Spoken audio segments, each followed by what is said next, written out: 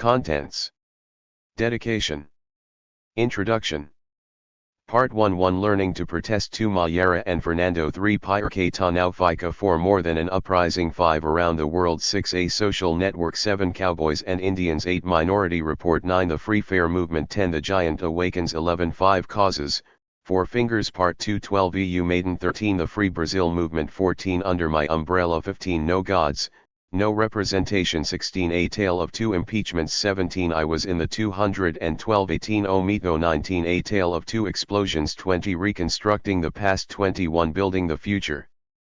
Acknowledgements. Discover more about the author notes.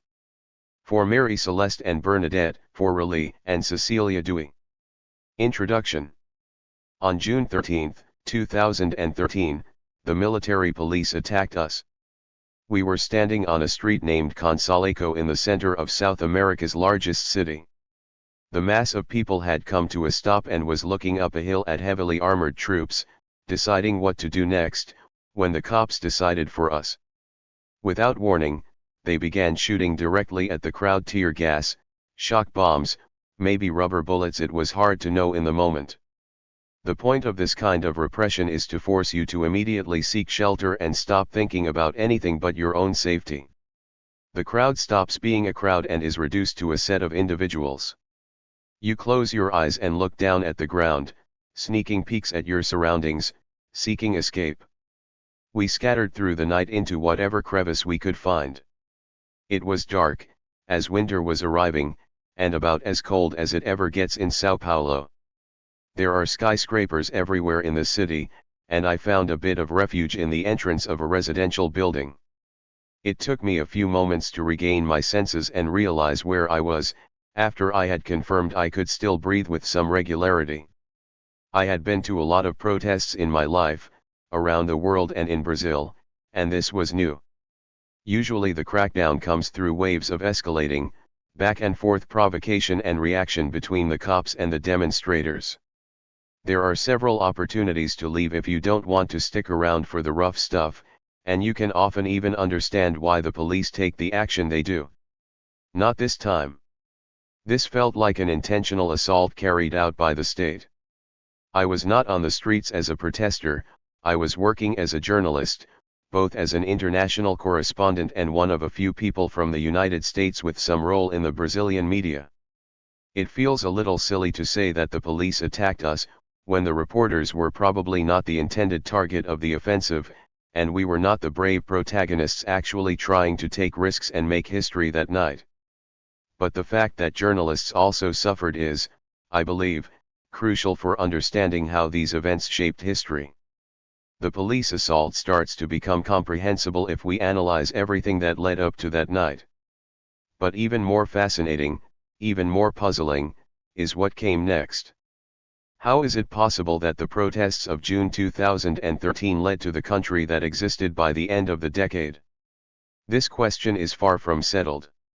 When you pose it to the Brazilians who lived through all of this, you may be answered with careful analysis, or met with a flash of rage or a look of dejection, followed by an empty stare into the distance. For now, we can briefly summarize the events that followed. The crackdown on June 13 led to an explosion of sympathy for demonstrations that had been organized by a small group of leftists and anarchists demanding cheaper public transportation. Millions of people took to the streets, shaking the Brazilian political system to its core. New demonstrators brought new demands: better schools and healthcare, less corruption and police violence into the mass movement, which could be read as fundamentally progressive. Indeed, the leaders of the Workers' Party, which had been in power since 2003, interpreted the uprising in exactly this way. At the beginning of 2013, it was possible to claim that Brazil's Partido dos Trabalhadores, or Workers' Party, had carried out the most significant social democratic project in the history of the Global South. Outside the rich countries of the First World, a left-leaning government had managed to combine economic growth, within the capitalist world system, with social policies that meaningfully alleviated poverty, garnering widespread support within a liberal democracy. It appeared to Luiz Inácio Lula da Silva and his successor, Dilma Rousseff, that the people on the streets in June 2013 were simply asking for more. But just a few years later, the country would be ruled by the most radically right-wing elected leader in the world, a man who openly called for a return to dictatorship and mass violence. Public services would fall apart as poverty mounted and officials bragged about the state murder of Brazilian citizens. 1 In short, the Brazilian people got the exact opposite of what they appeared to ask for in June 2013. In the past decade, from 2010 to 2020, this kind of story was far from unique. Around the world, humanity witnessed the explosion of mass protests that heralded profound changes. They were experienced as euphoric victory for their participants and met with adulation and optimism in the international press. But years later, after most of the foreign reporters were gone, we see that the uprisings preceded, if not necessarily caused, outcomes that were very different from the goals of the movements. Nowhere did things turn out as planned. In far too many cases, things got much worse, according to the standards articulated by the streets themselves. Indeed, it might even be possible to tell the story of that decade as the story of mass protests and their unexpected consequences. At the risk of appearing overambitious, this book will attempt to do just that. What happens if we try to write the story of the world, from 2010 to 2020, guided by one puzzling question: how is it possible that so many mass protests apparently led to the opposite of what they asked for? Beginning in Tunisia in 2010, protests rapidly escalated into something much larger, and qualitatively different, than what either participants or officials had initially expected.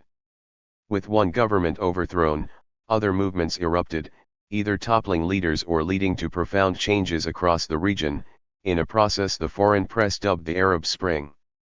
By 2013, the Brazilian people and media already had a ready-made set of concepts that could be used to interpret their incipient protest movement.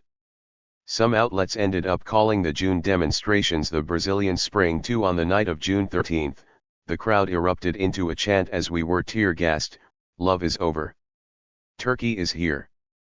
They were referring to protests and repression going on at the same time in Istanbul. I put this on Twitter, and in one of my first experiences with the ups and downs of social media, it went viral. Over the next few weeks, I received photos and messages from people in Gezi Park, the site of the Turkish protest, holding signs saying things like "The whole world is Sao Paulo" and "Turkey and Brazil are one."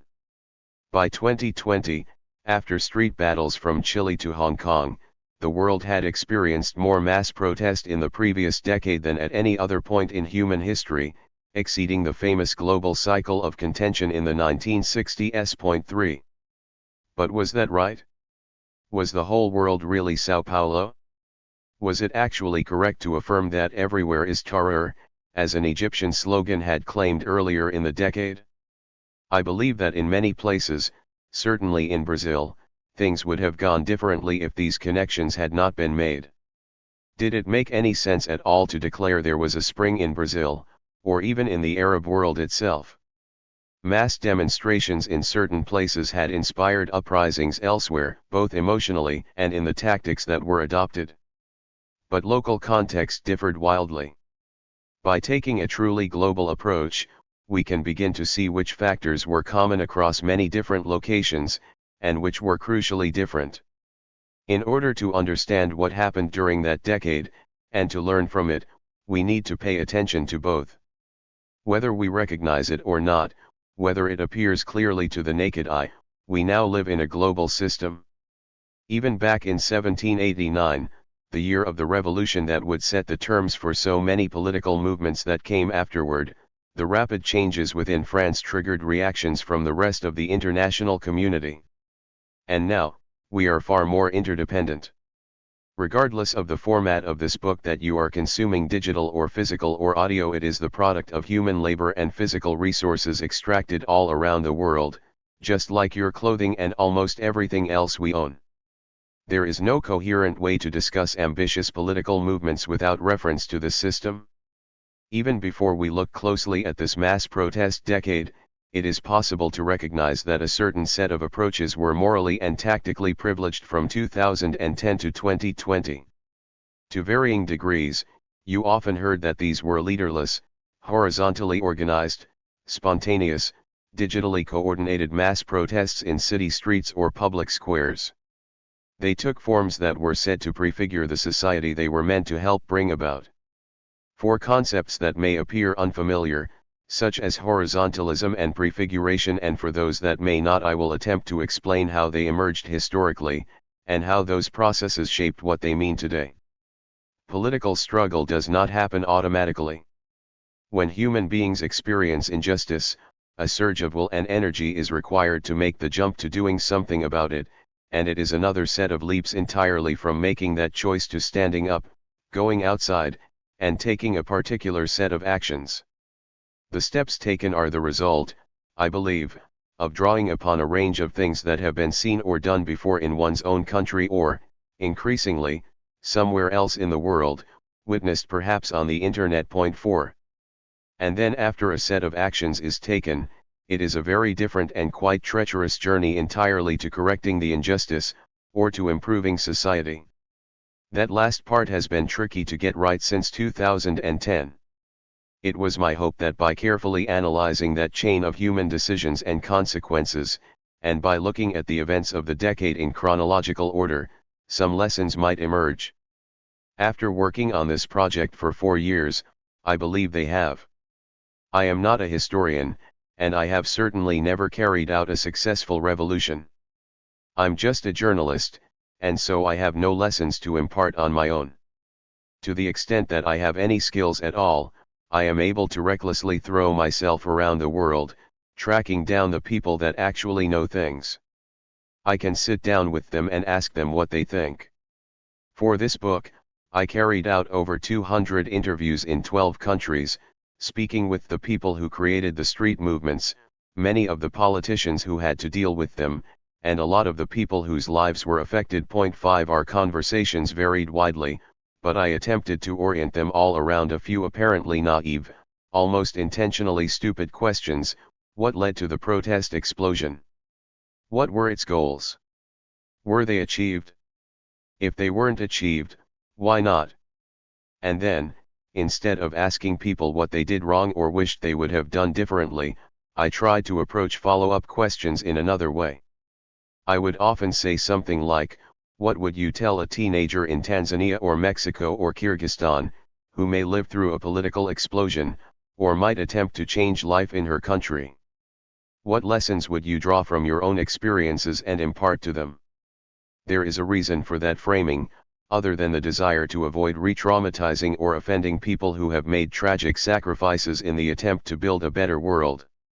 Looking at the years 2010 to 2020, it's clear that there was a huge amount of desire for changes to the structures that comprise our global system, and that this energy may very well be unleashed again soon. Like so many works of history, this one looks both forward and backward. Given this orientation, people were far more willing to speak about the recent past.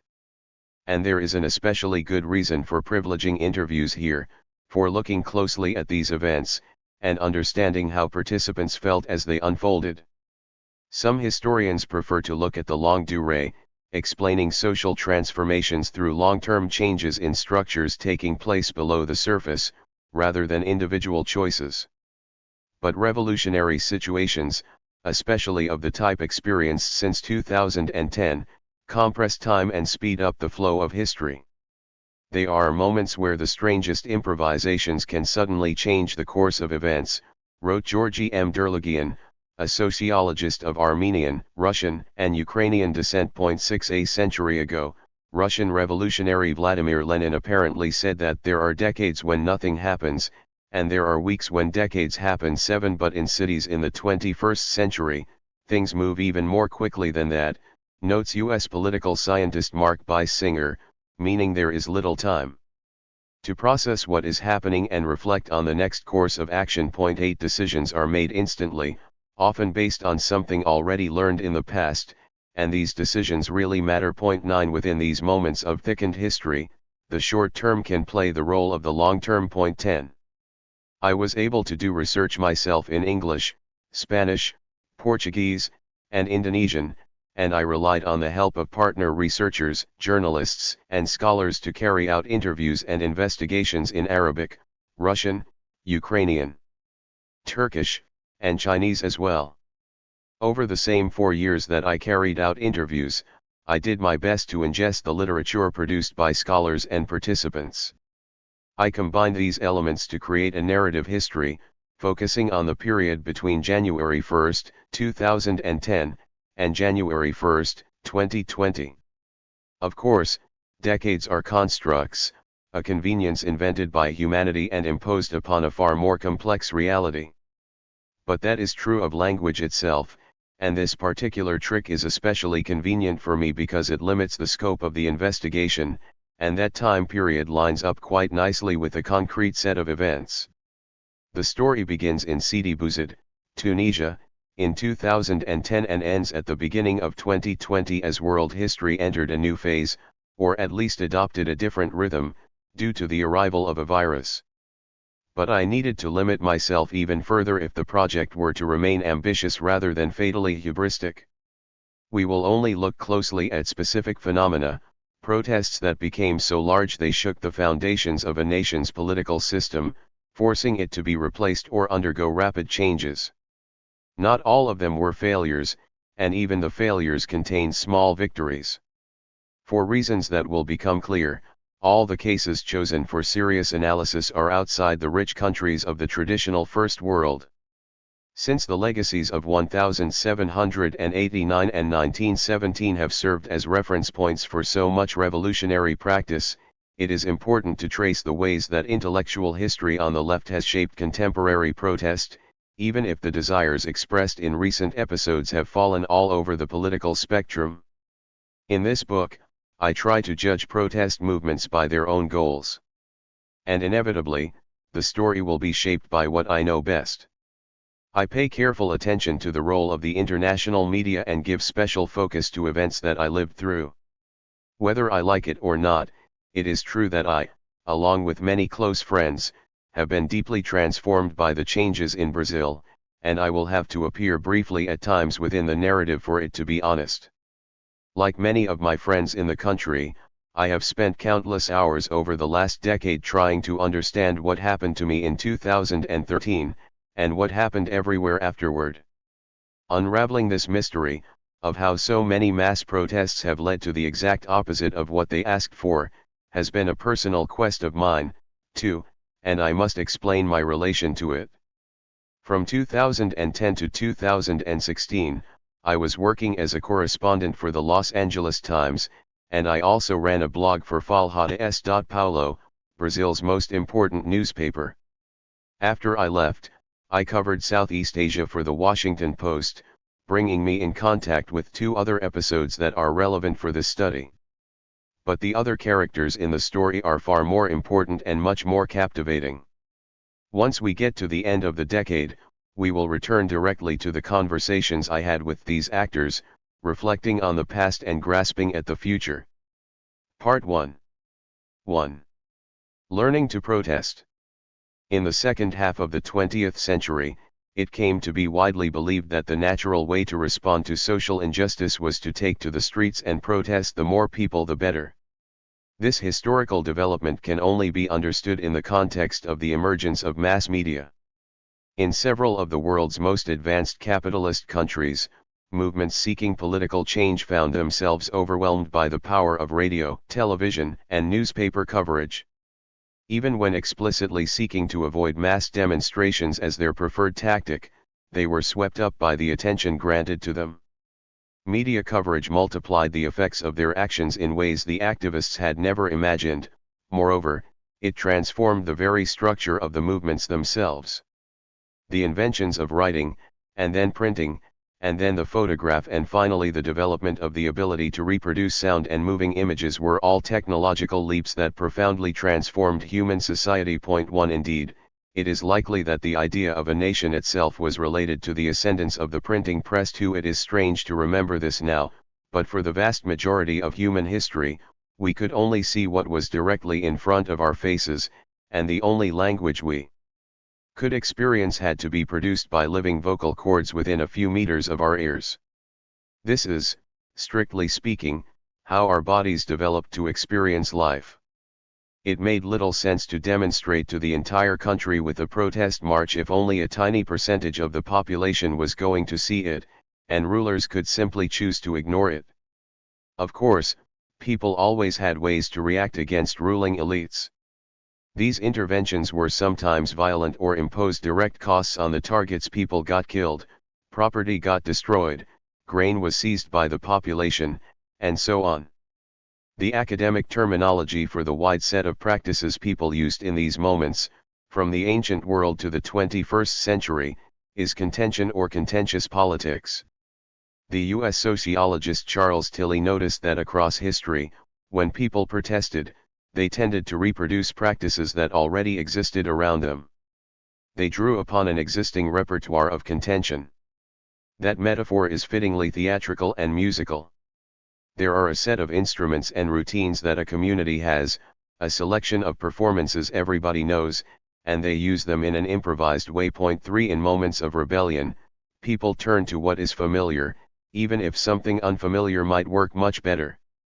In 16th century France, Tilly shows that people would have never thought of demonstrating or organizing a rally or strike in the way we do today.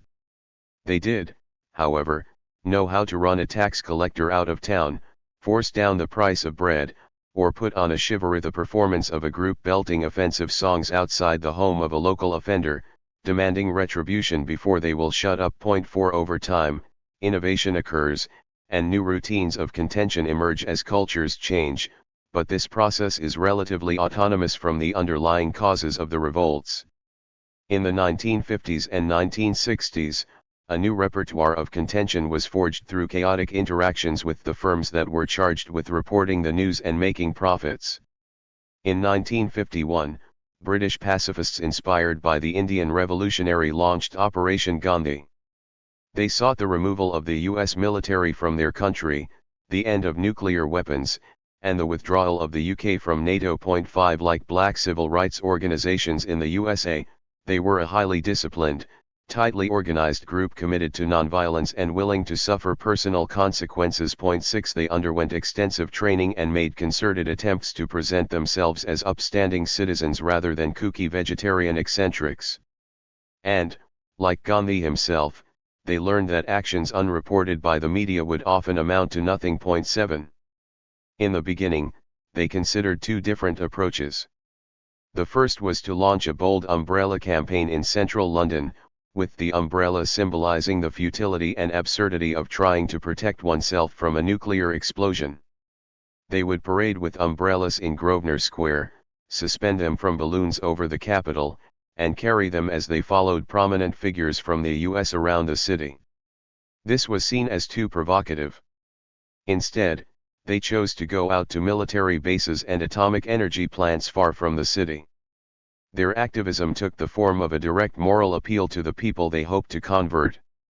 But out in the middle of nowhere, workers at the military-industrial complex simply ignored them, local farmers mocked them, and the media didn't send anyone to cover them. The pacifists found this embarrassing and ineffective. They realized they really needed to get people's attention.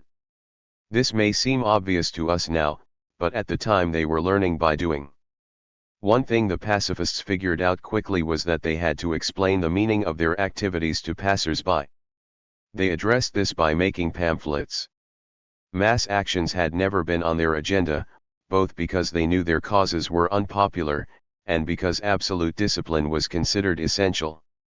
But over the next few years, British dissidents, especially a group called the Committee of 100 led by philosopher Bertrand Russell, learned that assembling very large numbers in cities was the best way to make a splash. Shivering in a field somewhere was not. But the shift to mass protests created a troubling problem. How could you maintain strict discipline as numbers swelled? 8. In 1960 in the United States of America, a group of young men founded Students for a Democratic Society, a left-wing association inspired by the heroic achievements of the black civil rights movement in their country.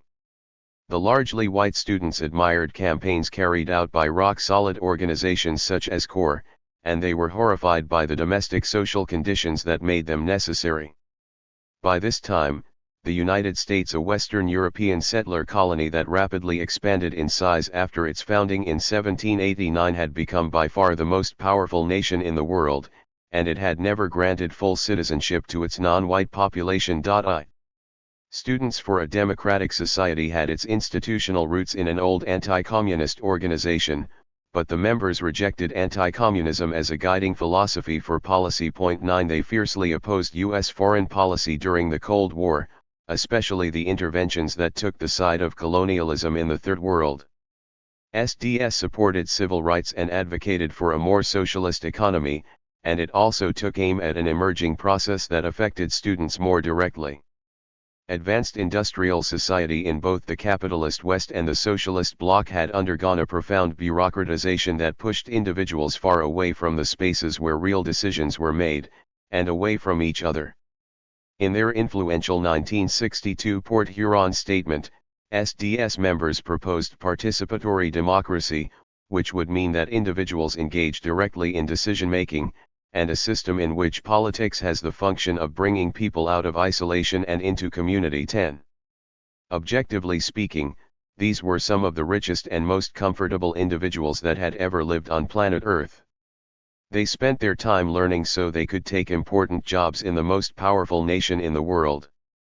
But this generation of students often felt like they were little more than cogs in an educational machine that was increasingly integrated into the capitalist military-industrial complex. They were indeed important to the economy, which needed scientists and technicians, and their numbers were inflated by a demographic boom, meaning the balance of power shifted decisively to the young in the 1960s. 11. SDS was not focused on large demonstrations, and had rarely thought about interacting with the media. It was a small group aiming to directly organize students, without a mass communications strategy. 12 Its members were hesitant to create rigid structures or leadership positions with clear duties, which was a radical deviation from the way older organizations like unions and political parties had always operated. In the first half of the 1960s, SDS grew slowly through face-to-face outreach and personal connections as it experimented with new forms of political organization. But in 1965, an unexpected surge of attention engulfed the organization. That fall, even though SDS had declined to lead a set of protests against the Vietnam War, the media chose to focus on the organization. SDS already had a bit of a reputation as an anti-war outfit, so perhaps reporters, always pressed for time, had seen the name somewhere and could use it to tell the story. Writing later, SDS President Todd Gitlin recalled that this pushed a bewildered and incoherent SDS to the center of attention. SDS was suddenly outfitted with a reputation for activity that drastically outdistanced its political reality. The young leftists had always been skeptical of the corporate press as a matter of course, but they very quickly learned that mainstream journalism, embedded within a certain ideological framework and driven by the logic of capital accumulation, could rapidly reframe reality in deeply misleading ways. At the same time, some of them grasped the enormous power available here, if they could only counterattack in the press with an elegant set of judo techniques to finesse their own message into mass media channels. For example, one 1965 SDS statement pointed out that we have seen anti-war leaflets photostated on the front page of newspapers with circulations in the millions. We could have been at the mimeograph for 10 years, and not reached as many draftable young men as the press has reached for us in 5 days. 13. All of this presented two problems. First, who was supposed to do this? SDS didn't have a press office, and its loose, quasi-leaderless structure made it difficult to decide who was supposed to speak for the organization. Rifts emerged as the media identified arbitrary spokesmen and celebrities. And secondly, paradoxically, the popularity bestowed on the group created an even bigger issue.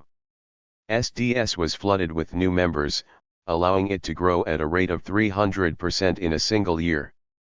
But these new arrivals did not want to join SDS, they wanted to join the organization they had read about in the newspaper, which didn't actually exist.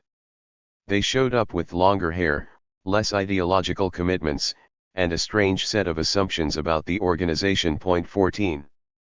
But because of the loose and participatory nature of SDS, there was no formal process for integrating and educating new members. They had paid intentionally little attention to organizational questions. In some cases, the new recruits simply set up their own new chapter somewhere, without ever speaking with the old guard. Gitlin came to the conclusion that both leaderlessness and unexpected, rapid growth spelled the end of the movement. By 1967, some protesters were complaining about structure freaks, those who wanted to have any organization whatsoever. 15. Gitlin eventually came to some conclusions about the way mass media worked and what constituted a story for the modern press. To qualify, the phenomenon at hand would have to be new. It was called the news after all, and it would have to arrive with intensity and surprise the audience.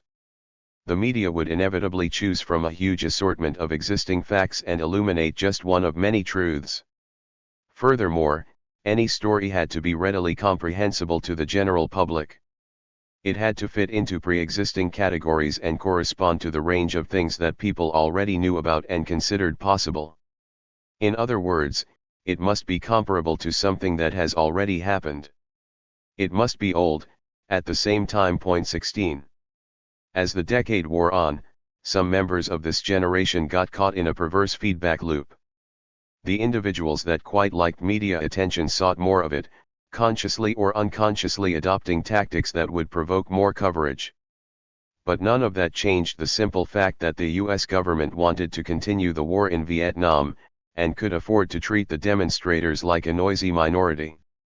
As mass protest emerged as the predominant instrument of the anti-war movement, the original SDS leadership decided to retreat from the scene and go back to their roots. They had never wanted to privilege street demonstration, nor become a single-issue anti-war shop. They committed themselves to a new initiative called the Economic Research and Action Project and moved into the inner city to organize African American communities in the United States. Inverting the old left. The new left, as SDS and associated groups often like to call themselves, was formed as a reaction to the legacy of the Bolshevik Revolution. This, after all, had been the guiding star for the old left, most specifically the Communist Party. But by the end of the 1950s, the old left did not really exist in the United States. It had been smashed by McCarthyism. Everyone who was insufficiently anti-communist was removed from public life in a top-down process led by the head of the FBI. The new left in the US was more like a generation of ideological orphans raised on television in one of the most individualist societies on the planet than a reaction against any existing traditions. This certainly shaped the specific contours of their intellectual development, as did the context of the Cold War. 17 They were quick to assert that the dreams of the old left had been perverted by the leaders of the Soviet Union. In many ways the new organizational approach of this 1960s student left can be seen as a simple inversion of Leninism, the dominant revolutionary practice worldwide since 1917. Writing as an underground dissident opposing the Russian Empire, Vladimir Ilyich Ulyanov had formulated a set of guidelines for organizing a revolutionary party. What we call Leninism also has robust ideological content. For example, he supported the seizure of the state and the replacement of bourgeois dictatorship with a dictatorship of the proletariat, which would be more democratic than what came before it. This was understood to be an imperfect form, a transitional stage on the way to full communism. 18 The most fundamental difference between classical anarchism and this tradition is that anarchists reject this intermediate phase. 19 But as an organizational philosophy, Leninism can be adopted by groups of diverse ideological stripes. Lenin argued for a small vanguard of professional revolutionaries, strictly disciplined and hierarchically organized. Democratic centralism meant that decisions were made democratically, but once the party had made one, everyone would adopt that line and work toward it collectively. If you didn't like it, that was fine, you didn't have to be in the party. There were a couple of reasons for this approach. First, the Russian Social Democrats were in a life-or-death struggle with the Tsar and his secret police.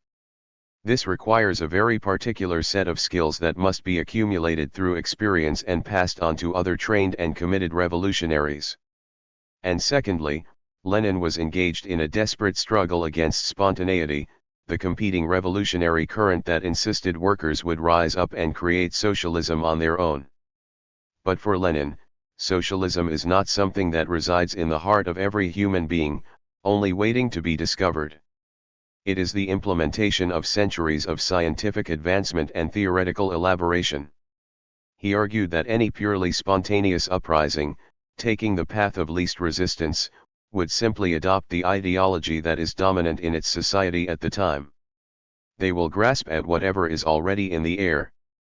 Because the ruling class had a lot more means at its disposal to propagate its ideology, the revolutionary movement would need to be guided by a coherent ideology of its own. 20 Leninism insisted on subordinating means to ends, and individual to party. The goal was winning state power, and then starting the difficult transition to communism. By the 1960s, SDS believed that the official Marxist-Leninist system of the Soviet Union had congealed into an undemocratic, centralized bureaucracy. The revolutionary means had become its ends. In the USSR, the hierarchical vanguard party was now the state. SDS's approach, perhaps the thing that was truly new about the New Left, dictated that they should adopt organizational forms now that they would like to see in the world they wanted to create. The name given to this was prefigurative politics. What you are doing now will prefigure, or show a glimpse of, the world you want to live in tomorrow. Even ardent defenders of SDS recognized that this created a fundamental tension between organizational forms and the goals of political change. This meant experimenting with anti-hierarchical structures, and it opened them up to criticism that they didn't really care about their demands. Eloquent supporters of this approach admitted that this was somewhat true, that means were important, as well as the ends. But, they said, they refused to corrupt their movement, which was also about building community, for instrumental purposes. Looking back after the New Left failed in achieving most of its stated goals, sociologist Weenie Brains wrote, "It is my conviction that the attempt to seek the salvation of the soul in politics, to forge a new definition of politics in which violence, authority, and hierarchy did not reign supreme is the most unique and powerful legacy of the New Left." 21. Like almost everything in Western civilization, prefiguration has roots in the Christian intellectual tradition. Over 1,500 years ago, theologians like Tertullian and St. Augustine looked at elements in the Old Testament that prefigured the arrival of Jesus in the New Testament. For example, Cain, who killed his brother Abel, the shepherd, prefigured the men who would kill Jesus, the shepherd of men, and so on. Over the centuries, the concept evolved and was reconfigured into forward-looking praxis, something that could be done now, to anticipate the end times. In 17th century England, the Radical Diggers movement justified its direct action strategy with reference to biblical prophecy. 22. Like the idea of socialism, the logic of prefiguration was the consequence of certain historical developments and intellectual institutions. Back in an imagined state of nature, if you wanted to build yourself a house, it didn't make sense to act, while you were cutting down the trees, as if you already lived in one. If marauders attack your village, you should probably not respond by acting the way you hope to live when they are gone. The New Left was not the first to rediscover prefiguration in the modern era. In the 19th century, anarchists active in the First International had asked, how could one expect an egalitarian and free society to emerge out of an authoritarian organization? It is impossible. 23 Brains credited both anarchism and the Gandhian radical pacifists as real forerunners of the New Left. 24. This ideological approach dovetailed with or helped catalyze a libertarian trend that was in the air in the North Atlantic in the 1960s. Many in the generation born after World War II did not want to be told what to do. As the decade wore on, new sets of practices made the structures developed by black civil rights groups appear relatively authoritarian. It was not just within SDS that some of the original architects of contemporary contention found themselves attacked from below. Even Bertrand Russell, the founder of the Committee of 100, found himself besieged by a group of 3 young Londoners who baffled him by refusing to leave his flat, forcing the mathematician to call the police to remove them. In his autobiography, he notes that this earned the kids quite a bit of media attention, which may have been all they wanted. 25. Under the paving stones.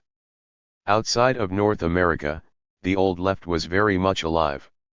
Marxist-Leninist parties comfortably governed most of the Eurasian continent. In the Third World, the official communist organizational model offered the hope of catching up with the world's advanced First World nations and provided an excellent way to carry out the anti-colonial struggle against rapacious European powers. Even some countries that had suppressed local communist parties, such as Egypt under Gamal Nasser, received support from the USSR and attempted to implement some parts of the Soviet model. 26. Nasser had become a Third World hero after successfully clawing the Suez Canal back from the colonizers in 1956. By the 1960s, most of North Africa and the Middle East were living under some form of Arab socialism, with Nasser inspiring widespread pride and hope in the region. He was never a communist, but in the 1960s Nasser relaxed the repression of the left and then created a Leninist group called the Vanguard Organization to defend his revolution. 27.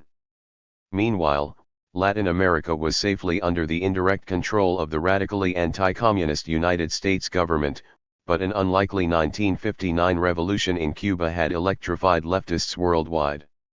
In Western Europe, official communist parties aligned with Moscow played major roles in national politics and intellectual life, coming close enough to forming governments after World War II that the CIA chose to intervene behind the scenes. 28. It was on that continent, especially in Germany and France, that 1968 would take on special meaning for the new left outside the United States. But that was a year of uprisings that reverberated across a wide range of national systems. In the history of revolutions, a couple of truisms had already emerged. One is that they are only successful when security forces defect or are defeated in violent conflict. Even if Mao Zedong was being a bit provocative when he said that power grows out of the barrel of a gun, experts agree that he is not so far off. You can't run a country if the biggest army around wants to stop you. 29. Another is that revolutionary opportunities often arise when there are divisions in the ruling class, that is, when elites are fighting amongst themselves. And one more truism is that revolutions are contagious, at least, uprisings tend to cluster around certain moments in time. News of one success spreads to another country, where people try their luck too, or revolts happen in response to a major international event, like the end of a war or a financial crisis. The Springtime of Nations in 1848 was only one of the most famous revolutionary waves. 30. The ends of both world wars caused two more. In France in the 1960s, the radical left-wing students were not orphans like their North American counterparts. They had grown up in dialogue with the powerful Parti Communiste Français. The young new left there were often Leninists themselves, but of a different type. They were more likely to support Third World revolutionaries, whom they often viewed as the true subjects of world history, the heroic protagonists pushing human progress forward. Che Guevara and Ho Chi Minh's presence hung over their gatherings, on placards or in chants, while the established party, the pro-Soviet PCF, was more focused on the French working class organized in its unions. 31. In West Germany the Communist Party was illegal, but the other half of the country was run by officials loyal to Moscow. Rudi Dutschke, one of the most prominent student leaders in the West, knew that system well, as he had grown up there. In 1967 the movement radicalized after its raucous demonstration in West Berlin against Shah Mohammad Reza Pahlavi, the man installed as leader of Iran after a 1953 CIA-led coup, was put down violently and one student was killed. Dutschke emerged as a prominent voice railing against capitalist government bureaucracy, drawing inspiration from protests in the United States, and aligning his own struggle with the revolutionary leaders in the Third World. 32. In April 1968 a neo-Nazi, inspired by the assassination of Martin Luther King Jr. 1 week earlier in Tennessee, tried to kill Dutschke, sparking a new wave of protests and sit-ins often targeting symbols of U.S. power. Anti-American protests spread throughout France. European students mounted their own critique of the bureaucratization the US had pressured their countries to adopt, which slotted them into predetermined social functions. The media gave the French youth special attention, perhaps because they looked so similar to what already happened in Berkeley and Berlin. 33 students at Nanterre demonstrating since March agitated over relatively quotidian concerns, but it was the May invasion and police brutality at the elite Sorbonne University that really set things off.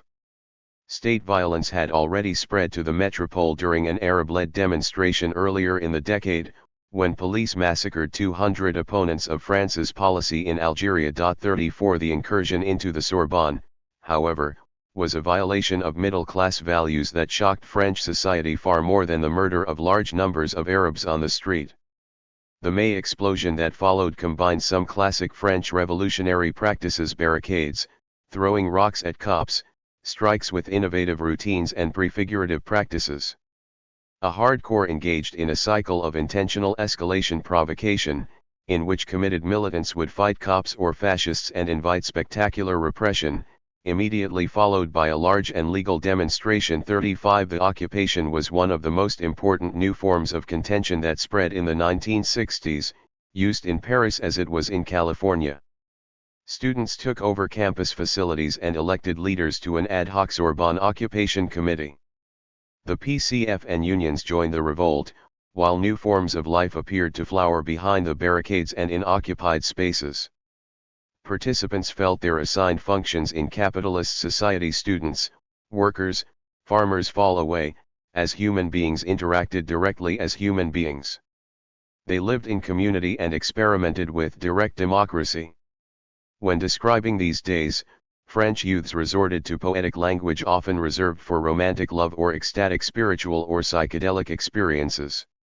Observers perceived echoes of older practices in the Western tradition, pointing to the late medieval carnival, in which hierarchies were overturned in moments of euphoric liberation. 36. Artists and bohemians, including members of a previously obscure avant-garde group called the Situationist International, sprang into action and found their own revolutionary functions, covering the city in posters or libertarian slogans. "It is prohibited to prohibit," said one. "Be realistic, demand the impossible," said another, while a famous slogan proclaimed that chaos could spontaneously generate utopia: "Sous les paves, la plage." Under the paving stones, the beach. Many of the French students praised Mao's Cultural Revolution, which was ongoing, whether they really understood the faraway events or not. Closer to home in Czechoslovakia, the Prague Spring also erupted in 1968. In both socialist countries, the dominant Marxist-Leninist parties were rocked by youth uprisings that challenged their bureaucratic structures. Even in the communist world, 1968 was a year of revolt against administered life and the conservatism of the old left. 37 Mao Zedong had instigated the chaos on purpose to destabilize the party he had helped build.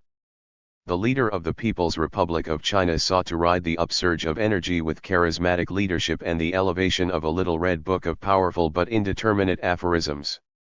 When things got too hot, Mao was able to rely on the military and re-establish control while maintaining his position as eminence grise in the Communist Party of China for the rest of his life. 38 Things went rather differently for Alexander Dubček, the communist leader of Czechoslovakia, who sought a liberal de-Stalinization of the national system in the Warsaw Pact country.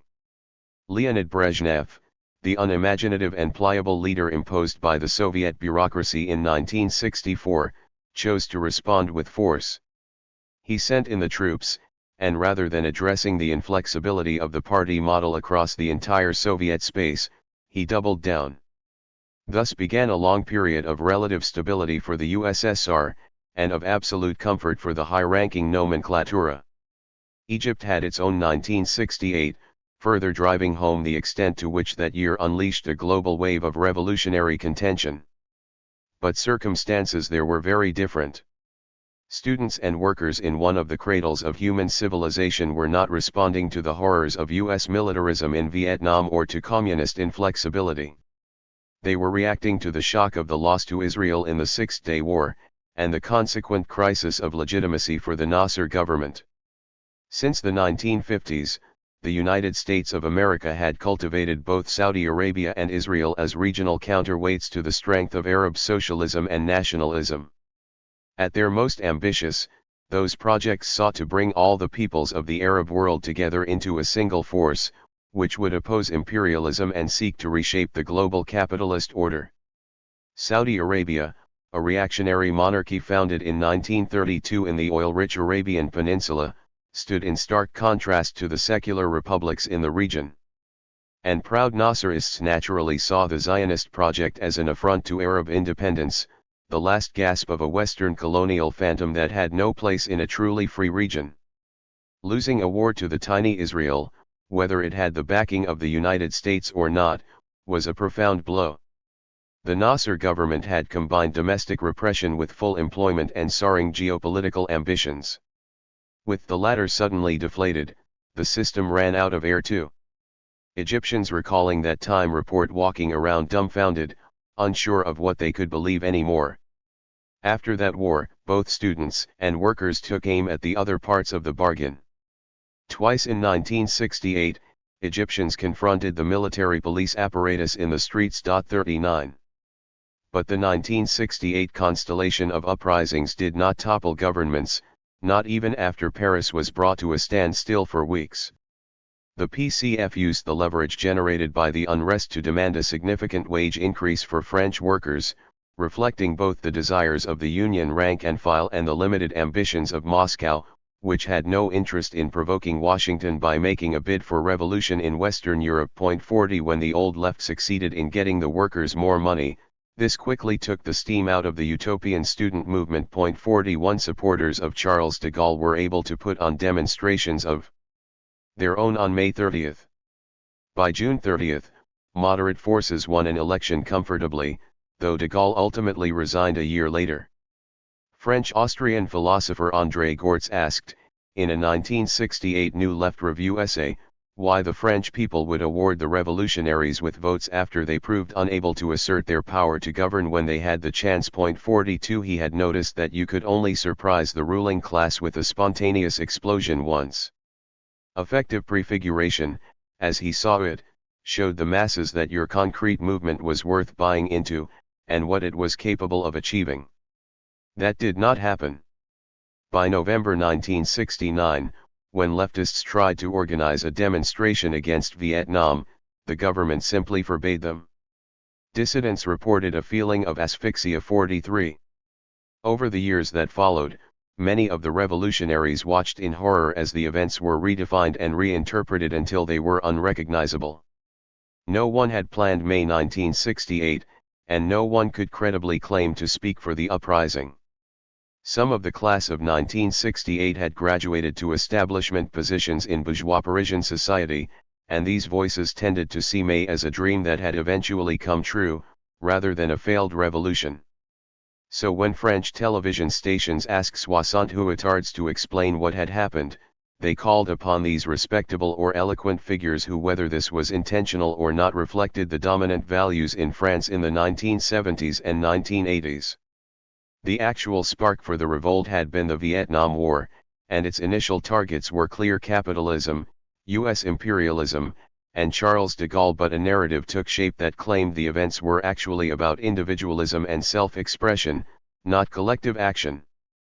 They were about the liberation of desire, not humanity.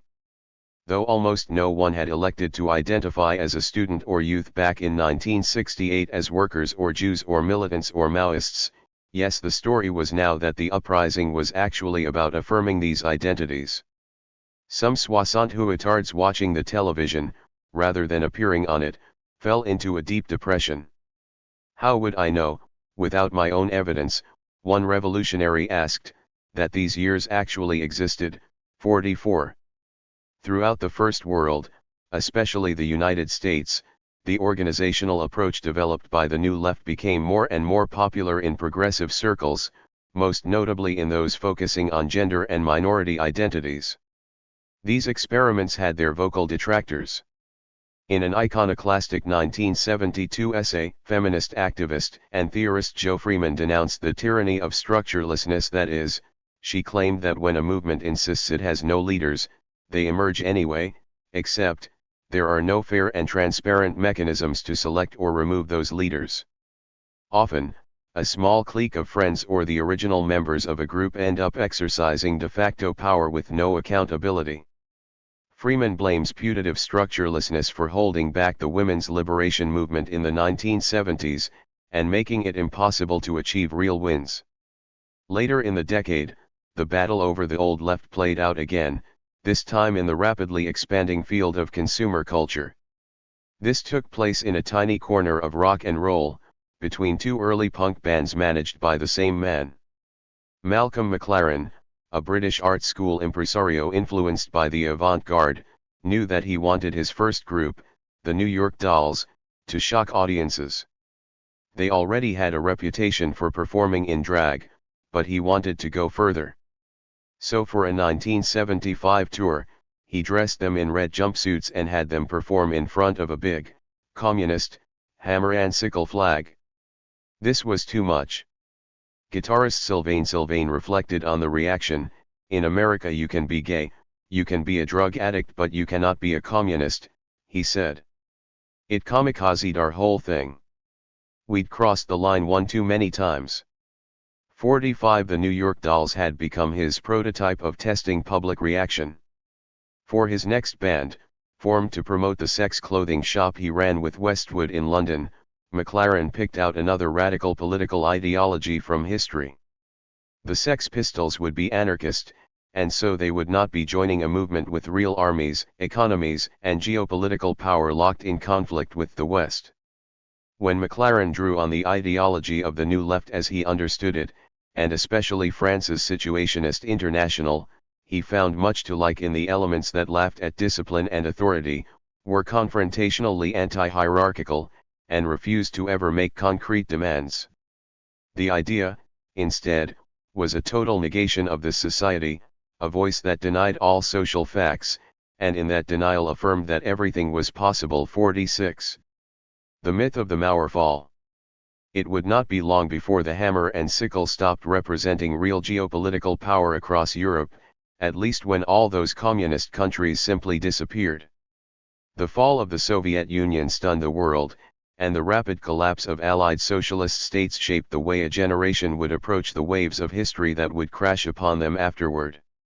All of it happened on TV. Viewers in Los Angeles or London or Lima could watch crowds of protesters surge in Germany. They could see the hated Berliner Mauer, the Berlin Wall, torn to pieces. They could follow along as that country reunited and emerged triumphant at the 1990 FIFA World Cup in Rome. Of course, the North Atlantic powers, and the influential media outlets that broadly shared their worldview, had reason to feel triumphant, too. Suddenly and unexpectedly, they had won the Cold War. And the victory was delivered not by conflict, but by the apparently spontaneous uprising of the people.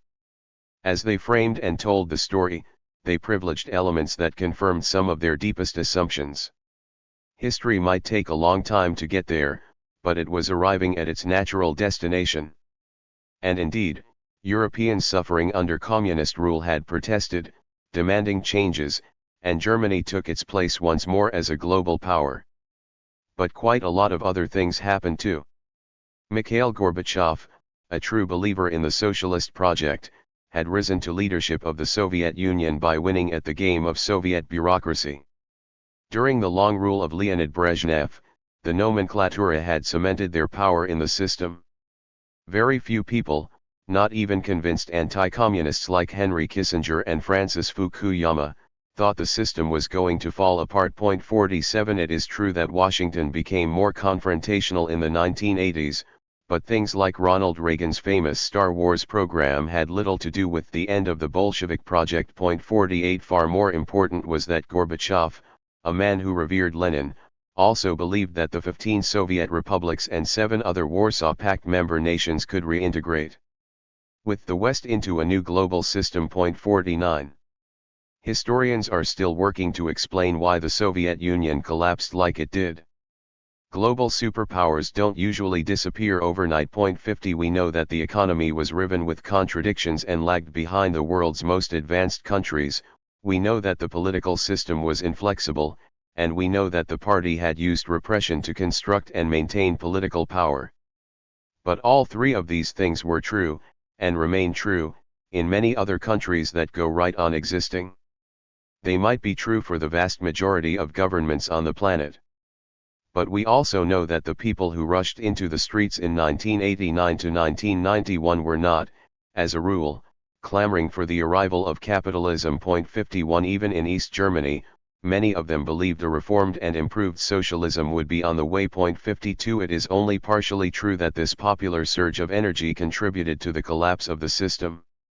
And it is entirely wrong to claim that the citizens of post-communist countries got the freedom and democracy that was promised to them. 53 The process that led to the end of the USSR started at the top, driven by Gorbachev and a small group of elite reformers. Perestroika, or Reconstruction, was aimed at increasing industrial production and rooting out corruption, which necessarily entailed confronting the nomenklatura. But a velvet purge put wily mid-level bureaucrats on the defensive, and the collapse of the command economy structure cut off the flows of profits sustaining the system. It was bureaucrats who really reacted to their change in fortunes, not the workers who often kept going to work without getting paid. The nomenklatura at the national level seized the assets and territories they controlled, and Gorbachev refused to use force to stop them. As Russian historian Vladislav Zubok puts it, the USSR met its end at the hand of its own leadership. 54 At the beginning of the reform process, elites encouraged nationalist sentiment in order to undermine the nomenklatura. The former was far more successful than anyone planned, and the latter didn't happen at all. In many republics practically no popular demonstrations took place. The mass protests that did occur largely happened after the system was already falling apart, and Moscow could have easily put them down if it wished. 55 East German officials, who really believed in the socialist project they had spent 4 decades building, were horrified at the lack of leadership coming from Russia. 56 The transition after the wall fell, after the Mauer fall, was bumpy for many East Germans, but they could rely on West Germany, one of the richest countries in human history, to spend €2 trillion to integrate them into its expanded state structures. 57 Much of the rest of the post-communist population got war or devastating poverty instead. In the first few years of the 1990s, violence broke out in Croatia, Chechnya, Moldova, Azerbaijan, Georgia, Tajikistan, Armenia, and Bosnia, killing hundreds of thousands of people. 58 There were going to be economic problems no matter what happened. But the leaders in Moscow, encouraged by Washington, embarked upon economic shock therapy. After elected lawmakers tried to stop him, President Boris Yeltsin, a close ally of Washington, illegally dissolved the Russian legislature and then sent tanks to shell the parliament building. Russian elites rapidly privatized Soviet assets and removed controls on prices. This was the capitalist version of Under the Stones, the beach. Once the command economy had been shocked to death, functioning markets would simply grow from the rubble. This did not happen. Instead, Russia experienced a more severe rise in mortality than had ever been seen during peacetime in a modern society.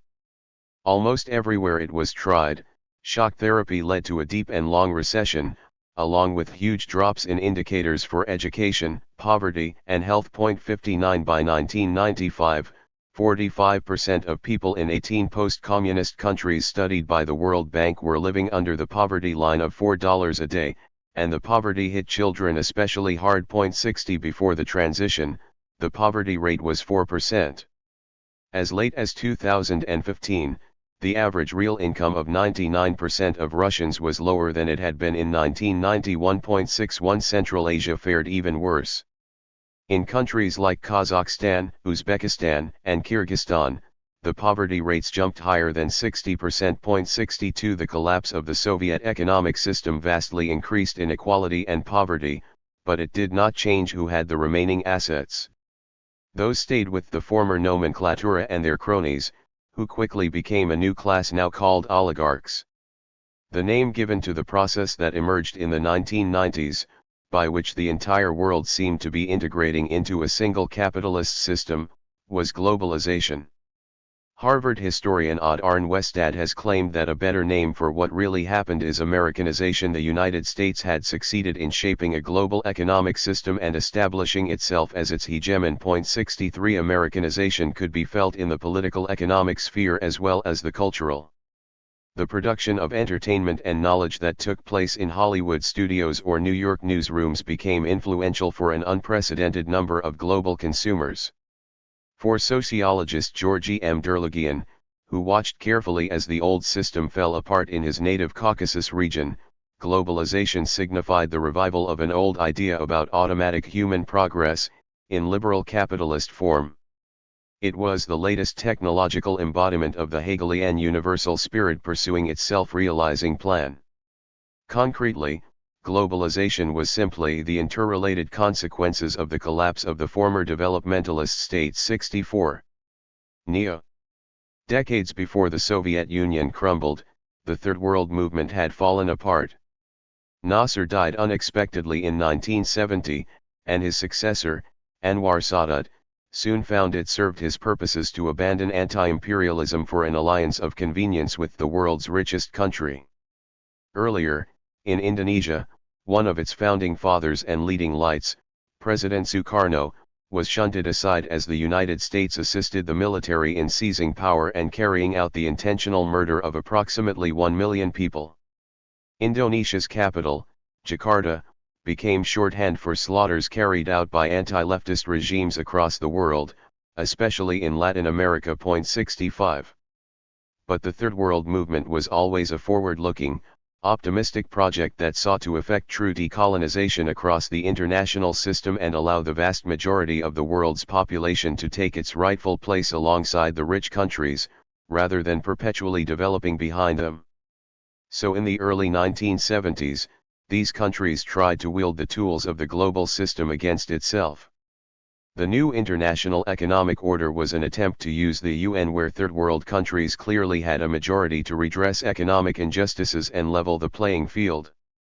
First world leaders reacted with horror to the idea of the end of North Atlantic dominance of the global system. 66 They found ways to stop NIEO in its tracks, signifying the wane of third worldism by ensuring that the UN remained largely powerless when it came to governing the global economy.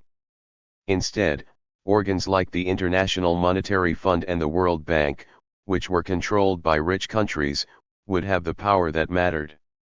The reaction to the NIEO helped set the stage for the neoliberal era. 67.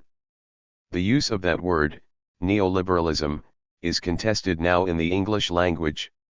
In recent times, it is most often used by a left wing that is openly opposed to neoliberalism, so it can be perceived as an insult despite the fact that the word was coined in 1938 by proponents of the neoliberal project. 68 Critics of the term have a point, however, when they claim that it can refer to many things at the same time.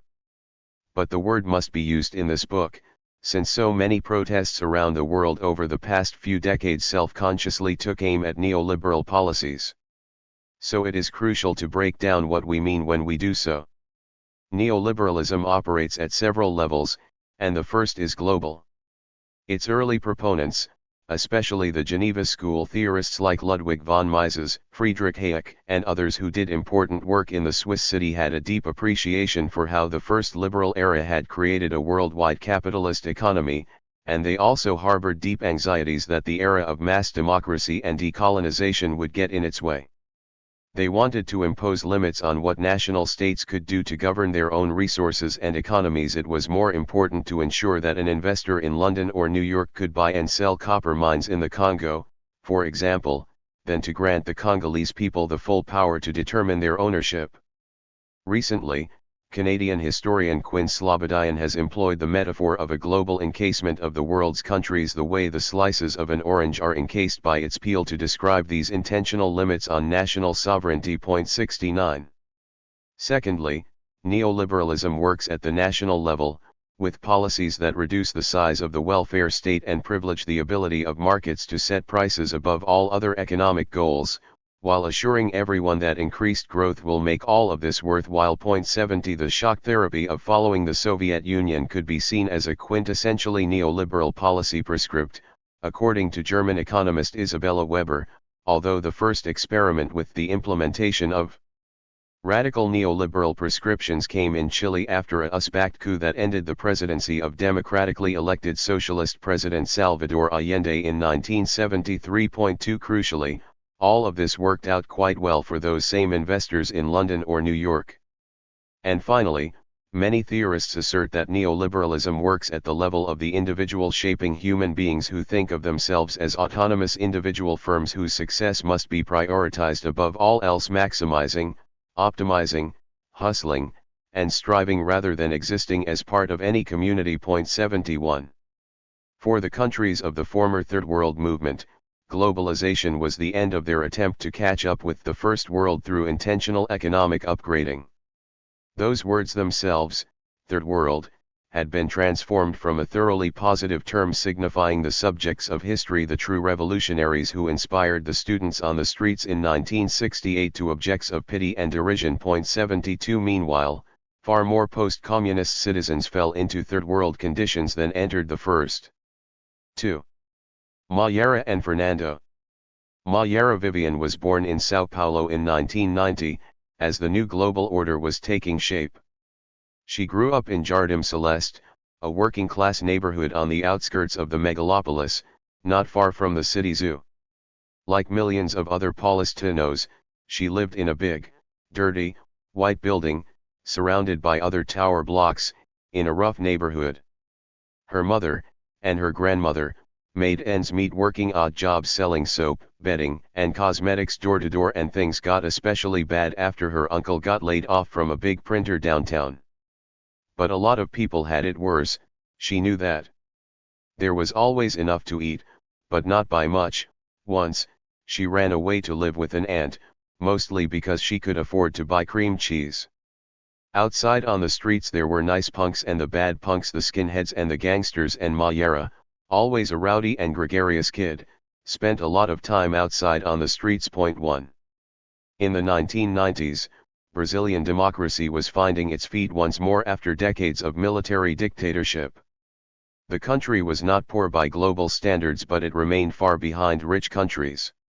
And it was one of the world's most unequal societies. Many white, middle-class Brazilians would never dream of cleaning their own homes or cooking their own food. That was done by struggling women, almost always with darker skin than their employers.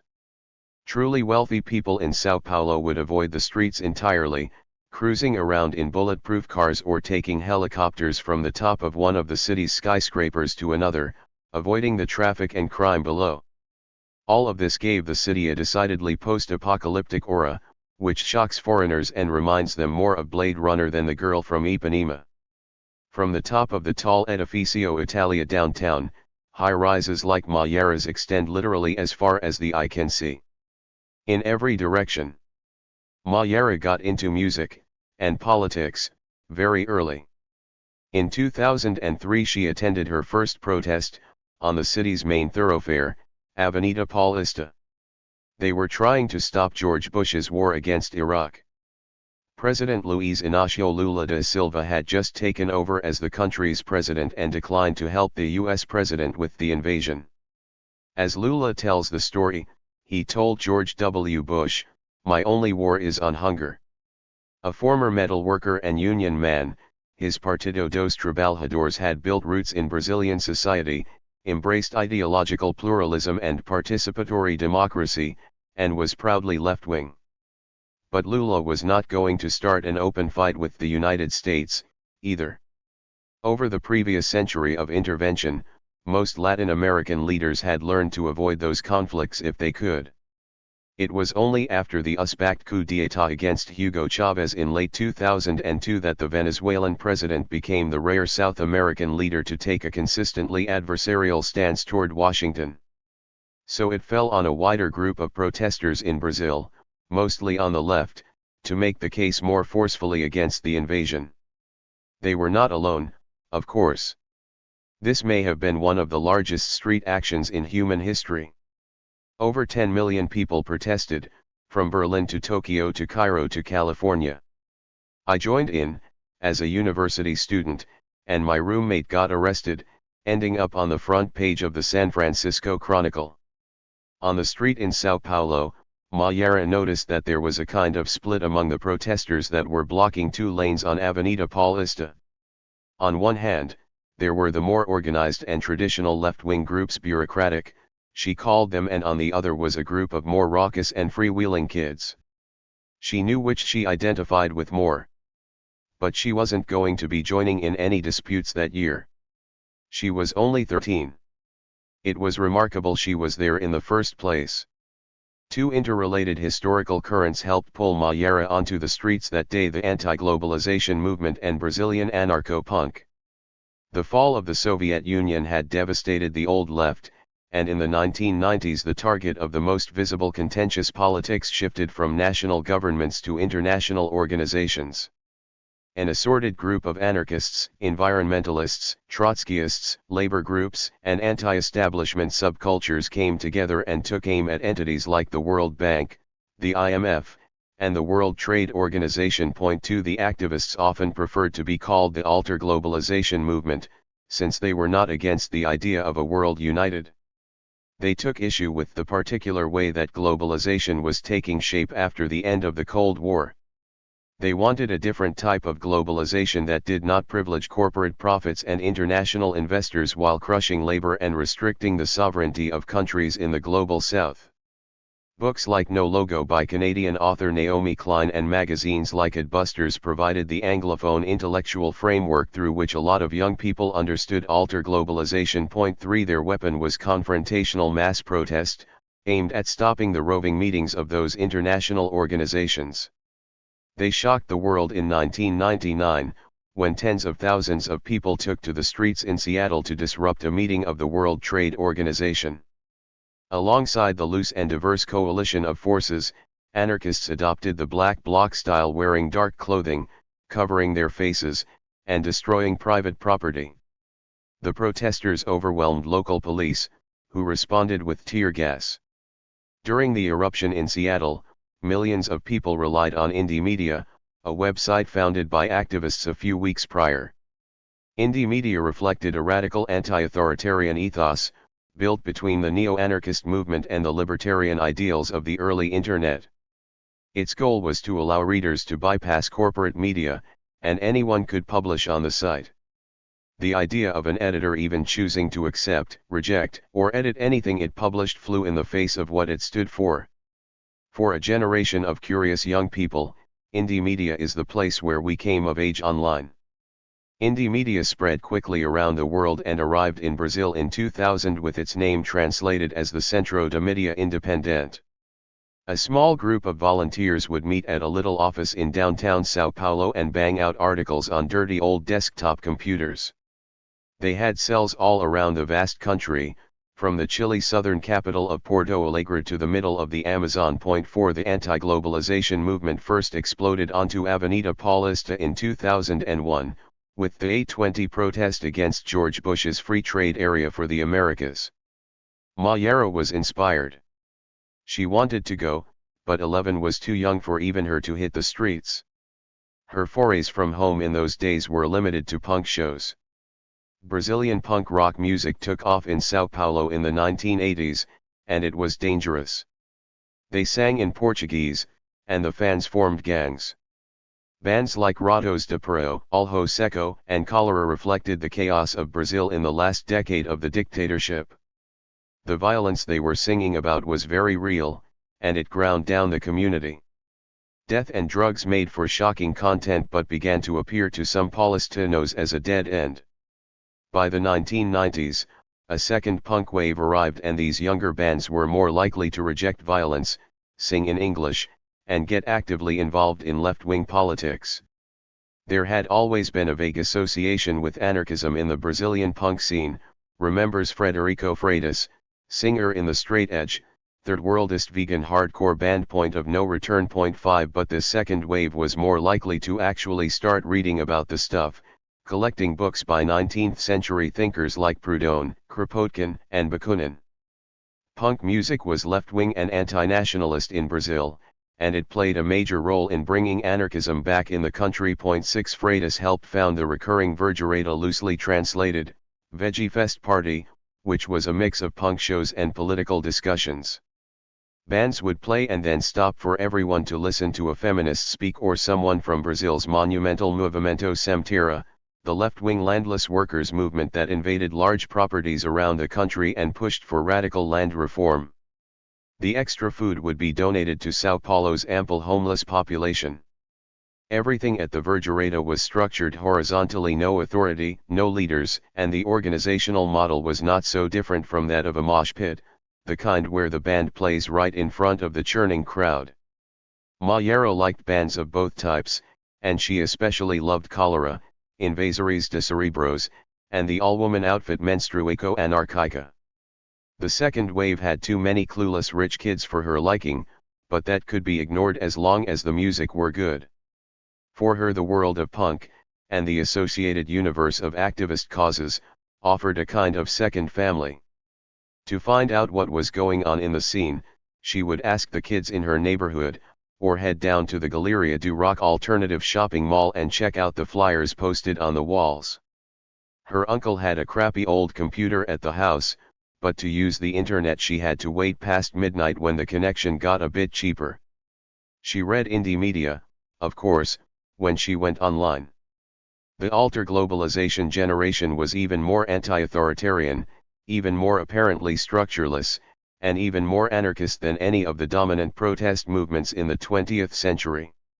In the 1960s, the New Left had insisted that means also mattered in addition to the ends.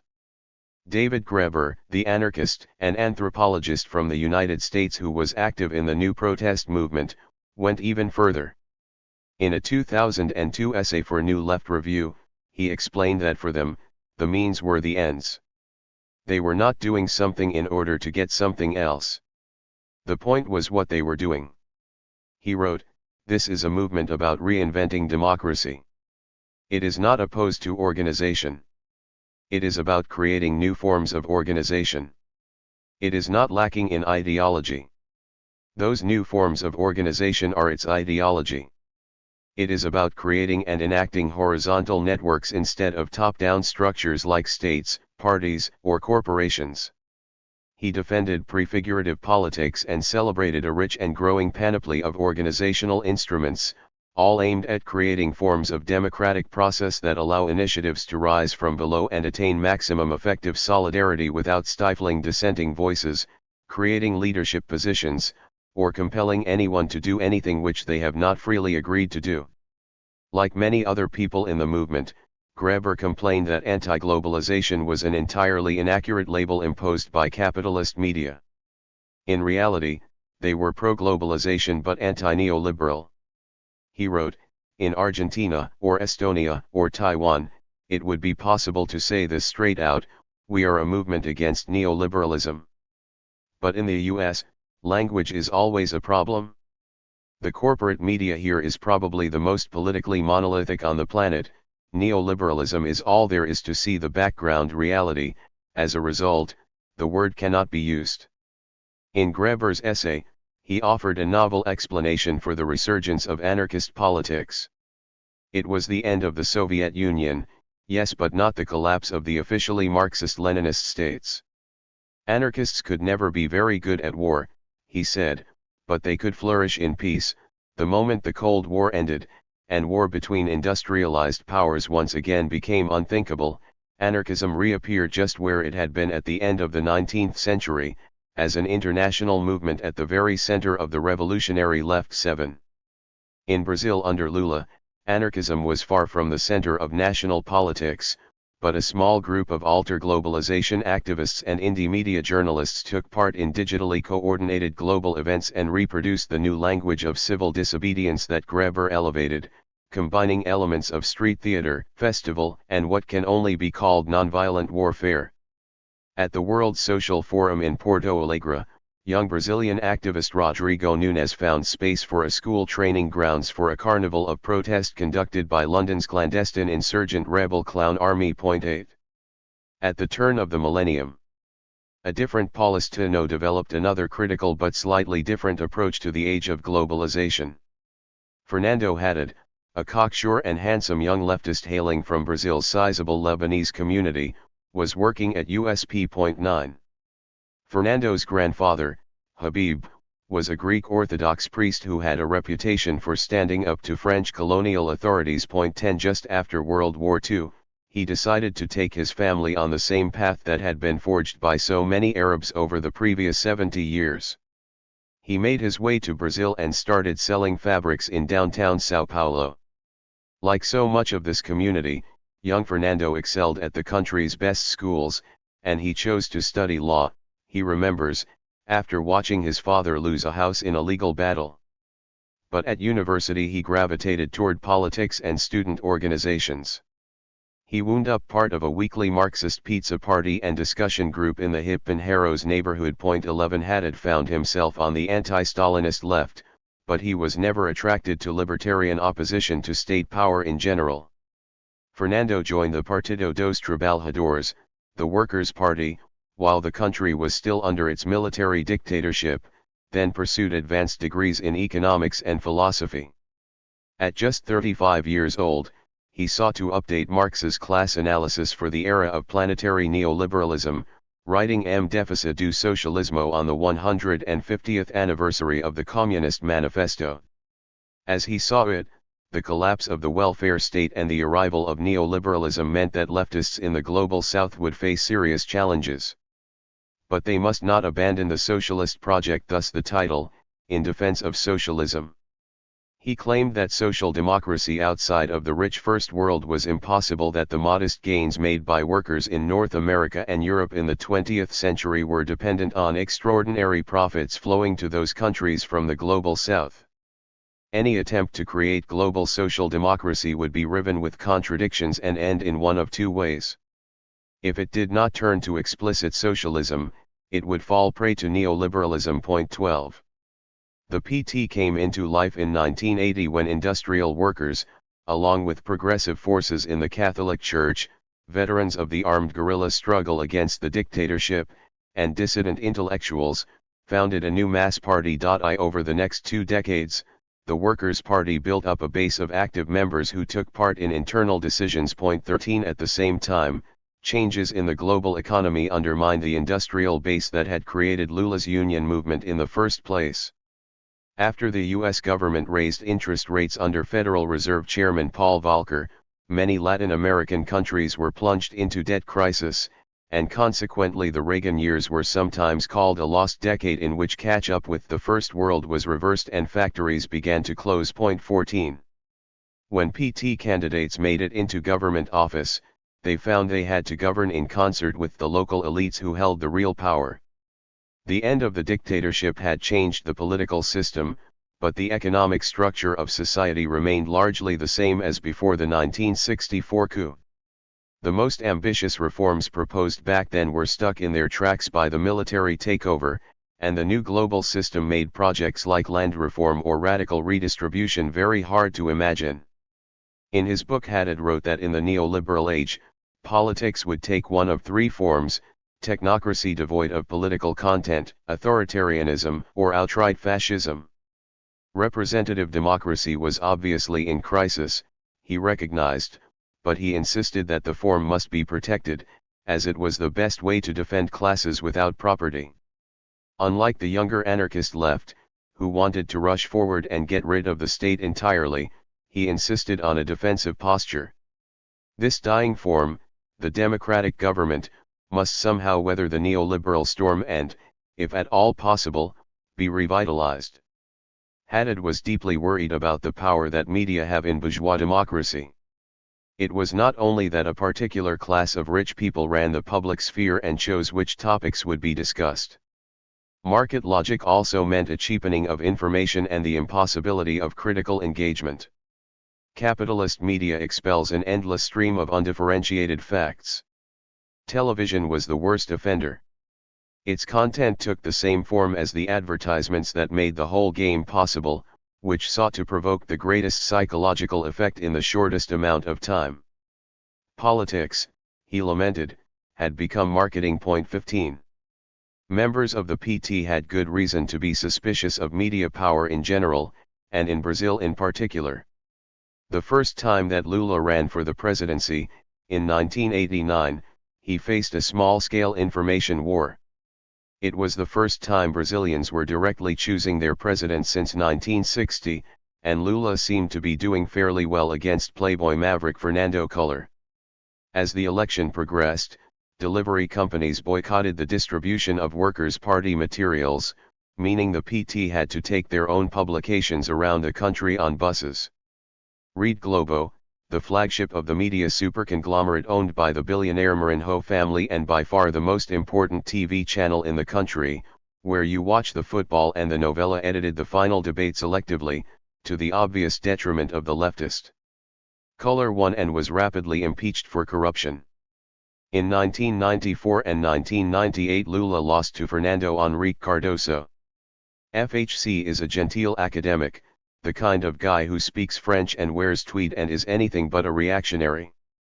As a sociologist, he worked within the field of dependency theory, which operated from an understanding that rich countries exploit poor countries. 16 But as president he oversaw a wave of privatizations and the institutionalization of macroeconomic policies that left Brazil's assorted neoliberal think tanks with little to complain about. 17 Relations with the United States were good under FHC, with the notable exception of a Commerce Department report, accidentally published just before President Bill Clinton came to visit, that said corruption was endemic in Brazil. 18.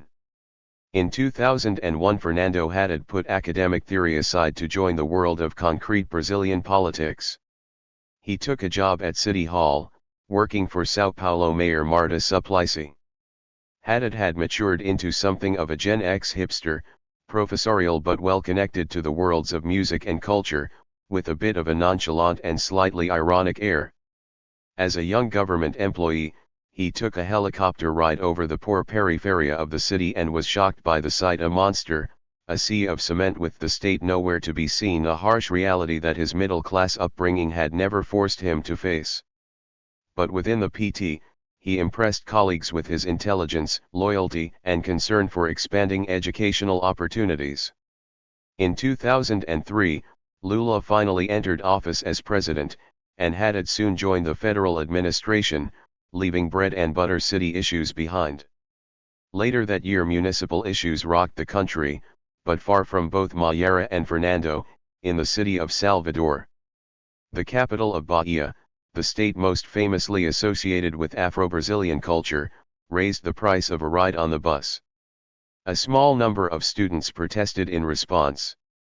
But then more and more young people joined, until thousands of them were blocking the streets, occupying public vehicles, and apparently getting the support of the public while doing so. Commuters would honk in solidarity, give the kids a thumbs up, or tell the media that the disruption was all worth it. In Salvador, like the rest of Brazil, working-class people put a big chunk of their income toward getting to their jobs and back. And in Bahia, like the rest of the world, the daily grind of braving traffic and cramming into uncomfortable spaces, only to go work all day and then come home again, was one of the worst parts of contemporary urban life. Indie Media Brazil paid close attention to the little uprising and covered it for the rest of the country. The student union in Salvador, strongly linked to the Partido Comunista do Brasil, had played a role in starting the wave of protests, but it grew far too large for them to control. In some cases, protesters insisted on keeping party political flags out of the demonstrations, declaring that the movement should be apartidario or without a party, non-partisan. But the mayor, who now understood that he had to solve this problem, could hardly negotiate with the sudden, leaderless explosion, so he called in the student leaders. After negotiations, they got 9 out of the 10 things they asked for, but they didn't stop the bus rate hike. 19. This opened a split on the young left in Brazil. For the student leaders and the PCDOB, the movement had used their leverage to get as much as they could, and this was a victory. For the autonomist left, the more anarchist and anti-bureaucratic youth, the communists had done what Stalinists and hierarchical political parties always do: they had spoken for people they had no right to speak for, and they had sold out the street movement in service of maintaining a cozy relationship with politicians. The PCDOB was a Marxist-Leninist party, practicing democratic centralism and tracing its roots back to the Communist Party founded in 1922. and they were loyal members of Lula's ruling coalition, believing their job was to defend this new government, so it is probably true that they were never going to bet on a general insurrection in the first year of left-of-center rule since the 1960s. The local man with a camera who always showed up at these sort of things, Carlos Pranzato, made a wobbly little documentary about the Salvador protests called A Revolta do Buzu. After it was shown in the glitzy beach city of Florianopolis, local youth got excited and formed the Campanya Pelo Passe Livre, the Free Fare campaign. Except when these kids took to the streets, they actually pulled it off. After intense street contention starting in 2004, they got the city government to give up on raising the bus fare. Across the country, the alter globalization generation was inspired. In January 2005, at the meeting of the World Social Forum in Porto Alegre, a group of activists created the Movimento Passe Livre, the Free Fare Movement, or MPL. Many of its founders came from indie media. Their goal, the crusade that gave the group its name, was for a Brazil in which no one would ever have to pay for transportation at all. And of course, their method was direct action. Now 15 years old, Mayara became a founding member of the MPL. She made the long trip down to the southern tip of the country to help plan and prepare food. The average age in the group was not much higher than hers. Lucas Legume Monteiro, whose nickname translates to vegetable, was a few years older. Lucas was from a comfortably middle-class family in Sao Paulo, and despite appearances, Vegetable didn't get the nickname from the vegan punk milieu in which so much of the group mixed socially. 20, he got it playing Magic, the Gathering at school, but his family had other links to the punk world. His father was a successful musician, and his stepfather was an old punk, featured on the back cover of the album for a 1982 festival in Sao Paulo, The Beginning of the End of the World. At 21 years old in 2005, Vegetable was basically an elder as far as Mayara was concerned.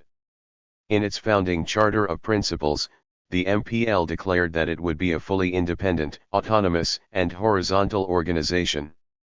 There would be no leaders or specialized roles, and decisions would be made by consensus.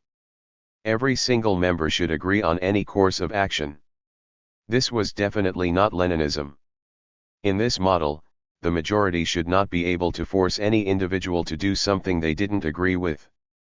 This approach was partially inspired by some of their neighbors in South America. In December 2001, the government of Argentina froze the bank accounts of its citizens after the International Monetary Fund halted loans to the country. In response, people banged pots and pans, went on strike, ransacked private businesses, and blocked major roads across the country.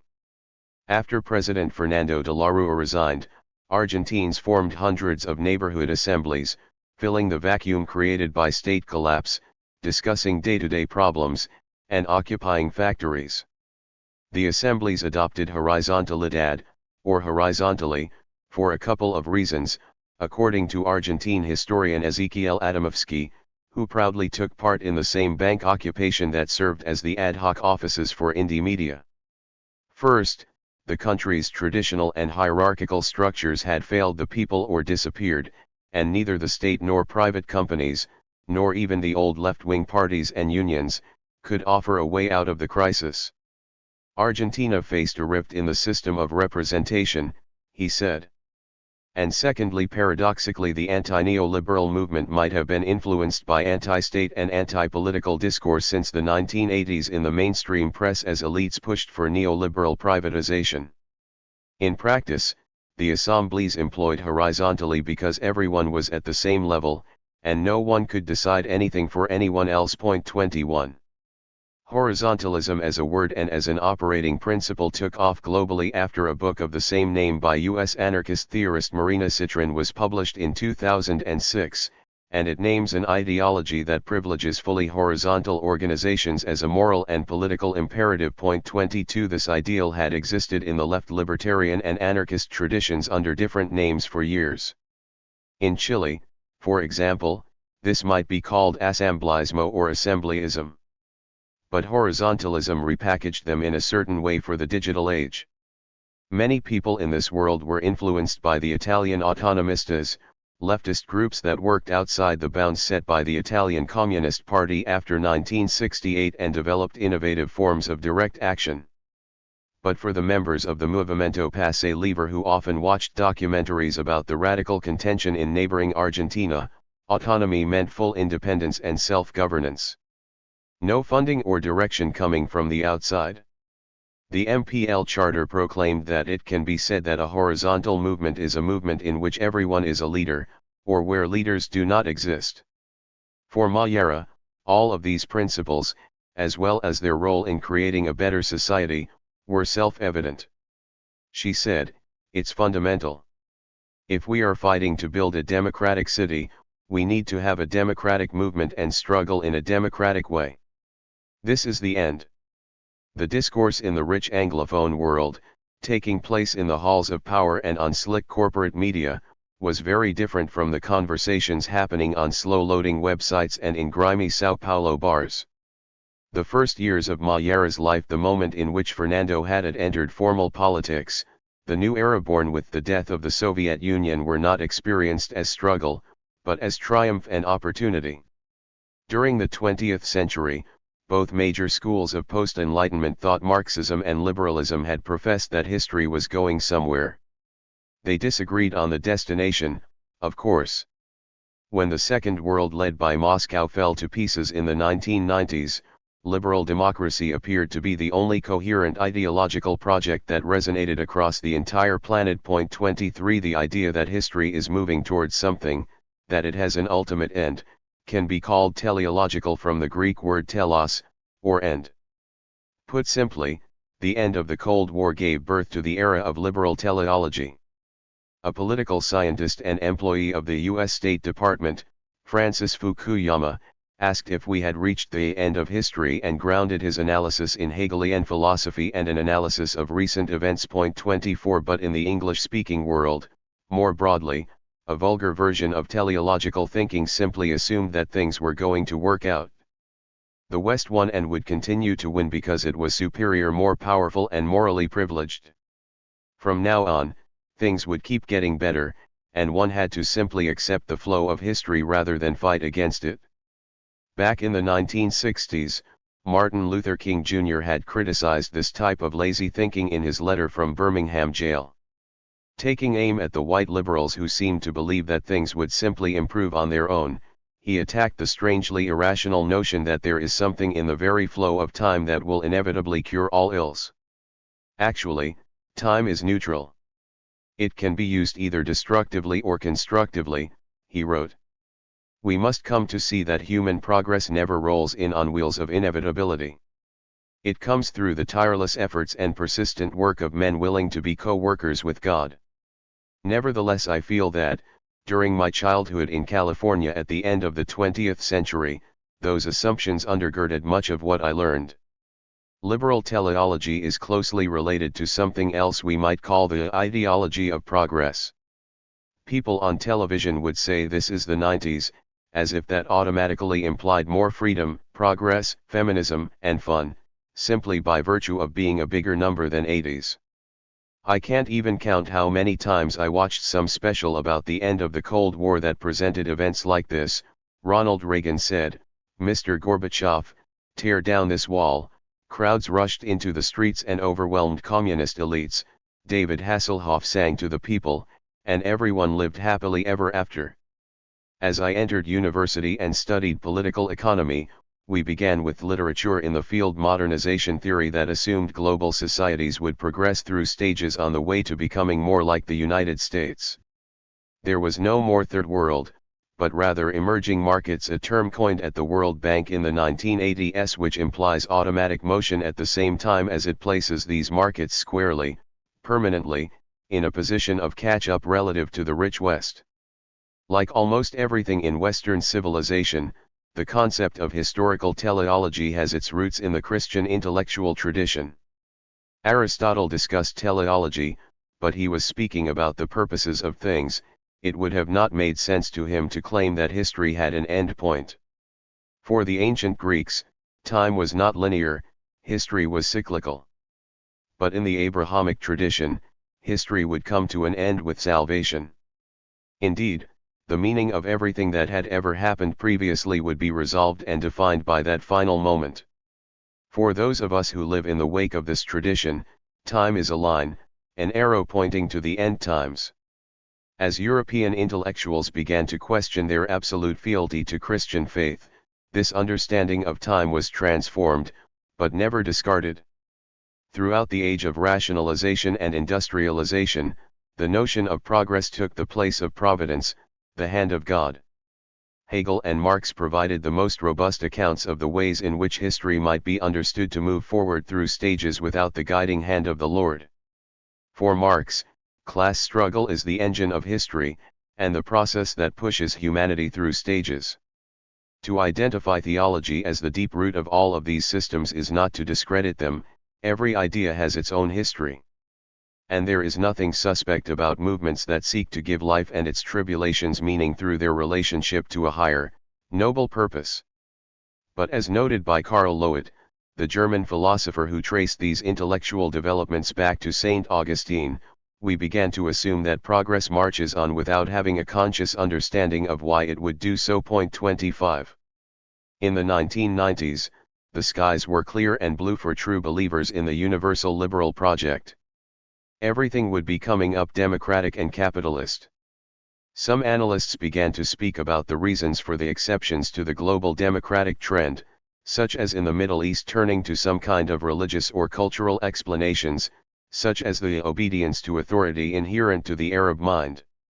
The solution, of course, was that the adoption of neoliberal reforms, which would lead to economic growth, would carry all the world's nations to the promised land. 26. The end of the Cold War also changed the way the United States government approached protests and even revolution. While the Soviet Union was around, Washington often acted as a fundamentally counter-revolutionary power afraid that any instability would open the door to communism. But in the 1990s, after Russian chaos led to capitalism, the US launched major efforts to remake the world in its own image. By the turn of the millennium, over $700 million a year was spent on democracy promotion, and in 2000 the US government directed a lot of money not in North American terms, but enough to tip the scales in Serbia to UDPR, or Resistance, the group that led the successful bulldozer revolution against Slobodan Milosevic that year. Non-governmental organizations made a difference too. In the former Soviet Republic of Georgia, the Soros Foundation, named after the Hungarian-American liberal philanthropist George Soros, helped support Camara, as did the National Endowment for Democracy. In November 2003, protesters there brought down President Eduard Shevardnadze, the man who had first run the country in 1972. As a result, Georgia turned west and away from Russia, and the Rose Revolution became the first of many in the region this century to be named after a color. 27. In the years leading up to a terrorist attack on New York City in September 2001, founding neoconservative members of the Project for the New American Century insisted the U.S. could also use its military force to spread democracy. Guns and bombs could be used to give history a little push in the right direction. Many of these men had influential positions in the George W. Bush administration, and when after the 2003 invasion of Iraq regular people toppled a statue of the brutal Saddam Hussein, this was sold to viewers back home as another Mauerfall moment, as the obvious continuation of the legacy of the falling of communist regimes. As it turns out, the US military had actually pulled it down for them. 28. That did not stop Fox News and CNN from playing a clip of the statue falling down, every 4.4 and 7.5 minutes respectively, on that day. It would take years for the political elites in the US to recognize that the invasion had not been a success for liberalism and democracy, or to consider, even, that Mayera and all those protesters on the streets around the world had been right all along. Learning to report. At the beginning of the 21st century, Jim O'Neill of the Goldman Sachs Investment Bank in the United States came up with the term BRIC, that is, Brazil, Russia, India, and China, to name 4 up-and-coming emerging market economies. They were each great places to put your money. but the term really took off after the eruption of a global financial crisis in 2008. The rich, freewheeling capitalist countries like the US and the UK had seemingly discredited themselves by tanking the global economy in 2008, and the so-called BRICS were taking their place on the world stage. They created a formal organization in 2009. As President Lula hosted the second summit in Brasilia in 2010, his country turned a lot of heads around the world. Gross domestic product growth that year in Brazil was 7.6%, as the US economy shrank by 2.5%. I was working at the Financial Times in London and paying close attention. I had accidentally become a journalist back in 2007 in Venezuela, and I was one of a few people in the newsroom with language skills and experience in South America. My editor, like many of the bigwigs in English language journalism at the time, had cut his teeth covering the fall of communism. In the world's most important outlets, the developing world or the emerging markets were often interpreted by men who had more experience in North America or Europe, and whose education had been deeply shaped by liberal assumptions. The BRICS appeared to be a set of powers rising on the new tides of truly global capitalism. And while they were not all as democratic as Brazil, all of them had become a lot more liberal than they used to be.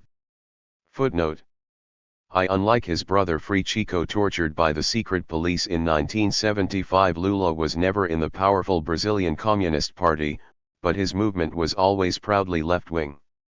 3. Porque tá não fica. I arrived in São Paulo at the end of 2010. The Financial Times had decided that they needed a second correspondent to beef up their Brazil coverage.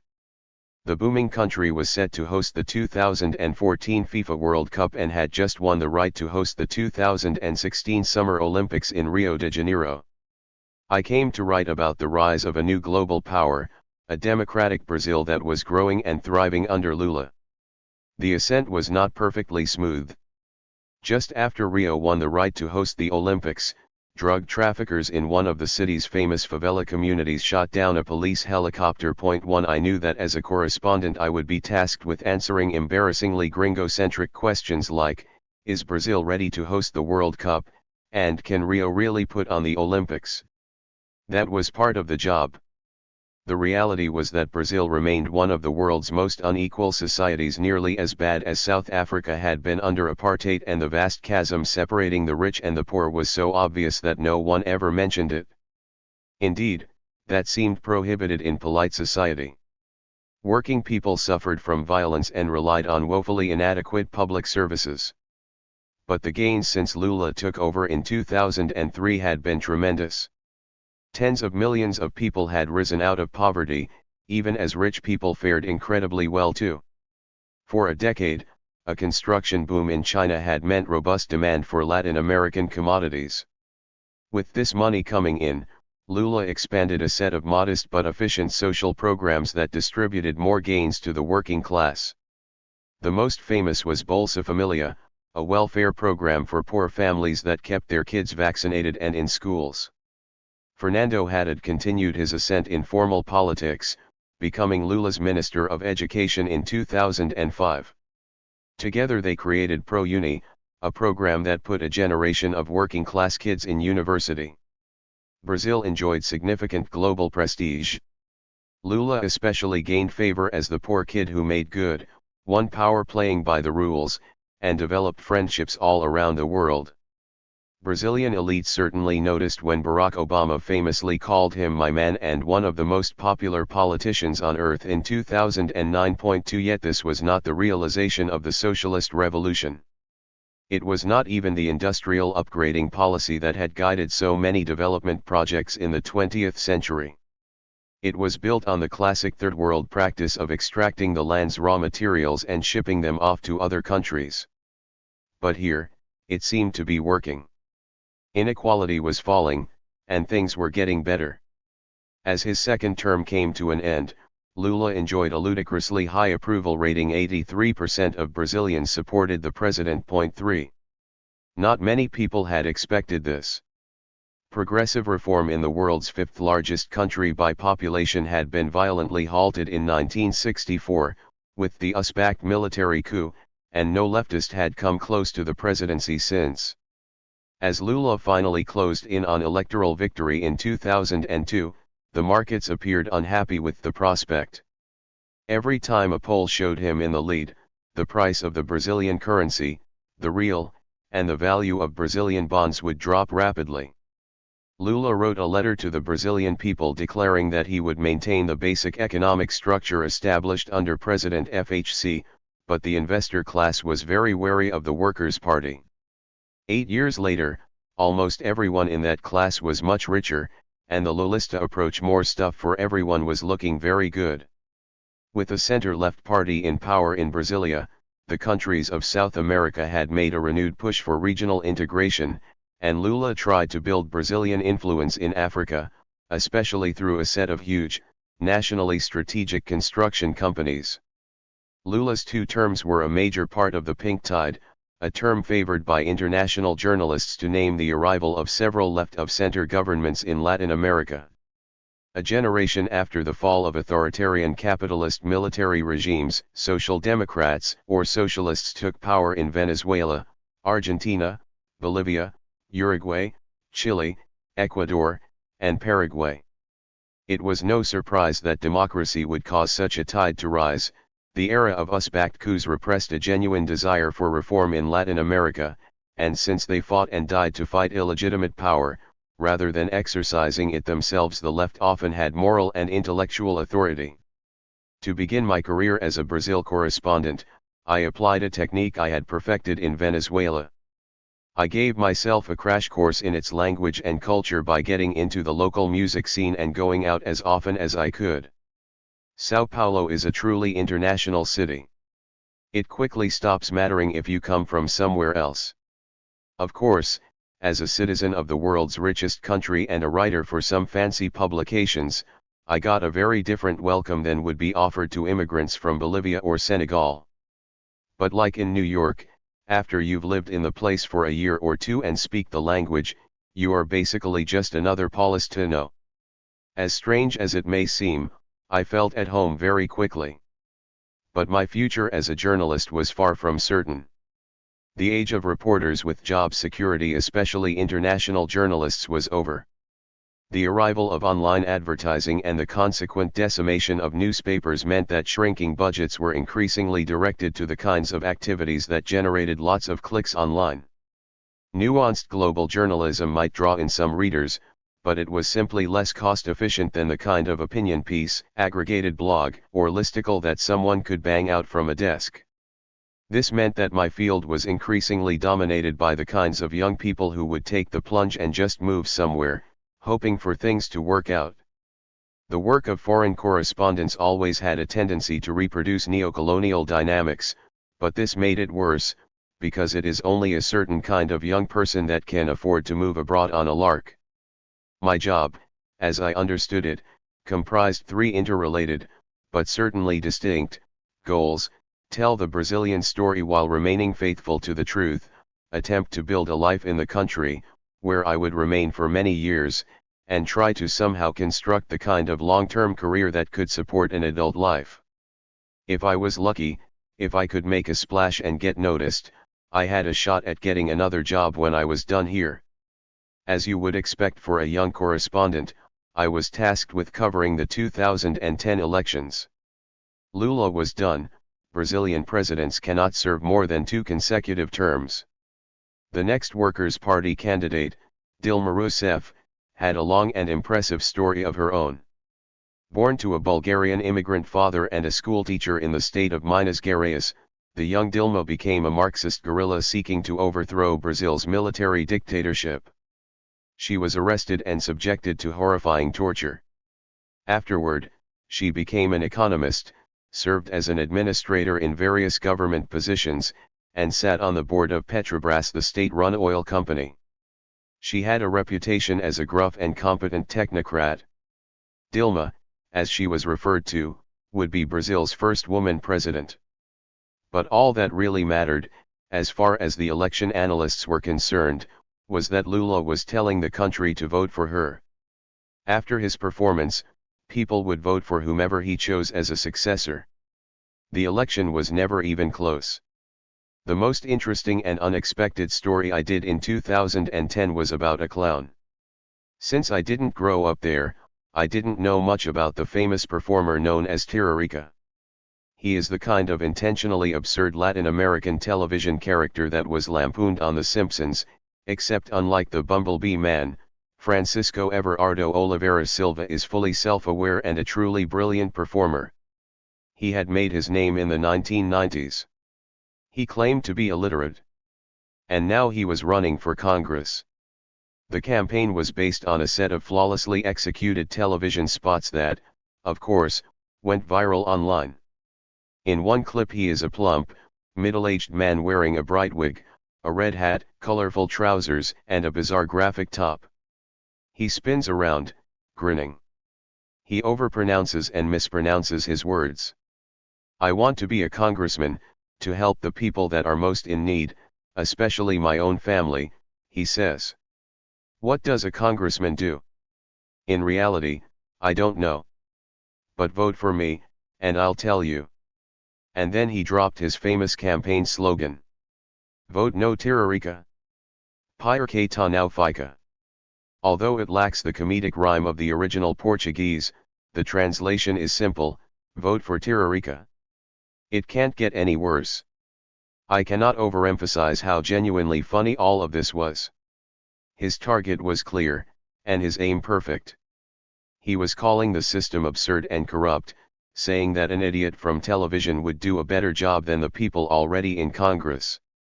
Voting for Tirarica was a way to give the finger to the political establishment.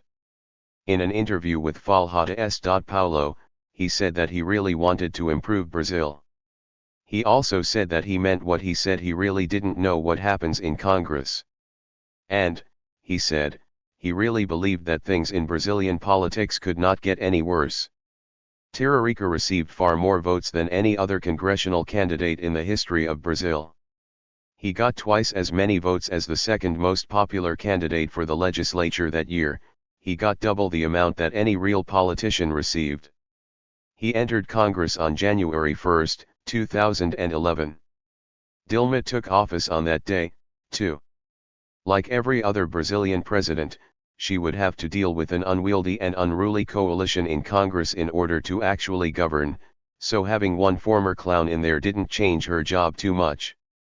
One of the most significant moves of her early administration was an attempt to sweep away corruption without hesitation. Point 4 When allegations surfaced against some members of her own cabinet, she got rid of them immediately.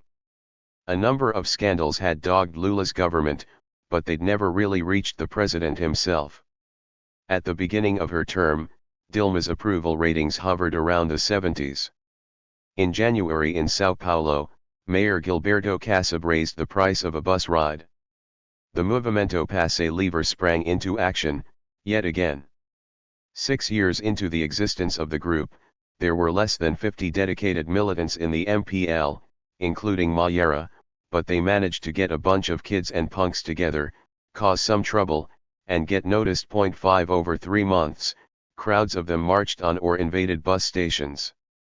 They organized Catracacos mass fare evasion, carried out by jumping or breaking the catracas or turnstiles, and faced down waves of repression from the police, though they failed to stop the price hike. 6 As they often had in the years since their founding, they would encourage kids to go rip down any flags that anyone brought to the streets because of their fundamental opposition to parties and hierarchical organizations. Theirs was an apartidario, or a party movimento, after all. Vice magazine would soon make a punchy little documentary about the group. 7 But at the beginning of 2011, Brazil was not the site of the uprising that the whole world was watching. 4. More than an uprising. Just before noon on December 17, 2010, Mohamed Bouazizi walked to the local government building in Sidi Bouzid, Tunisia, poured paint thinner all over his body, and lit it on fire. It was suicide, and it was an act of protest against a specific official. But even his relatives do not agree on what Mohamed really wanted to say. or what he expected to happen next. A scene like that, so horrifying, and so moving, and so troubling, must be interpreted by the people that it leaves behind. And over the days and weeks that followed, his death would not only take the form of a brazen political statement, but become one of the most important events of contemporary Arab history. Muhammad was 26 and sold fruits and vegetables at the market just a little bit outside the dusty city center. He didn't have a permit, so he was constantly fighting with local authorities. This kind of thing was very common in Sidi Bouzid, a town about 150 miles south of the Mediterranean coast and the capital city, Tunis, which sits on the same beautiful strip of land as the ancient city of Carthage.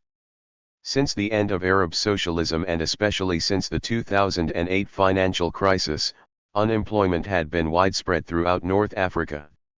His region had a proud reputation for being tough and rebellious since the days when Tunisia was a French colony. The Bouazizi family was known for being tough. 2.1. As they tell it, Mohammed was the victim of constant harassment. But one inspector, a woman, went too far. She confiscated his scale, which he needed to sell his wares. There was no way he could afford a new one. This led to a fight, and she struck him.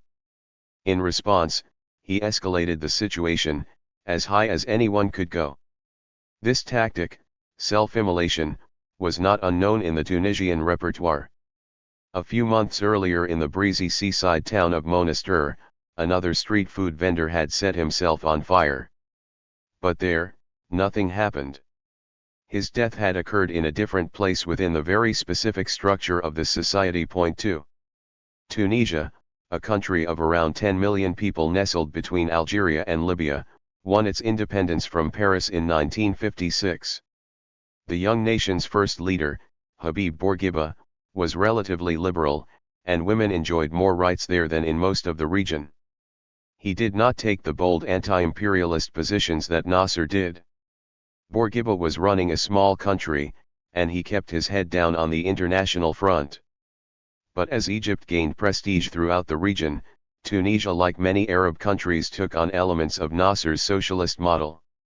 The country remained intellectually intertwined with France. French philosopher Michel Foucault taught at the University of Tunis in the late 60s. In 1963, Tunisian leftists living in Paris founded the Marxist-Leninist journal Perspectives. The events of May 1968 radicalized this group even further, and they launched an Arabic journal aimed at the working class back home. Perspectives gave birth to both a Maoist party and one that was aligned with Albania's resolutely Stalinist leader, Enver Hoxha. As Tunisia abandoned socialism in favor of free market capitalism starting in the 1970s, leftists and workers responded with a wave of strikes and contentious politics. The army deployed US-supplied helicopters to quell them. Activists reported that the bloody crackdown, which took up to 300 lives, was led by Director of National Security Zine El Abidine Ben Ali. In 1987, the same Ben Ali seized power by declaring Bourguiba medically incapacitated. He then immediately implemented a neoliberal structural adjustment program. 3. For a North African country in the age of neoliberalism and brutal dictatorships, Tunisia had a robust and autonomous set of labor unions in 2010. Unlike the Egyptian Trade Union Federation, which had been fully integrated with the state since the time of Nasser, the more independent Tunisian umbrella union still had some bite. The men at the very top got along with the government, but below that level, many union members were radical leftists. Tunisia even had a union of unemployed graduates, the kind of group that had only time on its hands and several bones to pick with the ruling class. A 2008 rebellion in the Gafsa mining region with the slogan "A job is a right, you pack of thieves," had grown outside the control of police and labor officials alike, with the assistance of organized leftists. 4 Though neither organization was large in absolute terms, the illegal communist parties that emerged from Perspectives, both Wattad and the Tunisian Communist Workers' Party, believed that revolution was necessary, if not necessarily imminent, and they had trained their highly disciplined members to prepare for it. Jawahir Chana, the daughter of a teacher in the countryside, joined the PCOT while attending university in the capital. They were the group most resolutely opposed to Ben Ali, she remembers, and then immediately got kicked out of school. When the Gafsa rebellion erupted, she was studying in the beach city of Sousse, and she, like her comrades around the country, got directions from the party that they should drop everything and spread the word about the uprising. She had been schooled in how to rally fellow students, how to be arrested, and how to withstand torture. Party members were always at the front of demonstrations, whether they were against Israeli policies in Palestine, their own government, or the capitalist system more generally. They were the kings and queens of the streets, she liked to boast at the time. 5. But Ennahda, the relatively moderate Islamist party, was a lot more popular, and its leaders were living in exile in London.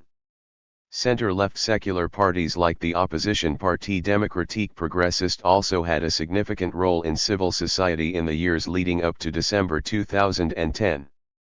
One of Mohamed Bouaziz's cousins, Ali, was a member of the PDP. He posted a video of his cousin's death online and began agitating for more protests in the region. 6 Very quickly, another relative informed local media and Al Jazeera, the well-funded Qatari outlet that had been paying high salaries to experienced journalists and putting together a world-class news operation over the previous few years. Watat and the PCOT once more activated their Leninist cadres, most crucially the youngest ones.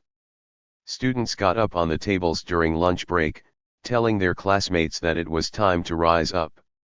They began to graffiti walls across Tunisia with old leftist slogans, like work, freedom, and national dignity, or water and bread yes.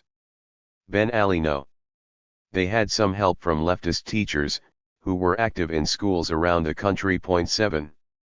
Tunisia's small community of bloggers, as well as a new set of people using Facebook, a social network from the United States, spread news of the ongoing clashes in Sidi Bouzid and the surrounding area that, along with Al Jazeera, helped break the official media silence.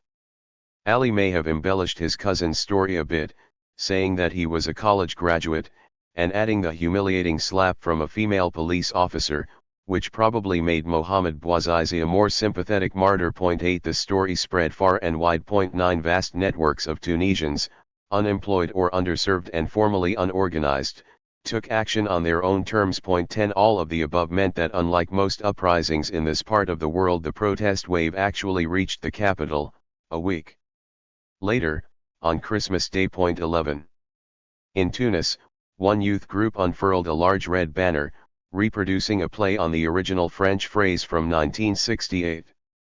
It read, "Under the paving stones, the rage." 12 Ben Ali's forces cracked down on union members and protesters in the capital, while the government accused Al Jazeera of biased reporting intended to undermine the country. 13 On December 28, the group of Tunisian attorneys gathered in front of the National Palace of Justice. Lawyers had already protested in the city of Kasserine, but the arrival of this distinguished professional group onto the scene, standing tall outside the center of judicial power in Tunis, changed the dimensions of the wave of contention. By the final days of 2010, lawyers were protesting in almost a dozen more cities. The organized bourgeoisie was starting to join the revolt. 14 Mohamed Bouazizi's funeral, on January 5, attracted thousands of people, and thousands more protested throughout the country. Jawahir did too. She had been doing this for 5 years now, but this crowd was imbued with a special energy. It felt as if they were making history, and they were not backing down. She was at the front, naturally. The police walked up to them and called her out, along with her seasoned activist friends, by name. They said it was time to go home. "We are demonstrating peacefully." Jawahir responded, knowing very well that this would be read as a refusal and a provocation. But she wanted to show the people behind her that they were not giving in. The police grabbed her and dragged her across the street until she passed out. She woke up in the police station. They tortured her. They subjected her to the rotisserie chicken, in which you are bound to a wooden pole, hung upside down, and then beaten. It's the exact same thing that the military dictatorship did to Dilma Rousseff in the 1970s. Except in Brazil they call it the pau de arara, the parrot's perch. The overlap in tactics is probably no coincidence. After the US-backed military coup in 1964, the Brazilian generals learned dirty tricks from their allies in Washington. But they also closely studied methods developed by the French during counterinsurgency operations in North Africa. 15 The cops started to rip Jawahar's clothes off, but she said she would jump out the window and commit suicide rather than let them touch her. While Jawahar was still in jail, on January 11, the UGTT mega union announced that all of its members could join a general strike. Ben Ali had now lost organized labor, including the normally pliant leadership at the top. The U.S. ambassador, reporting to President Barack Obama, and the foreign policy chief of the European Union both expressed concern. 16 This was a very big deal, since support from the West had been crucial for maintaining the assorted set of neoliberal authoritarian regimes in place in the Arab world. Amnesty International soon announced that at least 23 people had been killed in the recent uprising. 17 The world was paying attention, and the message being transmitted to most people was that a dictator was cracking down on a diverse set of civilian protesters with a legitimate set of demands. All of this was true. But it's not like it was the first time something like that had ever happened in North Africa, or indeed in Tunisia. No one knew quite how this was going to end. Jawahar got out of jail much earlier than she expected. Someone from the UGTT intervened and pressured the police to release her. This was a strange moment. The dictatorship could no longer keep even card-carrying communist feminists in jail after they had clearly broken the law in public. She feared that Ben Ali would soon have his revenge, after reconsolidating power, unless people stayed in the streets. She knew how every other uprising in her life had ended. But she began to hope that this time, they really had a chance. Next, another set of Tunisian organizations, including the Human Rights League, the Association of Democratic Women, and the Anti-Torture Association, called for an end to violence against the protesters. Ben Ali blamed masked saboteurs for the bloodshed. At the same time, he promised to employ 300,000 university graduates by the end of 2012. This did not work. Protests continued into the night of January 11, and schools were suspended throughout the country. Tunisians around the world staged another set of demonstrations in support of the revolt back home. On January 12, the government instituted a night curfew in the capital, and the next day Ben Ali called for an end to violence against the protesters and promised not to seek another term as president. This did not work. On January 14, a group marched from the headquarters of the UGTT to the Ministry of the Interior, and the crowd swelled as it moved through the city. Into the night, people clashed with police directly in front of the presidential palace. The army refused to open fire on the protesters. 18 Ben Ali gathered his family and fled to Saudi Arabia. The president had fallen, after 23 years in power. News spread quickly throughout the world.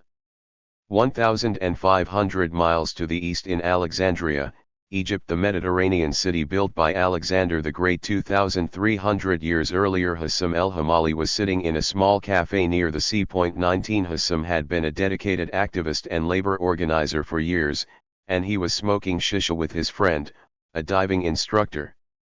Online, he was known as 3 Arabai, the transcribed version of the Arabic for the Bedouin. He was not actually a nomad from the desert, he was from Cairo, but this handle gave him an easy way to assert his proud Arab identity. Hassam was trying to convince his friend, in vain, to form a diving instructors union. He wasn't buying it. A noise erupted in the coffee shop, and everyone's eyes turned to the TV. The journalist announced that President Ben Ali had fallen. The place burst into applause, and people began shouting. One man yelled, "Mubarak is next." 18 days later, protests had been staged in Tahrir Square, in the center of Cairo, for years. But they were never aimed at President Hosni Mubarak, the man in power since 1981, at least not directly. In 2000, Palestinians began the Second Intifada, or uprising, against Israeli control over their lives, and supporters in Egypt filled the square in solidarity. The Gaza Strip is just a few hours' drive from the capital, and Israel has been a deeply important issue for Egyptians since the country was founded. As a result of the 1978 Camp David Accords, and the Egyptian government's permanent reorientation toward the West, Egypt had been helping the Zionist state to enforce the impenetrable border enclosing the Gaza Strip. Then in 2003, protesters filled Tahrir in a failed attempt to stop the invasion and destruction of Iraq. 20. Gihad, a listless young woman from the capital, grew up identifying the very idea of protest with the Palestinian cause and opposition to Western imperialism. Her mother was a doctor, and her father was in the country's expansive armed forces. Well, he really worked in oil exploration, but the army controlled that sector, along with many more, and Gihad had a relatively comfortable upbringing. For a time she was quite devout, donning the headscarf and living as a hijabi, then she took it off and became more liberal and secular, angering her mother even as she still valued her faith and considered herself a Muslim. She was a precocious, weird teenager, reading too many fantasy novels and preferring to listen to old Lebanese music, rather than the rock or pop most of her friends favored, as she whiled away her hours on the internet. 21. Gihad felt that support for their more oppressed neighbors brought her entire generation together. She used to sit around all day, hanging out in Free Palestine chat rooms, which is where she learned about politics. At the age of 13 she ditched school to go support the Second Intifada, and then she protested the Iraq War in 2003. In the Egyptian repertoire, these were the causes that gave rise to the occupation of Tahrir as the natural performance. Then in 2004, a new organization emerged. It was called Kifaya, or Enough, and owed its existence to rumblings within the Egyptian elite, as well as vibrations unleashed from the West.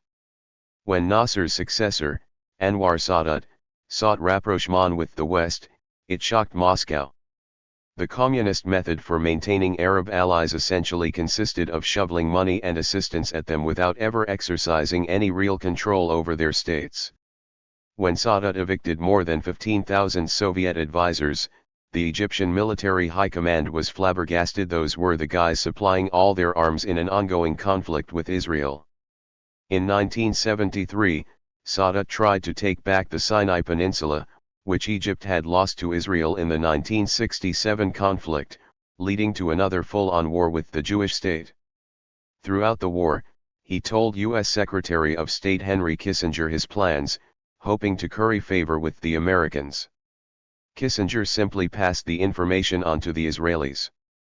Many in the military believed that Sadat threw away the campaign, and after the war, which the government called a win, but many considered a set of lost opportunities. The armed forces felt deeply alienated by the leader. Sadat cracked down hard on the left and reversed the land reform that had undergirded Nasser's revolution, handing a lot of property back to the country's feudal class, and began an infida, or opening, that commenced with the deconstruction of Arab socialism in the region's most populous country. The Egyptian people responded with bread riots across the nation in 1977.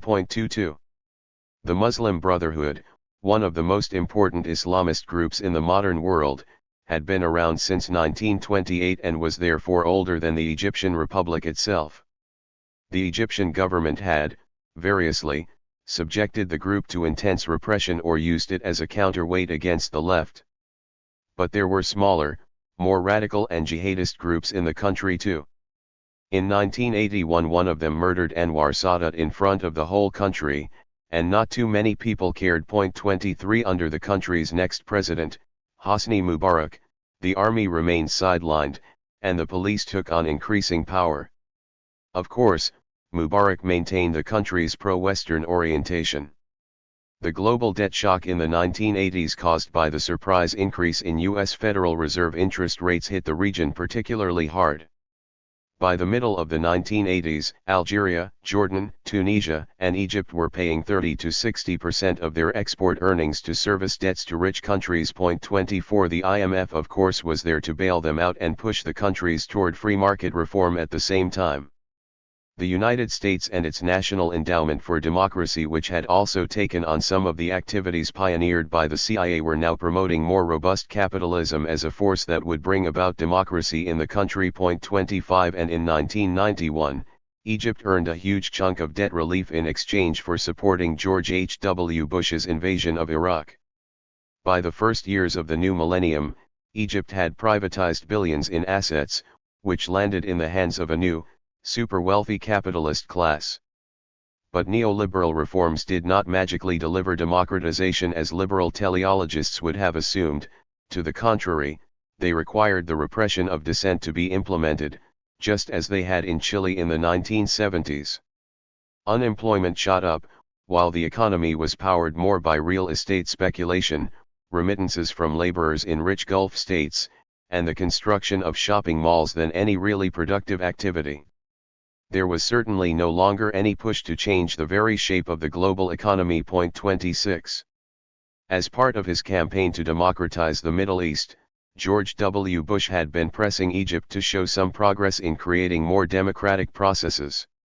In response, Mubarak apparently let the Muslim Brotherhood win seats in the next election, with the goal of scaring the Americans into backing off. 27 Kifaya enough, flowered into the small space Mubarak opened for legitimate civil society, as well. When Mubarak indicated he might hand the country over to his son Gamal, it was too much for many people in the establishment. Liberals, Nasserists, secular reformers, Islamists, and Marxists alike united in their opposition to a hereditary Mubarak regime. Gamal, the son of the dictator, was a creature of the elite, global business world. He had run a private equity fund in London, he surrounded himself with a close group of his cronies, and he had no links to the revolutionary struggles that had built and fought for Egypt, a quality that especially irritated the military. Reflecting global trends at the time, the new Kifaya was non-hierarchical and cross-ideological. 28 Its members published articles and organized rallies, but they never seemed to put real pressure on the government. Mubarak carried on as usual. But then, a wave of wildcat strikes began to take off outside the capital. Inspired by the industrial action, one group of activists based in Cairo attempted to drum up support for a national strike on April 6, 2008, in solidarity with workers in the Nile Delta. They didn't pull it off, that was beyond their organizational capacity, but the group stayed together. 29 The small April 6 youth movement got some attention and some support from US-based NGO Freedom House, in addition to receiving some training in a very different tradition than that of revolutionary socialist Hassam III Arabawi El Hamali and the leftists in Tunisia. 30 But these groups failed to create any major bouts of contention in 2008 or 2009. Then the police killed Khaled Said. The nation found out that Khaled Said, a regular guy from Alexandria, was dragged from an internet cafe in June 2010 and beaten to death by the police. Citizens across the nation were shocked at the image of his disfigured body, going viral online, and he became a symbol of the expansion of brutal police repression to regular people.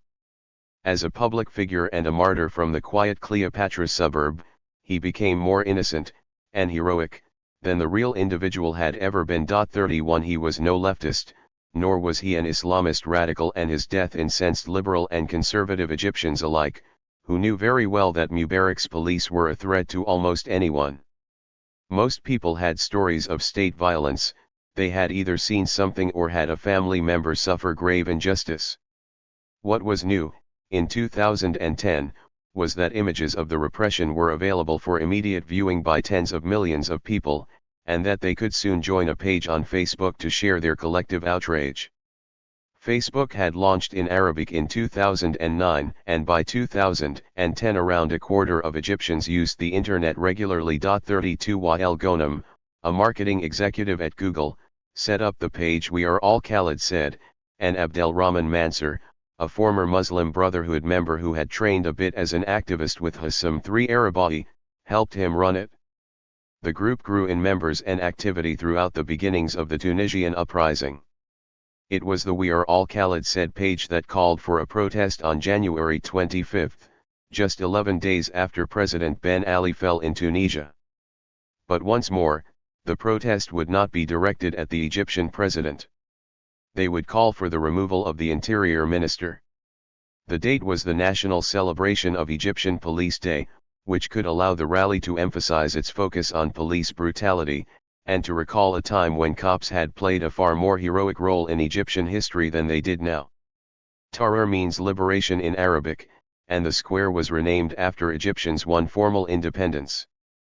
But informal control persisted, and in 1952 50 police officers died fighting British troops and defending national dignity near the Suez Canal. The contrast with the way the police were acting now was clear. At the planning meetings, Hassam and other activists laid out the routes and made preparations. Someone asked, "What will we do after we reach Tahrir Square?" Everyone burst into laughter. That was not going to happen. On the morning of January 25, the uprising back in Tunisia was far from finished. When Ben Ali fled, it was not clear what was supposed to happen. Politicians invoked an article of the constitution allowing them to appoint one of his allies as president, but this generated more protest. What was left of the government found another article to invoke and appointed the same man as prime minister, and he sought to form a national unity government. Elites were divided on the next steps. A new set of demonstrations demanded that no one from the previous regime remain in power, and since January 23 they had been occupying the Kasbah, the government square in Tunis. On the afternoon of January 25 in Cairo, far more people showed up to the Police Day protest than anyone expected. Marches broke through the lines of cops, who responded with the repression they had been trained to unleash. But they were unprepared for the number of people who came out that day. The protesters charged past them to the square. Hassam was in the back, and he got a call from a comrade up front. "There are like 1 million people here," she said. "What are you smoking?" Hassam replied, until he checked videos now circulating on the internet. This was bigger than anything he had ever seen in his life. Jihad had stayed home not out of fear, but because she didn't think much was going to happen that day. Protests like this at Tahrir had been happening for years, and despite the events in Tunisia, she figured this one would peter out like all the rest. But then she saw the image of a man facing down a police vehicle, impervious to the blast of its water cannon, and something stirred inside her. She knew she was going to join this revolt. She had been drifting for months, unsure what to do with her life after a teaching job that didn't work out. Now, she had a mission. The protest on January 25 finally fizzled out, and the demonstrators went home. But Jihad had plans for Friday. She would be going to the next protest, marked for 3 days later. Friday is prayer day. As waves of young people and activists made their way toward Tahrir Square on the 28th, they were astounded to see new streams of people coming out of the mosque after ceremonies. Together now, they chanted, "Bread, freedom, social justice, and the people want the fall of the regime," a demand that not even the seasoned activists had planned to make 3 days earlier. Some preachers had come out in support of the revolt during Friday prayers. And then, a huge procession emerged from Mbaba, the poor neighborhood that looks much like a Brazilian favela, and stomped onto the bridge over the Nile to add their numbers to the movement.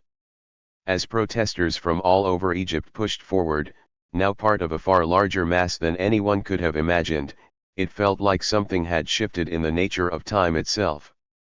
They had cracked open the structure of reality, and with each step, with each victory against police defenses, with every movement, it felt as if they were literally moving history forward.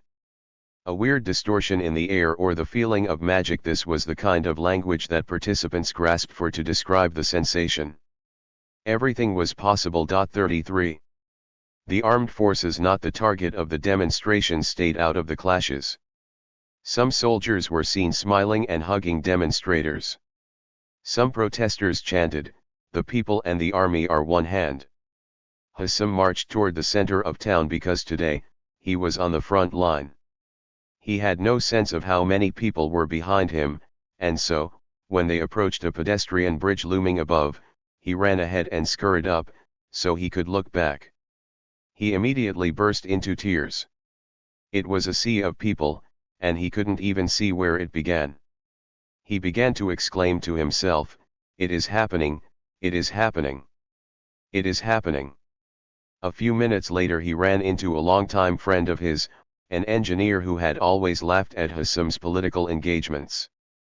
For years, he had worked on a strategy called visualization of dissent, coordinating with striking workers, and distributing images of uprisings as widely as possible, so that regular people might see themselves in them and imagine they could change the world. Now, he could see them participating in front of his eyes. People had called him a clown for believing in revolution, and yet, they were there with him.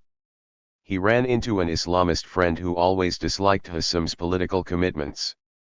Then he ran into this man's sister, and his mother. He knew he had been right all along. January 28 was relatively spontaneous in that it came together very quickly, and it was indeed leaderless, horizontally structured, and ideologically diverse. But it was not nonviolent, and this was no longer a protest. A huge mass of Egyptians went to battle with the police that day, and the police lost. Some ripped off their uniforms and scattered into the wind. Protesters burned down over 90 police stations that night. One wave of Egyptians battled cops on the Kasr al-Nil bridge, holding their ground while suspended over the Nile, pushing back, taking losses, and then advancing again until the police simply retreated. At that point, the revolutionaries could have taken anything. They chose to stay in Tahrir Square, the default destination for many in the crowd. It was an empty piece of land, and its conquest offered no strategic value, except for its visibility. 34. This had not been planned, and some participants soon questioned why it happened. Would it not have made more sense to actually charge the halls of power and take control? Should a revolutionary movement not seize the television and radio stations so it can stop the regime from broadcasting its propaganda? It was all right there for the taking. But if they did that, who would have been in charge of deciding what to do with them? This was not a movement led by a revolutionary vanguard, it was a huge mass of individuals that, just days ago, were little more than an event on a Facebook page. In any case, that is not what they did. They took the square. And they stayed there. 35. It was packed with people. The government had shut down telecommunications that day in the hopes of cutting the legs out from under the marchers. This was a mistake. Cairo is a dense, tightly knit city. For millions of people, Tahrir Square is basically just down the road. If you want to know what is going on with that protest, or your son or daughter, you can just walk over. Lots of people did exactly this. After decades of dictatorship, there were very few formal structures in civil society. But there were surely informal structures. The people, or the street, kept everyone abreast of what was going on. 36 Over the next 18 days, Tahrir Square became a carnival of prefiguration and structurelessness, the symbol of the world of Egyptian resistance. Communists and tattooed lesbians broke bread with pious Islamists and children who lived on the street nearby, all of them united in opposition to Mubarak. Laughing, smiling, suffering, sacrificing, and working together, these people created a new mini-society, keeping everyone fed, safe, and healthy. Gihad had never felt more alive in her life. As soon as she arrived, she saw a simple woman in hijab, appearing neither rich nor poor, holding a sign that simply read hope. In a few days, Gihad had gone from a state of depression to the experience of the sublime. Like many other people, she went back and forth between her home and the square. Life there felt legendary, it felt mythical, and it felt as if it belonged to a different universe, one that was unforgettable yet hard to truly believe. One that was profoundly, unimaginably beautiful. Governments in the West didn't know how to respond to all of this. In early February, with Tahrir still packed to the brim, former UK Prime Minister Tony Blair came out to publicly defend longtime ally Hosni Mubarak as immensely courageous and a force for good, mostly because of his friendship with Israel.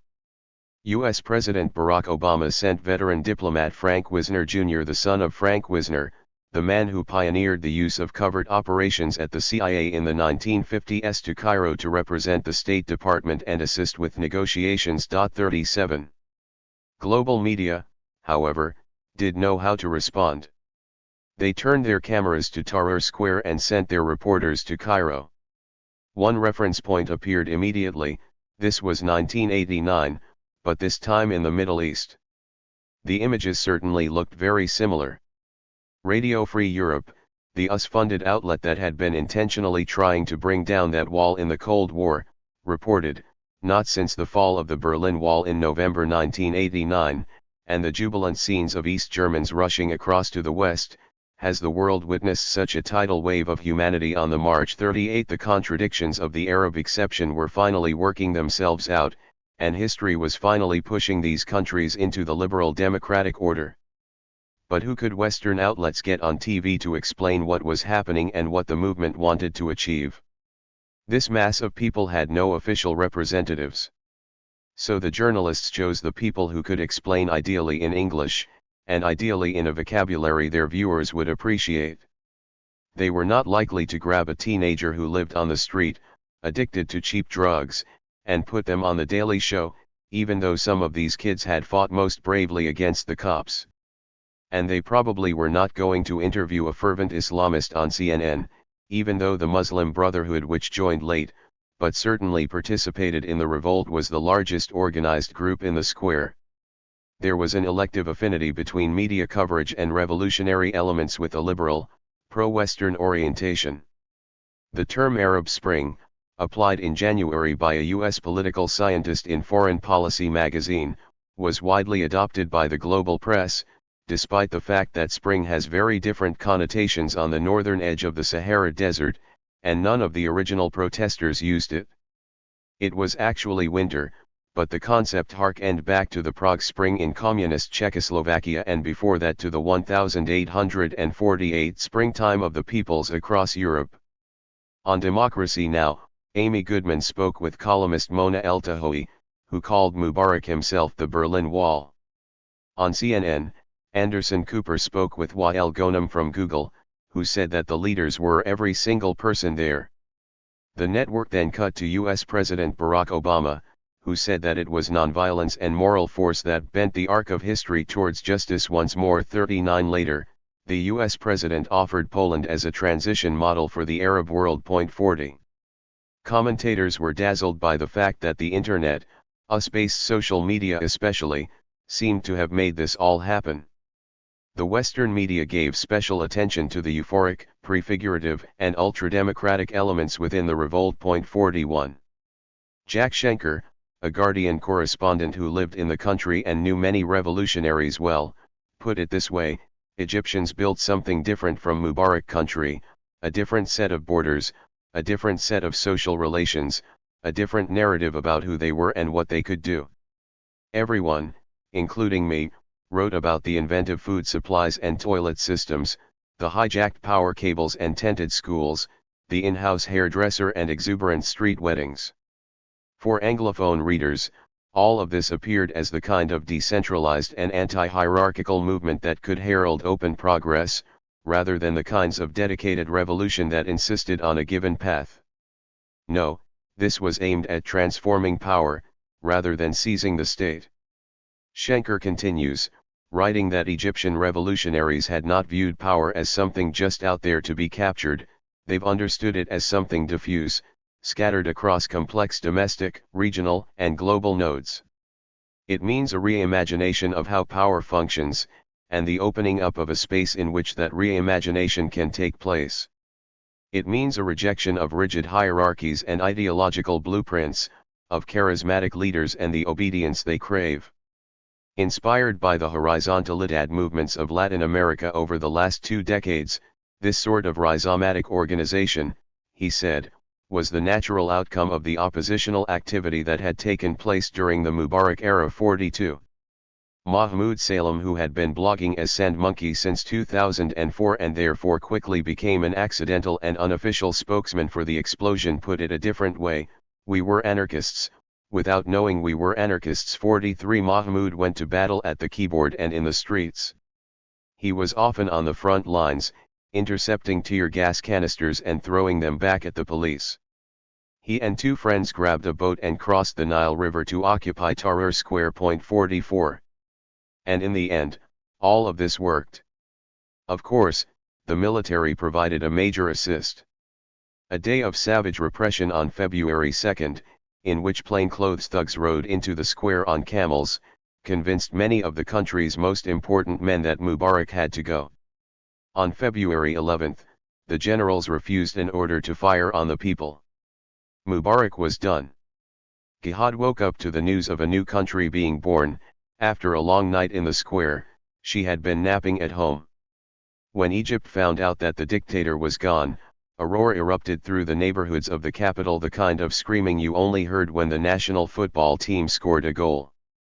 Hassam III Arabai heard the same thing all the way across town, and he couldn't believe it. Everyone was jumping and yelling with joy, together. The country was now controlled by SCAF, the Supreme Council of the Armed Forces, which promised to hold democratic elections soon. This is war. Although they are both grouped into the so-called Arab Spring, things in Libya and Syria went differently. They did not live through demonstrations that grew so large that they forced a transformation of power. Unlike the cases we analyze more closely in this book, protest movements in Libya and Syria did not experience that strange shift, from quantitative to qualitative change, from numerical growth to full transformation, on their own.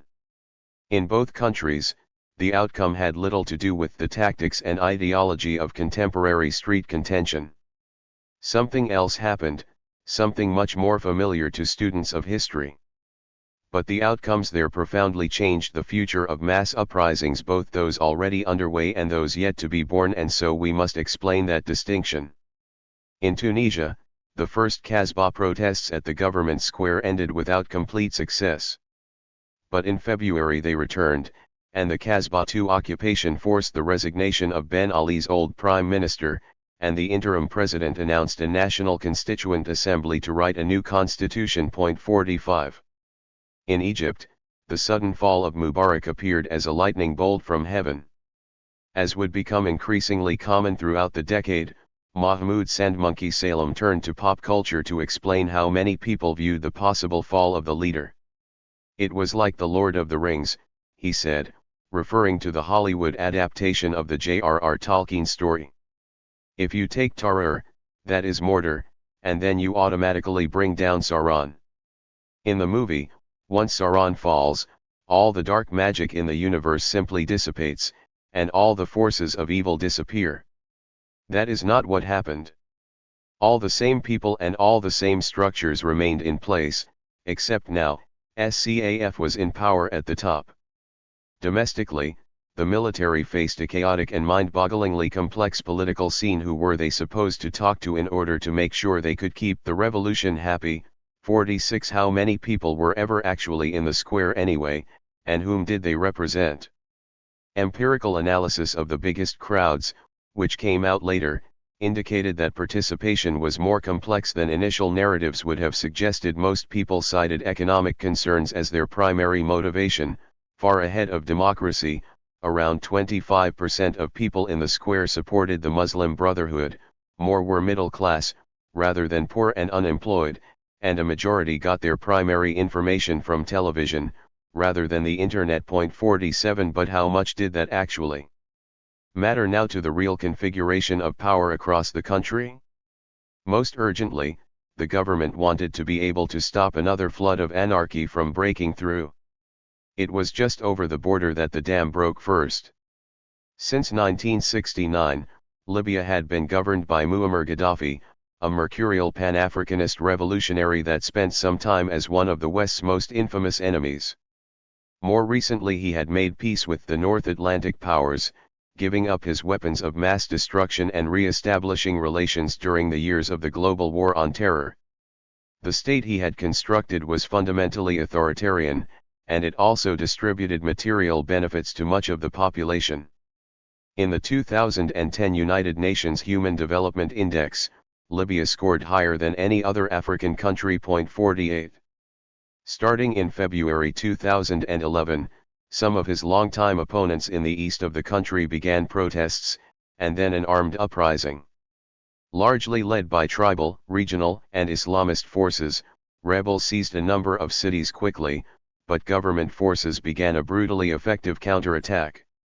The North Atlantic Treaty Organization, a security alliance created to counter Soviet influence during the Cold War, elected to implement a no-fly zone to stop Gaddafi from massacring his own people. Gaddafi surely had domestic enemies with very good reasons to want him out of power. He had surely employed systematic repression as he reproduced state power, and he had surely committed crimes against humanity. All of the same was also true for Saddam Hussein, another leader marked for removal by Western forces. Despite its stated intention, the NATO attack in Libya was a regime change operation. Without outside interference, Gaddafi could have easily kept control of the country. 49 To justify military action and the violation of Libyan national sovereignty, the international forces invoked the responsibility to protect, a doctrine developed in the wake of tragedies in Rwanda and Kosovo in the 1990s, with the aim of protecting civilians from things like genocide. 50 But the targets chosen by NATO revealed that the real goal was to overthrow the government. A layperson would have never guessed it, but a no-fly zone actually meant bombing quite a lot of Libya. Fighter jets carried out thousands of airstrikes, killing scores of civilians, and they bombarded Gaddafi's hometown, even though no one in the loyal region needed any protection from the government. NATO simply wanted the leader of the country to fall. 51 And he most certainly did, in dramatic, terrifying fashion. Rebels sodomized Gaddafi with a knife and then uploaded the video to the internet. Anyone in the world could watch the Libyan leader being tortured to death. For many other world leaders, especially but not only the autocrats, these shocking images offered a few lessons. First, if you have weapons of mass destruction, don't give them up. 52 Second, foreign powers will use legitimate or apparently legitimate uprisings as an excuse to push their own agendas.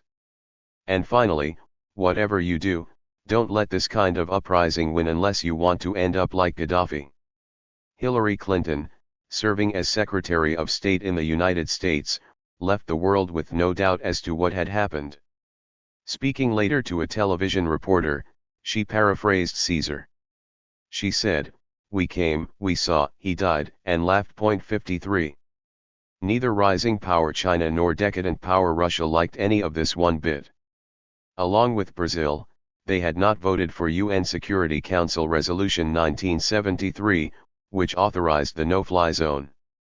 Hu Jintao, leader of the People's Republic of China, called for a ceasefire and said, if military action brings disaster to civilians and causes a humanitarian crisis, then it runs counter to the purpose of the UN Resolution 54. As a result of the NATO operation in Libya, former Russian President Vladimir Putin, who had stepped aside in 2008 to let Dmitry Medvedev run things, decided he must return to the presidency. 55 Previously one of the most eagerly pro-Western leaders in Russian history, he was now developing a new security doctrine based on the idea that the West was not accepting the world as created by the end of the Cold War and was instead using destabilization and illegal invasions to push for wider and wider influence. 56 In 2011, Dilma Rousseff became the first woman to ever open the UN General Assembly and used the speech to take aim at problems with the responsibility to protect doctrine, insisting that the use of force should be a last resort.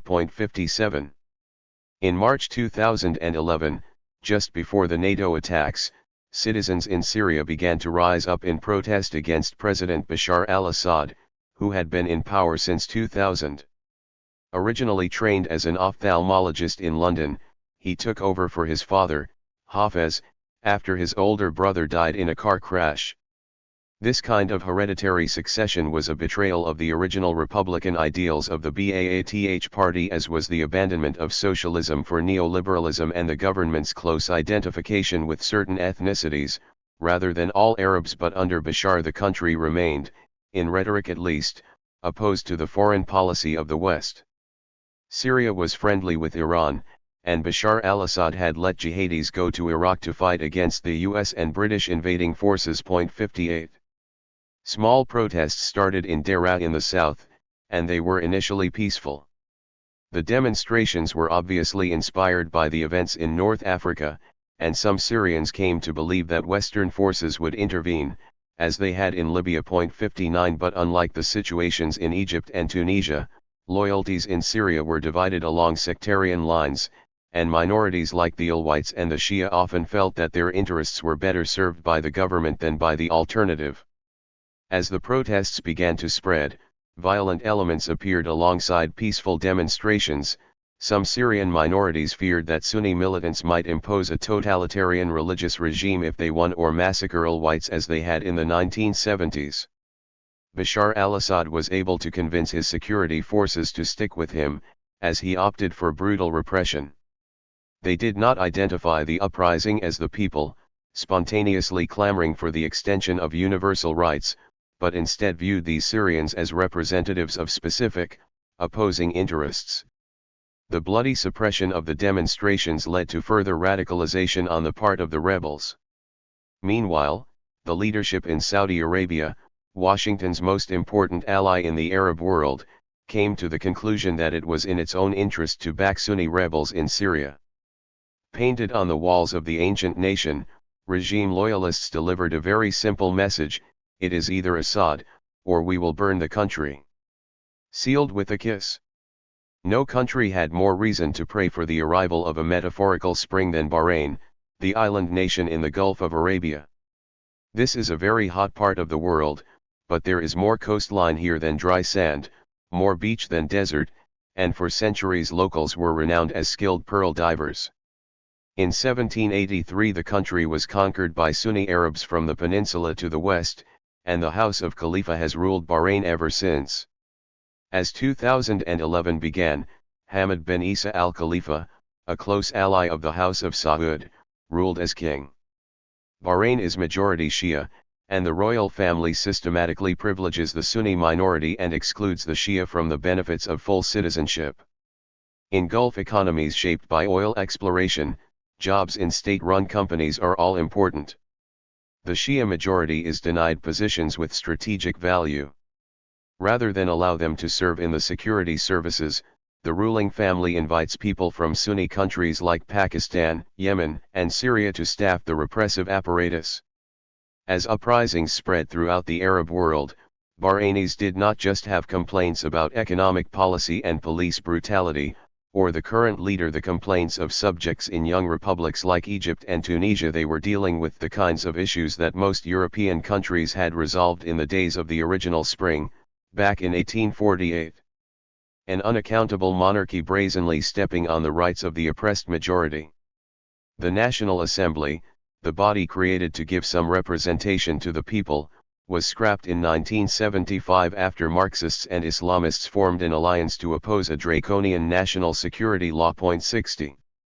Ebrahim Sharif is the unassuming, cheerful leader of Wa'ad or Promise, a Bahrainian political party born dedicated to the dream of socialist revolution. Historically, Bahrain had one of the strongest left-wing movements in the Gulf, and Sharif is well steeped in the history of global revolution from reading a lot and hanging out with aging veterans of the Dhofar Rebellion, a failed bid to overthrow the Sultanate of Oman with a long, Che Guevara-style guerrilla war. But in the past few decades, the goals of the Promise Party have been much more modest. Overturning the monarchy and instituting a republic would be far too provocative to next-door powerhouse Saudi Arabia, the thinking went, so the left-of-center opposition had limited itself to calling for a democratic constitutional monarchy. The royal family would stay, but the people would be granted some basic rights. 61. All of this seemed possible in 2001 when the young, then Sheikh Hamad submitted a national action charter, outlining a set of moderate reforms, for referendum. It was approved by 98% of the population. But Sheikh Hamad decided to interpret this as a mandate to subsequently write an entirely new constitution and keep power for himself. The opposition leftists like Sharif, the Shia parties, Democrats, anyone who opposed absolute monarchy was floored. They had been played. February 14, 2011, was the 10-year anniversary of this referendum, the last time the people had been able to articulate their will as a nation, and so it was the perfect day for the wave of Arab uprisings to crash onto Bahraini shores. Ebrahim Sharif attended the protest. Usually it is mostly the Shia who demonstrate, but Wa'ad is a cross-sectarian opposition party, and its Sunni members traditionally join in 2.62, so he headed, a bit unprepared, to Pearl Roundabout, the closest thing to a Tahrir square that the country had. He was immediately called upon to give a speech, which he did.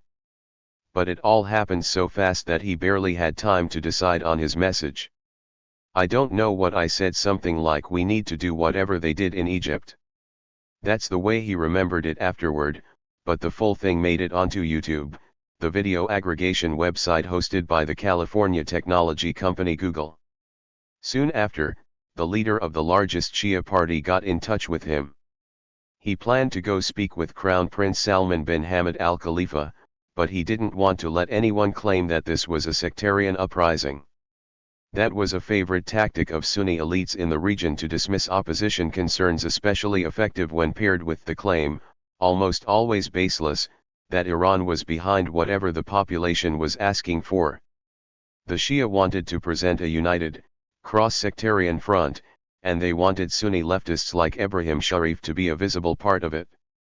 Sharif called a meeting of the entire opposition, and they assembled in his quiet, suburban home. This uprising, however, would not end with negotiations. Member countries of the Gulf Cooperation Council, Saudi Arabia, the United Arab Emirates, and Kuwait sent their forces over the bridge into Bahrain on March 14 and surrounded the small island, helping the Crown Prince to crush the protests and annihilate the opposition. There were far more troops roaming the streets than necessary, and they were terrifying. The opposition was rounded up, and authorities cracked down especially hard on Sunnis like Ebrahim Sharif, who had broken ranks and betrayed their putative allies in the ruling Sunni minority. They obliterated the Pearl Roundabout, paving over it in such a way that you can't even find where it used to be, and named the new construction after a historical figure hated by the Shia, a clear slap in the face to the majority. 63. And that was it. There was little outcry in the West, and Arab media largely ignored the crackdown. There was no talk of responsibility to protect or even any real hiccup in relations between the United States and Saudi Arabia or Bahrain. A few things may help explain this. First, Bahrain is the home of the Fifth Fleet. The island hosts a huge U.S. naval base. Washington was not going to countenance the loss of Bahrain to a Shia government that might be friendly with Iran.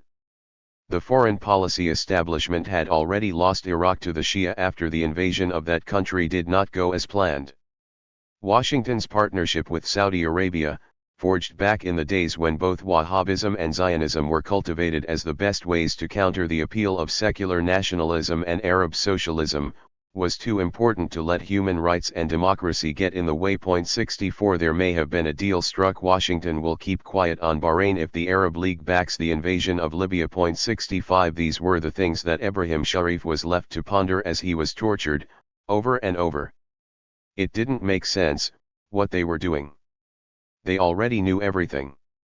His speech was on the internet. Why were they torturing him? They would ask him, "Did you say this or not?" and he would say, "Yes." You have the video. He had been in the respectable opposition for decades. He didn't have any secrets. But the assaults continued. And the punishment was not only physical. Every morning the captives would wake up with a portrait of Saudi King Abdullah facing them, and they would be tortured if they didn't kiss it. 5. Around the world. The inspirational example of the so-called Arab Spring, and especially the fantastically well-illuminated scenes of the prefigurative carnival in Cairo, was only the beginning of a year of global movements that sought to transform society. In the United States, the world's most powerful nation and the place where many people learned the meaning of protest back in the era of television, demonstrators took aim at Wall Street. The magazine Adbusters called for a Tahrir Square moment in the US, and soon thousands of people would horizontally encamp outside the center of the global financial system. This would have a profound impact on political culture in the country, largely through its interaction with the media. Todd Gitlin, the early president of SDS and prescient critic of corporate journalism, was there, and David Graeber became one of its most recognizable public intellectuals. But before that, millions of people took to the streets in southern Europe. The still unfolding global financial crisis hit these countries especially hard, due to the structure of North Atlantic capitalism and the configuration of the European Union. For regular people this took the form of austerity and rising unemployment, and young people were shut out of the economy, with Greek and Spanish people taking the worst blows of all. Protests had already erupted in Athens a year earlier, and 3 people lost their lives. But on May 15, the newly formed group Democracia Real Ya, or Real Democracy Now, occupied the Plaza del Sol in Madrid. This was the arrival of the terror model in the West, and the press called them the indignados, those furious at banks, politicians, and the real-life devastation they had wrought. Over 100 protest camps sprung up across the country, and Spanish protesters called on more of their Greek brothers and sisters to join the struggle. 1. And they did. A teenager set up a Facebook page to organize a protest at Syntagma Square in downtown Athens, which remained occupied until the summer. Invoking the spirit of Athenian democracy, assemblies sprang up around the country. These groups, especially those affiliated with Democracia Real Ya, were committed to horizontalism and radical participatory democracy. Throughout Spain, protesters set up people's assemblies that sought to come to decisions through full consensus. Anybody was free to join. 2. The contention was not limited to the permanent settlements. During these months, it's possible that up to 3 million Greeks, a third of the population, and 6 million Spaniards out of around 45 million total participated in a wider set of marches and demonstrations. A vast majority of people in both countries said they agreed with the wider goals of the protest movements. In Spain and Greece, demonstrations pushed the governments to the brink of collapse. But it did not come to that. 3. This was the West, where life is different from Yemen or Egypt. European nations have a different place in the global system, and institutions in these countries were stable enough that a systemic rupture did not occur. The armed forces in NATO countries were certainly not going to abandon the state as the legitimate democratic authority in favor of an amorphous, left-leaning movement, and NATO certainly wasn't going to bomb itself. Life was very difficult for young people in southern Europe after 2008, but few protesters were ready to take up arms, fight, and die for the rejection of EU-style capitalism. The continent's repressive forces, and they certainly exist, had the confidence to allow legal protests to flourish, and the confidence that they could do their job and violently repress the lawbreakers without inviting condemnation from the international community. Unless society actually ground to a halt, and the reproduction of the economic system became impossible, the institutions could survive. And they did. 4.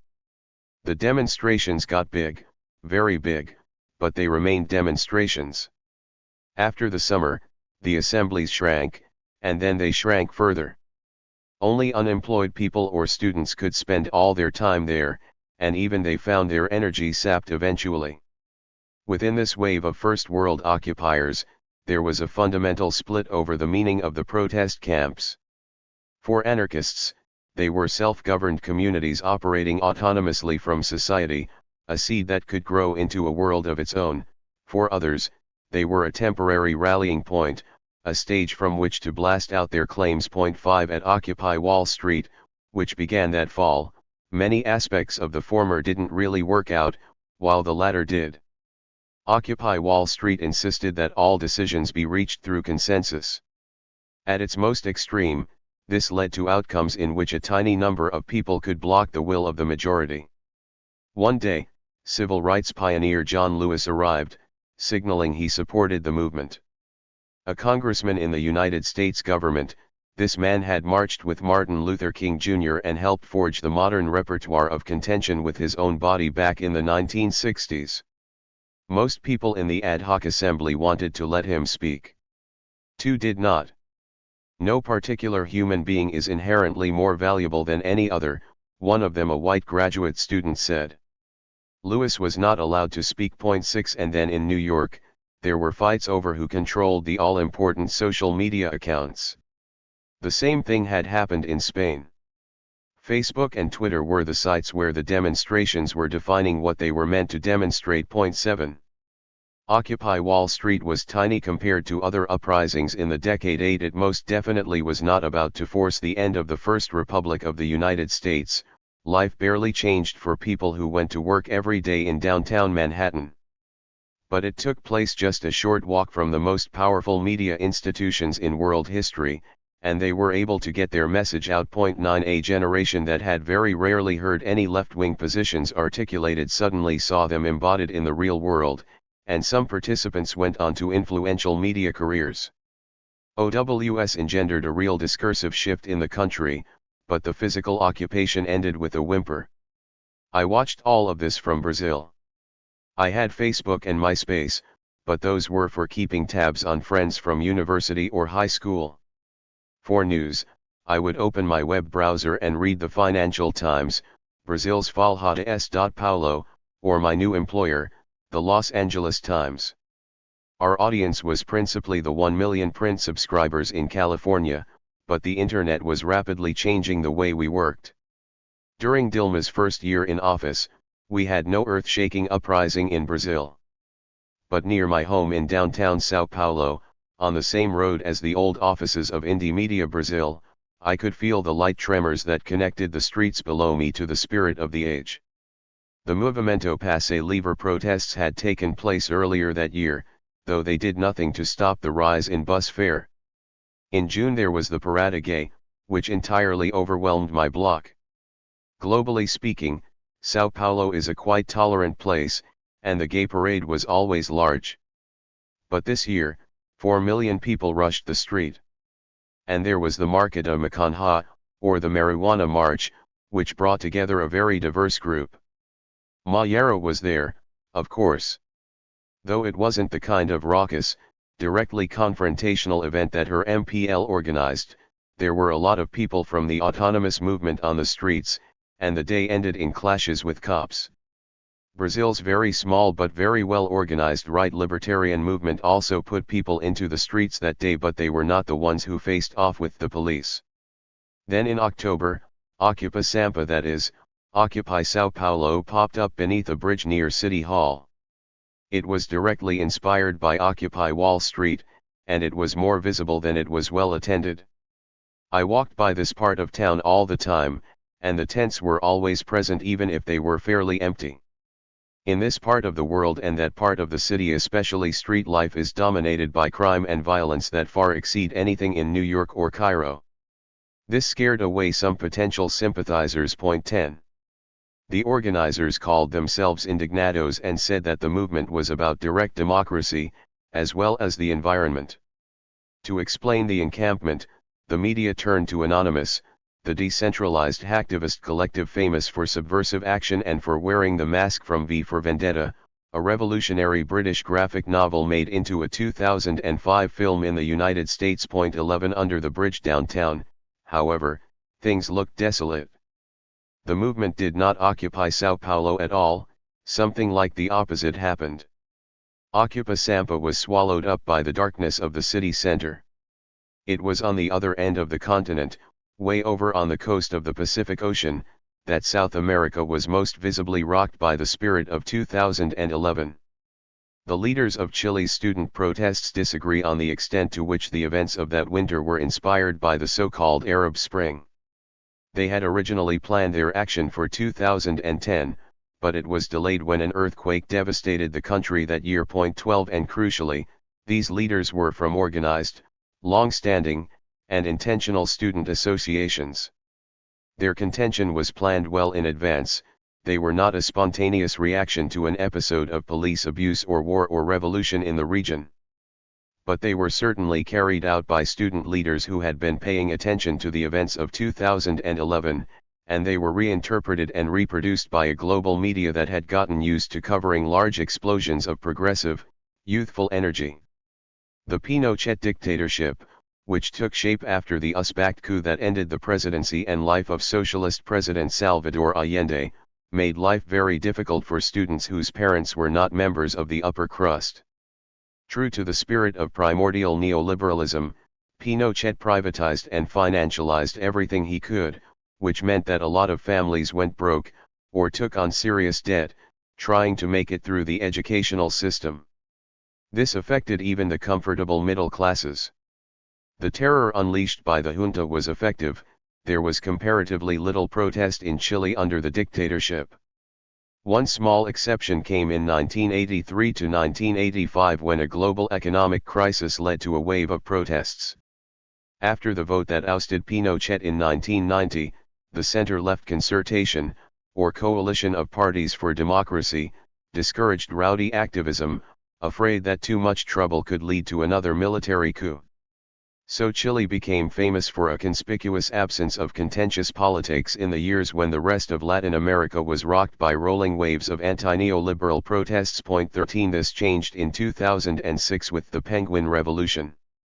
A new student association, more democratic and horizontal than its predecessors, but still formally structured, submitted a set of proposals to the government that would increase public funding and reduce inequality in education. After this was ignored, the students launched a set of confrontational street protests, and then got hundreds of thousands to take part in a sit-in in Santiago. Chile is a neat and tidy country, visibly influenced by the legacy of the English capital that flowed into the country after it won independence from Spain. High school students dress very formally, in black and white uniforms that have earned them the nickname of Pingüinos. During the demonstrations, public support for the Little Penguins reached as high as 87%, and Socialist President Michelle Bachelet formed an advisory commission, which came up with a package of reforms that she took to Congress. But lawmakers would not pass them. Many students learned a lesson that year: you have to negotiate while the movement is still alive. If the energy has already dissipated, elites have no reason to do anything they don't want to do. 14. 5 years later, in 2011, the same generation launched an altogether more spectacular set of demonstrations. A conservative was now in power, the billionaire businessman Sebastián Pinera, which meant that progressives didn't have to worry if a bit of contention might be bad for the executive. The protests were organized by elected student leaders at the country's most important universities, and they were aimed at the for-profit, neoliberal education model. They had formal associations, they had resources, and they had the attention of a sympathetic media.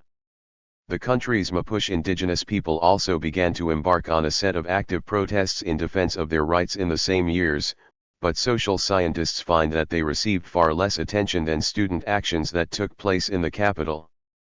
The student leaders disavowed the destruction of property, caused by some protesters in hoods, and instead generated the kinds of images that for-profit media love to reproduce. They employed carnivalesque or even effective tactics, staging parades in their underwear, or putting on kiss-ins. 15. Media in the country, and around the world, would often highlight that the movement was not affiliated with any party. But there were big exceptions. It was true that Giorgio Jackson, a student leader at the Pontifical Catholic University of Chile, and Gabriel Boric, a rising star at the University of Chile, were not in any of the old left parties. Boric was an indie rock kid with messy hair from the freezing cold far south of the country who helped build an autonomous left non-party group in college. But Camilo Vallejo, the president of the student union at the University of Chile, was a member of Chile's Communist Party, the Partido Comunista de Chile. Vallejo was a talented communicator who had been shaped by the party's internal education system. The PCCH had been around since 1912, having survived 2 right-wing dictatorships. It was tightly structured, and its young members get an education in both Marxism-Leninism and practical activism. Camilo Vallejo got special attention from international media for other reasons. The New York Times gave her a big spread, with the slightly confusing headline "The World's Most Glamorous Revolutionary." Camila certainly dresses well, but she looked a lot more like a leftist college student than anyone who spent a lot of money on clothes. But the article got to its real point with a quote at the end of the first paragraph: "She's hot 16." The students managed to win very wide support from the broader population.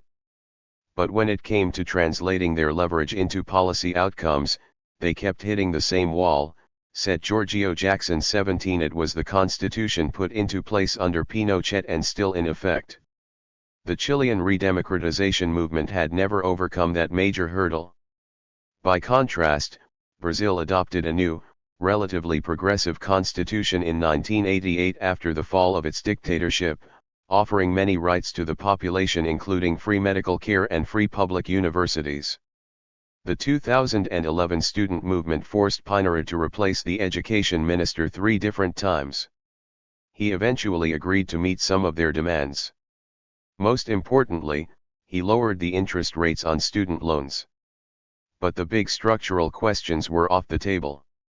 There was a split within the movement on how to deal with this, on whether the point was to extract concessions by playing politics or whether the correct move was to expand street actions and radicalize.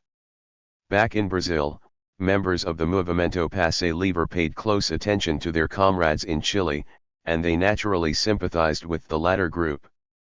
They favored the more autonomous forces that gained influence as the year wore on. Several members of the MPL went to meet with protesters in Santiago and came back to São Paulo with a manual for training students in the art of contention. But Piñera and the rest of the Chilean state stood stubbornly in the way of radical change. As the demonstrations dragged well into 2012, it became clear that despite the largest protests since the fall of the dictatorship, no major victories were imminent. 6. A social network. In July 2012, I got an email from another journalist in São Paulo. "We should go have dinner with a couple big shot reporters from New York," he wrote. "They're here looking to meet people." I didn't know who they were, but it was easy to read up on them. David Carr was a media correspondent for the New York Times who commanded a large following online. Andy Carvin was a journalist at NPR who had just written a book called Distant Witness about his experience using Twitter to report on and to some extent participate in the events of the so-called Arab Spring.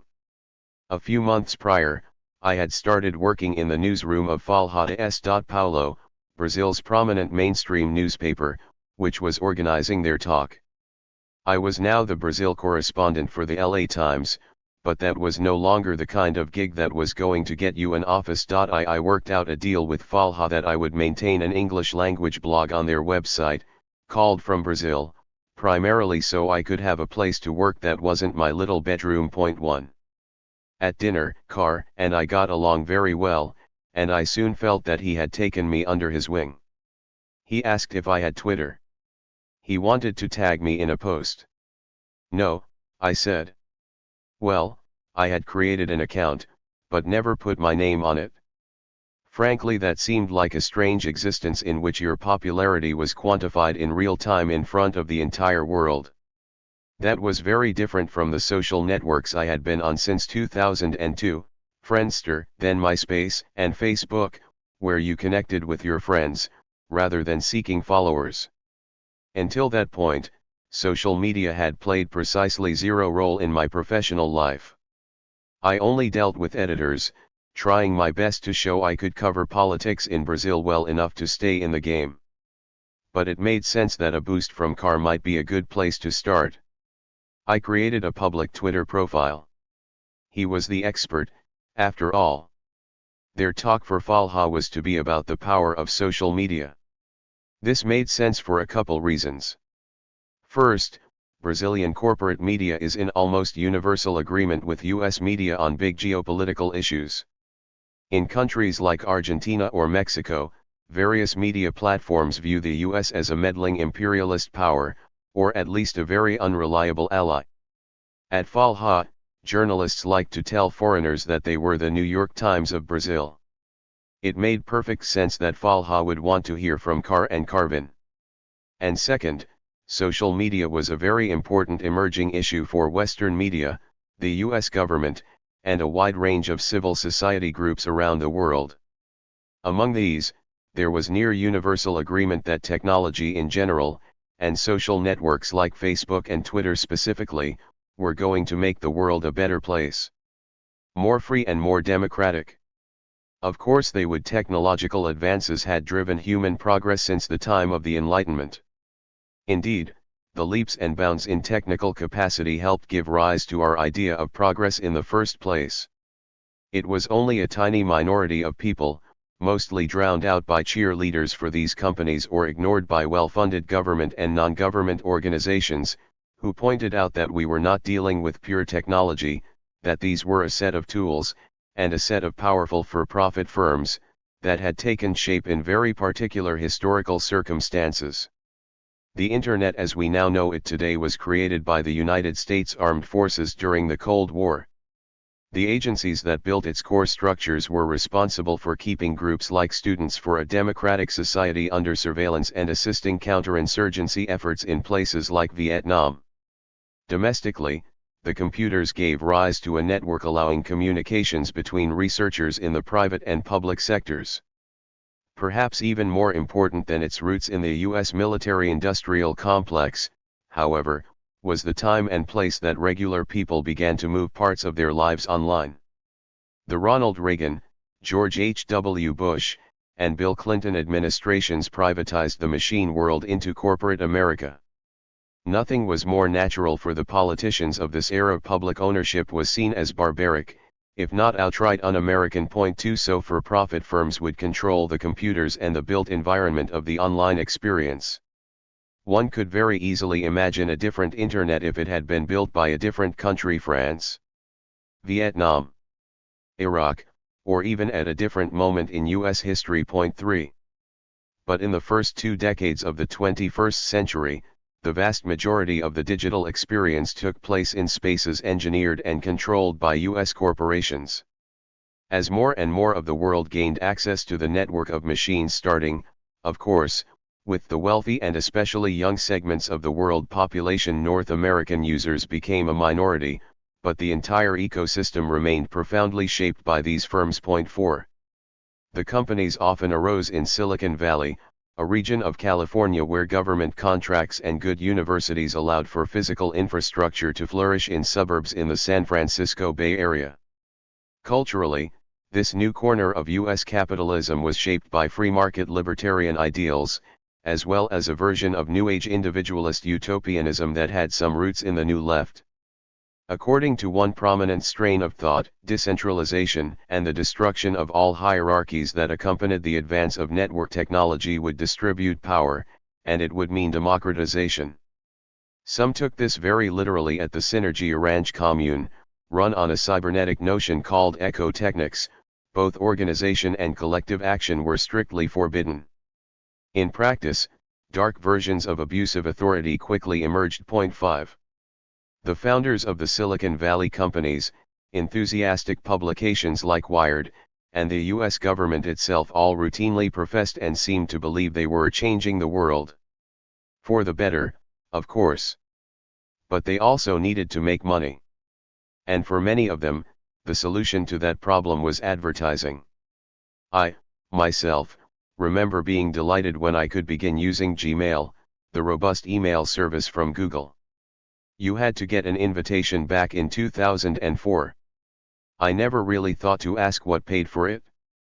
The answer came out eventually, which is that Google searched all of your communications in order to understand you better, so that other companies could sell you more things.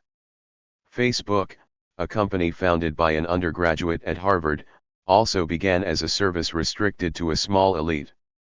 The social network expanded to Columbia and Stanford, and then to other prestigious colleges, then to wider sections of the population, until everyone was invited.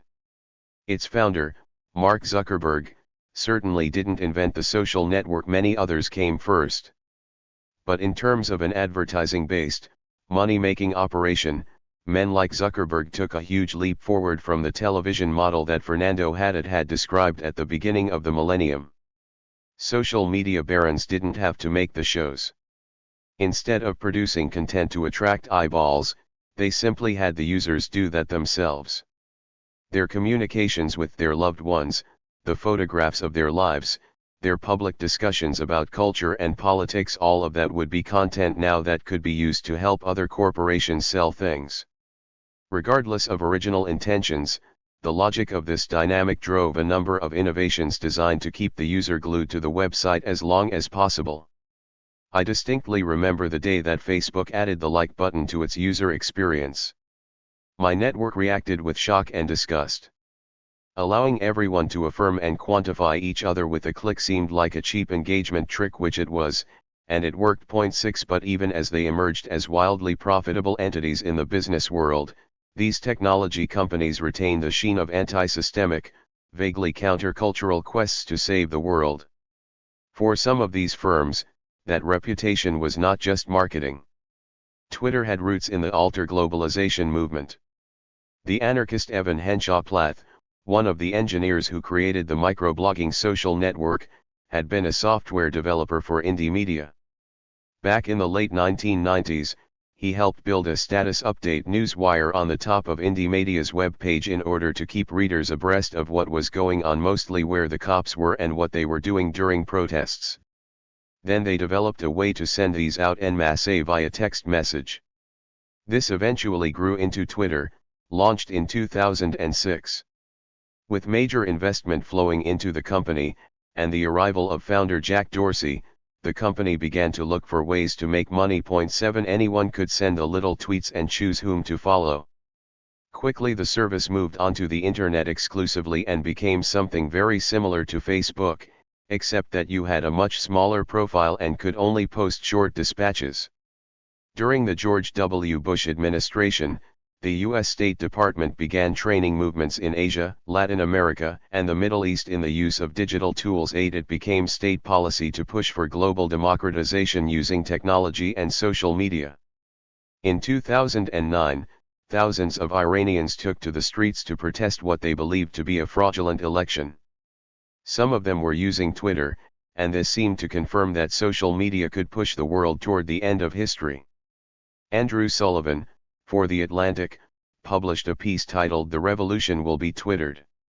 In the New York Times, Nicholas Kristof claimed that in the quintessential 21st century conflict, on the one side are government thugs firing bullets, on the other side are young protesters firing tweets. 9 It did not change the mainstream narrative much when this round of contention in Iran achieved very little, and the Iranian government actually used social media to identify and promptly arrest many of the dissidents.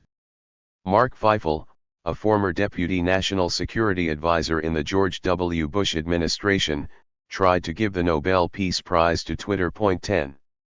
Gordon Brown, the Prime Minister of the United Kingdom, went even further. Referring to the 1994 genocide in Central Africa, he said, "You cannot have Rwanda again because information would come out far more quickly about what is actually going on, and the public opinion would grow to the point where action would need to be taken." 11. In 2010, Secretary of State Hillary Clinton, under President Barack Obama, likened the promotion of internet freedom to support for dissidents in the USSR during the Cold War. As networks spread to nations around the globe, virtual walls are cropping up in place of visible walls. In the International Herald Tribune, Roger Cohen wrote that while "tear down this wall" was a 20th century slogan, the same demand for the 21st was "tear down this firewall." Eli Lake, writing in the New Republic, made the same comparison. Belarusian theorist Yevgeny Morozov, who knew very well that the end of communism did not go the way most people in Washington, D.C., and California thought it, had tried to push back against this wave of uncritical boosterism for California businesses. "These people had their Cold War history very wrong," he said. "Authoritarian governments are not passive simpletons waiting to be overthrown, and they could learn to use the internet themselves," he pointed out. Whether rich Westerners realized it or not, situations even worse than the governance of a stable authoritarian state were possible, including civil war or failed states. But if he was given any attention within what became a tsunami of praise for the technology sector, it was so he could be attacked with reckless abandon. In the mainstream press, the internet guys were almost always the good guys. 12. Confidence in this perception was so deeply internalized that these capitalists spoke of disruption in society without feeling the need to demonstrate that aggressively shaking things up would lead to improvements. This was not far off the logic of beneath the stones, the beach, or Tirarica's it can't get any worse. Smash things up, and something better will emerge from the wreckage. This assumption seemed widespread. In the 2008 election campaign, a young senator named Barack Obama had plastered his face over the unaccompanied word change, and few people stopped to recognize that everything bad that happens is change, too. The events of the so-called Arab Spring only reaffirmed the faith of the liberal techno-optimists. It was undeniable that Facebook had played some role in the events of January 2011, and many of those who became unofficial spokespeople for the Square also became such on Twitter. Over the following 10 years, media companies, brands, and all kinds of corporations would spend ungodly sums of money trying to figure out which kinds of things generate engagement on corporate social media. But for whatever reason, some people, whether it was because they were articulate, loud, interesting, or shocking, rose to prominence on these networks. The Che Guevara of the 21st century is the network, wrote Alec Ross, the officer in charge of digital policy in Hillary Clinton's State Department, in 2011 in NATO Review. In the Brazilian press, the coverage was not so different. In North Africa, a new form of popular mobilization is trading in weapons for cellular phones, declared a report broadcast that year by the Globo network. The Facebook revolution allows individuals to construct the very facts that they are narrating. Nothing will stop it. 13. But for the real people, this term, the Square, usually named the progressive, secular revolutionaries in North Africa who had inspired so many others around the world, things were far from perfect, even in the wake of the most successful uprisings. Tunisia was locked in torturous negotiations to shape its future. And in Egypt, though some demonstrators had chanted that the people and the army are one hand, faith in the Supreme Council of the Armed Forces had dissipated after Mubarak's departure. SCAF put forward a set of constitutional amendments, but many revolutionaries opposed quick and easy changes to Mubarak's constitution, saying that they were rushing the process of transition to benefit conservative political forces that are already well organized, such as the Muslim Brotherhood. 14. Then in October, a crowd of people from Egypt's Coptic Christian minority gathered in front of the Maspero television building in downtown Cairo to protest the destruction of a church in Upper Egypt. SCAF forces crushed the demonstrators, killing at least 24 people. Government tanks rolled over their bodies, while state media blamed the protesters for inciting violence. This was the exact same type of brutality that had inspired the uprising in the first place. But the Egyptian revolutionaries only really had one arrow in their quiver: they could try to take Tahrir Square again. All types of protests took place in 2011 and 2012, but unless they forced the country to a halt, again, they remained demonstrations. Unless they could oust SCAF and replace it with a new revolutionary government, they would have to rely on negotiations and conversations until the planned elections. But the Square was splintered into a number of small groups, which made them easy to ignore. If SCAF wanted to dialogue with civil society, the Muslim Brotherhood stood out as a single coherent organization with a reliable base of support. New elections did go ahead in May 2012. The Muslim Brotherhood would be represented by Mohamed Morsi, who was rigid and conservative by the previous standards of the Islamist group. Candidate Ahmed Shafik represented a continuation of the Mubarak approach to governing. Hamdeen Sabahi, a Nasserist social democrat and one of the founders of the Kifaya coalition back in 2004, promised a fairer economy and full democratization. In interviews and private conversations, he sometimes pointed to a development path forged far outside the Arab world. He was inspired by Brazilian President Lula, who had governed democratically and improved the lives of the poor without breaking with the global system. 15. Gihad chose to vote for Hamdeen Sabahi. She thought he was the candidate who most stood for bread, freedom, and social justice, that original revolutionary slogan. Some other young secular revolutionaries, like Jihad's future husband, Ahmed, chose to back Abdel Fattah, a former member of the Muslim Brotherhood seen as progressive compared to most Islamists. That seemed like a good tactical choice, Ahmed figured, given that Fattah could both represent the revolution and appeal to the country's large religious bloc. Ahmed would have been very happy to see Hamdeen Sabahi win too. Other revolutionaries called for a boycott of the vote. For some, the point was never to represent the people with new repressive structures at all. Hassam III Arabai el-Hamali, the revolutionary socialist, believed in seizing state power, but he thought that the uprising was still underway, and the priority was to remove SCAF, not legitimize their rule by taking part in their elections. They had been successful in organizing strikes since the fall of Mubarak, and it was obvious to him that the revolution still controlled the streets. The blogger Mahmoud Sandmonkey Salem came out in support of spoiling ballots. He said that the real point was to say fuck you to the Supreme Council of the Muslim Brotherhood. He rejected the interim military government that was clearly in dialogue with the Islamists, and he did not trust SCAF to put on fair elections. But quite a lot of people voted, and the election seemed legitimate. In the first round Morsi got 25%, Shafik received 24%, and Sabahi and Fattah took 21 and 17%, respectively. The secular revolutionaries were horrified. The election would come down to a runoff between the Muslim Brotherhood and the old regime. If they had been able to organize a united front, the combined votes for Sabahi and Fattah would have easily surpassed the numbers earned by Mubarak's man. In the second round, Morsi won. After 84 years, the Muslim Brotherhood would be in charge of running the country. This was good news for Turkey, while Saudi Arabia, despite its religious extremism, had long viewed the Brotherhood as its rival. To some extent, Morsi's arrival seemed to be a victory for Qatar, the small Gulf monarchy that had played an outsized role in regional politics since founding Al Jazeera, and whose leaders were more friendly with the Muslim Brotherhood than the monarchy in Riyadh. It was not clear what it would mean for Egyptians. But still, Jihad thought, at least the country now had a democracy, and after Morsi took over, the forces of civil society would be able to protest, or regroup, to win the next election. Meanwhile in Syria, the uprising had turned into a fully fledged war. The Obama administration took the same position as its Saudi ally and began providing secret support to the Free Syrian Army in 2012.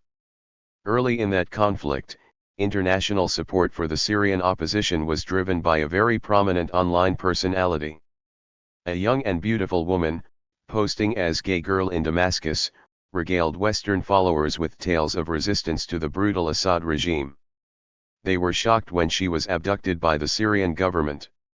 Supporters launched a campaign to find her and save her life. Journalists began to look into her story. It turned out that she was a fiction made up by a bored graduate student from the United States. 16. In Yemen, the eruption of mass protests starting in 2011 had forced Ali Abdullah Saleh to step down after 33 years in power.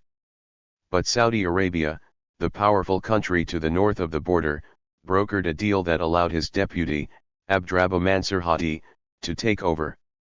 In early 2012 he ran unopposed for president, and protests started again as rebels in the north and south of the country boycotted the vote. 17. Tunisia, the country that had started it all, struggled through the difficult process of drafting a new constitution. Pre-existing parties, the Islamists and the leftists and the liberals, tried to hammer out a document that would bring the country into the democratic world, reflect the interests of the people, and deliver on the spirit of January 2011. But Maya Jaibi, the Secretary General of the Parti Démocrate Progressiste, noted that the uprising had not provided the country with a concrete political direction. They were using the institutions that were there before, rather than building truly new ones. There was no major change to economic conditions in the country. What happened, she said, is more than an uprising, but less than a revolution. 18. 7.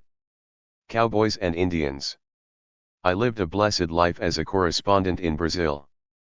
The task I was given, to attempt to understand the country, was endlessly fascinating.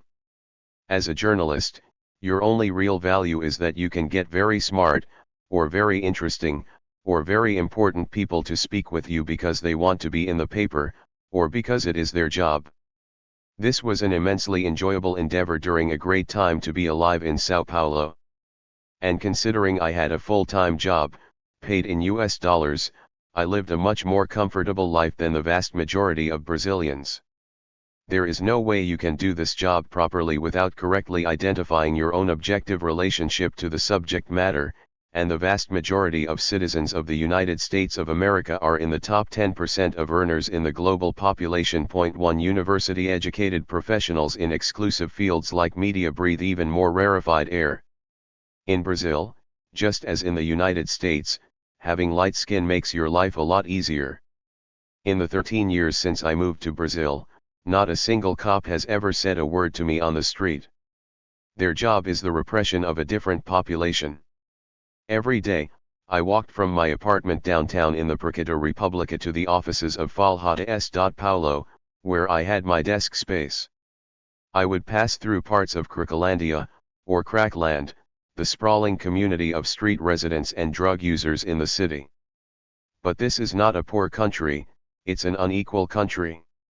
No matter how plush my life was in Sao Paulo, I was still often shocked to hear about how some colleagues in the Brazilian media lived, single people in their 20s who had a maid come to clean their apartments 3 or more times a week, highly educated, cosmopolitan intellectuals who hadn't the slightest clue how to do the dishes.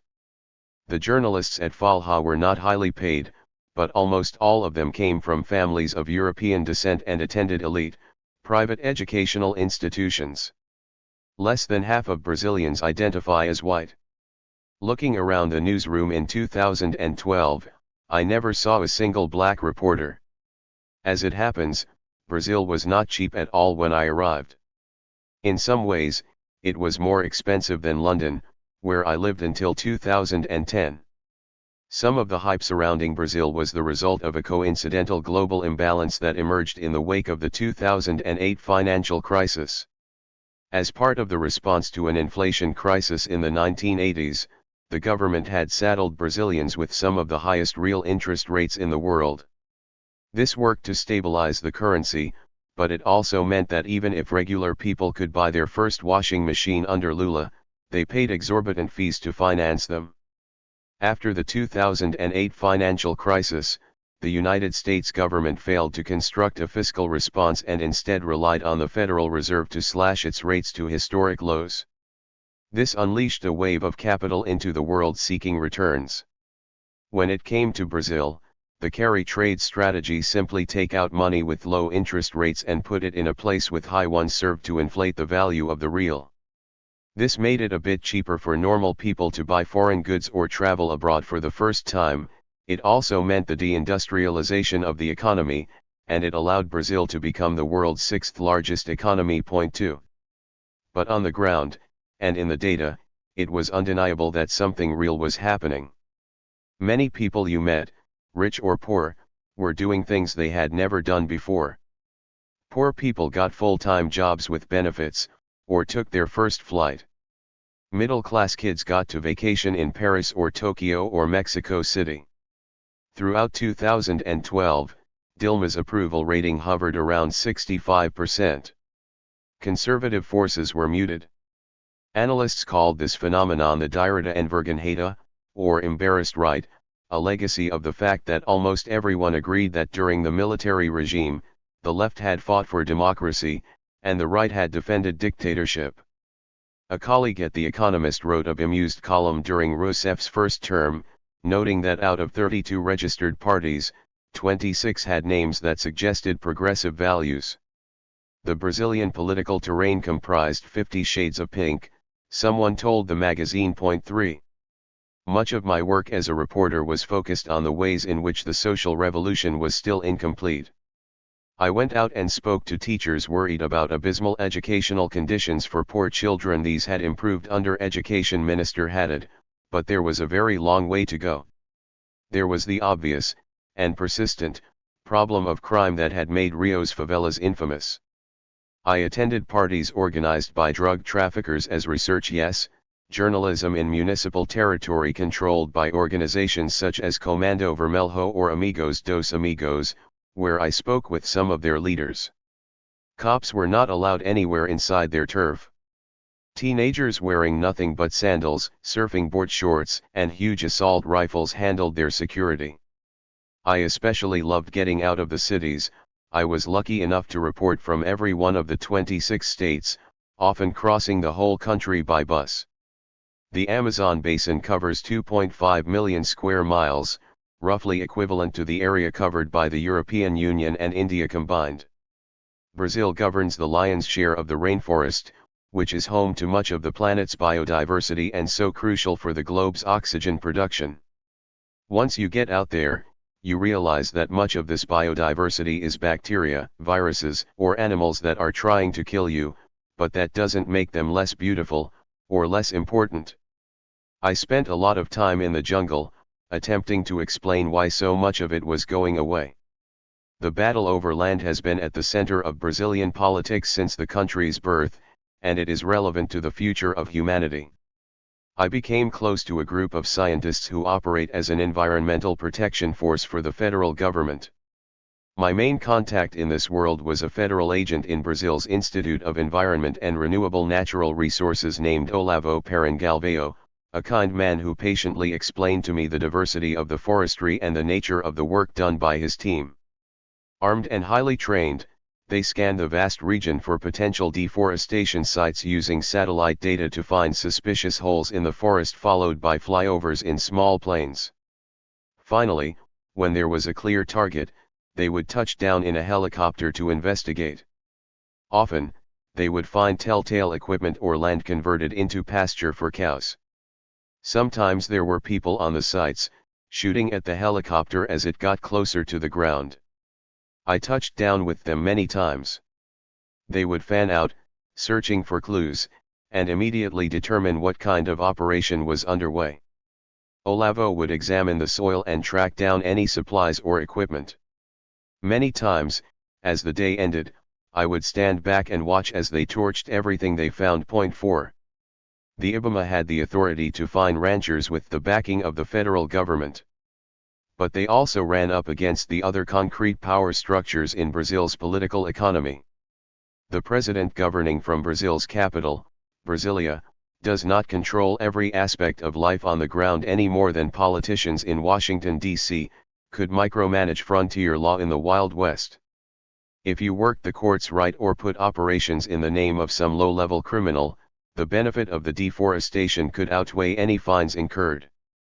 That is, given the real set of regulations and punishments within the Amazon, it is economically rational to cut it down.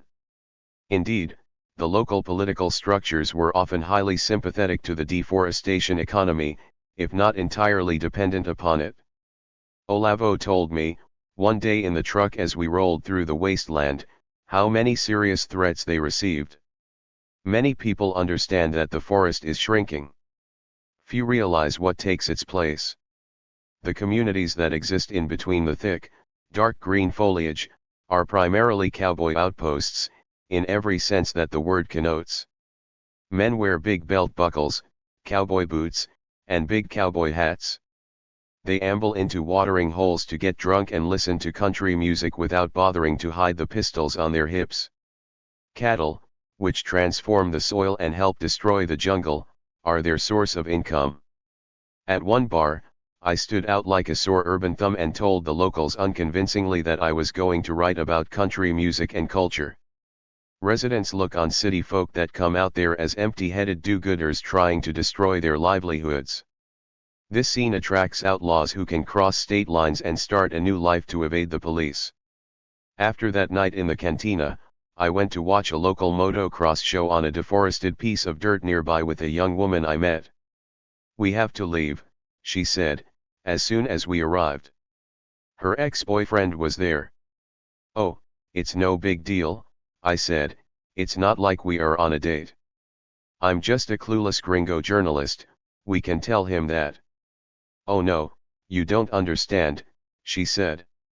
"He moved out here because he is wanted for murder in several states. I skipped the race.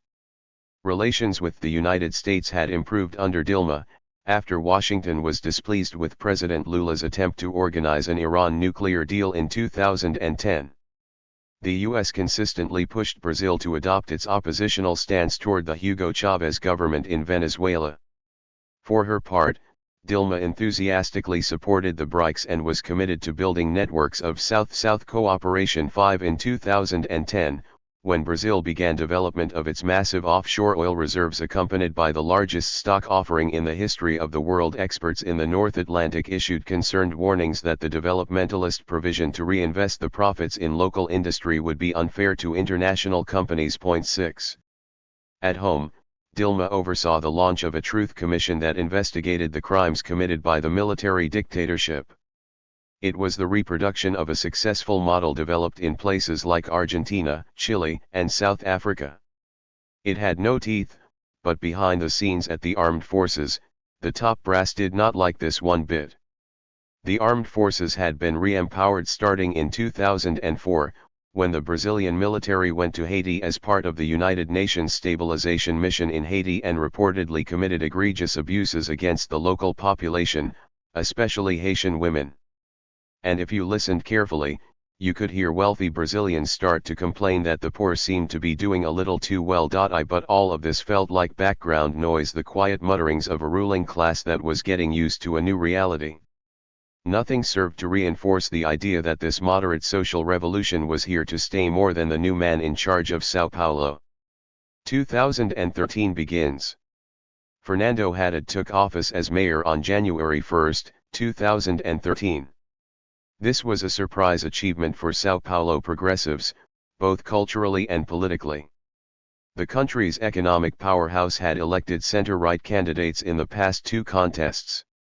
But now, after a full decade of Workers' Party rule at the federal level, voters handed City Hall to a socialist intellectual who had matured under one of Lula's large wings. He was also a man who played guitar on stage alongside U.S. rap group Public Enemy, proposed an urban model with less cars and pollution, and promised to revitalize the historic city center. 7 As he set up the office of his Secretary of Culture, he established links with some of the young people organizing street festivals and protest events since 2011, including some of those who had ties to the alter globalization movement.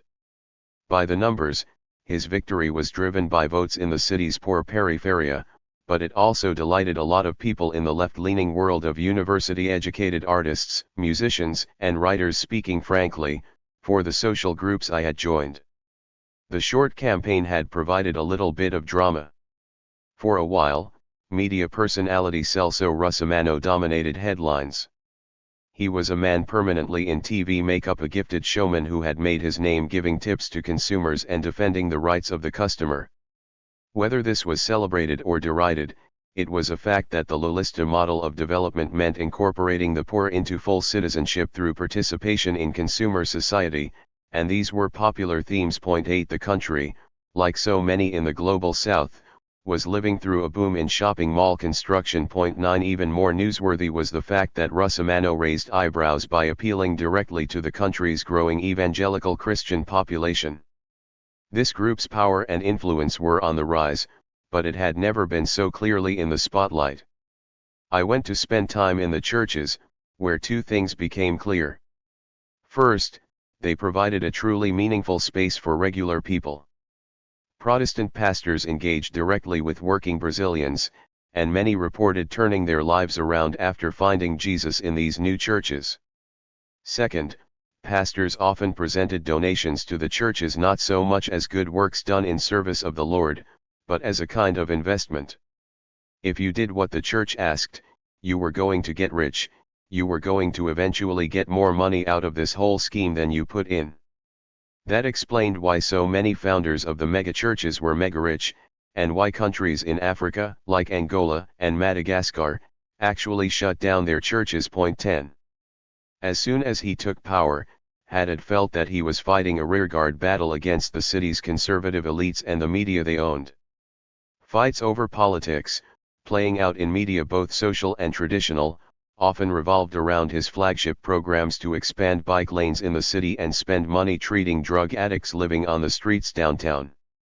Fights over control of the streets got particularly nasty, with motorists insisting that Sao Paulo was not Amsterdam or Berlin and that trying to push cycling culture was left-wing social engineering.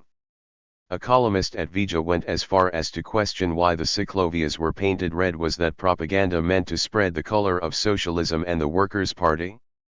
Even more outlandish was the claim made later in the magazine, the kind of thing that would go viral online, that Haddad was the Taliban of the bicycle, ISIS on two wheels. 11. Influential sectors felt that all of this progressive stuff had gone too far. The new mayor became deeply frustrated with the media coverage. He felt he was always playing defense, facing off with the right. In March 2013, I wrote an article about media culture in Brazil and focused on national politics. The story sought to situate and explicate a puzzling phenomenon. How was it that Dilma Rousseff now enjoyed approval ratings as high as the 70s, but not a single major publication, television station, or online outlet supported her administration? Coverage was universally critical. Almost all of the major media in the country had also supported the coup back in 1964, and I noted that it was the exact same outlets and the same families controlling them that dominated the landscape in 2013. I was working inside one of these, and I think that emphasizing this point may have caused a little bit of discomfort in the newsroom. My colleagues there stressed it was also important to recognize that their bosses weren't the only ones who had class interests. Much of the best media in the country was aimed at the audience who drove subscription and advertising revenue. Think of a lawyer in Sao Paulo, one editor said. And this class especially, like the economists they consulted, believed that Dilma's economic policies were dangerously wrong-headed. 12. But in May 2013, it was neither municipal concerns nor macroeconomics that held my attention. A sadly familiar story in the state of Mato Grosso do Sul, local ranchers had apparently hired pistoleros, local gunmen, to murder members of the Tarana tribe. Of course, it was a fight over land. In disputed territories, indigenous people sometimes fight with bows and arrows, or clubs. The cowboys always use bullets. They may not have the federal government on their side, but they have enough to get the job done. In the Guarani Kiowa community, this dynamic had led indigenous people to slowly kill themselves. Over the previous 3 decades, members of this tribe had committed suicide at 60 times the national average. As June 2013 began, I was sitting in a hut with Alda Silva Cunha Tuparendai, listening to her explain why they no longer wanted to live. 8. Minority Report. Istiklal Avenue runs through the center of Istanbul, on the European side of the ancient city. There are no cars here, just endless street cafes and vendors selling ice cream in the summer or roasted chestnuts in the winter. You can pop down a tiny side street, perhaps built when this was still the capital of the Byzantine Empire, and have grilled lamb and fresh vegetables, or a bottle of Efes beer, brewed and bottled in Turkey. Just a few blocks east is the water of the Bosporus Strait, which you can jump on, via ferry, to the more conservative and religious Asian side of the city. Istiklal, on the other hand, has been the traditional heart of secular elite culture, the stomping ground of the urban bourgeoisie and its fun-loving children, many of whom fared well under the modernizing regime of Mustafa Kemal Ataturk. If you walk up to the end of Istiklal Avenue, you will find a big open space, Taksim Square, and then a humble patch of trees and grass, called Gezi Park. It is not a particularly special or beloved park, but it is in the middle of everything. In the beginning of 2013, activists staged a set of interventions in defense of the environment, public space, and the secular lifestyle in general. There was nothing very surprising about this. This was a democracy, and the city was going through a number of transformations that were always going to be subject to discussion and contestation. That is how the game is supposed to work in the era of liberal globalization. For many years, Turkey had often been held up, especially by Westerners, as a model for the rest of the Muslim world. Under Recep Tayyip Erdogan, First elected Prime Minister in 2002, the European Union began to seriously consider the possibility of admitting the country as a member. Erdogan had incorporated its Muslim majority more fully into the body politic, while remaining ardently pro-Western and bringing the country in line with the rules of the global capitalist economy. The Turkish left, historically strong enough that the military felt the need to take power in a violent 1980 coup, denounced this as neoliberal capitulation and pointed to widening inequality. But Erdogan had established a broad coalition of supporters, and his project moderate Islamism, pro-business and pro-Western, contesting elections appeared hegemonic. In March 2013, his approval rating hovered around 60%, though it was only 46% in Istanbul. 1. Protests began when intellectuals and artists in that city mobilized against the demolition of a beloved downtown cafe and then a historic movie theater, which were to be cast into the dustbin of history to make way for a new shopping mall. 2. The activists failed, and the mall went forward. A group of environmentalists made contact on social media so that they could do something to protect the city's remaining green spaces from rapacious development. Furkan, a college student from Istanbul, joined the loose network and started planning. Like many of his friends, he looked more to Europe than to the Arab world for inspiration. They were moved more by the ways that environmentalists organized in the West, and the way that leftists had taken to the streets in nearby Greece in 2011, than the example of Tahrir Square. In any case, he didn't have much hope his little group of tree huggers would accomplish much, aside from slowing down the ongoing commodification of Istanbul. 3. On Twitter, he discovered that the city planned to bulldoze trees in Gezi Park on the night of May 27. In addition to destroying a bit of nature, the president wanted to build a large mosque, which would celebrate the Ottoman period. Furkan and a few dozen comrades went to the park. A group totaling perhaps 85 activists, 15 journalists, and one member of parliament from the pro-Kurdish party managed to stop the bulldozers. But those big machines were going to come back. The protesters spread the word, and 1,000 people came out the next night. Most were committed environmentalist types, with a smattering of different political viewpoints represented, but the one commonality was that nobody was pro-Erdogan. On a whim, some of them dragged out tents so there would always be someone there to protect the park. In the middle of the night on May 29, the government arrived, this time to clear out people instead of trees. As the cops began to tear gas the settlement and torch the tents, Furkan scrambled in panic across the square. Desperate to escape, dozens of people tried to rush down the same small set of stairs at the same time, and they crashed to the ground. The whole thing was filmed on camera phones. 4. On May 30, the entire country woke up to the shocking images of a crackdown on nonviolent environmental protesters, in the middle of Istanbul, with Taksim Square on fire. Except, that is, for those who tuned into state media, which wasn't talking about this at all. But social media, Twitter especially, and international coverage made it easy for well-connected Turks to see past the censorship.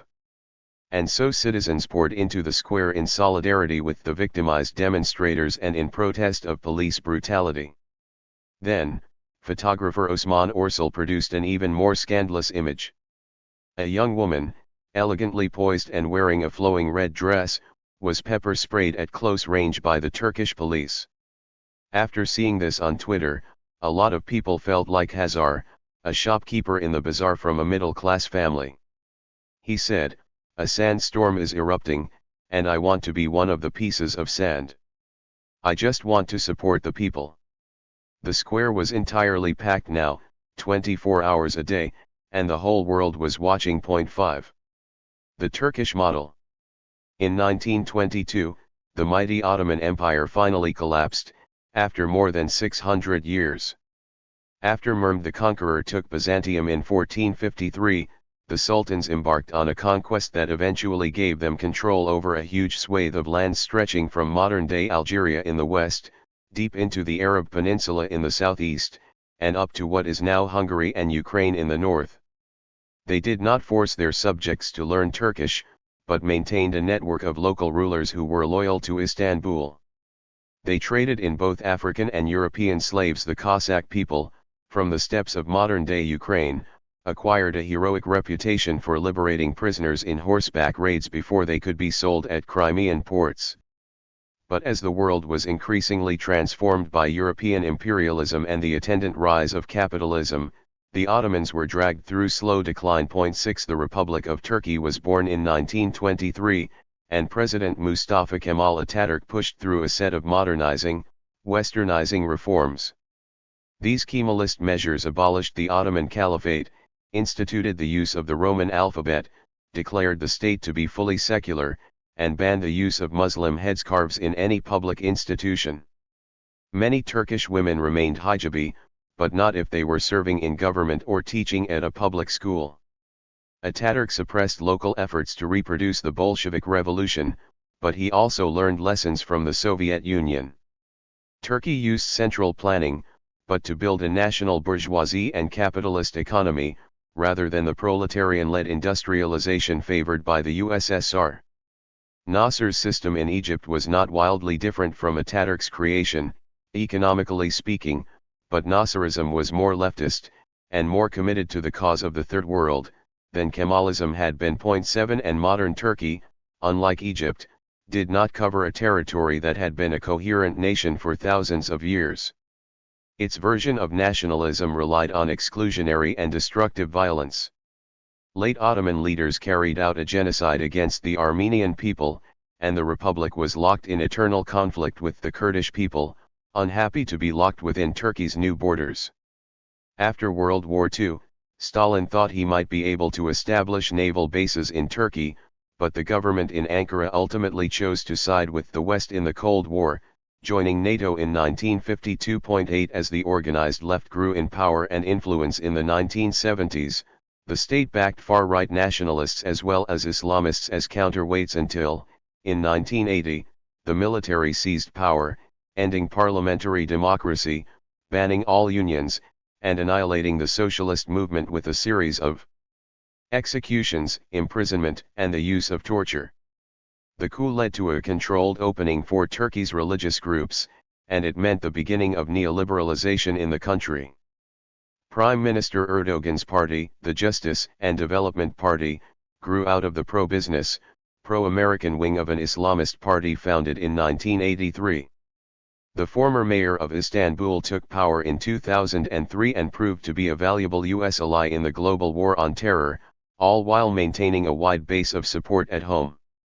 The AKP movement embraced people who were truly marginalized by the old development model, like more conservative Muslims and small business owners, though these groups had not been as excluded from the political system as ethnic minorities or the organized working class. 9 Some leftists backed Erdogan, seeing him as a truly populist figure, elected in a democracy that was preferable to authoritarian secularism and far-right nationalism. 10 In 2010, Erdogan successfully passed a constitutional reform that further sidelined the military, established the rule of law in line with European Union standards, and also made it easier for police to crack down on activists. 11 With Erdogan approaching a decade in power, the groups that his movement had been championing since the 1990s no longer seemed so marginal.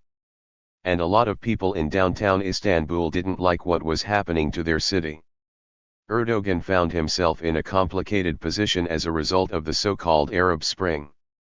Or, that is, he put himself in one. On the one hand, the fall of Ben Ali and Mubarak seemed to offer a chance for the real expansion of Turkish influence and the AKP model.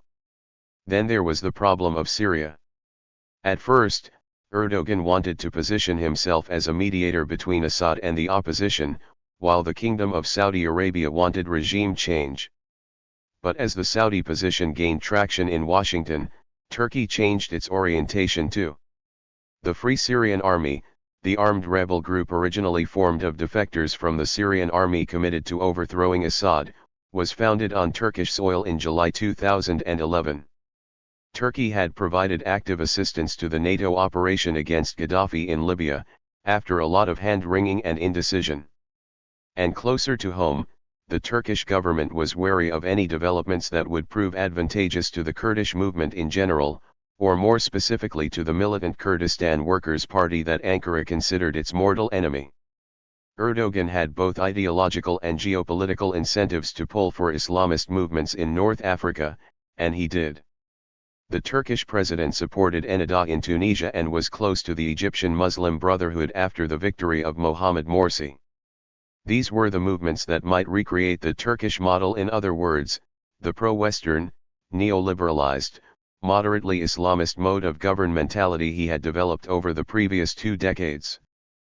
But this isolated him in the region. Saudi Arabia did not like the Muslim Brotherhood government one bit. And putting the pro-Western Turkish model aside, it was obvious that any successful democratic or social revolution in the most populous and influential Arab country would call into question the point of the kingdom. Why would anyone need a repressive, murderous monarchy if the Arab world can come together behind a prospering, progressive Egypt, or a new version of Nasserism or Pan-Arabism, or even a relatively stable Islamist democracy? In April 2013, a movement called Tamurid Rebellion appeared in Egypt, collecting signatures to call for the end of the Mohamed Morsi presidency. They were clearly drawing on the repertoire of revolutionary associations developed in 2011. They presented themselves as a youth-led, grassroots, digitally coordinated uprising, and they collected a whole lot of signatures, very fast. With an official spokesman in Mahmoud Badr, an activist since the days of Kifaya, or Enough, they appealed to revolutionaries as well as secular elites, and charged Morsi with overstepping his power to impose conservative religion on the country. Erdogan quickly took Morsi's side. Resista Brazil. After the woman in the red dress went viral, the world was served with images of supporters of the park and opponents of Erdogan packing Gezi to the brim. In the beginning of June, Taksim Square was home to a permanent settlement of demonstrators. At the same time, Gezi Park welcomed protesters who could come by every day in the evening after work. Turks living abroad spent days glued to Facebook, and some of them with the means and inclination jumped on planes to join the movement. 12 More demonstrations erupted in Izmir, Ankara, and a dozen other cities. But in the first days of June 2013, Gezi Park became the national platform for a range of political causes, a site for clashes with the police, and a space for a radically different type of communal experience. None of this had been planned. And there was no obvious demand for them to make, no stupidly clear target to match their escalated sense of purpose, no dictator that had been in power for decades, for example, and so, the causes remained nearly as diffuse as the participants. In the Turkish context, getting the military to defy the president would certainly not be a revolution, it would just be another coup. Gezi was not as leaderless and horizontal as Tahrir, Plaza del Sol, and Occupy Wall Street, since the Taksim Solidarity umbrella organization quickly formed in an attempt to give some direction to the revolt. 13 But this didn't always work out in practice, as it wasn't exactly clear who was under that umbrella. Anyone could come to the park, and participation was diverse. The environmentalists had started the movement, and from the beginning there had been representatives from the People's Democratic Party, a progressive party that routinely defends Kurdish interests. The organized left, including the Turkish Communist Party, was there. Unlike most of the crowd, the TKP had been fighting with cops here ever since they threw their bodies against the 2003 attack on Iraq, as US fighter planes used Turkish airspace for the invasion. Feminist and LGBT groups quickly made their presence known. There were Kemalists of different stripes, secular social democrats, as well as the ultranationalist wing. 14 Disconcertingly, the square also attracted the support of some grey wolves, the far-right nationalists who had been responsible for part of the wave of terror against the left before the 1980 military coup. 15 But they were resolutely opposed to Erdogan, so the progressives understood why they would be there. Some people on the front lines were wearing those masks from V for Vendetta. And there were a whole lot of normal, mostly middle-class citizens without explicit political identities or experience. Surveys indicated that most people in the square were far more educated than Turks as a whole and came from well-off neighborhoods nearby. 16 The professionals were united, very loosely, in defense of secular values, in opposition to the commodification of public space, and in solidarity against police violence. And then there were the football hooligans. In English, hooligan implies a quite unsavory type of violent character, but outside of Britain, the better word is usually ultras, designating groups of tight-knit superfans that may or may not have an explicit political ideology. In many places and certainly in Istanbul there are leftist ultras. A group of fans of the local Fenerbahçe club, calling themselves Vamos Bien, a phrase they took from Fidel Castro, is an anti-fascist, feminist, and socialist ultra group in Istanbul, and they were there from the first day. Ultras are well organized, and they have a lot of experience fighting, and with repression. Fans who were in the Fenerbahçe stadium on May 12 of the previous year, for example, remember when police helicopters bombed the stadium with tear gas. The members of Vamos Bien called the middle class, more celebratory protesters the flower people, and they weren't exactly sure how to interact with them. These ultras often man the front lines at Gezi, with the assistance of experienced activists, but they weren't sure if the soft and disorganized protesters behind them appreciated what they were doing. It could be frustrating to engage in real combat, take real risks, and turn around and see a petty bourgeois cultural fair. 17. One day, a huge column of the supporters of Besiktas, another club in Istanbul, marched into the square. The procession deeply impressed Eren Senkardes, an artist from an elite neighborhood. They unfurled a large banner reading Besiktas, except they had drawn the K as a communist hammer and sickle, and a circle around the A in the anarchist style. Eren watched, absolutely dazzled, as one Besiktas ultra stood in front of the rest and raised his arm to direct them. It was truly insane. Their discipline, Eren said. With every little motion of his hand, the entire squad responded and moved in unison. He had complete control. Referring to a 2002 movie produced in the United States in which the hero controls a complex computer with flourishes of his fingers, he said, "It was like watching Tom Cruise in Minority Report."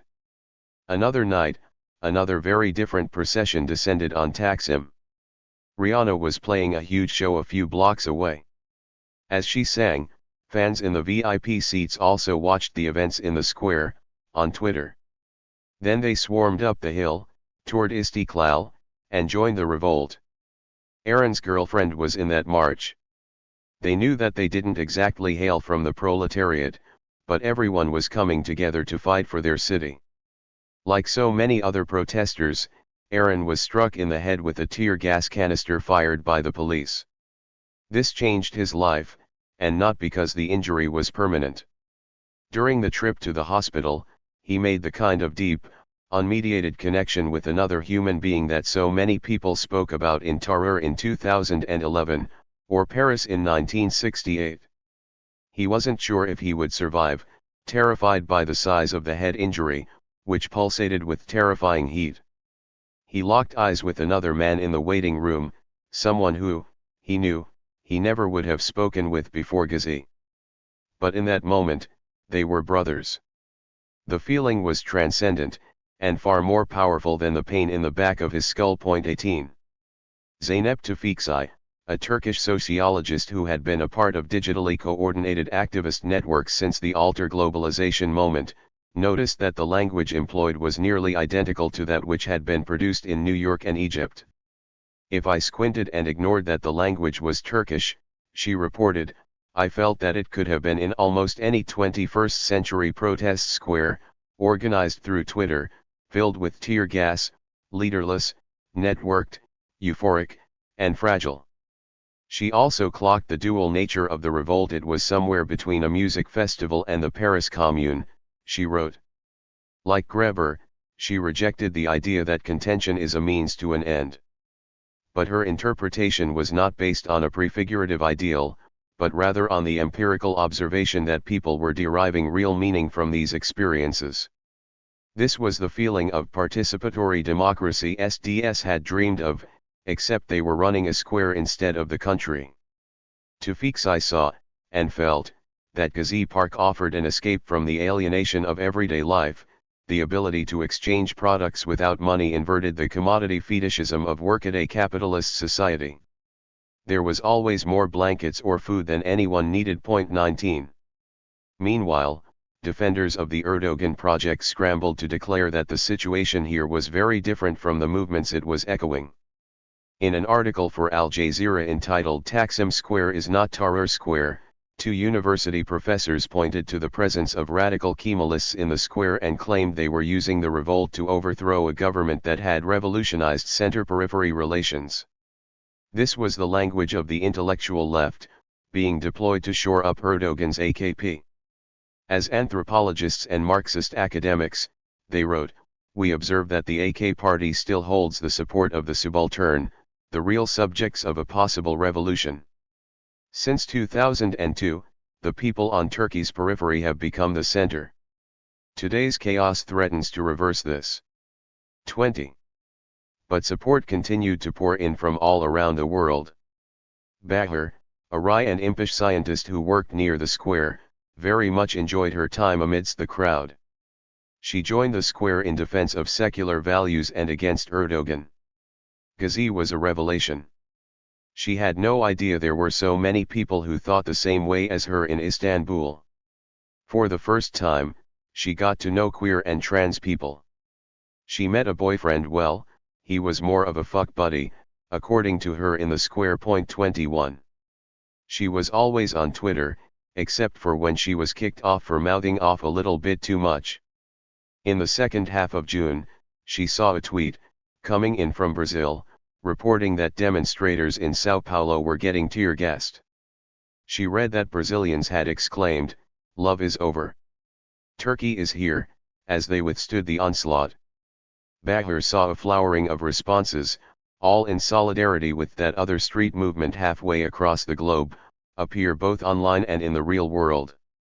She took a photo of 8 people, all in their 20s or 30s, holding green and yellow paper with a big message spelled out. She posted it online and sent it to the journalist in Brazil who had first posted the viral tweet, that is, to me. Their sign was written in Portuguese with some mistakes, but totally legible. Todo lugar e Sao Paulo todo lugar resistência resista Brazil, a Turquia esta ao lado. Or in English, the whole world is Sao Paulo, resistance everywhere Brazil, resist, Turkey is by your side. A few days later, thousands of people gathered in assemblies. The older activists with experience, mostly organized leftists who were referred to as big brothers in the park, wanted to use the leverage they had created to reap the benefits and end the occupation. Young protesters shouted back at them, questioning their authority and yelling that they did not represent them. The faces of the big brothers went pale. They knew they had lost. 22 When it came time for the Turkish government to invite a delegation to negotiate on behalf of the park, it wasn't clear who was actually supposed to go. 9. The Free Fare movement. Things were very busy for the Movimento Passe Livre in the first half of 2013. The city of Sao Paulo had scheduled a rise in the price of a bus ride, which would normally go into effect on January 1. But President Dilma asked Mayor Haddad to wait until June to help keep a looming inflation problem under control. Haddad didn't think this made much sense, and they had a small fight over the issue in Brasilia. He didn't think transport fees in one city were going to do much to affect prices in the national economy, he told her, and the city badly needed the funds. But she won out. He was going to wait, which meant that the MPL had months to plan their response. And plan they did. The Free Fare movement had been studying urban policy and the effectiveness of confrontational street tactics for 8 years now. They looked back at what had worked before and what hadn't worked. They got together twice a week at the office of the Tortura Nunca Mais human rights group to plan. Their meetings would last hours, because everything had to be decided by consensus. After school or work, or on the weekends, Mayara sat around with Lucas Vegetable Monteiro, Pedro Punk, law student Nina Capello, rocker Daniel Gamariz, the feisty Elisa Tinkerbell Quadrouche, and 20 or 30 other members. Many of them attended the city's prestigious University of Sao Paulo, but they had long ago decided, as a group, to refuse to share biographical details with anyone in the press. They didn't want attention on individuals, as they didn't want anyone elevated above the rest of the group. It was exciting to plan for the struggle, but it wasn't easy. Meetings could run until 2 or 3 in the morning, even when they started before noon. Their goal was to force Mayor Fernando Haddad to reverse the 20-centavo hike on the price of bus rides in the city. Some of them believed they could change Brazilian society in the larger sense, that their movement could lead more people to assert political power through direct action on the streets. But as a collective they had a single, very specific objective, and they came up with a detailed plan to achieve it.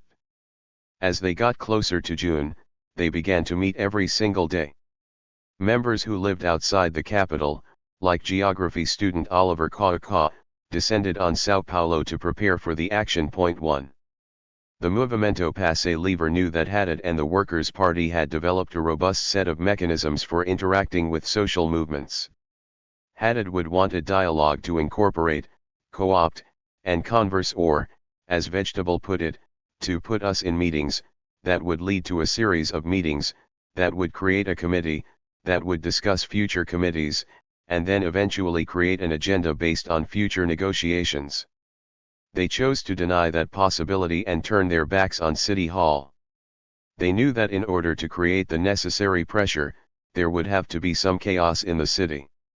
Their little group was not big enough to cause the desired conflagration, so they would need to rely on other people joining in. They planned the exact number of demonstrations that they thought would be necessary for Haddad to give in. Of course, they knew that media reproduction of their interventions would be essential. They were deeply distrustful of corporate media, but they had to have a communications strategy. Point 2. Their organizational model would never allow for them to select designated spokespersons. In horizontalism, everyone was equal, and everyone would do everything. So that job would rotate among the members of the Free Fair movement, and underline that they were truly a leaderless collective. They would only talk about the movement and its objectives, rather than any other political issue. But they would certainly make sure to offer the media the sort of content they loved to run. They went as far as to plan the exact image they would like to see on the cover of the city's main newspapers after their first intervention. They planned to stop traffic on one of the city's main thoroughfares, 23 de Mayo, and mount a barricade, lighting tires on fire and unfurl a giant banner reading, "SEA Tarifa now bikes are, a cidade vai parar." It rhymes, of course, and scans like a line of poetry. It means if the fare doesn't come down, the city is coming to a halt. They figured the cops would probably clear them out of there eventually, but not before the press got their shot. Within City Hall itself, Haddad was having his own problems with the police. Brazilian cops are military police, a legacy of the dictatorship, and the most important troops report to the state government. State Governor Geraldo Alckmin, from the center-right PSDB party, was a political rival of Dilma and Haddad, and had very different ideas about public security. Haddad believed that the Policia Militar was upset with City Hall over a budgeting issue inherited from the previous mayor. Moreover, the cops were explicitly refusing to collaborate with his open arms treatment program, which insisted on dealing with homeless crack users as addicts, not criminals. Point 3. So in May, on the first night of the Virada Cultural, a downtown music festival meant to showcase his vision for the city, they apparently responded with crossed arms. That is, they refused to do any policing during the event. I attended. It was absolute pandemonium.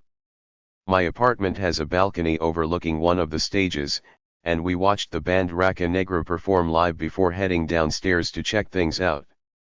It was as if the military police had asked every small-time criminal in town to put on their best show. I had nothing other than a half-broken BlackBerry and a bottle of Cachaça on my person, so I wasn't worried about myself. We just looked on, in wonder and in horror, sometimes breaking into horribly manic laughter as teenage boys ripped away every cell phone, backpack, purse, and wallet in sight, and then ran off. The police leaned against a nearby wall and watched. The MPL marked the first protest for June 6. The Movimento Passe Livre had a group on Facebook that anyone could join. They created an event page for the date, which was a good way to alert people from school, their social circle, and sympathetic activists that something was going down. Around 5,000 people hit the streets that night. Being in the southern hemisphere, June is about as cold and dark as Sao Paulo gets. It's never much chillier than a Los Angeles winter in the city, but it gets cold enough that people like to stay wrapped up at home. So motorists, and the police especially, were surprised to see so many students, punks, and teenagers pour onto 23 de Mayo and shut it down. The flames were especially striking, against the black sky, when they lit those tires on fire, and mounted wooden turnstiles on top, to burn along with them. The police called for backup. My friend Piero Locatelli, a reporter at Carta Capital magazine, observed what he described as combat between the military police and the crowd, just before getting hit with his first dose of tear gas. Piero, no stranger to the punk underground, or rambunctious protests, said he had never seen that many cops in one place in Sao Paulo before. And he had never seen such a small group of protesters fighting back with such fierce dedication. At one point, the police turned their backs to retreat. The youth cried out, "Aman habai ser mir, tomorrow will be greater." 4. I was far away, still reporting on the conflict between indigenous people and ranchers across Brazil's agricultural heartland, but I checked the news every day. I had been working at the offices of Folha de São Paulo for a year now, so I usually looked at that paper first, and then Estadio, the more conservative daily in São Paulo. Both papers had the same image on the front page: the Movimento Passe Livre blocking the street and broadcasting their message, with their flames dancing in the dark night. Exactly as they had planned. The MPL had very few resources, so they had spent a lot of their budget on that banner and the fake wooden turnstiles they burned that night. Starting on June 7, they needed to use everything else at their disposal to help protesters who had landed in prison. At least 50 people were injured. They had to deal with the press, which had printed that photograph but was not exactly sympathetic. One paper reported vandalism, and the other described destruction of property, neither of which were technically incorrect. The MPL had to play a sort of double game, as Lucas Vegetable called it, which was to always blame the government and its repressive apparatuses for the chaos on the streets, to insist that it was the price rise and the police that caused the situation, while they also did what they could to make sure that the chaos remained within the levels they desired. They put a note up on Facebook on June 7, emphasizing the first point. And as expected, the mayor's office reached out. Someone from City Hall got the phone number of one of the activists through a mutual friend and called directly, offering to invite her in for a frank discussion, from citizen to citizen, on transport policy. It was rebuked, on the grounds that this was not the kind of conversation they wished to have. 5 And they were preparing for another protest that night. Looking back on the success almost 10 years ago in Florianopolis, they had come to the conclusion that unrelenting intensity was crucial for success. So for the second day in a row, they took to the streets. It wasn't bigger, as those kids had promised the cops it was about the same size, but they surprised the city by shutting down yet another part of it. On Friday afternoon, around 5,000 people gathered in Pinheiros, a richer part of the city and the same neighborhood where a young Haddad had his Marxist pizza parties. When they realized they had the numbers required, they occupied one of the country's largest highways. The military police tropa de choque, or shock troops, took aim at the protesters. Some of the counter-attackers were Black Bloc participants, fully geared up for the impending clashes. Covering the chaos once again for Carta Capital, Piero learned a trick that night from a teenage anarchist. She soaked a t-shirt in vinegar, told him to inhale the fumes, and said that it would help with the effects of the tear gas. It seemed to work. 6. Over the weekend, the Estadão newspaper blamed Haddad, and the alleged permissiveness of the Progressive Workers' Party vis-a-vis its beloved social movements, for the vandals and the violence. 7 The mayor himself left the city and traveled to Paris, where he and Governor Alckmin were bidding on the 2020 World Expo for the city of São Paulo. Brazil was already hosting the 2014 World Cup and the 2016 Olympics, and this would be yet another jewel in the nation's crown of expensive international mega-events. When it came to the bus fare, he reasoned he was not exactly pulling a fast one on the people. He had said he was going to raise the price during his campaign, and he won handily. The rise was smaller than overall inflation since the last hike. He believed that raising the bus fare was the right move for the city. On a personal level, Haddad became increasingly annoyed with the MPL. They did not respect the differences between politicians, he felt.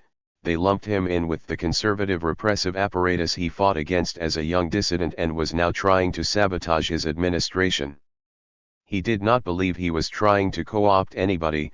The PT was deeply proud of the mechanisms it had developed over the decades to involve social movements in decision-making and bring the streets into the halls of power. 8 These kids were not only refusing to play by the rules, they were pretending that the rules didn't exist. But the movement couldn't be dismissed entirely. Vice Mayor Nadia Campiao, from the Communist Party of Brazil, skipped Paris and stayed in town to monitor the situation. On Tuesday, June 11, it rained heavily. Protest number 3, which took place that afternoon, was not so much a statement mounted in a single place as a set of battles, appearing and disappearing beneath the downpour, around the center of the megacity. Water meant no cell phones, and no megaphones, and so, even less organization than usual. Demonstrators tried to enter a bus station to encourage commuters to jump over the turnstiles. The police responded, first with words, and then with tear gas and rubber bullets. In front of the Tribunal de Justiça, one cop tried to stop a kid from spray painting on a wall. But quickly, the officer found himself surrounded. A group of demonstrators began to hurl rocks at him. One struck him in the head, and he began to bleed. He pulled a gun, and pointed it at the kids, ready to shoot.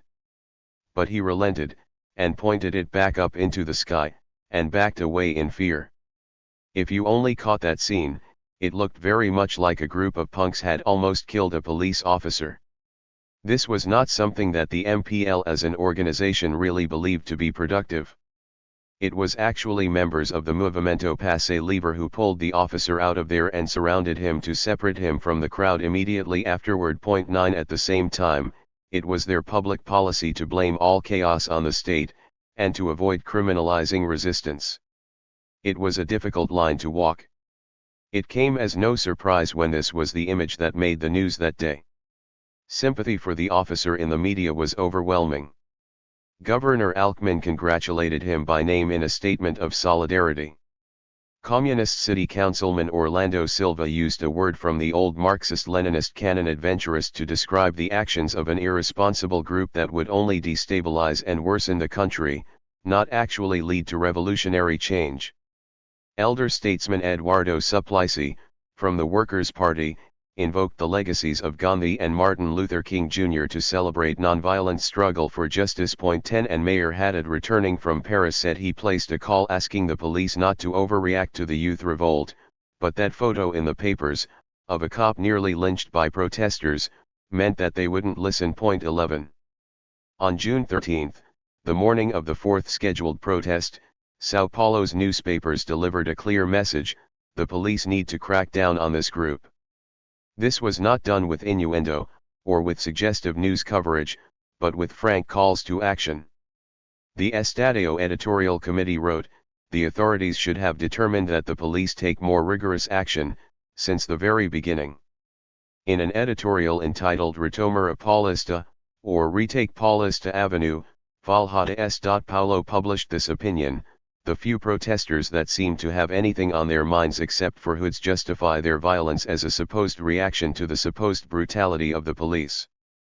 Folha continued, it is time to put a stop to this. 12 The free fare movement itself was getting stretched thin. They were committed to carrying the plan forward and energized by the struggle, but in addition to shutting down parts of the largest city in South America, fighting with police, and managing their image in the media and on Facebook and Twitter, they needed to provide aid to scores of injured and imprisoned comrades. And on top of it all, they had to hold constant meetings to achieve full consensus for each step they took. There was little time for sleep, but they still managed to come up with the rotation of duties for the protest on June 13. Lucas Vegetable Montero was going to be working on legal assistance from the mothership. Mayera was going to be Frente Derecho, serving on the front line, bearing the brunt of any crackdown, and defining the trajectory of the march. Retomar a Paulista. I got back into Sao Paulo early in the morning on Thursday, June 13. It was an overnight bus, and I was tired. I knew I was going to the protest that night, so I slept all day, to store up some energy. I didn't expect that this would be news for the Los Angeles Times, exactly, but I was very curious. A close friend of mine, Juliana, a freelance photographer who had gone to USP and been heavily involved in the music scene there, knew some of the Movimento Passe Livre, which kept me better informed than the media could. That afternoon I walked down Avenida Ipiranga, from my apartment on Parqueta Republica, and joined the group congregating in front of the Teatro Municipal. It took me about 10 minutes to arrive, and the square felt like a university party. The musical accompaniment to MPL events, the Fanfare do Movimento Autonomo Libertario, or the Autonomous Liberation Movement Fanfare Band, a kind of marching drum circle, was warming up. There were kids in ragged clothes, the kind of cheap attire that indicated political affiliation, not poverty. On the edge of the crowd I could see several different flags waving, mostly those of small, left-wing parties, but even the black and white standard of a youth movement affiliated with the Workers' Party. 13 I didn't see any cops. If I had come from the other direction, I might have had a very different experience. Most people did not live as close as me, and they were coming through the Vale do Anhangabao, one of the strips of Sao Paulo with an indigenous name. There, military police were stopping people and searching them.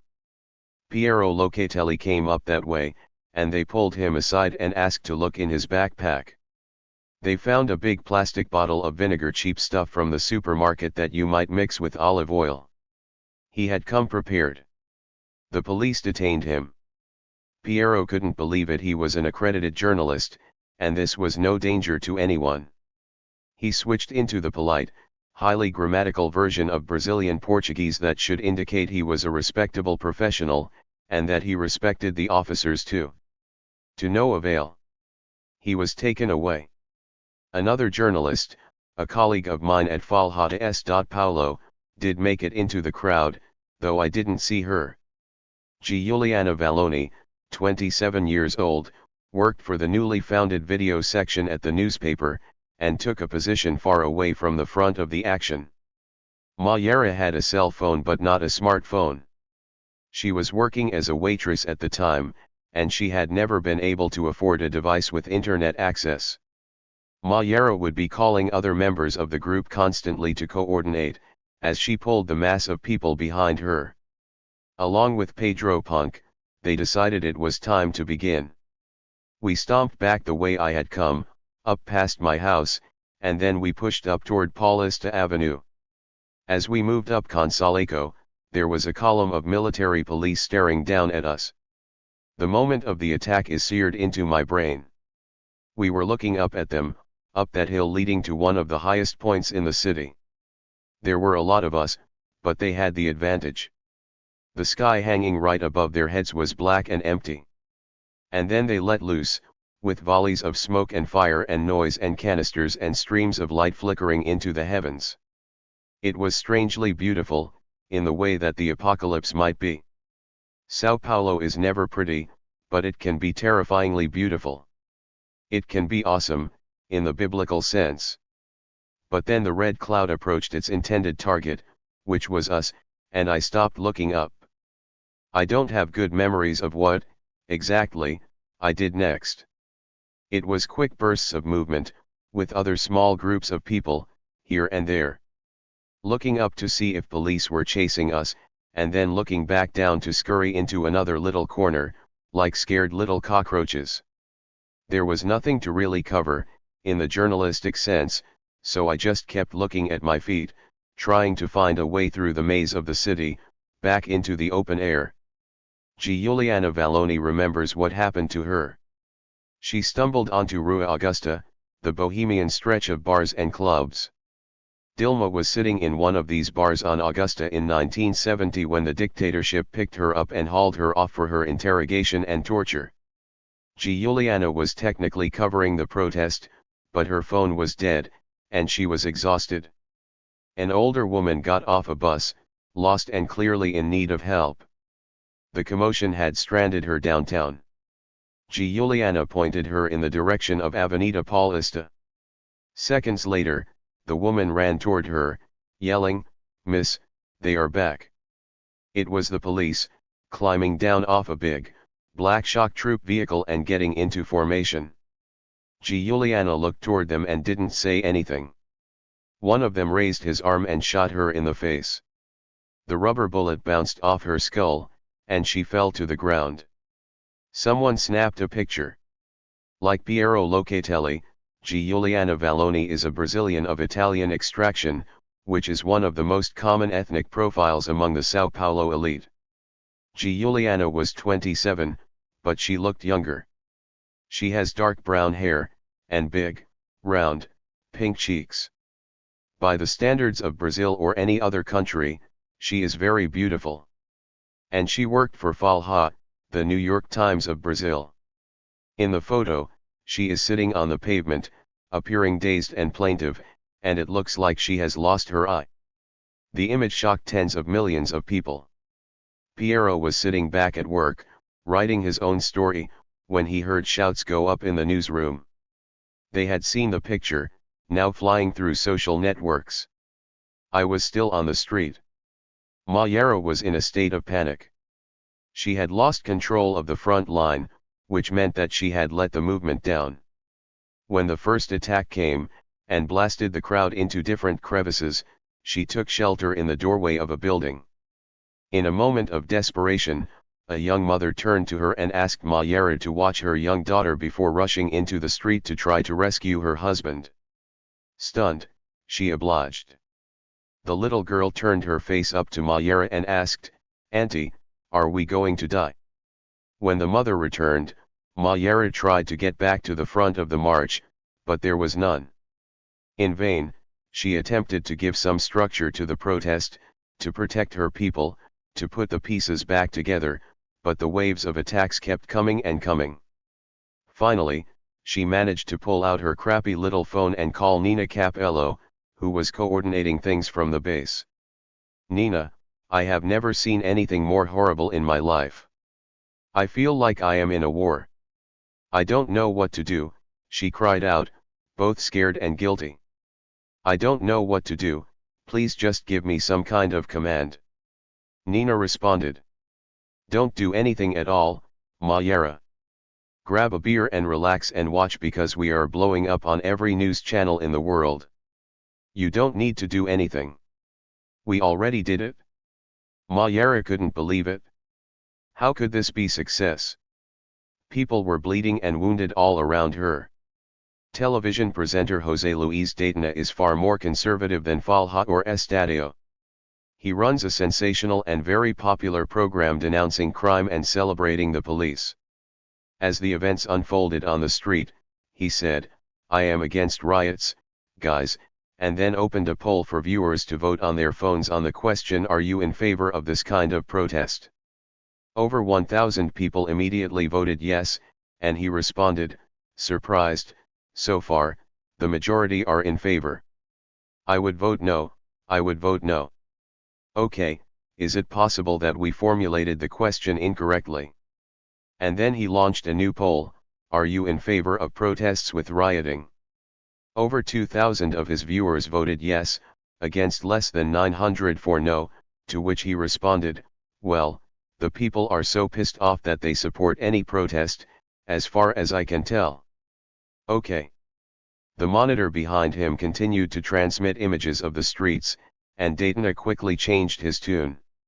Now the protest was a show of democracy. 14. My memory becomes clear again when I arrived near my house. I lived on a big square, so the space was relatively open. Some tear gas hung diffusely in the air, but I could breathe. I regained my composure a bit, chatting with the security guards who worked in my building, and processed what had just happened. I was in one piece, so I decided to go back out. I made it up to the Edificio Copen, the monumental building shaped by legendary architect Oscar Niemeyer. I came upon a loose agglomeration of people, attempting to somehow maintain a presence on the street. Simply being there seemed a kind of stubborn rebuke to the military police, who promptly arrived and put an end to that. As the tear gas canisters landed right below us, the crowd cheered out, "Love is over. Turkey is here." I scampered back toward my house, defeated again. I pulled out my BlackBerry as I walked and posted this chant to Twitter. I got into my apartment and sat down at my computer. Something weird was happening. This tweet was getting a whole lot of attention, and a lot of likes, and people were retweeting it throughout the world. Something really struck a nerve: the police brutality. The analogy to an uprising in a Muslim country? I didn't understand. Nothing remotely like this had ever happened to me before. Young correspondents in Brazil working for a California newspaper don't exactly have a huge platform. For the first time, I was going viral. I still don't know if I can describe the feeling. It was as if my entire body was being electrocuted with the vaguely pleasant notion that my words were connecting with thousands, millions of people all at once. And then the feeling would vanish until I looked back at the screen, transfixed as I watched the numbers go up and up. It was deeply strange, and I didn't feel comfortable. I emailed my editor in Los Angeles. This was international news now, I was sure, but as I waited for his response, I concentrated on this feeling. This kind of attention, the fact that I might be bearing witness to a major world event, must be good for my career, I thought, but energy was surging through me that felt even bigger than that. I opened up a document to try to capture the sensation, just for my own memory. I frantically typed out some notes and took screenshots of the numbers. Wryly, in an attempt to check myself against the twisted incentive structures that were appearing clearly before my eyes, I wrote, "Getting tear-gassed is great for engagement." Hopefully it was good for something. Because for the next several months, I and the rest of the Percata Republica would be lulled to sleep, nearly every night, by the faint taste of that familiar chemical compound, 2-chlorobenzylidine malononitrile. 10. The giant awakens. On Friday, June 14, the country woke up to news of police violence. Endless photographs, and eyewitness reports, and journalistic accounts. I had my little story in the LA Times. The New York Times ran something, and other international outlets covered it too.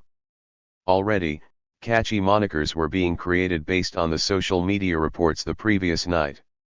Some called it the V for Vinegar movement, referring to Piro's arrest for possession of salad preparation materials with a play on V for Vendetta, whose masks had been present on the streets on Thursday. But the really dazzling transformation happened in the mainstream Brazilian media. I walked to my office, through an absolutely devastated downtown São Paulo, and got to work. Freelance Guardian contributor Claire Rigby had sent me her report for the Folha blog. Of course, like everyone else, we ran the photo of Giuliana Valloni to accompany the text. Dom Phillips, another dear friend and contributor to the blog, would put together a video to post later. After I edited and published Claire's story, and posted it on Twitter, I began to actually read what the national press had reported. This was a total about-face. Folha condemned the police crackdown that they had asked for on Thursday. Estadão ran interviews with innocent bystanders, commuters, pedestrians, and workers, who all said they suffered from the police repression. Reporters began to notice that Brazilians do actually spend a large percentage of their income on buses and the metro. Outlets opened investigations into the cost of transportation for regular people. Juliana shared a personal account of her injury on Facebook, where it was immediately shared tens of thousands of times. But newspaper readership in Brazil is low, and reporters aren't famous. It was when television channels began reporting the story in the same way, especially the hugely influential Globo network, that this narrative reached tens of millions of people across the continent. For Monday night, the date that the MPL had planned the next protest, Globo made a big decision. They were going to cancel the transmission of the telenovela so they could cover the protest live. Point 1 For the first time, the papers and the talking heads on TV began to distinguish between good and bad protesters, affirming that honest citizens were exercising their right to protest, and that a small minority sometimes made trouble. As a result, they granted the movement a legitimacy they had denied a few days earlier. The MPL rejected this distinction on principle, but they had a lot of other issues to deal with. They spent the entire weekend in a set of endless meetings. Lucas Vegetable Monteiro, and many others, were convinced that the demonstrations ran the risk of having their message diluted, that is, given all the new attention, people would bring in their own demands and take the focus off the bus fare. As luck would have it, Saturday, June 15, was the opening match of the FIFA Confederations Cup International Soccer Tournament in Brasilia, a kind of test run for the bigger event set for 2014, and protesters came out, shouting, "We don't want the World Cup, we want health and education." Of course, the MPL activists were deeply opposed to ever telling anyone what to do, but they wanted to keep their message out there. They decided to remain laser-focused on the 20-centavo price increase and engage once more with the country's oligarchical media structures. They planned a press conference and decided that Nina and Vegetable would go on a major interview program during the next protest. On Monday, June 17, the promise that had been made by those kids at the beginning of the protests came true. It was bigger. A lot bigger. Demonstrators were supposed to meet in the Pinheiros neighborhood, at the Big Potato Square. Except you couldn't get anywhere near there. I hopped out of a car that had stopped making progress a full 30-minute walk from the protest's gathering point, and made my way toward the demonstration. Except I was already sort of in it. Everyone else on the street was walking to the same place. And I never actually arrived anywhere. The further I walked, the thicker the crowd got, until, imperceptibly, we had become part of a long march making its way across São Paulo. This thing that we now were, had easily taken the place of all car traffic on the main thoroughfare where the MPL had done battle 2 weeks ago. Police were nowhere to be found.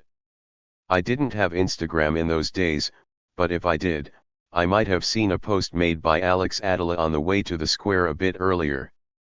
The celebrity chef, who ran a world-famous and very expensive restaurant in São Paulo, appeared on the social network wearing a shirt that read "V for Vinegar." He posted a snippet from the Brazilian national anthem, "You will see that your son does not flee from battle." In response to his photo, the Brazilian fashion designer Alexander Herchkovich responded, "I will be there."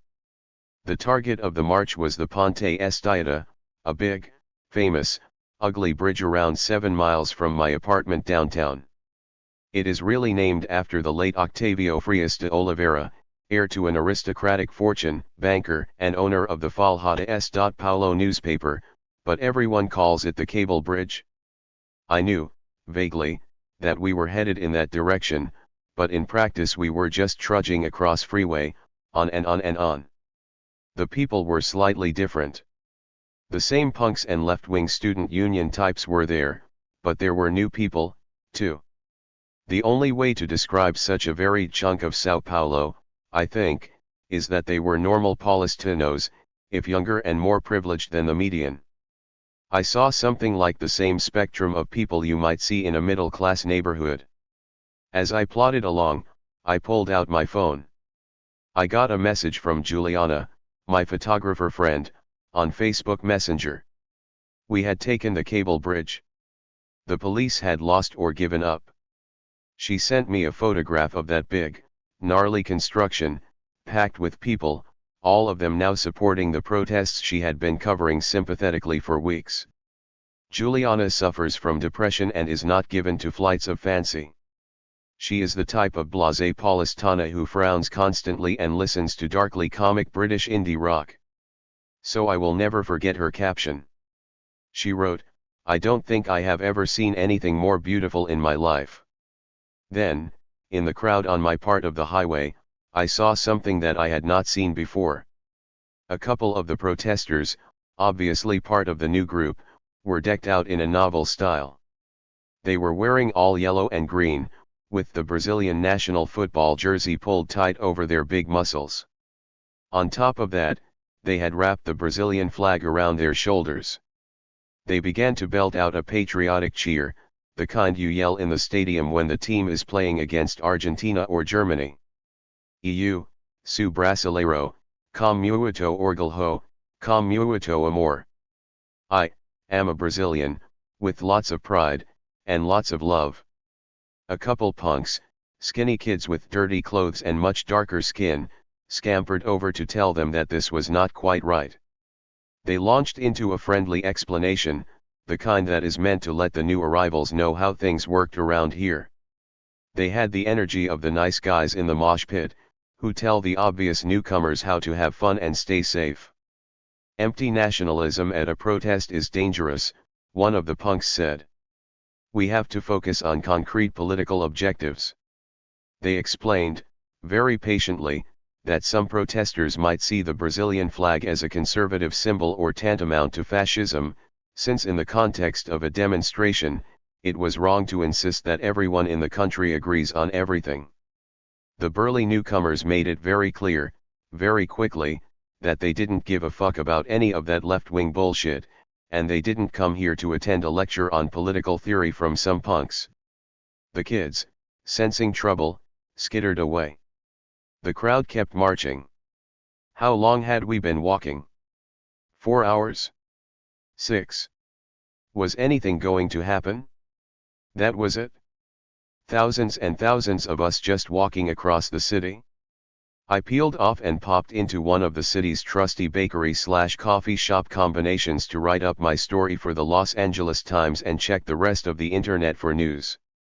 The crowds were monstrous in size, according to the people with the expensive cameras and helicopters required to measure these things.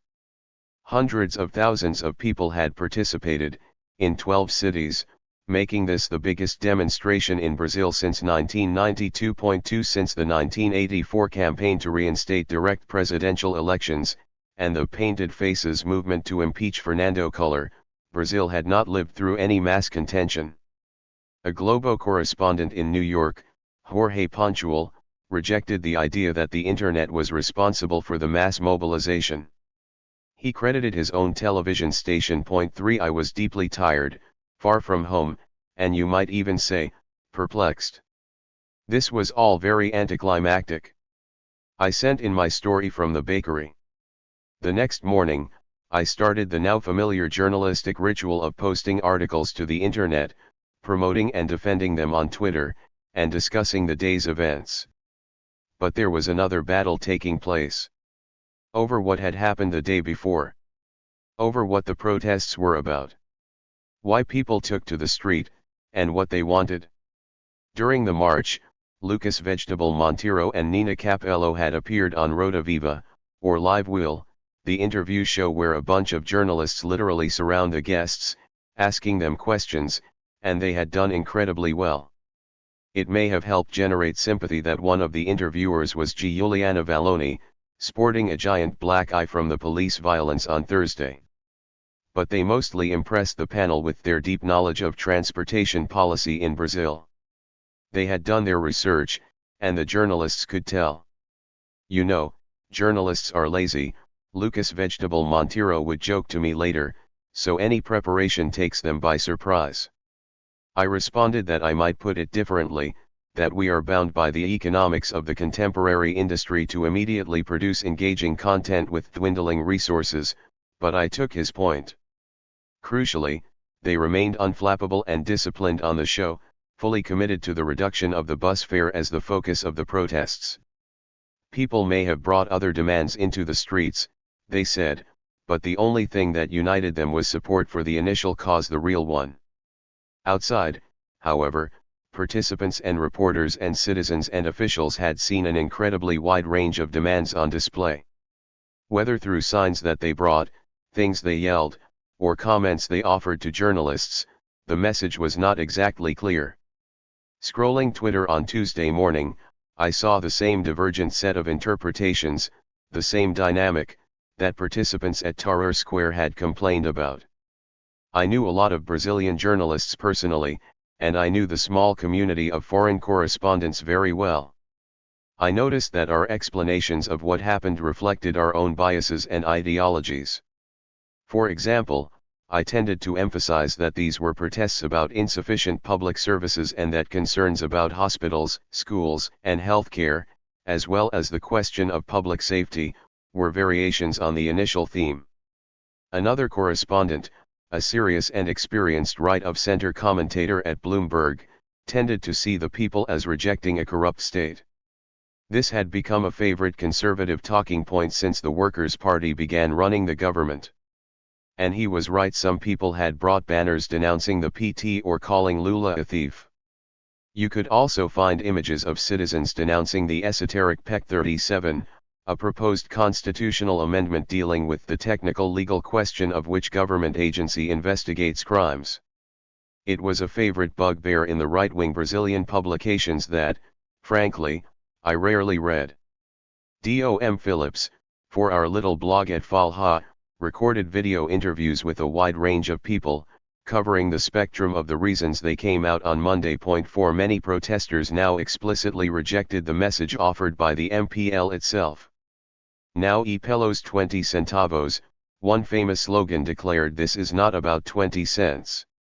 The Globo television station recorded and reproduced patriotic imagery, the new yellow and green protest style that had surprised me on Monday night. And for all kinds of reasons, Globo was far more likely to blast out photos of photogenic white women with their faces painted green and yellow than skinny punks. Who was telling the truth here? No one, and all of us. We were taking a fundamentally illegible eruption of contention and trying to make it legible. This was a horizontally structured, digitally coordinated, leaderless, mass protest. Concretely speaking, there were as many reasons for participating in the revolt as there were participants. Probably more. We in the media were, well, mediating the explosion, through our own sets of conceptual apparatuses and experiences and unconscious biases, and the sources we had happened to meet. Those sources themselves were defined to some extent by all of the former. As chance would have it, Federico Freitas, the vegan musician who had founded the Vergereta or Veggie Fest punk night back in 1996, was following me on Twitter, and he put me contact with MPL member Daniel Gamariz, famous in the activist scene for founding the punk band Guerra de Classes and his role in the Free Fare revolts in Florianopolis a decade prior. So I had a source in the original movement throughout most of June. This must have made me more likely to trace things back to the original intentions of that organization.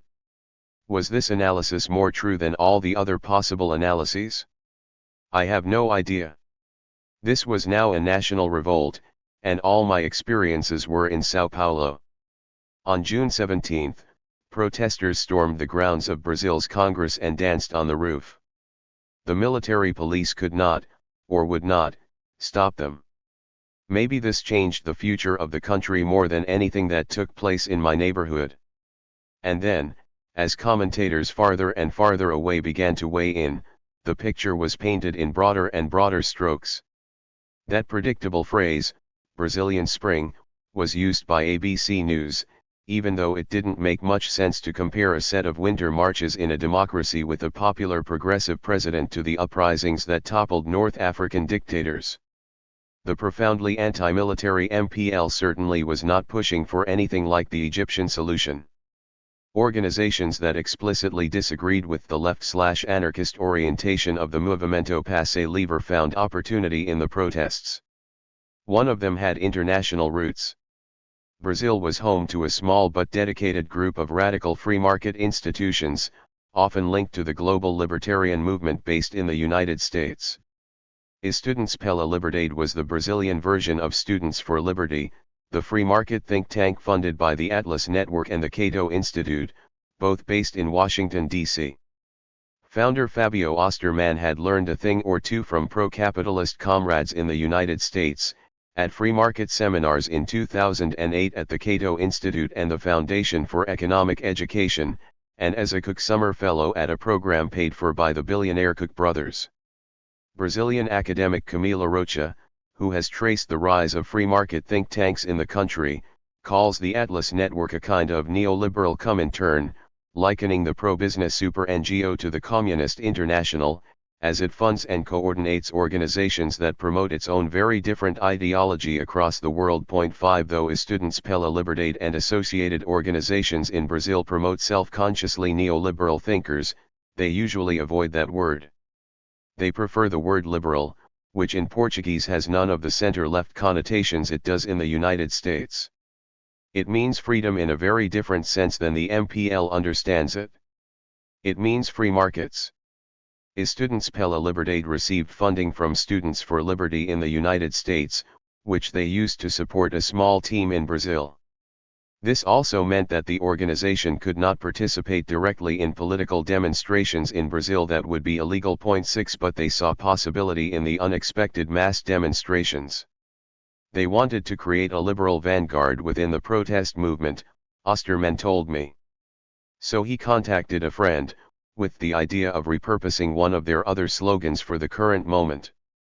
They created the Movimento Brasil Livre and used the new Facebook page to call on people to protest for the right reasons on June 18.7. In Brazilian Portuguese, MBL sounds nearly identical to MPL. This was intentional. The founding of the MBL was an attempt to enter the fray and redefine the meaning of the protests, Osterman said. We wanted MBL to sound similar to MPL as a form of contestation. Because we didn't want free transportation, we wanted a free Brazil, and we had a set of proposals like the removal of tax breaks and subsidies, the opening of markets, and more competition. 8. Mayor Haddad was back in the city and facing intense pressure. The MPL was now amenable to meeting at City Hall. They explained their case and received the support of much of the city council on June 18. 7 other Brazilian cities lowered transportation prices that day. 9 But Haddad did not want to drop the bus fare. He understood why the country had exploded in response to the violence of the police, which was itself revenge against the injured officer a week before, but that had nothing to do with transportation policy. Giving in was not going to stop it. If I give in, then all that will be left as a target is you, he remembers telling President Dilma. It's better I stay out in front and take the hit. Mayara was at the meeting. She was tired, distracted, and nervous. Haddad had always been so arrogant toward them, so dismissive, she felt. But she managed to deliver the standard MPL stump speech to the council. Only afterward did she realize that she had mixed up some of the details. She never liked public speaking. Either way, the city was not going to budge. The free fare movement remained committed to victory on the streets. Later, on Tuesday, June 18, there were more protests across the country. In São Paulo, it started downtown near the grandiose SE Cathedral, the city's main Catholic church. 10. It was clear by now that the protesters had not actually defeated the police. The cops had simply stayed away. Except for some small interventions in defense of the governor's palace the night before, they had chosen not to engage. On Tuesday, with the streets to themselves, some of the protesters began to smash up businesses downtown, and another group took aim at City Hall itself. They tried to break into Haddad's place of work and began to demolish as much of the structure as they could. The workers inside called the police for backup. None came. Mayara was on the street nearby, and an older woman ran up to her. She must have recognized her from an appearance in the media. They are smashing up City Hall. You have to do something. Tell them to stop. Mayara paused to think it really was not a great idea, actually, to storm and trash those public institutions like that, and to threaten the employees inside. Should she go say something? That was not exactly the role she liked to play.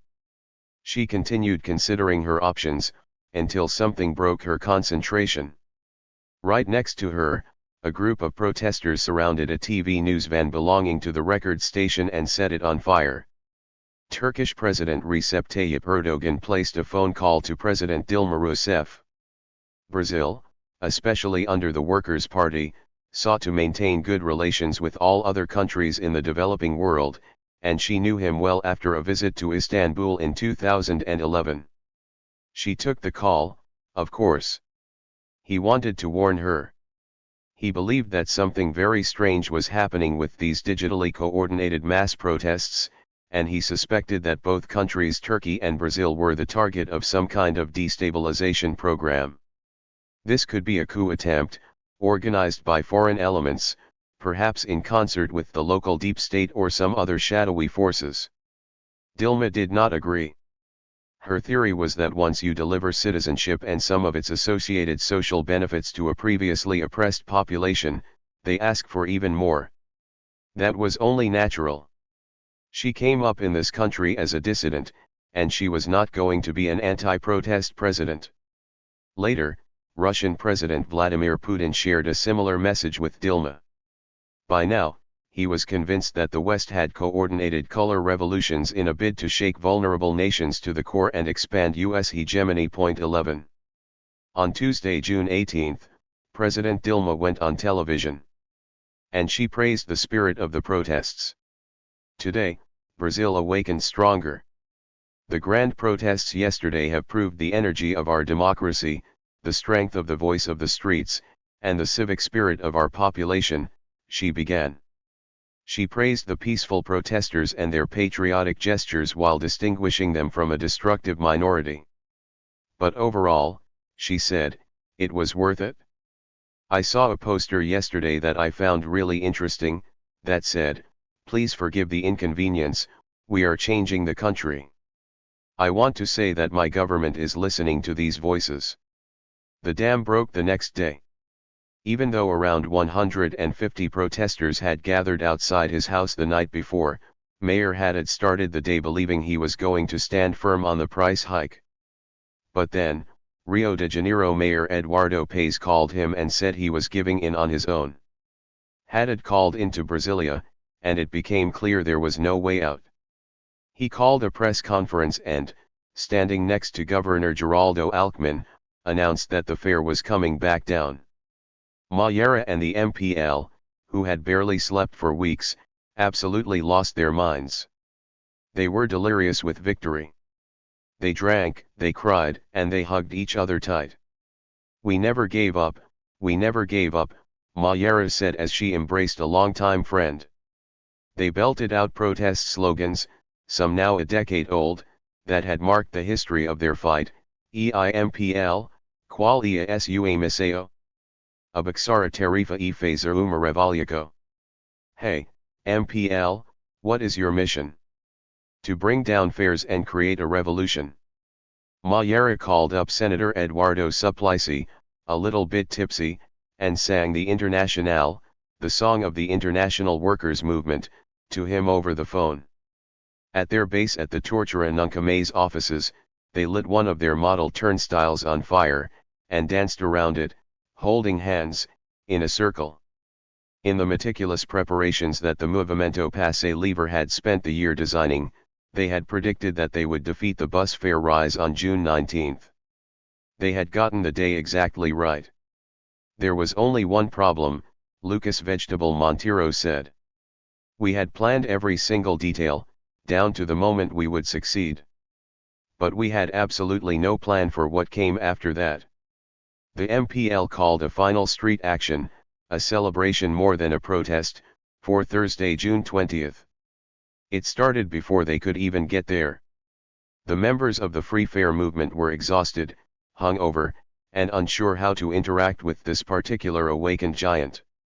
There had been frenzied discussion among left-wing groups, including the PT, as to whether they should participate on the streets that day. It was well understood by then that they may not be welcome. In the end, they elected to make their presence known, and the MPL decided to form a kind of security cordon around them within the protest. This was a novel position for them to take. In years past, of course, they had often whispered to young punks that they should go rip down any flag on the streets. But they weren't an anti-party organization. This confusion, between apartidarismo and antipartidarismo, worried them, and they put out a note affirming that these groups had been there since the beginning of June. In over 100 cities across the country, 2 million people were on the streets. This was now the largest protest movement in Brazilian history. 12 Only a week had passed since the day of the police attack, but I can remember every single day of the intervening week vividly, every street action, and every twist and turn in the battle to interpret and resignify them online afterward. It felt like time had slowed down.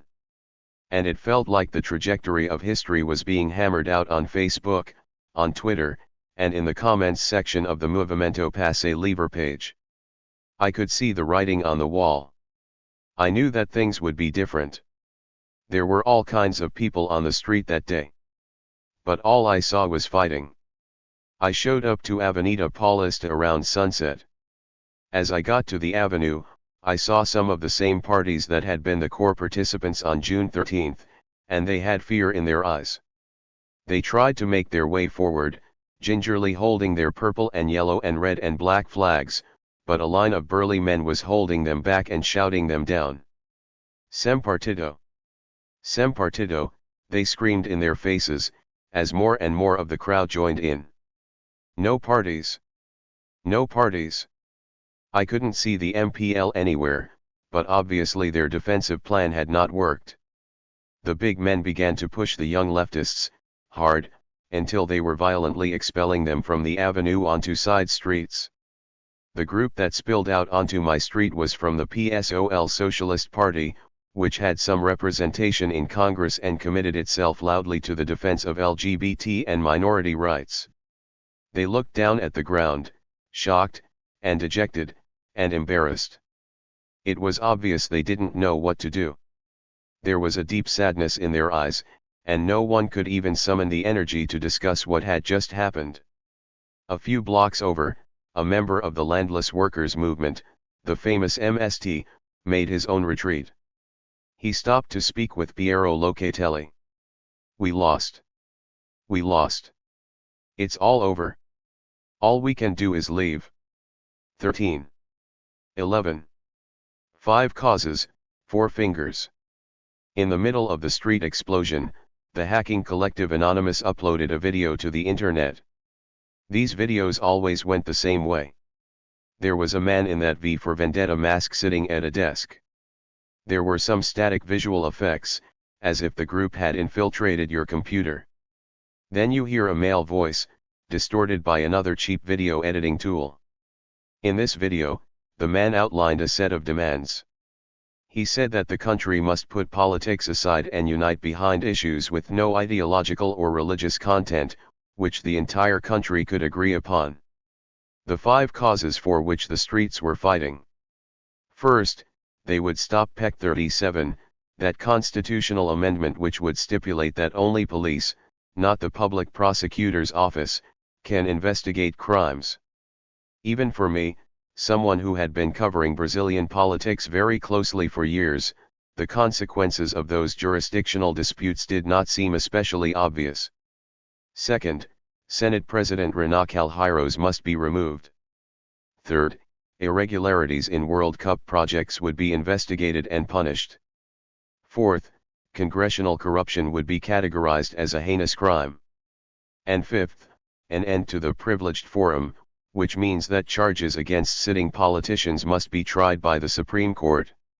Notably, none of these demands would lead to concrete, direct benefits for regular people. They were all judicial adjustments or dealt with elite politics and did not address economic justice at all. Over the next few days, protest signs in support of 5 causes popped up all over social media. If you wandered the streets of Brazil from June 14th to the end of the month, there were a lot of slogans you might decide represented the movement. There was V for vinegar, of course. There was O Gigante Acordou, meaning the giant has awakened, which dovetailed nicely with a long-time right-leaning slogan, Wake Up, Brazil.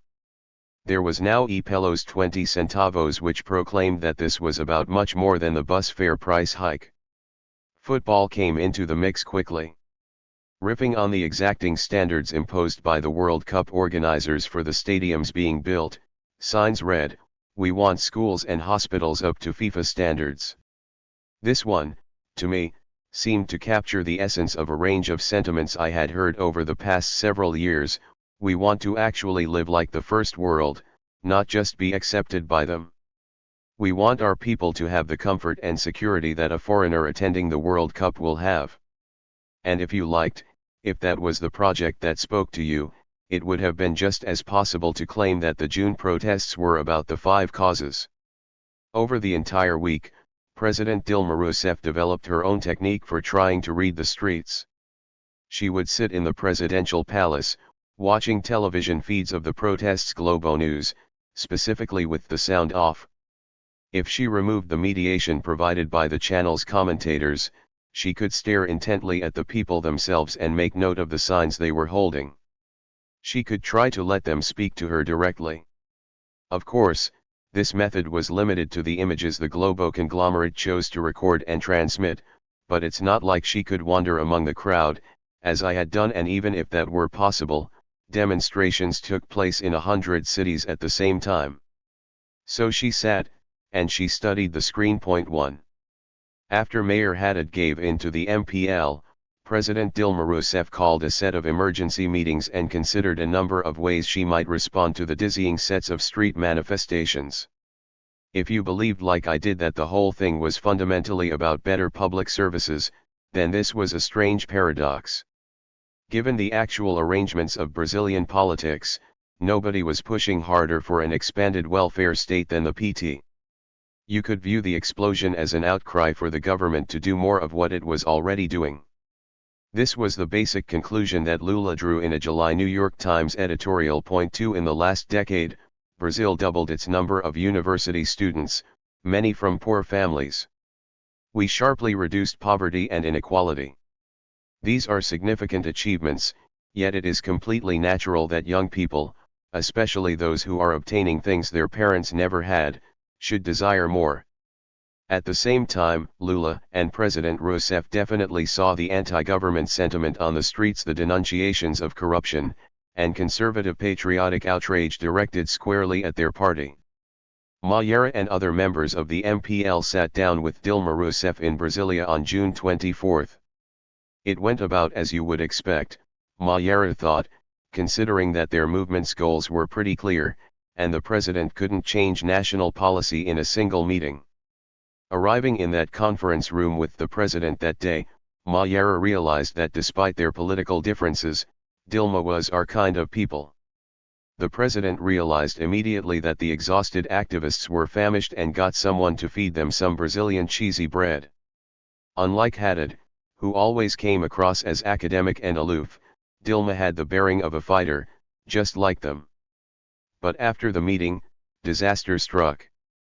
No one and everyone is a spokesperson for the Movimento Passe Livre, and among the many things that the group told the press after the meeting, MPL member Marcelo Hodimski let fly that Dilma's office was unprepared to discuss the issue of public transportation. It was a glib comment, and Maiera was gutted. Of course the press will choose it as the headline, she thought. By now, some people on both the left and right were claiming, for their own reasons, that the June uprising was a conservative movement aimed at dislodging the Workers' Party and the country's first woman president. Maiera thought those people, as wrong as they were, would use Marcelo's comment to buttress their arguments. They did. Point 3. That same day, President Dilma Rousseff announced 5 pacts with Brazil. She declared her support for the heinous crime designation demanded by that anonymous video, and Congress quickly killed PEC 37, as the man in the mask had wanted. The most important of Dilma's 5 pacts was a proposed referendum to amend the Constitution. This would allow for political reform of the type that her party had long sought. This would require uniting the rest of Brazil's political class behind the idea, no easy feat, but in the weeks after she put it forward, 68% of Brazilians said they supported the project. 4. Congress was also desperate to do something that would show they were listening to the streets. Senate President Renan Calheiros from the more conservative Brazilian Democratic Movement Party put forward a big package of legislation that was meant to clean up politics. One of the laws had been in the works for years, the result of international cooperation and pressure from abroad since the early 2000s. It wasn't much noticed in the flurry of changes, but Lei 12.850/2013 would modify the rules for investigating criminal organizations. Most importantly, it made possible the widespread use of delações premiadas, or plea bargain deals, as long as the targets were defined correctly. 5. Behind the scenes, major players in Brazilian politics including Vice President Michel Temer, who had not been invited to those weekend emergency meetings, made it very clear to Dilma that they were not going to countenance the kind of political reform she had announced on television. Quietly, the president backed off, and the constitution remained unchanged. 6 But Lei 12.850/2013 soon changed things in the country. Brazil has a civil law system derived from continental European traditions, which is very different from the common law system in place in the United States. Notably, judges in Brazil are not as bound by precedent as their North American counterparts. Lower courts have a wide range of leeway to rule as they please and are often overturned by higher courts on appeal. The tactic of threatening a suspect with jail time and then offering him a way out if he turns someone else in was not part of the legal architecture. It was largely the influence of the United States that led Brazil to adopt plea bargain techniques. As a result of pressure from Washington, direct contact between Brazilian and U.S. jurists and officials, and the ambient assumption that things in the United States just worked better, authorities had pushed for the ability to investigate the same way as cops in the U.S. for years. And after 2013, they could. 7. After Gezi Park failed to unite behind the big brothers on the organized Turkish left, Erdogan's government tried to construct negotiations of their own. 8 On June 12, they invited a group of high-profile supporters, including television actors, to talks. This was widely rejected in the square, so the government came up with a different group, comprising some of the activists and NGOs who had more meaningful connections to the movement. This was better, but it was still the state selecting who would represent Gezi Park, not the movement itself.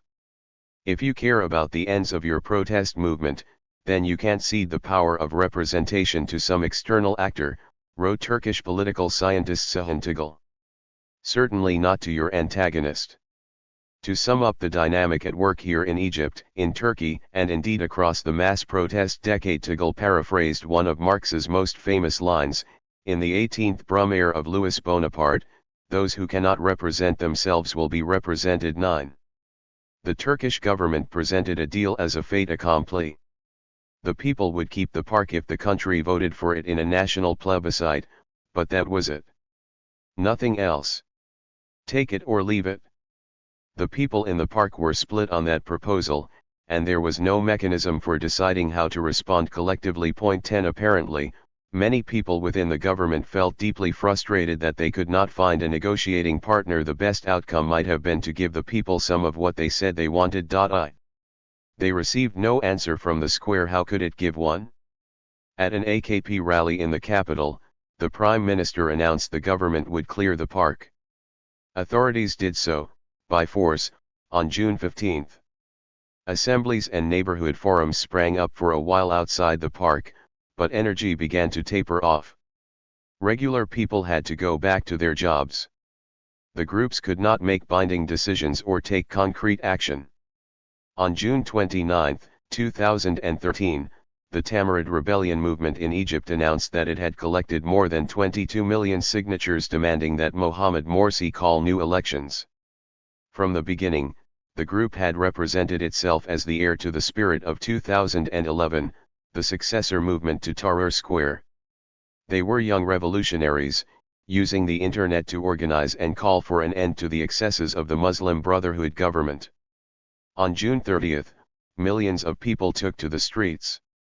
Gihad, who hated Morsi, went, but she thought this protest was very strange. This was very different from 2011. Back then, she had risen to action after seeing a protester face down police violence. This time, the police were supporting the demonstration, and protesters were taking selfies with cops. The June 30th movement also had the backing of major media, which had been building up to this date for weeks. This didn't feel like an uprising, this was more like a festival. A coordinated nationalist ritual. Military aircraft flew overhead, there were huge Egyptian flags and fireworks everywhere. This felt wrong. On July 3, Defense Minister General Abdel Fattah el-Sisi seized power. For himself. This was a military coup. As it turned out, Tamarad was never as grassroots as it seemed. Gihad and many others would find out later that Tamarad had been funded by Gulf countries, the military, and wealthy businessmen. 11 Saudi Arabia immediately threw its support behind the new Sisi regime. 12 We were played, Gihad said. Simple as that. Morsi had millions of supporters in the country who pointed out that he had actually won the only legitimate presidential election in Egyptian history. They occupied the square, not Tahrir, but Rabat, a few miles to the east, surrounding a mosque. Media spread exaggerated reports that the Muslim Brotherhood was planning violence. 13 The army raided and cleared the square, killing approximately 1,000 people. 14 The Rabat massacre shocked human rights organizations, but it didn't change the situation for Sisi one bit. The Muslim Brotherhood was banned. Dictatorship was back in Egypt. Simple as that. In the summer of 2013, Erdogan would appear in public and make a four-fingered salute in solidarity with Rabat Square. Even after his government had violently cleared Gezi Park, he still positioned himself as a leader who was in support of popular uprisings, as long as they were the right ones. Rabat didn't have too many supporters that mattered, however.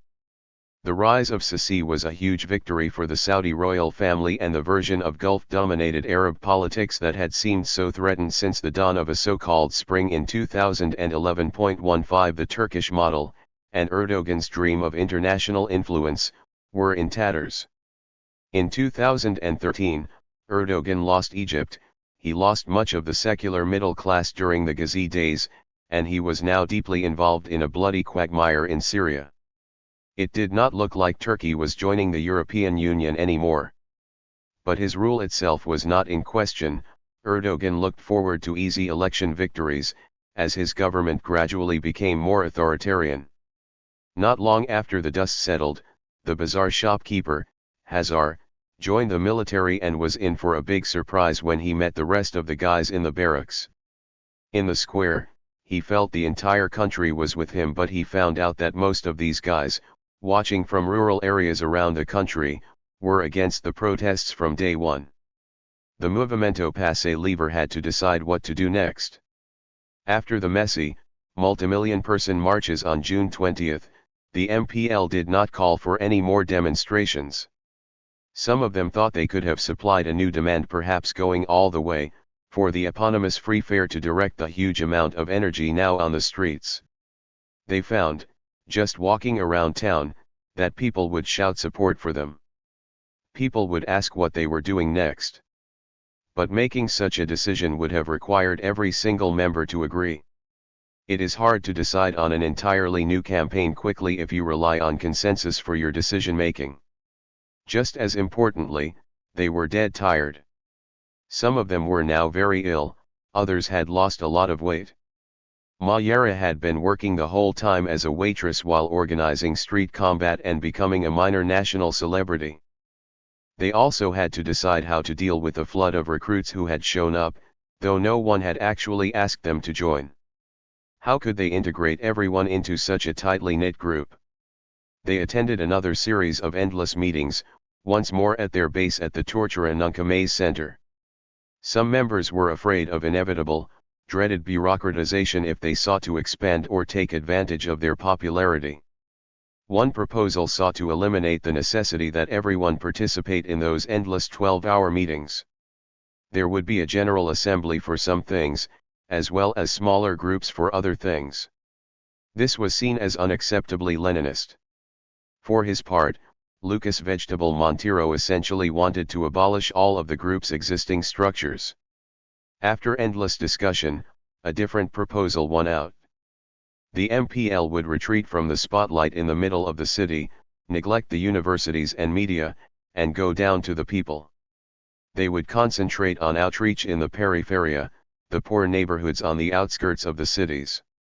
Adjusted for the Brazilian context, this is the exact same thing that the original leaders of Students for a Democratic Society did back in the 1960s after the media spotlight furnished them with a lot of attention. Vegetable hadn't heard this story before, but when I began to tell him, he was able to finish my sentences for me, and predict exactly what was going to happen. So people showed up trying to join a movement that didn't actually exist outside the media, he asked. Right. Que loucura. What madness. In Chile, many of the leaders of the 2011 student movement took the opposite approach. They decided to join institutional politics and stood for election in November 2013. Camila Vallejo and Carol Cariola ran for Congress with the Communist Party and pledged to join the new majority coalition with the Socialists. Gabriel Boric and Giorgio Jackson ran as independents, associated with the autonomous left movement and the newly founded Democratic Revolution, respectively. All four leaders were elected. They declared they would have one foot on the street and another in Congress, but for many people who had joined them on the streets, this was a betrayal. They were joining the system. After Vallejo and Cariola entered the government, their allies back in the student unions quickly lost interest. And for the anarchist currents in the Chilean youth movement, all four of them were now the enemy. 16. In 2013, I tracked down the man who had uploaded the 5 Causes video. He wanted to be identified only as Mario, but he proved to me that he controlled the YouTube channel that hosted the clip. We talked for a while on Facebook Messenger about how he got into politics, and how he heard about Anonymous. He never joined that group. He said it doesn't work like that. He just liked the stuff he saw, so he got a mask and made a video in the trademark style. What about the 5 causes? I asked. How did the group decide on those? Oh, no one decided, he responded. He had simply made them up. He pieced the causes together from stuff he had read on Facebook and came up with a list. 5 seemed like a good number. 17. After the dust settled, the Datafolha polling group did a new survey on Dilma's popularity. In the first week of June 2013, 57% of Brazilians characterized her government as good or great. At the end of the month, the number was 30%. That is a 27-point drop in 3 weeks. 18. What is astounding is that not one of the issues that caused the June explosion had anything to do with the federal executive branch. Cities control the bus fares and Dilma had pressure to delay the price rise. State governments control the police and in São Paulo, the conservative opposition was in command. The Supreme Court is the final arbiter on corruption cases. President Rousseff had lost half of her support in a 3-week period in which her administration didn't actually do anything except try to respond to the contradictory messages rising up from the streets. For any analysis that assumes voters act rationally based on access to information about their representatives, this presents a serious conundrum. What could explain the drop? No information became available about Dilma or her governance. Perhaps many people realized that there were a lot of things they didn't like about the country. One common explanation is that citizens believed she had responded poorly to the eruption. But what was the right way?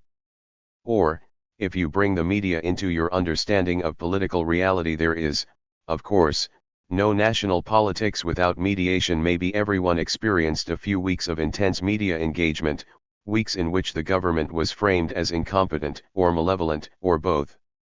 I have never seen a satisfactory answer. Her approval ratings never recovered. Part 2. 12. EU Maiden. Artem was trying to unionize McFoxy, the burger joint in downtown Kiev. This was not McDonald's but an obvious imitation, the kind of cheap spot that had sprung up all over since the fall of the Soviet Union. After growing up in a small town in western Ukraine, Artem had finished his university degree in cybernetic economics in 2012, and he was working fast food to make ends meet. The pay was bad, he had to work 12-hour shifts, and the owners were breaking all kinds of laws. He lived in a big, cheap apartment with a bunch of friends, all of whom were interested in activism. Vegetarians, anarchists, socialists, or otherwise, they were trying to somehow make a difference. So he came home one day and typed into Google, how to organize fast food. He found a bunch of old American websites with information on a unionization drive at Pizza Hut and followed their lead. This did not work. Artem got fired after 2 months. So he started working at another restaurant, close to the Maidan, or Independence Square, in downtown Kiev. On November 21st, some people began protesting on the square. As they ate, some of the customers asked Artem, "Why aren't you going?" And he responded, "I have to work, serving people like you." But really, the answer was more complicated. He thought that these protests were not really for him. They were not that big, and they were protesting President Viktor Yanukovych for declining to sign an association agreement with the European Union. Artem was certainly no fan of Yanukovych, but as he saw it, a small group of Western-facing students and NGO employees were agitating for the government to take on a more explicitly neoliberal structure. For Artem, that association agreement was something that would help rich people, not regular Ukrainians.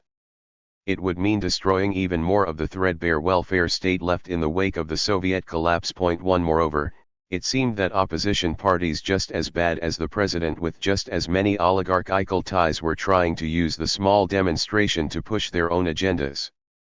But then, on November 30th, the police cracked down. Images spread through the country of special forces attacking students right in the middle of the capital. Later that day, people began to pour into the square. This was now about something bigger than that association agreement, Artem decided. It was about rejecting police brutality, and it was about the right to protest. If it was about Europe, he reasoned, that was an idea that was bigger than a single economic deal with Brussels. He and his friends needed to plant their own flag in the square and be a part of this. Artem and his friends were going. 2. To associate or not to associate. Ukraine was a very important part of the Soviet Union. The Communist Party of Ukraine was the largest in the Union of 15 republics, and Ukraine supplied Moscow with much of its top leadership. 3 leaders of the USSR, Khrushchev, Brezhnev, and Chernenko, had roots in modern-day Ukraine. It would be 3.5, if you count that Gorbachev's mother is from the country. And Ukraine was an agricultural and industrial powerhouse, producing much of the grain, steel, and advanced technology consumed by the rest of the Soviet Union. Most of Ukraine was part of the Russian Empire before 1917 and joined the Soviet Union in roughly the same manner as the rest of the territories formerly belonging to the Tsar. The Bolsheviks took power after the Russian Revolution. There were certainly people there who wanted things to go differently, as was the case in many parts of the former Russian Empire. Moscow promoted Ukrainian nationalism until Stalin began to view it with suspicion and started to crack down. The Ukrainian Soviet Socialist Republic was devastated by the famine of 1932 to 1933, which brought mass death to the region as Moscow collectivized agriculture. This part of the nation also fought bravely in the Red Army, beating Hitler's forces back to Berlin after the devastating Nazi occupation of Central and Eastern Europe, and celebrated victory over Germany in 1945. Another chunk of modern-day Ukraine, in the west, entered the USSR in a very different way. Areas in Galicia and Volhynia were part of Poland in the interwar years. During the era of the Molotov-Ribbentrop Pact, the agreement between the USSR and Nazi Germany, Stalin and Hitler agreed to partition Poland. The Red Army went in and took these areas under the justification that it was saving them. Ukraine also incorporated parts of Hungary and Romania during the war, growing considerably in size by 1945.3. It was in the western region that a radical version of Ukrainian nationalism took hold. In the 1930s in Poland, a man named Stepan Bandera, a member of the far-right organization of Ukrainian nationalists, began organizing attacks on local officials. He went to jail, until Hitler's invasion in 1939 allowed him to escape. The UN welcomed the Nazis as liberators, believing the Germans might allow them to lead an allied Ukrainian state, and help to massacre Jews in what is now western Ukraine. But Hitler had other plans, and the Gestapo kept Bandera captive during the war. After the alliance with the Nazis fell apart, Bandera's faction slaughtered Poles, more Jews, and Ukrainians they considered traitors. Then as the Red Army pushed toward Germany in 1944, the Nazis released him, hoping he would harass the approaching Communists. 4 After the Soviet victory in 1945, the UNB and its military wing, the Ukrainian Insurgent Army, waged a bloody guerrilla war against Communist Ukraine, with some Western support. 5 The KGB finally assassinated Bandera in Munich in 1959.6. Finally, there was the third part of the country, Crimea, the strategic peninsula that had been an important Ottoman trading port. It was part of the Russian SSR until 1954 and the celebration of the tercentenary of the reunification of Ukraine with Russia.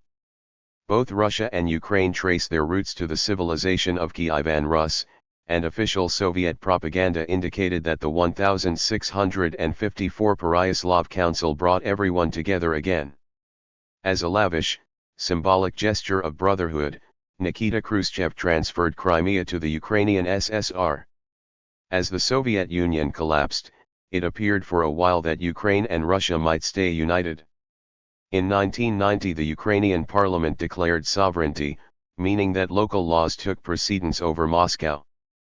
Politicians in Kiev passed a law prohibiting any demonstrations near the parliament building, but dozens of students descended on October Revolution Square and began a hunger strike, demanding the resignation of the prime minister. When the government tried to dislodge the protesters, 50,000 Ukrainians marched to join them. It worked. Ukraine did not exit negotiations on Gorbachev's new Union Treaty, as they asked, but the protesters were allowed to present their case on television, and the right to protest was affirmed.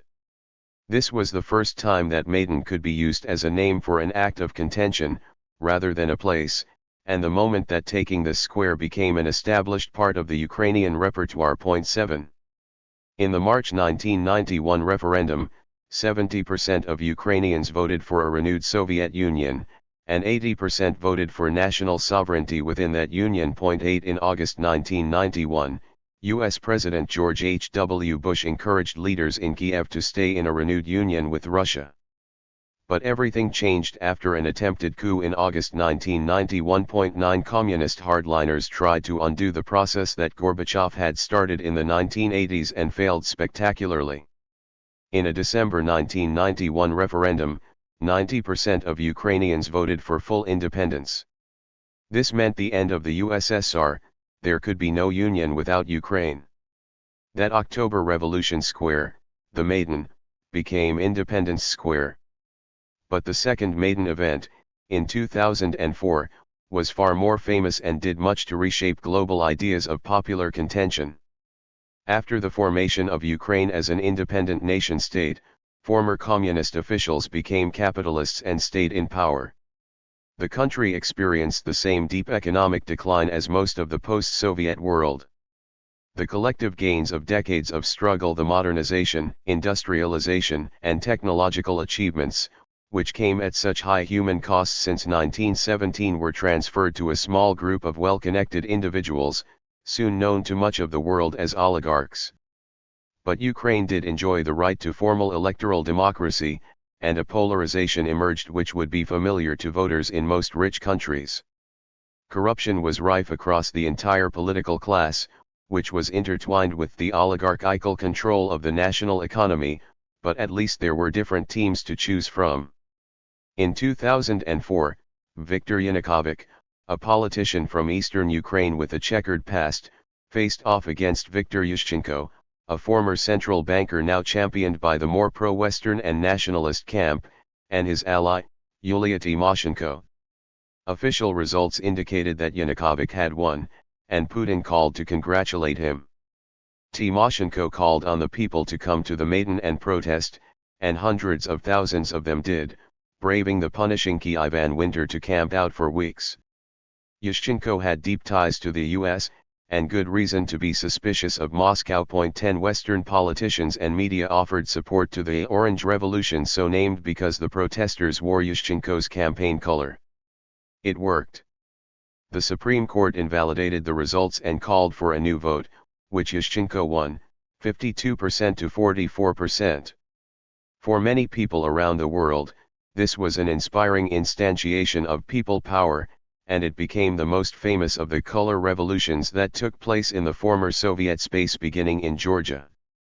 Like most of those, however, the Orange Revolution did nothing to change the oligarchical structure of the Ukrainian economy. Once in power, Yushchenko and Tymoshenko began to bicker over her business ties, and conditions remained atrocious for regular people. But culture war is free. Yushchenko was able to throw some red meat to more nationalistic Ukrainians, if he couldn't deliver on bread and butter issues. A 2001 census indicated that 78% of the country considered themselves ethnically Ukrainian, while 30% considered Russian their language of origin, and even more preferred to use Russian as a primary means of communication. 11 Under the new president, it became harder to do so. Only Ukrainian, the official language, could be used in official government business, and Yushchenko pushed for more media in the national language. Many people experienced this new Ukrainization as the recovery of the national identity, and others felt it as a repression of minority rights. In 2006 the government tried to make it illegal to deny that the Holodomor, the death by hunger in the 1930s, was genocide. While no major politicians denied the fact of the famine, this divided elites. The other side of this argument, as Yanukovych put it, it was a tragedy, a common tragedy of the states that made up the Soviet Union, that is, it was something the USSR did to itself, not something Moscow did to Ukrainians. Stalin was Georgian, and many people also starved in Kazakhstan and Russia. That kind of division, the disagreement over whether Ukrainian patriotism necessarily implied drawing Russia as the antagonistic other, was at the heart of two competing visions for the future of the country. 12 Then in January 2010, Yushchenko declared Stepan Bandera a hero of Ukraine. That man's organization had slaughtered around 100,000 people, and this was a step too far for a lot of people. For Ukrainians who prized the sacrifices their families had made serving in the Red Army, this was an insult. Both the European Parliament and the Simon Wiesenthal Center condemned the move. 13 Yushchenko ended his presidency with dismal approval ratings, which dropped to as low as 4% in 2009.14. But on his way out, he said he had stuck to his principles and celebrated the fact Ukrainian support for joining NATO had risen to as high as 33% during his presidency. 15 In the 2010 election, Yanukovych won again. But this time, international observers certified the election as legitimate. Though I have never met anyone who says he was a great president, he was more favorable to economic interests in the East, and he was seen as the best option to the people with a different vision for the country. This blue voting bloc, in contrast to the orange, saw Ukraine as a necessarily pluralistic nation and was suspicious of the version of nationalism based in Western Ukraine and its sometimes far-right traditions. Many wanted to preserve some of the things provided by the USSR. In a 2013 Gallup poll, 56% of respondents in Ukraine said the fall of the Soviet Union did more harm than good, while only 23% said the end of the USSR benefited their country. 16 The split between Ukraine's two camps was often portrayed in ethnic and regional terms, but it was more complicated than that, and it often had to do with class and urbanization. Even in very blue regions like Donetsk or Luhansk, it was possible to find people in villages who spoke Ukrainian and identified with ethno-nationalist or right-wing causes. Artem, who is left-leaning and preferred a more pluralistic vision of Ukrainian identity, is from the bright orange west, but his city was split down the middle during the 2004 Orange Revolution. Identity in Ukraine is not as simple as family lineage, either the question of who moved into cities, during the Russian Empire or afterward, and underwent proletarianization along Soviet lines, is fundamental to shaping contemporary loyalties. But until 2013, it remained largely true that far-right nationalists tended to be concentrated in the West, especially outside of cities. Putin favored Yanukovych over his rivals, but he did not like him very much. 17 Domestically, his version of government was an incompetent form of crony capitalism. Yanukovych's approval rating slid downward soon after he took office while the wealth of his family rose. He could not offer his supporters much more than opposition to Orange policies on national and linguistic questions. Conditions for ordinary people remained dismal.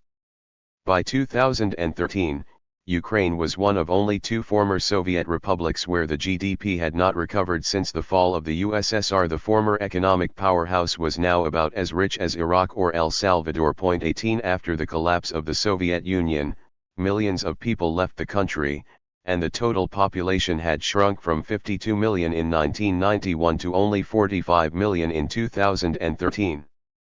Popular destinations were Poland, where one could earn much higher wages, and Russia. When it came to geopolitics, Yanukovych played Brussels and Moscow against each other. The 2012 association agreement offered by the European Union required liberalization, and it was not an invitation to actually join the EU. 19 Vladimir Putin did not want him to take it. The deal would pull Ukraine away from his economy, and could even serve as a prelude to integration into the Western security system. The unexpected, continued expansion of NATO since 1999 had rankled Russian leaders of every stripe. 20 The European Union was asking Kiev to step over Moscow's red lines, without offering Yanukovych a very good reason to do so. The EU, a young organization that had largely avoided getting involved in geopolitical questions, seemed out of its depth. Russia, on the other hand, offered $15 billion and a great deal on gas. Yanukovych was a crook, but it may have been rational for any Ukrainian leader to take Putin's deal. 21 Escalation. On November 21, Viktor Yanukovych announced he was not taking the European deal. Mustafa Nayyem, an Afghan-Ukrainian journalist, used Facebook to call for people to gather in the square. A few hundred people, perhaps 1,000, showed up. 22 Maidan 3.0 drew on local traditions of contention, especially the 1989 moment, as well as the Orange Revolution, but it also took inspiration from more recent occupations. On the first night they had a meeting in a bar, a tacky gastropub across the street from the Maidan. Mustafa said, "Okay, in Egypt they had dedicated people tweeting in English. Who is going to do that for us?" 23. Maria Tomac was there from the beginning. She worked at the Center for Civil Liberties, a human rights NGO funded by Western donors. But she was inspired more by the legacy of dissidents active within the Soviet Union. Naturally, the Maidan would be a horizontal and self-organized movement, with a stage perhaps, but with no leaders, and she and other protesters used Facebook to coordinate. 24. Social media was important from the beginning, and early demonstrators were largely middle-class and well-connected. But television was important too. Media in the country was controlled by oligarchs, often with television channels identifiably linked with a certain man and his business interests.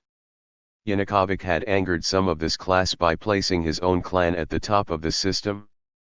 From the beginning, outlets like Hromadsk, This Is Where Mustafa Nayyem worked, and Channel 5 backed the uprising, while stations run by other oligarchs went back and forth as events unfolded, apparently in line with their owners' personal interests. But if you were far from Kiev and watching Russian television, you would have ended up with an entirely different idea of what happened in the square. In a place like Odessa, it is easy to find families, or even couples, who disagree among themselves on the very fundamentals of the uprising because they watch different TV channels. But in Kiev, when the police cracked down on student protesters under the pretext of installing a Christmas tree, both social and traditional media spread the shocking images far and wide. Soon, 100,000 people descended on the square. 25. Artem and his friends brought their own symbols to the Maidan. They took a red flag and sewed the stars of the European Union onto the corner. The idea was that they supported Europe in the sense of a social democracy and human progress, a vision of a continental future of prosperity and economic rights. Their priorities were direct democracy and de-oligarchization. They wanted to put decisions, as well as economic power, into the hands of the Ukrainian people. And, they figured, if you were looking west to Europe, you could not defend any position that was misogynist or anti-LGBT. Their chant was, freedom, equality, and sisterhood. This was not the only interpretation on offer. For other people, the Third Maidan uprising meant something very different. Euromaidan was more diffuse in its demands than the Orange Revolution, since it was not clearly aimed at changing an election result. And of course, global digital and ideological conditions made structureless uprisings more likely. Just as in Turkey, it was the police crackdown that had set off the explosion, and there was no clear goal that could unite the group except opposition to Yanukovych. 26 Many participants were determined to avoid the perceived errors of the Orange Revolution, which had only effected a transfer of power between existing political elites. From the beginning, the crowd included liberals who looked west, including those who were professional members of civil society, such as Maria Tomac. Her group used Facebook to create Euromaidan SOS, a crowdsourced digital service providing volunteer aid and supplies to protesters in need.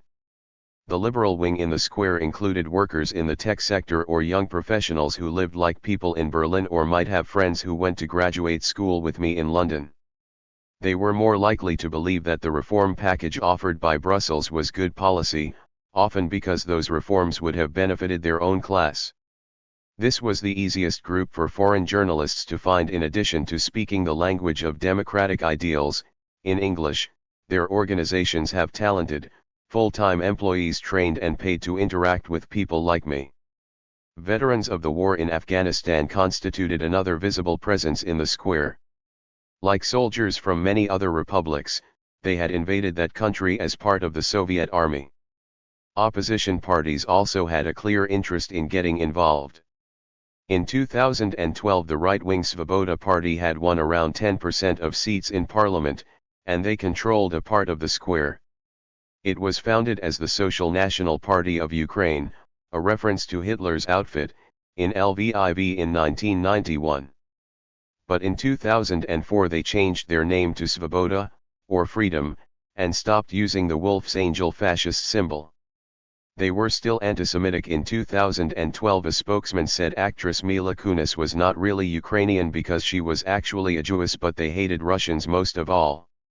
Vitaly Klitschko, a former boxer and center-right Orange politician, was a constant presence, as was Arseny Yatsenyuk, the foreign minister under Yushchenko, and Yulia Tymoshenko's Fatherland Party. There was Automaidan, a loose group of people who had cars and were willing to use them to help the protest movement. A few Marxist-Leninists even tried to get their message out on the square.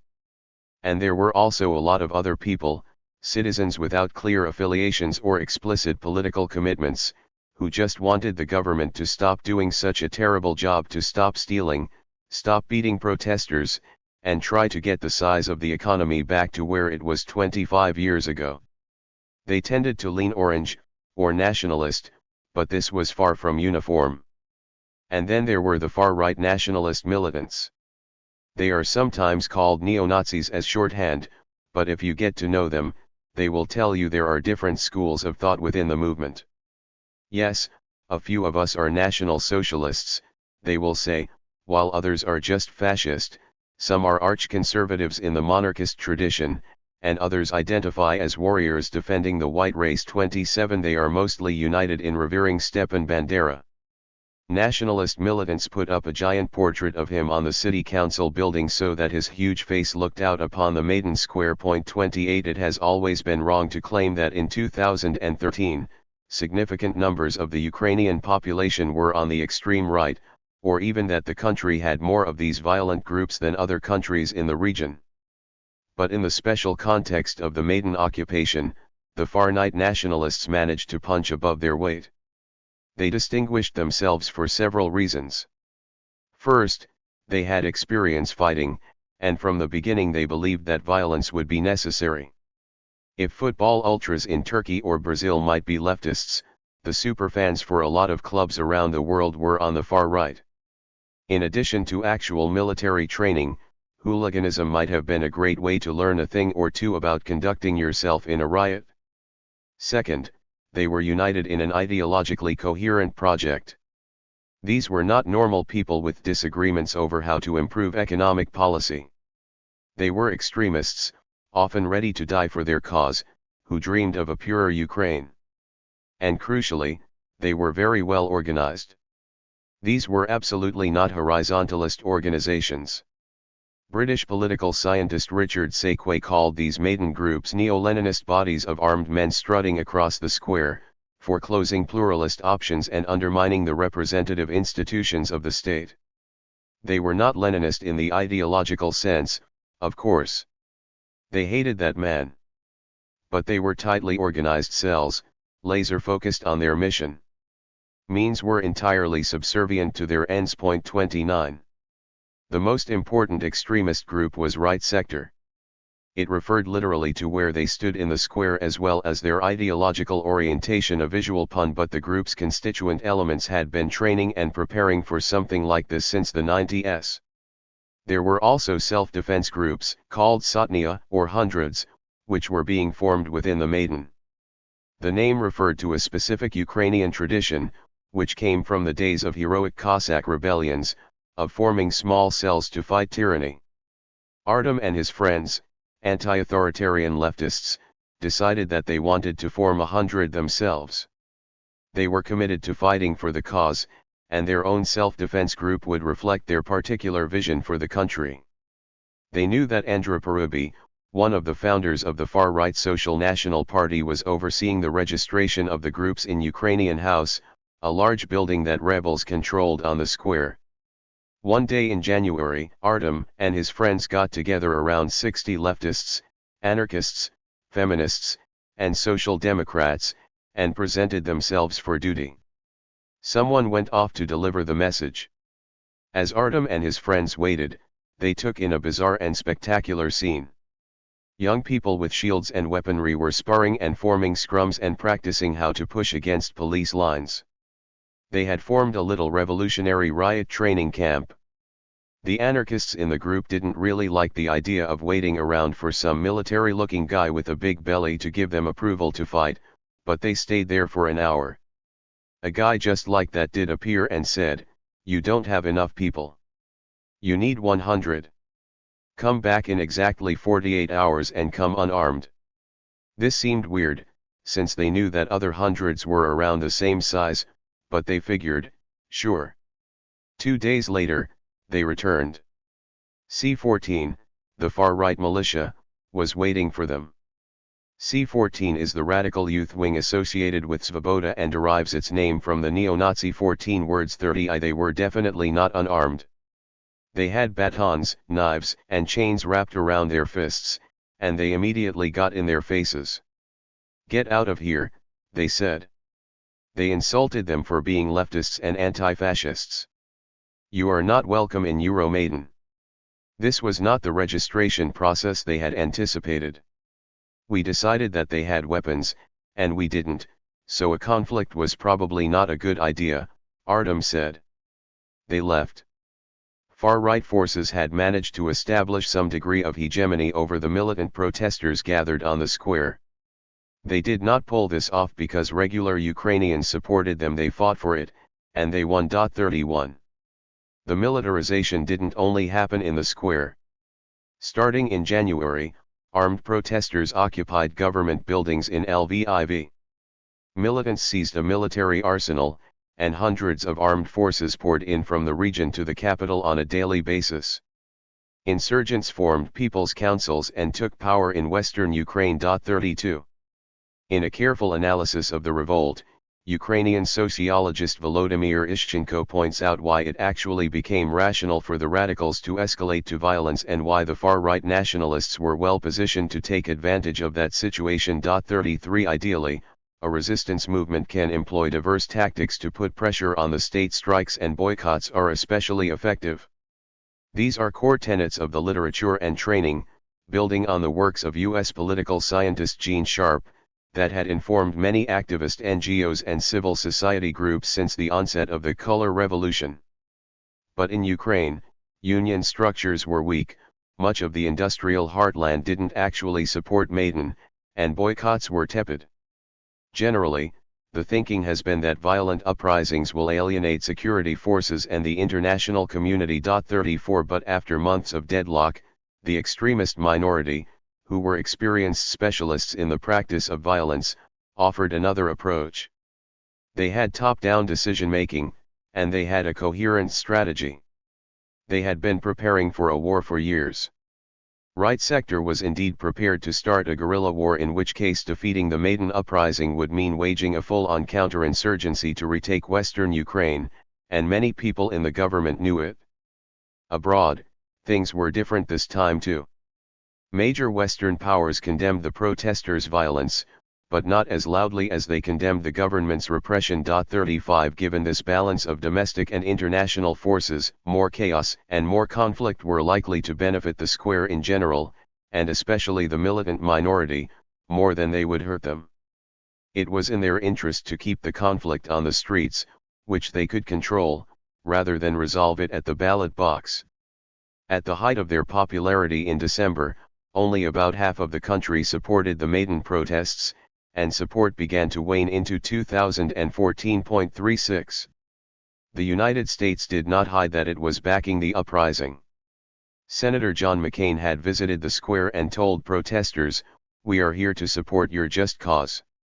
Victoria Nuland, the Assistant Secretary of State for European and Eurasian Affairs and the wife of influential neoconservative Robert Kagan, strolled the encampments in December and handed out snacks. 37 Actor George Clooney recorded a video in support of the Ukrainians who were struggling to look forward, and not back. 38 Politicians in the creaking blue coalition were quick to point out that the international reaction might have been very different if armed protesters had set up camp in front of government offices in Berlin or Washington, D.C. 39 Why did the Western powers, and their most prominent media, look at Kiev in early 2014 and see an uprising of the people, rather than a specific configuration of political forces in a divided country?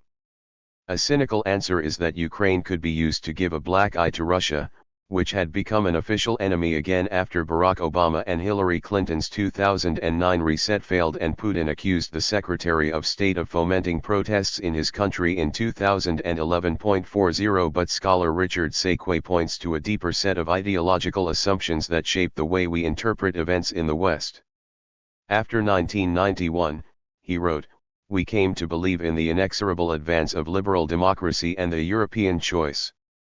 Marxist historicism was replaced by liberal historicism, the belief that the telos or purpose of history was knowable. This rendered all those who resisted, as not only mistaken but in some way fundamentally evil. On the other hand, the specificities of the forces pushing history toward its inevitable end are rendered invisible. The ugliness of the radical nationalists can be ignored as long as they are shoving the world in the right direction." 80. On January 16, the Ukrainian parliament passed a draconian package cracking down on the demonstration by introducing heavy sentences for illegal camps, banning the use of masks in public, and squeezing NGOs with foreign funding. The idea was to end this once and for all. It did the opposite. The Square quickly dubbed these dictatorship laws. Opposition politicians, including boxer Vitaly Klitschko and former Foreign Minister Yatsenyuk, called for snap presidential elections and constitutional reform. But from the beginning, the Maidan had always rejected the authority of so-called leaders in the political class, and the two men did not actually have any forces behind these proposals, or even any way to pressure for them. The square insisted on going further. 41. On January 19, Automaidan, the militant car owners collective, called for a march on Parliament. When the procession turned into a violent confrontation, Automaidan backed off and distanced itself from the chaos. Right sector, however, rose to the occasion and took responsibility for the violence. 42 In the three-day riot that ensued, people lost their lives, and the news of the martyrdom of protesters revolutionized the situation indeed. Maria was shocked by the deaths and recalls that for the first time, many of her liberal friends adopted the repertoire Molotov cocktails, pyrotechnics, and cobblestones favored by football ultras and the radical right. It was now us or them, she said. Along with the violent standoff in the capital, the government had now lost control of much of western Ukraine. This looked like the beginning of many civil wars throughout history. 43.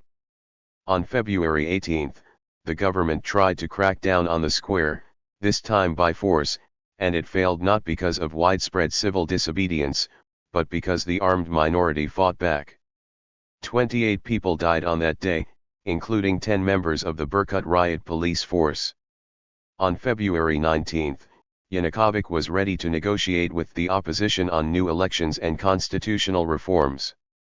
The events to come on February 20 made this impossible. At 8 a.m., bullets began to whip back and forth across the square. Protesters and police both fell to the ground. This was sniper fire. Some shots appeared to come from buildings controlled by pro-Maidan forces. Over 50 people died, mostly protesters. Maidan supporters and international media responded to the massacre with horror. Security forces began to defect, unwilling to kill or die for whatever it was that the Yanukovych government now stood for. 44 Russian media, which had been emphasizing and exaggerating the role of far-right elements on the square, soon claimed that armed militants had carried out a false flag operation to provoke regime change. 45. February 20 was Artem's birthday. After spending the previous 2 nights in the square, he was home resting on the day of the massacre. He spent the day receiving horrifying and conflicting reports of the violence, hearing all kinds of theories about the sniper fire, none of which convinced him entirely. By now, he knew that the far right was a major part of the Maidan movement, but he had decided to remain a part of it, believing that opposition to Yanukovych was the most important cause, even though some of his leftist friends had decided to leave. On February 21, Yanukovych hammered out a deal with the opposition in a process overseen by the EU and a Russian representative in the country. A national unity government would run the country until new elections were held in December at the latest, an investigation into the violence would begin, and all sides would agree to an immediate ceasefire. The square rejected the deal outright.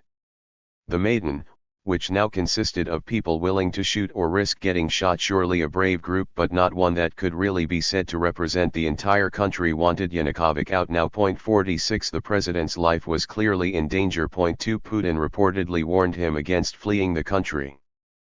But he did anyway. He hopped down to Crimea and then continued on to Russia, with the help of that country's government. 47 This cemented his legacy as a puppet of Moscow and a traitor, no matter how little Putin actually respected the man a year earlier. There would be no national unity government. Parliament carried out prompt impeachment proceedings with armed men in the chambers, and without meeting all the legal requirements for removing the executive.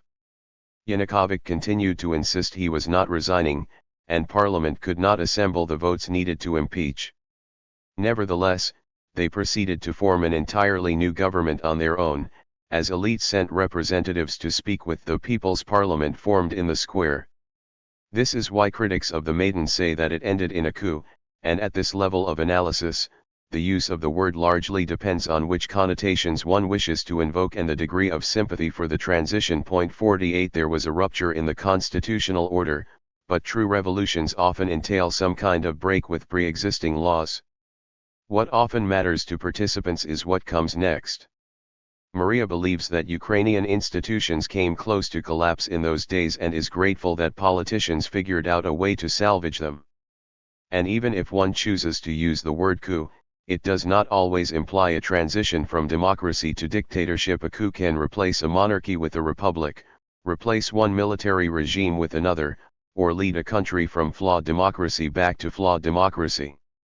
And yes, there would be new elections soon. But for now, Svoboda took key positions in the new government, and eastern Ukraine was practically deprived of representation. 49 Andrei Parubi, the far-right militant who organized the hundreds, was now in charge of national security. Artem came to the immediate conclusion that this was not a legal government. And it contained radical figures, a bunch of freaks, he called them, who would not have won in normal elections. But he also questioned whether previous governments in Ukraine were truly legitimate, and he recognized that this group of men was facing a difficult challenge from an aggressive Vladimir Putin. There was definitely not going to be any de-oligarchization, as so many people had hoped a few months ago. The new government would remain just as tied to the existing political economic elite, and its corrupt practices, as the last one. The economy was staying the same. What could they actually give the people as some kind of revolutionary victory? What had been earned through months of struggle and 100 deaths? The post-Maidan administration could deliver a government that was more proudly nationalist and anti-Russian. Kiev could turn back to an alliance with the rich first world countries and hope that this would bring some benefits for the country. The strain of Ukrainian identity developed in the western part of the country had moved to the center of national politics. For some people, this was a huge step forward. In the first months of 2014, crowds across the country tore down statues of Lenin, and the entire East and South had only 2 members in the ad hoc cabinet. Since 2010, a pattern had emerged in the evolution of mass street protests. They start over something very specific, then they explode to include all kinds of people, accommodating numerous competing or even contradictory visions. Finally, the resolution imposes very specific meaning once more. In the middle, infinite possibilities present themselves. At the end, any concrete outcome of the days of quick thinking and unpredictable actions and reactions will disappoint or alienate some people. When Maidan stopped meaning a spontaneous, pluralistic expression and came to mean that the elected president had fled for his life, and a more nationalist government took power without elections, this alienated a lot of people. The first anti-Maidan protests had started well before February, mostly in eastern parts of the country, and they were directed by the Yanukovych government. In its final months in power, the Party of Regions did everything it could to get bodies on the streets and in front of cameras. But the formation of a new government led to an entirely new wave of protests with real support. A leaked phone call between Victoria Nuland and U.S. Ambassador Jeffrey Pyatt, in which she appeared to be helping to select Yatsenyuk as the new prime minister, reinforced the belief that this was Western-backed regime change. 50 The toppling of Soviet statues was deeply divisive. 51 Parliament immediately voted to rescind the right to use any language but Ukrainian in an official capacity. Generally speaking, this anti-Maidan movement was more lower class than the Maidan protesters, and it certainly did not enjoy sympathetic treatment from major Western media. 52 Some demonstrators wanted to signal opposition to the new government, others wanted defense of minority language rights, and others wanted a version of federalization for the country, which would devolve some power to regions outside Kiev. The counter-mobilization had the support of the Communist Party of Ukraine, which had won more votes than Svoboda in the 2012 elections, and even included some radical leftists who had previously tried their hand on the other side in the early Maidan protests. 53. And then there was the reaction of the Russian government. At the end of February, Vladimir Putin simply took Crimea. It was stunning, both in its blatant violation of international law and how easily he pulled it off. It flew in the face of the international order to send soldiers in disguise into a sovereign country, organize a snap referendum there, and declare it yours. But as self-interested realpolitik, it made perfect sense. The peninsula was home to a hugely important naval base, and the local population was not going to complain. The annexation was formalized on March 18. The West slapped sanctions on Putin, and he withstood them. The annexation of Crimea was wildly popular in Russia. 54. The loss of Crimea made it even easier for officials in the post-Maidan government to write off the entire anti-Maidan movement as separatist, or a proxy for Russia. This was not true, but now everyone in the country experienced a sudden and unexpected loss. The new central government and its supporters felt they had been robbed of Crimea, while many blue citizens felt their pluralist vision of the country was being ripped away from them. Such universal resentment is very dangerous. Anti-Maidan protests took place in cities like Odessa and Kharkiv throughout March. In early April, protesters seized local government buildings in 3 cities. With the added specter of machinations in Moscow, this was the same tactic used weeks earlier in western Ukraine. New Minister of Internal Affairs Arsen Avakov declared on his Facebook page that the government would crack down on this kind of contention. 55 In the eastern Donbas region, the anti-Maidan movement gave rise to ramshackle volunteer forces, which had a significant degree of public support. Most locals there thought a coup had taken place, and many said they feared violent attacks from the right-wing extremists. 56 In April, many residents still hoped for a peaceful resolution within the context of Ukrainian law. Most people in this region, formerly the economic powerhouse of the country, had no separatist pretensions to speak of at the beginning of the year. 57 Most people wanted to stay in Ukraine. But when Russian nationalist Igor Shooter-Strelkov appeared in the region, leading a commando unit of foreign combat veterans, its fate appeared to be sealed. 58 This was not going to be resolved among Ukrainian brothers and sisters. The government launched the anti-terrorist operation, with the support of the United States. 59 We were very far from the digital world that Western leaders had envisaged just a few years prior. Bad things were happening all around, and raising awareness was very far from sufficient to stop them. In Kharkiv, anti-Maidan protesters were quickly arrested. But in the breezy coastal city of Odessa, protests continued into the end of April. Then, on May 2, pro-Maidan football ultras descended on the city and clashed with anti-Maidan protesters. Led by right sector, the hooligans drove the anti-Maidan demonstrators into the Soviet-era trade union building. Molotov cocktails hurled into the building set it on fire. Some of those who tried to escape were beaten with clubs and knives. The rest burned inside. Nearly 50 people died, and right sector leaders declared it another bright day in our national history. The anti-Maidan movement in Odessa shrank into the shadows in fear as far-right squads continued to threaten those perceived to be leftist or pro-Russian. 60 The post-Maidan governments conducted trials and investigations into what really happened on February 20, the day of the snipers' massacre. They have not been completed. 61 In 2014, a survey painted a picture of which types of Ukrainians said they participated in the Maidan uprising. Protesters were older than those in Egypt or Tunisia, and a majority had taken part in the Orange Revolution. Participants were richer than most Ukrainians, but this was less pronounced than in 2004 since the violence pushed some wealthy people away. Citizens who spoke Ukrainian at home were 5 times more likely to come out to the square.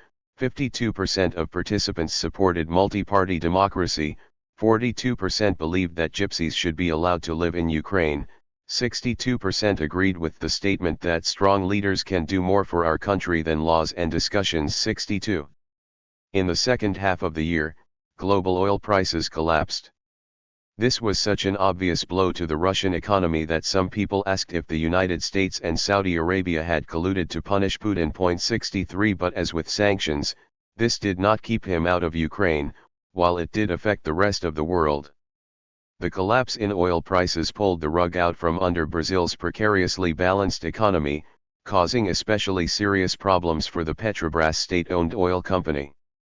As a result of Putin's actions in Ukraine, the United States pressured Dilma Rousseff to condemn Putin or disinvite him from the BRICS summit scheduled for July. She chose loyalty to that alliance over friendship with Washington, pushing Brazil-US relations to the lowest point in a decade. 64 The Russian government was now clearly backing the volunteer forces in the Donbas region, though they didn't admit it. A protest had become a kind of a revolution, which became a civil war, which had now become a bloody international quagmire with no end in sight. For some people, especially nationalists who believed that a decisive break with Russia was necessary, the Maidan offered a kind of victory. Even Artem, who was so often disappointed by the direction it took, believed it freed some space for debate and independent media in the country. But things now felt very different than they had just a few months earlier, when almost anyone could pour into the square and articulate what a European future meant for them. 13. The Free Brazil movement. In June 2014, Brazil hosted the opening match of the World Cup. It had been exactly 1 year since the Movimento Passe Livre started its campaign against the bus fare rise. I had wrangled a press ticket, so I hopped on the metro over to the new Itaquera Stadium. I didn't like it as much as the old Passe Mbue Fields downtown where I used to watch Corinthians matches not far from my house. The big, expensive stadium, built special for the mega event, had just been finished. Barely. This wasn't supposed to happen. Well, at least not according to a meme that had been in the air over the past 12 months. Now vai ter Copa, it declared. There will be no World Cup. A loose set of demonstrations, carried out with some of the same repertoire the MPL had used, insisted they would stop the tournament from happening, in protest of the lavish spending on stadiums like Itaquera. Over the previous year, the protests had continued, though they grew smaller and more radical in their tactics, and lost the support of mainstream opinion over time.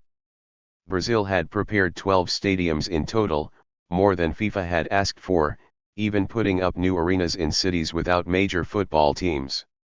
The anti-World Cup movement was pulling on one of the strands that emerged in June 2013, insisting money should go to basic social services, instead of soccer. Those circumstances had changed a lot since 2010, this was still one of the main reasons I was in the country. That old, slightly offensive question of whether Brazil will be ready for really big sporting events still guided my coverage.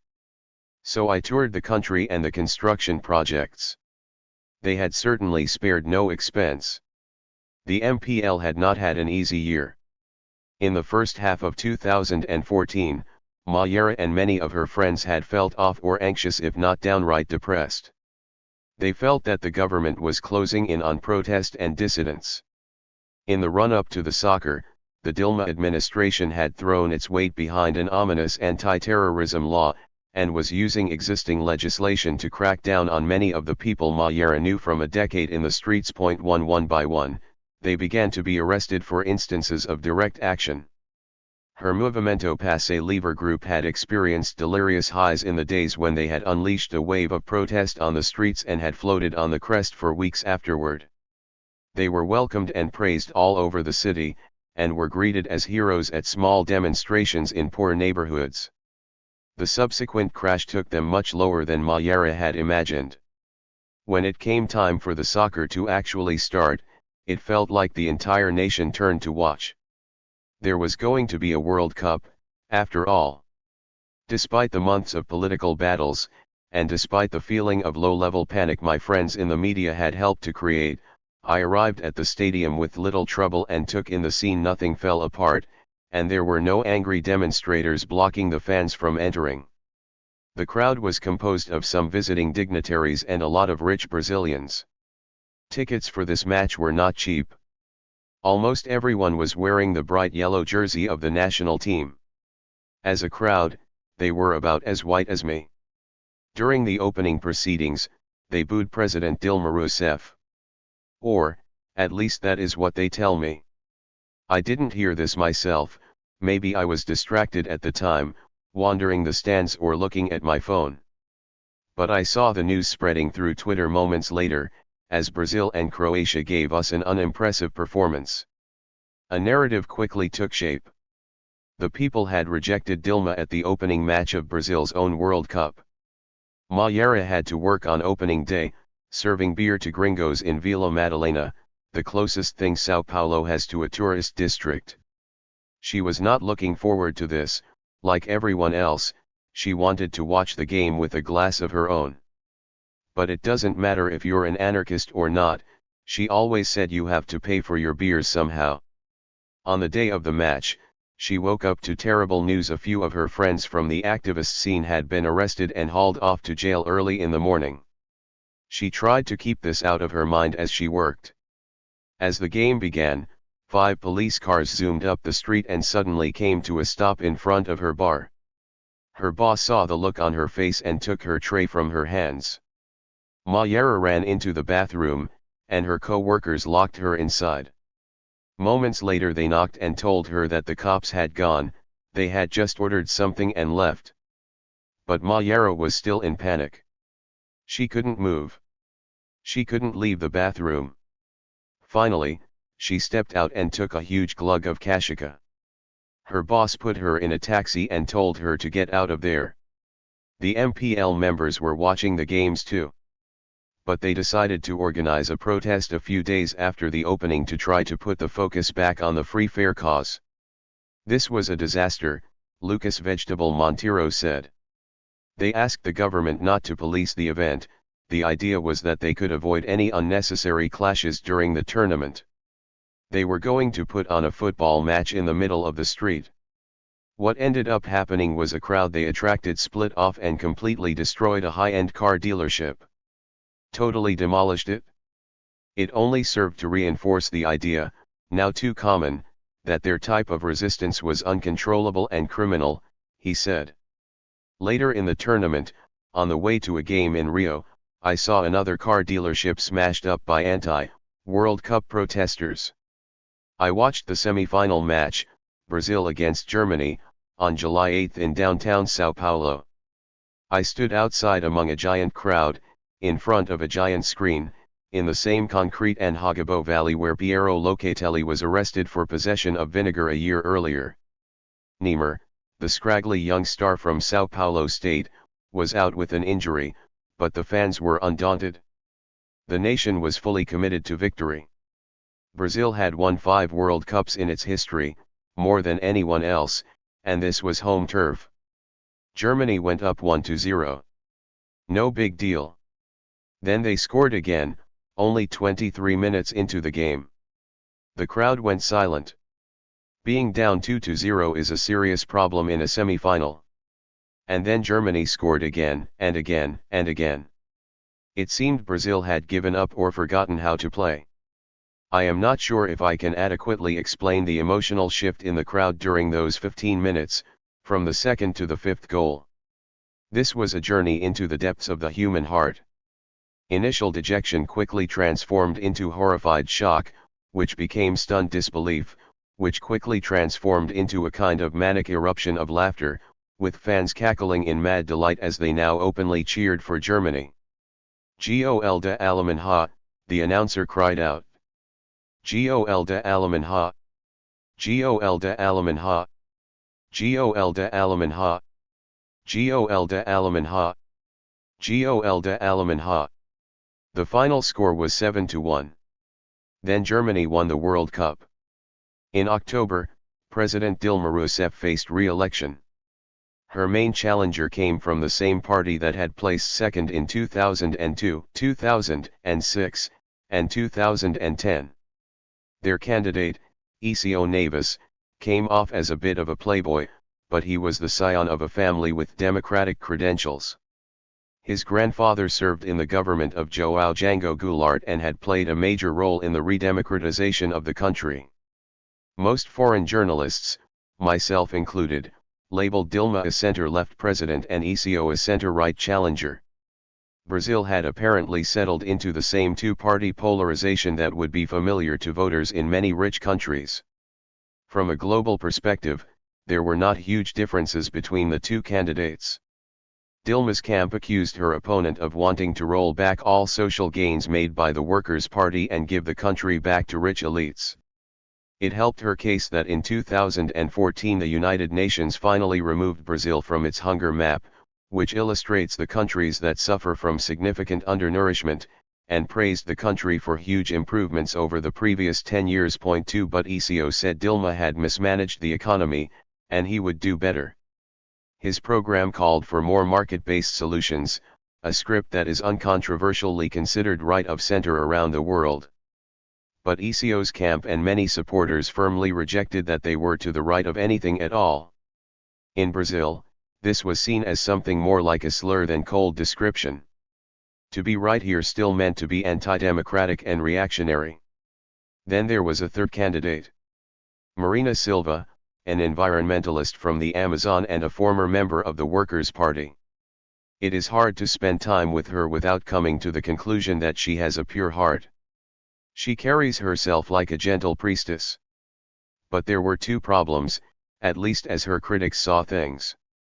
People with pure hearts may not be great for politics in general, and they may be especially ill-suited for a Brazilian polity facing real economic problems. ECO was not wrong that progress had stalled, or that many economists had criticized Dilma's governance growth had nearly come to a halt in 2014. Keen observers could see that a storm was brewing. Marina didn't have a strong party behind her, and she didn't have a network of support in Congress. Given Brazil's system, it might be incredibly difficult to hold a government together if she won on her own. The last person who tried something like that was Fernando Collor, impeached in 1992 for corruption. And on top of that, she was an evangelical Christian. Dilma supporters attacked her on this front, with success. This dynamic led to a typically absurd North American intervention, perfectly crafted by the digital era. U.S. actor Mark Ruffalo made a video declaring his support for Marina Silva and uploaded it to the internet. He clearly thought the Save the Rainforest candidate was the progressive choice, and with the click of a button he told hundreds of millions of people to vote for her. But then, he was inundated with tweets from Brazilians telling him that Marina did not support LGBT rights, and that Dilma was the real progressive candidate. Ruffalo immediately apologized and withdrew his endorsement. Point 3. Locally, the campaign became very heated, very quickly. During 2013, some left-wing protesters had taken aim at Brazilian media. I distinctly remember a group outside the Folha offices, shouting that the newspaper was owned by latifundeiros and assisted the dictatorship in repression, because I witnessed one prominent reporter in the newsroom discover to their shock that both accusations were true. Point 4 But the 2014 campaign was the first time I saw and felt attacks coming from the right. On social networks, increasingly vocal Brazilians questioned the legitimacy of both the government and the journalistic apparatus. As the election loomed, it looked like Dilma might actually lose, ending the PT's 12-year tenure in the presidential palace. Her team pushed things to the limit, on both the discursive and administrative fronts, to reach for victory. The campaign slogan, Muda Mais, or Change More, promised that social improvements would only deepen. It was the same response that Lula had prescribed the year before in his New York Times op-ed. The government also did everything it could to lessen the pain for the moment, putting off any difficult adjustments to budgets and salaries until after the election. Point 5. Many members of the Movimento Passe Livre were anarchists, or otherwise rejected participation in elections as a matter of principle. As a group, the MPL never takes any position on political campaigns of any kind. But for many of them, the upcoming election was terrifying.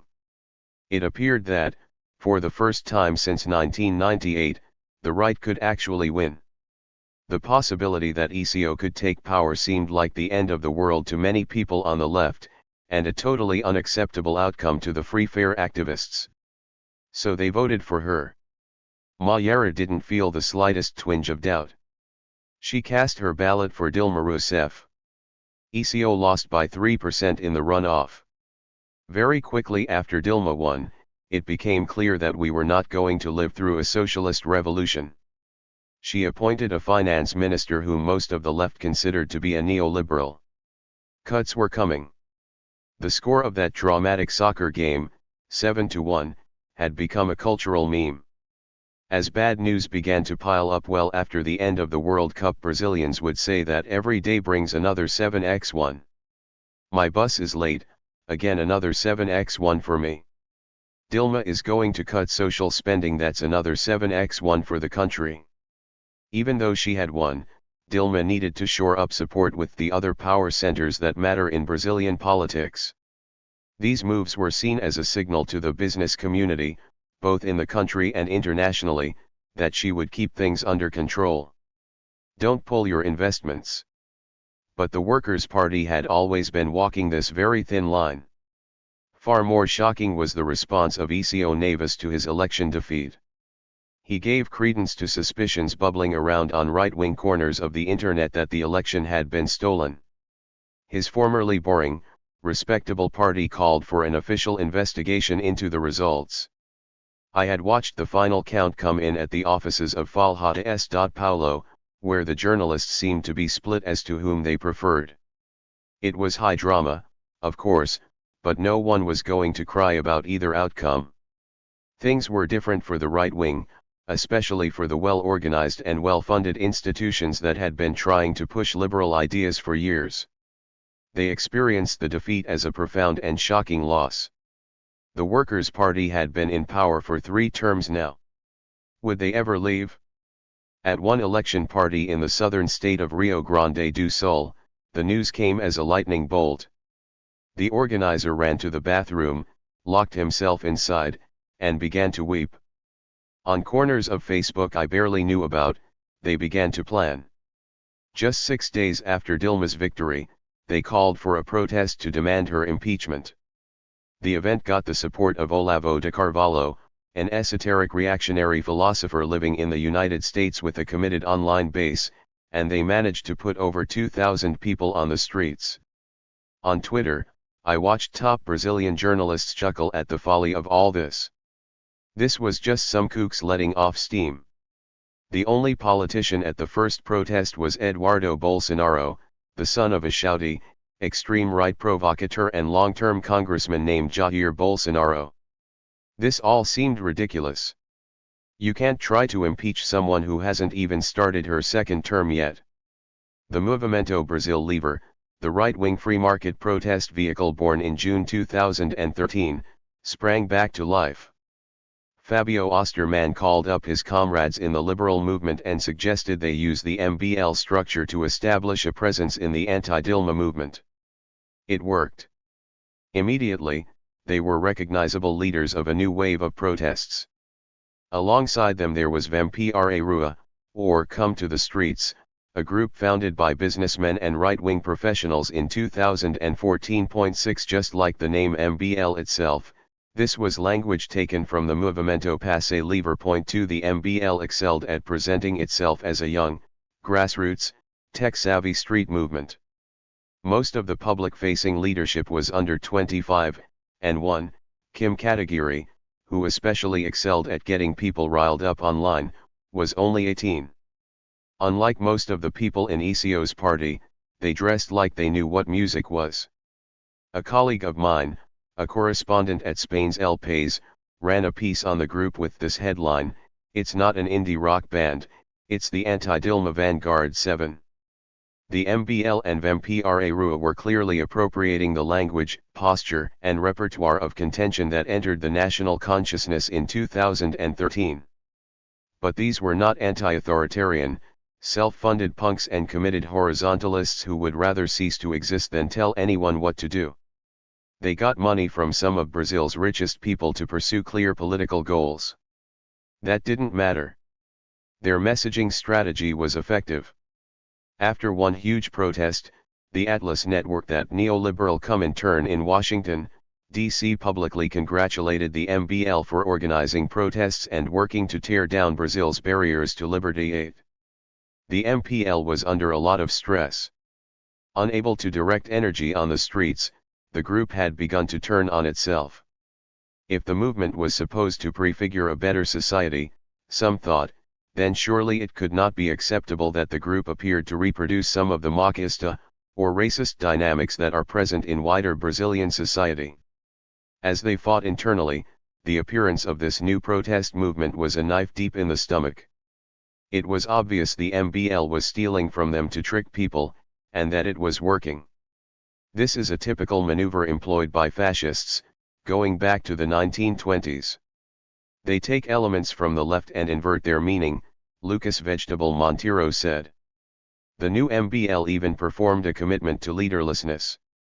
They take this anti-systemic pose, they adopt the aesthetics of the anti-globalization movement, they say they have no party affiliation. But they take money from politicians, and have the goal of destroying a single political party, that is, Dilma's Workers' Party, he said. Mayera ran into her aunt at a family event. This was one of her more conservative relatives, a woman who had chastised her for her political militancy when Mayera was younger. To her surprise, the aunt turned to her smiling and said, "You will never believe it. I actually went out protesting, to one of your events." Mayera was perplexed. "Oh really, which event? Last year? Back in June?" No. Her aunt was talking about one of the recent protests, the ones calling for impeachment. Footnotes.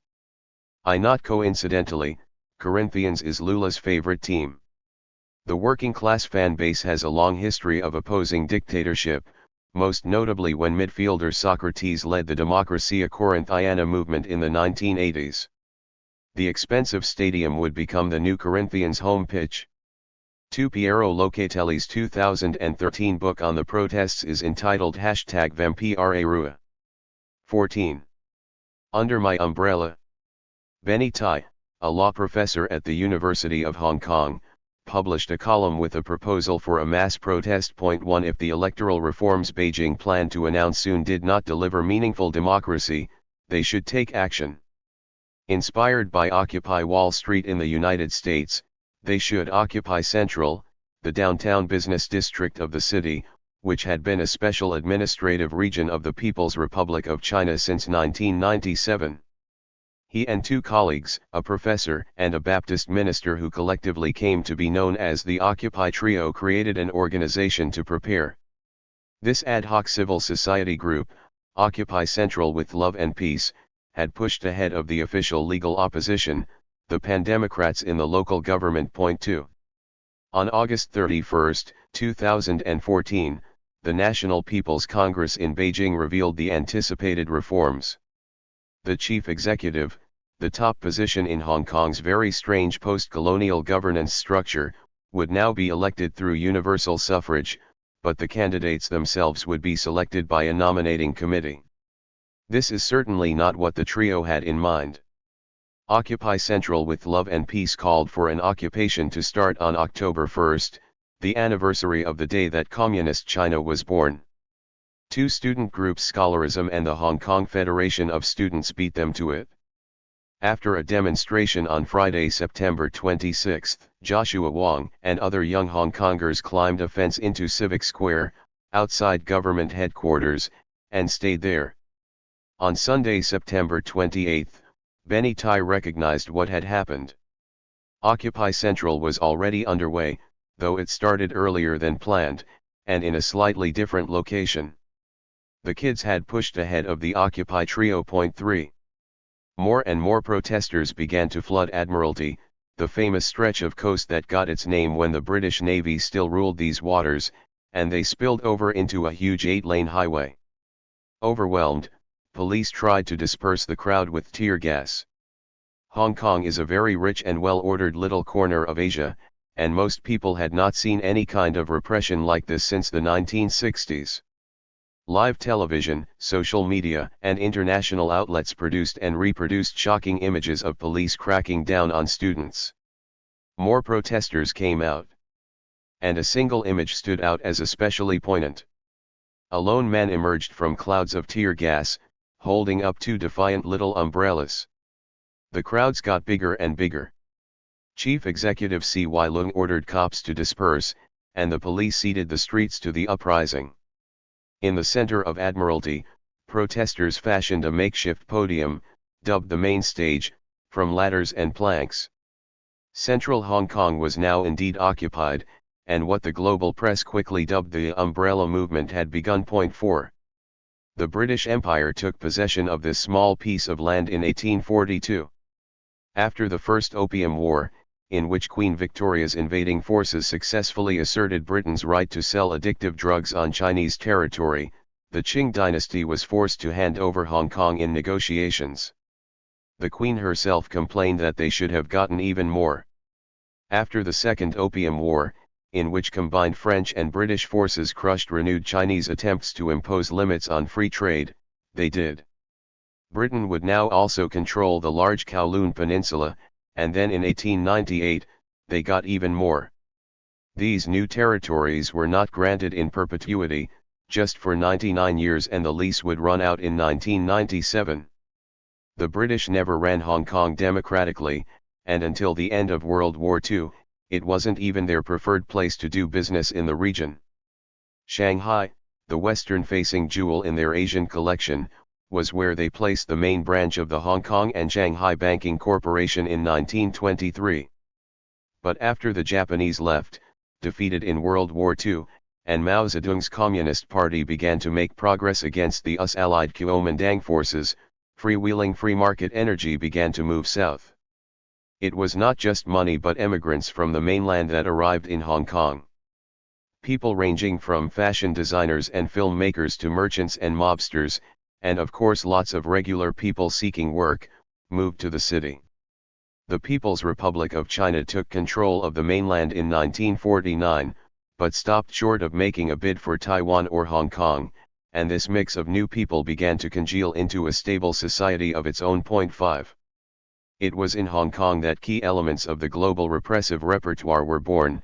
In the 1950s, British police began to fire wooden bullets at the ground with the aim of wounding protesters' legs, rather than killing them. 6. Experimenting more in Northern Ireland, this approach evolved into rubber bullets.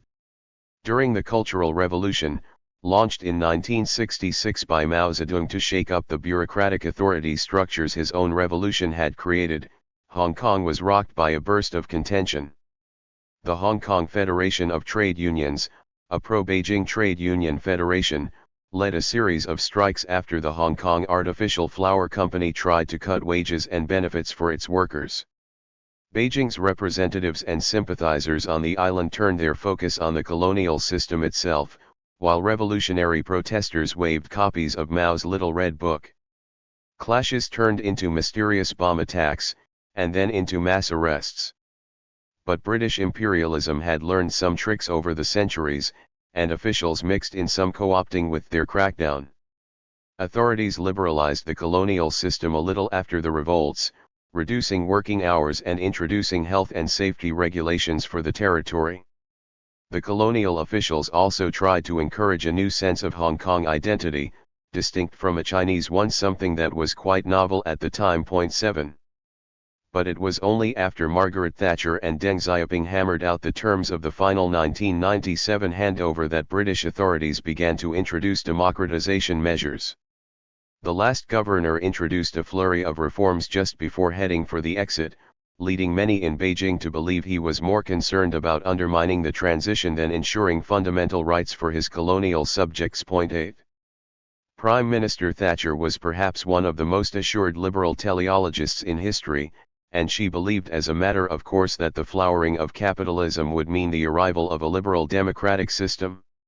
She was also very eager to avoid any disagreements that might result in mass migration from Hong Kong to Britain. 9. Paramount leader Deng, the man who introduced a series of market reforms after Mao Zedong's death, believed in maintaining the primacy of the party, and he knew that the PRC was not even close to catching up with the West. At the time of the handover, Hong Kong accounted for nearly 20% of the nation's GDP. The two leaders hammered out the wobbly concept of one country, two systems, and the Basic Law, which maintained some of Britain's strange colonial system and promised the eventual provision of universal suffrage, for the election of the Executive and the Legislative Council. In the late 1980s, the PRC itself saw an uprising of contention after the government started to experiment with some neoliberal shock therapy reforms similar to those enacted in Russia a few years later. When students and protesters filled Tiananmen Square in 1989, Hong Kongers became intimately involved in the uprising. Whatever sense of unique identity had been developed, many citizens, liberals and leftists and capitalists alike, felt that their future was intertwined with that of mainland China, and they acted in solidarity with counterparts in Beijing. The protests in central Beijing began as a celebration of deceased former party chief Hu Yaobang, and for a time had the backing of many journalists in the country's state-run media outlets.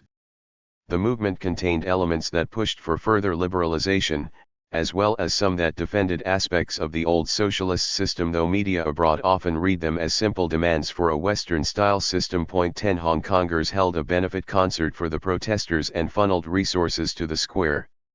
The central government moved to crush the movement, violently clearing the demonstrations from the square, triggering a huge march in Hong Kong, and the party remained firmly in control.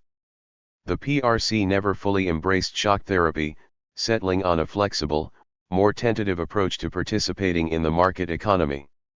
Chinese economists called it crossing the river by feeling the stones. That process, slow, careful, and constantly readjusting, worked a lot better than the package imposed on the former Soviet Union. In the 21st century, China caught up to the West more quickly than anyone predicted in the 1980s. From 1990 to 2017, Russia's share of world GDP was cut in half, while China's share increased sixfold. It was this growth that played such a large role in powering Latin America's achievements in the Lula years. Countries in South America exported raw materials to the PRC, which used them for a boom in infrastructure construction. 12. The Communist Party of China had developed a deep relationship with the people of the mainland over the past 60 years, forging ties through Maoist People's War, the ups and downs of the Cultural Revolution, and the economic growth that brought hundreds of millions out of deep poverty. To carry out its national project, it relies on repression, of which 1989 is only one example, but the party does not rule with the stick alone. The CPC is a massive organization of more than 90 million members, who are often accessible to citizens. They have learned to be responsive to demands. A study conducted by Harvard's Ash Center from 2003 to 2020 found that a large majority of Chinese people expressed satisfaction with the central government, far surpassing comparable numbers in the US. 13. The Hong Kong Special Administrative Region had a relationship to the People's Republic of China that was not dissimilar to Western Ukraine's relationship to the Soviet Union. It joined the country late, after occupying pivotal space in the Cold War, and its residents shared little of the history, the vocabulary, and the triumphs and tragedies of the long socialist struggle understood by people in the larger country. 14. As the 2010s started in Hong Kong, and digitally coordinated explosions spread around so much of the world, its governance mechanisms had not evolved very much. Half of the seats on the LegCo were handed out directly to special interest groups. Real estate and construction and the accounting group got one each, for example, while financial interest groups got two. This system of functional constituencies was set up in 1984 under British rule, and it is the kind of blatant crony capitalist system that most rich democracies have to at least hide behind the scenes. The other half of the LegCo was elected on a district basis, and the Pan-Democrats managed to maintain a decent presence there, winning around a third of total seats in the 2012 vote. 15. The people of Hong Kong had neither the network of communist officials that mainlanders have, nor did they have anything resembling Western democracy. Objectively speaking, the Special Administrative Region is materially privileged. It is much richer than the mainland and the other countries in the region. But from the standpoint of meaningful representation, one country, two systems was the worst of both worlds. Even though the mega-rich tycoons continued to do very well, Hong Kong became less and less important for the Chinese economy overall. By 2014, Hong Kong now represented less than 3% of the total Chinese GDP, and the city itself had become more and more unaffordable for locals. 16 Confidence in one country, two systems had crashed, from 78% in 2008 to 37% in September 2014. The march of progress had stalled for Hong Kongers, both politically and economically. 17. If in the 1950s the umbrella symbolized the futility of human resistance to nuclear devastation for a small group of British protesters, in Hong Kong the umbrella came to stand for plucky opposition to state violence. But after that first night, the umbrella movement was not marked by vigorous contention with security forces. Indeed, many Hong Kongers said they'd never had any poor interactions or negative feelings about the police at all. That attitude may have been limited to the Cantonese-speaking majority, locals with full citizenship, but it would be incomprehensible in places like Egypt, Brazil, or the United States. Hong Kong had famously lionized its police force in its martial arts movies over the years, and throughout 2014, the international press would report with shock and delight on the dynamic between Hong Kong protesters and local authorities. One New York Times headline declared that Hong Kong protests are leaderless but orderly, reporting that the youth was diligently clean and exceedingly polite, even picking up their own trash. 18. The Western press especially loved Joshua Wong, who provided them with the narrative of a teenager taking on a global superpower. 19. He made the cover of Time magazine as the face of protest. Unlike the instant celebrity of Camilo Vallejo in Chile, however, the devout Lutheran did not have a well-defined ideology, or the structure of a disciplined party, nor had he been elected to lead a well-established student association. He had gained national attention in 2011 when, at just 14, he and a small group of students converged as scholarism to oppose new elements of moral and national education introduced by the chief executive that would, among other things, sidestep the events of Tiananmen Square. They led a large, peaceful protest in 2012 and occupied government headquarters for a week, until the Hong Kong chief withdrew the reform proposal. It seemed that whatever Hong Kong's special little political system actually was, protesting worked. But the 2014 umbrella movement could not be truly leaderless because there was a stage. Joshua Wong, along with the Occupy trio and a few other student leaders, controlled this platform, and thus, informally, the movement. They gave speeches or decided who else would. Indeed, for some of the participants, the idea of the stage came to represent the concept of leadership itself. Just as Brazil's Movimento Passe Livre might reject any vertical structures within a political struggle, some Hong Kongers would come to insist on no stage to signify something like horizontalism. Stages are, after all, quite literally above the crowd.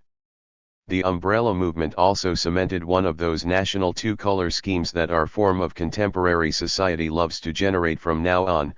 The yellow camp would be pro-democracy, and more Western-facing, while the blue camp would be more pro-Beijing and supportive of the police.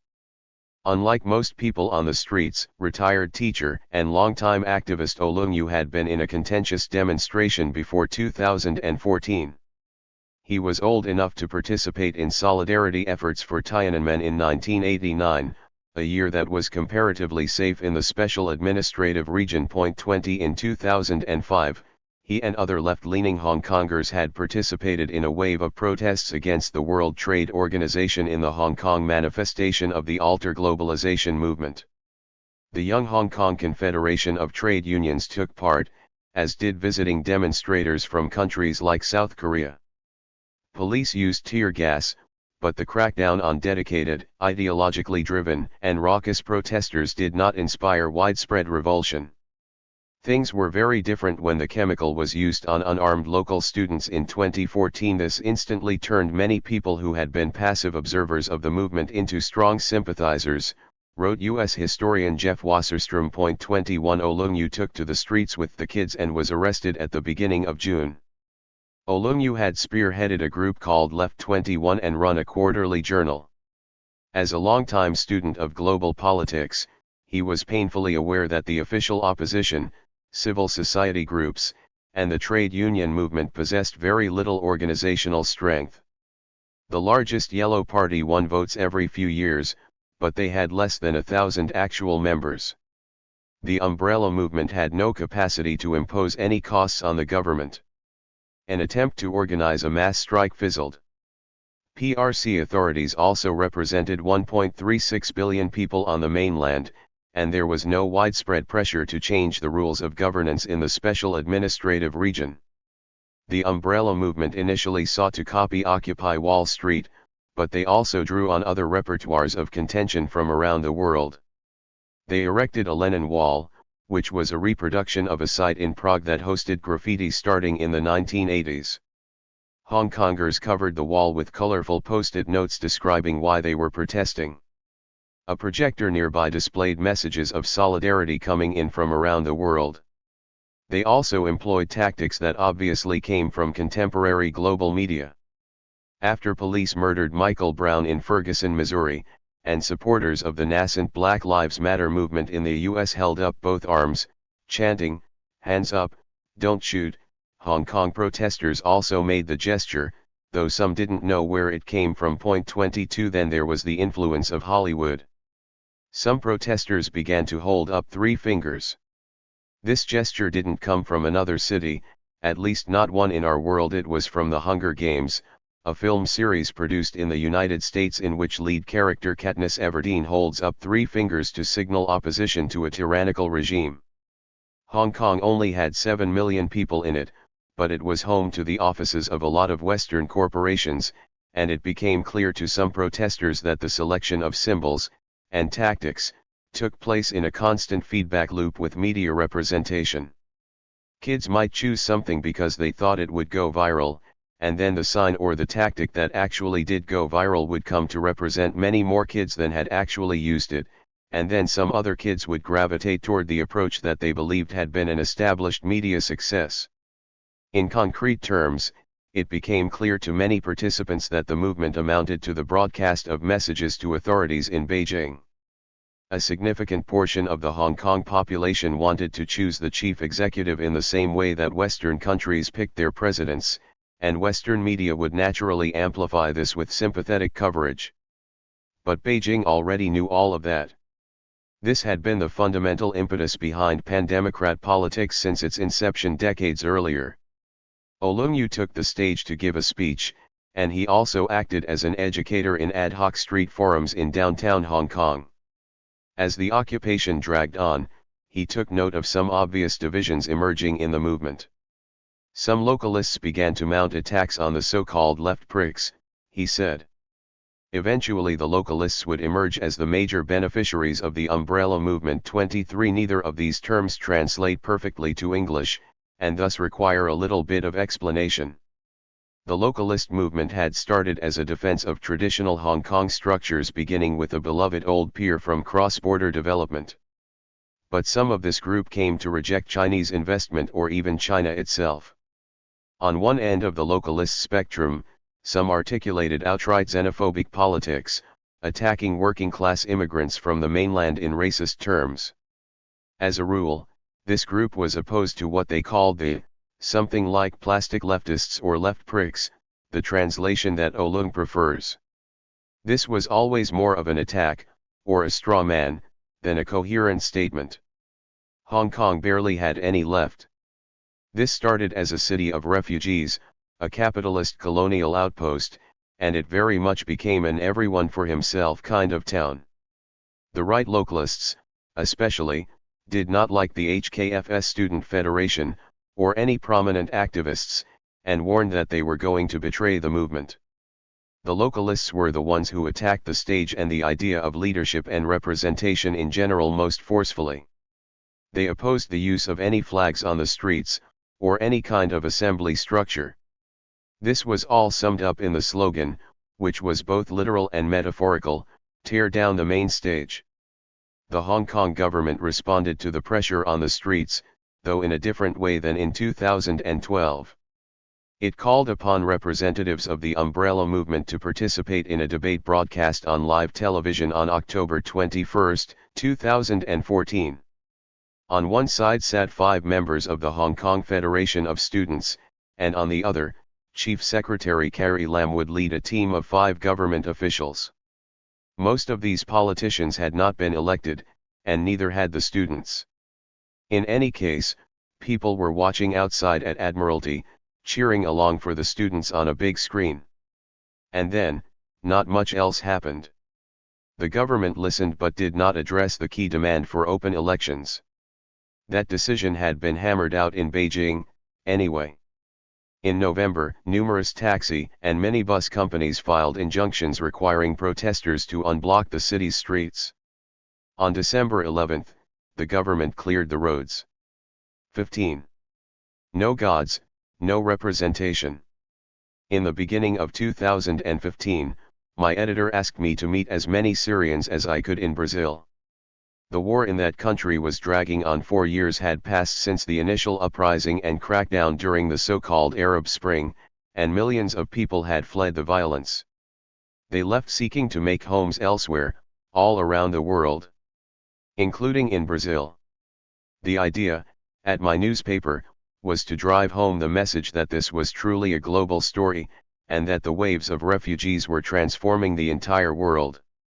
There were quite a lot of Syrians in Sao Paulo, and I began to attend iftar, the evening meal during Ramadan fasting season, in a working-class neighborhood east of downtown.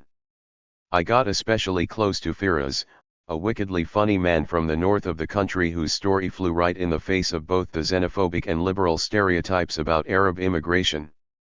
He has a master's degree in chemical engineering, and he is not particularly religious. Brazilians were nice, he said, but he didn't want to stay here, thank you very much. The public schools were terrible, and there was far too much crime. He was trying to get to the United States. This was a Los Angeles Times investigation, predisposed to be sympathetic to refugees, but he certainly wasn't going to reproduce any of the sentiments that bien-pensant Californians learned to associate with stories of immigration. Was he looking for the land of the free? A better life? Grateful for the opportunity? No, not really. He would have preferred to stay in Syria, but conflict and criminal foreign intervention had destroyed it. Northern Europe had the best healthcare and education and packages for refugees, but unfortunately the United States was the best option available to him, he said. If he had to rip his children away from Syria, then the best he can do for them is to get to a really rich country. Brazil wouldn't really work for him. I laughed out loud all the time as he spoke, but I knew this kind of talk probably wasn't going in the story. Some other Syrians decided they would stay in Sao Paulo, and they didn't have much trouble doing so. By global standards, Brazil has virtually no immigration. There are around 1 million people who were born elsewhere, but that adds up to less than 1% of the country. In many ways, the United States and Brazil have similar structures. They are both Western European settler colonies with a very clear racial hierarchy: whites on top, then groups of immigrants that came more recently, with the descendants of enslaved peoples excluded from official white society for centuries and surviving indigenous populations living on the margins. But racialization works slightly differently in Brazil. Arabs have a long history in Sao Paulo. One of the most popular fast food joints is Habib's. The mayor, Fernando Haddad, was of Lebanese descent. In Brazil's mainstream politics, there was not much anti-immigration sentiment. The story was very different in the world's richest countries, which were shaken by the question of what to do with so many new arrivals. On continental Europe, confident stateswoman Angela Merkel decided to welcome 1 million immigrants to Germany, while other countries set up a deadly invisible border in the Mediterranean Sea. In the United States, an unimaginative but media-savvy and endlessly entertaining television personality turned his attention on an already deadly invisible border nearer to home. Real estate heir Donald Trump launched a bid for the presidency by saying that many Mexican immigrants were rapists and then refusing to back down when mainstream media criticized him. His campaign was largely powered by shocking and newsworthy proclamations on Twitter, and by the fact that producers knew he was good for ratings. A veteran of the world of New York gossip, Trump knew how to manipulate the media, or, at least, he knew how to appear on TV. At the event that launched his campaign, he hired actors to pretend to be his supporters. 1 In the United Kingdom, a loose coalition of conservative politicians took the provocative side of a somewhat unexpected contest to decide if the country would remain in the European Union. Prime Minister David Cameron called the referendum so his side could easily win it, and he could get on with business. Famously, his opponents on the pro-Brexit side ran a menacing ad, with hordes of Muslims marching on the nation, like some kind of reverse crusade.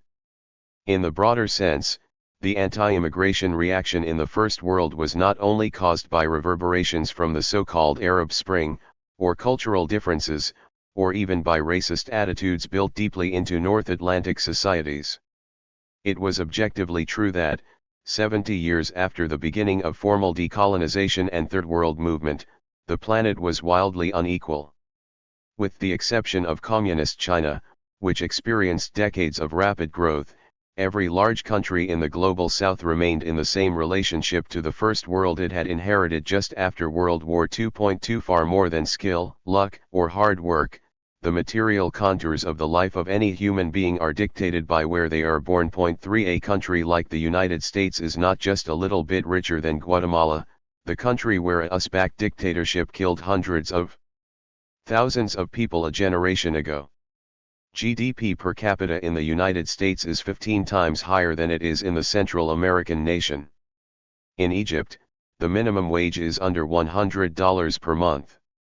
Although a form of liberalism born from Enlightenment ideals appeared to enjoy some kind of global hegemony at the beginning of the 21st century, the idea of equality of opportunity at the planetary scale was so distant from reality that it was never even discussed. As Yugoslav-born economist Branko Milanovic points out, given this configuration of the global system, it is entirely predictable that many people would be desperate to cross borders and change their lot in life, and it is no surprise that citizens in rich countries try to jealously guard their privileges. 4. To the great shock of the liberal press, and the political establishment, Brexit carried the vote, with 52% of the country voting to leave the European Union. Anti-politics. In addition to its xenophobic turn, something else about the Brexit campaign surprised political analysts. The attitude might have been summed up by the answer that Lord Chancellor Michael Gove gave to a journalist who pointed out that many experts believed leaving the EU would actually harm Britain's economy.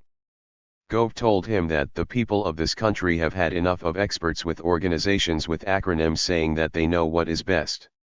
More than just a question of policy, Brexit was an opportunity to stick it to the establishment. When given this chance over the past few decades, citizens around the world have almost always taken it from 2003, when Arnold Schwarzenegger was elected governor of California, to Brazilian clown Tiririca's overwhelming victory. In Britain, it didn't matter that the sentiment was delivered by a middle-aged government official with the title of Lord Chancellor. It got people excited. By the middle of the decade, scholars were paying attention to this posture, to an attitude that was not just apathetic toward politics but actively opposed to all of its formal and institutional manifestations.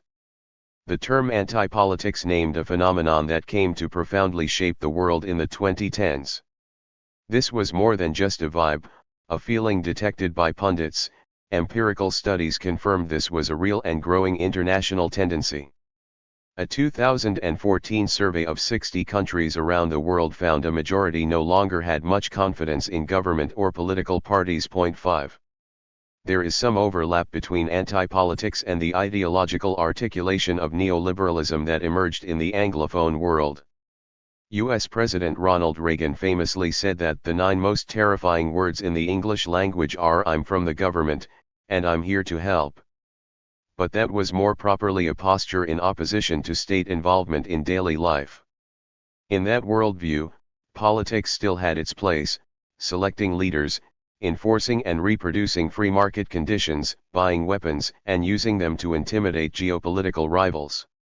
Since the 1980s, U.S. politicians had loved to pose as outsiders while running for elections, and then constantly declare that they didn't want to play politics after winning them.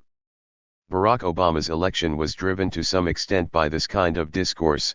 The man that offered hope and change was encouraged to run because he had spent little time in Washington, D.C., and was not perceived as an insider. 6 But over the years, anti-political sentiment had grown into something more complete, and it had become more widespread and virulent. At its extreme end, it could mean a rejection of democracy itself. In a careful study of politics published after Brexit, academics Nick Clark, Will Jennings, Jonathan Moss, and Gary Stoker found that anti-political attitudes had increased both in scope and intensity since the middle of the 20th century. While people theoretically support informal politics, participating in civil society campaigns, volunteering, etc. as an alternative to formal politics, they don't actually do much of it. What is left is a distaste for politics in general and especially for the highly visible figure of the politician. In recent years, it has been trivially easy to find people saying that all politicians are the same, and then quickly follow up with the contradictory statement that they need to stop fighting and get things done. Though the four researchers focused primarily on British politics, this was the same attitude you might hear in a São Paulo taxicab. Another incredibly common opinion, they found, is that politicians are a joke. They're all clowns, and clowns would make better politicians. None of this would be possible without the specific ways in which mass media in tandem with social media depicted politicians, found Clark and his co-writers. Large publications, now owned by profit-maximizing private firms, cultivated very specific expectations of politicians as individuals. These men and women used to only appear in the public eye when discussing policy and addressing the public. Now there was the possibility of a 24-hour performance of humanity and professionalism. Making a gaffe by demonstrating the lack of any of the above could easily be caught by the media. Meanwhile, less visible, but deeply important, structural issues moved into the background. Point 7. In 2013, many members of the Movimento Passe Livre knew that their A-party stance had been confused with an anti-party attitude that ultimately became violent. By 2015, many of them realized that the anti-party wave had been transformed, or widened, into a much larger anti-politics movement sweeping the country. The most visible manifestations of this tendency were the impeachment protests organized by the likes of the MBL and Vempra Rua, the groups that had appropriated their own legacy.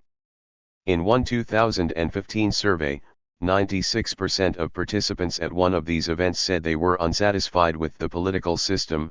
A majority said that someone outside of politics would be needed to solve the country's problems. And from the beginning, some protest organizers called for military intervention, that is, a coup to end the Dilma government, unsettling some of the more principled liberals. A military dictatorship would be one way to solve the problem of actually existing politics by simply demolishing it. And as a rule, any politician that showed up for those rallies in 2015 would be greeted with boos except for 1.8. Jair Bolsonaro was a disgraced army captain who left the service after being accused of planning a false flag bombing in Rio de Janeiro as a scheme to get a pay raise from the military. 9. He did very little in Congress except try to direct more money to police officers and promote the legacy of the defunct military regime. But as a media figure, he had developed a reputation as the far-right answer to everything and anything about the political system that developed after the fall of the dictatorship. And his outbursts were certainly attention-grabbing. In a 1998 television interview, he proclaimed that the military regime had not killed enough people. He said, "Voting won't change anything in this country. Absolutely nothing. Things will only change, unfortunately, after starting a civil war here, and doing the work the dictatorship didn't do. Killing some 30,000 people, and starting with FHC. If some innocents die, that's just fine." When he was referring to FHC, he was calling for the execution of then-President Fernando Henrique Cardoso. You can't get any more anti-political than that. Baby, you can wash my car. In 2015, two new figures burst onto the political scene in Brazil, but neither of them were politicians. Working the courts was a hard-charging judge, and out on the streets, a cool cop.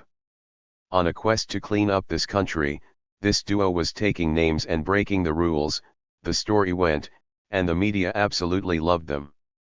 Corruption had been endemic to the Brazilian political system since the reintroduction of democracy. Indeed, corruption was rife during the dictatorship too, it just worked differently, and people rarely found out about it. For good reason. In 1979, one prominent diplomat let slip that he was working on memoirs in his retirement, in which he would recount malfeasance carried out by the military regime. 1 week later he disappeared, kidnapped, tortured, and murdered by the secret police. 10 But since the introduction of the 1988 Constitution, every effective government had existed in tandem with a particular type of corruption. In order to maintain an unwieldy coalition in Congress, the ruling party distributes political and economic resources to the dozens of others. Cabinet positions, publicly funded projects, and money are handed out not just to allies, but to putative rivals as well. This system financed expensive political campaigns, both legally and illegally, with money often shaved off of big government contracts. This happened under Fernando Henrique Cardoso, it happened under Lula, and it happened under Dilma. No evidence has ever emerged that has sustained convictions of those presidents, as individuals, for corruption, but they certainly sat at the top of a system in which it was customary. Before June 2013, around 5% of Brazilians believed that corruption was the biggest problem facing the country. That number steadily began to rise, starting with the explosion of protesters that month.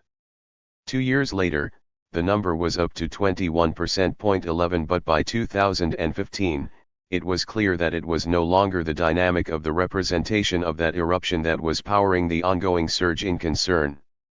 Everyone knew that it was Operação Lava Jato, or Operation Car Wash, and Judge Sergio Moro appearing on the television almost every single day. Just as there had always been corruption in Brazil's new democracy, there had always been judges, would-be vigilantes who attempt to mount an attack on the system. But those attempts were usually blocked by higher courts, which would rule that they had stepped out of legal bounds to do so. In another era, Sergio Moro might have been one of these failed chancers. 12. Lava Jato, meaning car wash or jet wash, was named after a small gas station scam that gave rise to the Operation. 13 Launched in 2014, it quickly grew into an ambitious and powerful investigative force. Lava Jato was different from those previous attempts for two major reasons. First, the task force made ample use of the practices made possible by Lei 12.850/2013, the law passed in the flurry of reactions to the June 2013 protests. They arrested people for the purposes of interviewing them, they threatened to throw the book at them, and then they offered a plea deal in exchange for someone giving up a bigger fish. And second, they made ample use of the media. Back in 2004, Judge Sergio Moro had written an article on Mani Pulite, the anti-corruption charge that took place in Italy in the 1990s. Leaving aside the fact that the Mani Pulite didn't actually reduce corruption in that country, Moro celebrated that the Italians had made strategic use of the mass media to create the pressure necessary for success. Publicity guaranteed public support for the judicial measures, stopping public figures from obstructing the work of the judges, he wrote, and arrests, confessions, and publicity created a virtuous cycle, adding up to the only explanation for the magnitude of the results in Italy. 14 Since studying there in 1998, Sergio Moro had forged relationships in the United States, and he was up to date on all the latest international techniques available in these types of operations, namely the introduction of plea deals, which had been the result of long-term North American pressure on the Brazilian system. Lava Jato certainly had willing media partners in Brazil. 15 Morning after morning, TV viewers and newspaper readers were treated to the shocking scene of some politician or major businessman being hauled away to prison. We got news of larger and larger numbers of dollars allegedly diverted from contracts with major Brazilian companies, most shockingly from the state-run Petrobras oil company, until figures reached the billions. The scenes of the arrests generated a little cultural meme and anti-corruption action figure. One federal police officer, a gray-haired Japanese-Brazilian man, was often present in the operations. He always wore big Ray-Ban sunglasses, and he always remained calm as he dragged away powerful establishment figures. Thus, the Japões do Federal, the Japanese Fed, became an internet sensation. And then there was the figure of Sergio Moro himself. When speaking, Judge Moro is not impressive. He has the accent, cadence, and diction of a confident provincial lawyer, always searching for big, impressive words and unaware that he found the wrong ones. In photographs, though, he has the strong jaw and thick hair you might draw on a cartoon superhero. And the media treated him like one. He was all over the covers of magazines, and his popularity shot up around the country. It was well known that Lava Jato was pushing the limits of the law to pursue their investigations and ensure convictions.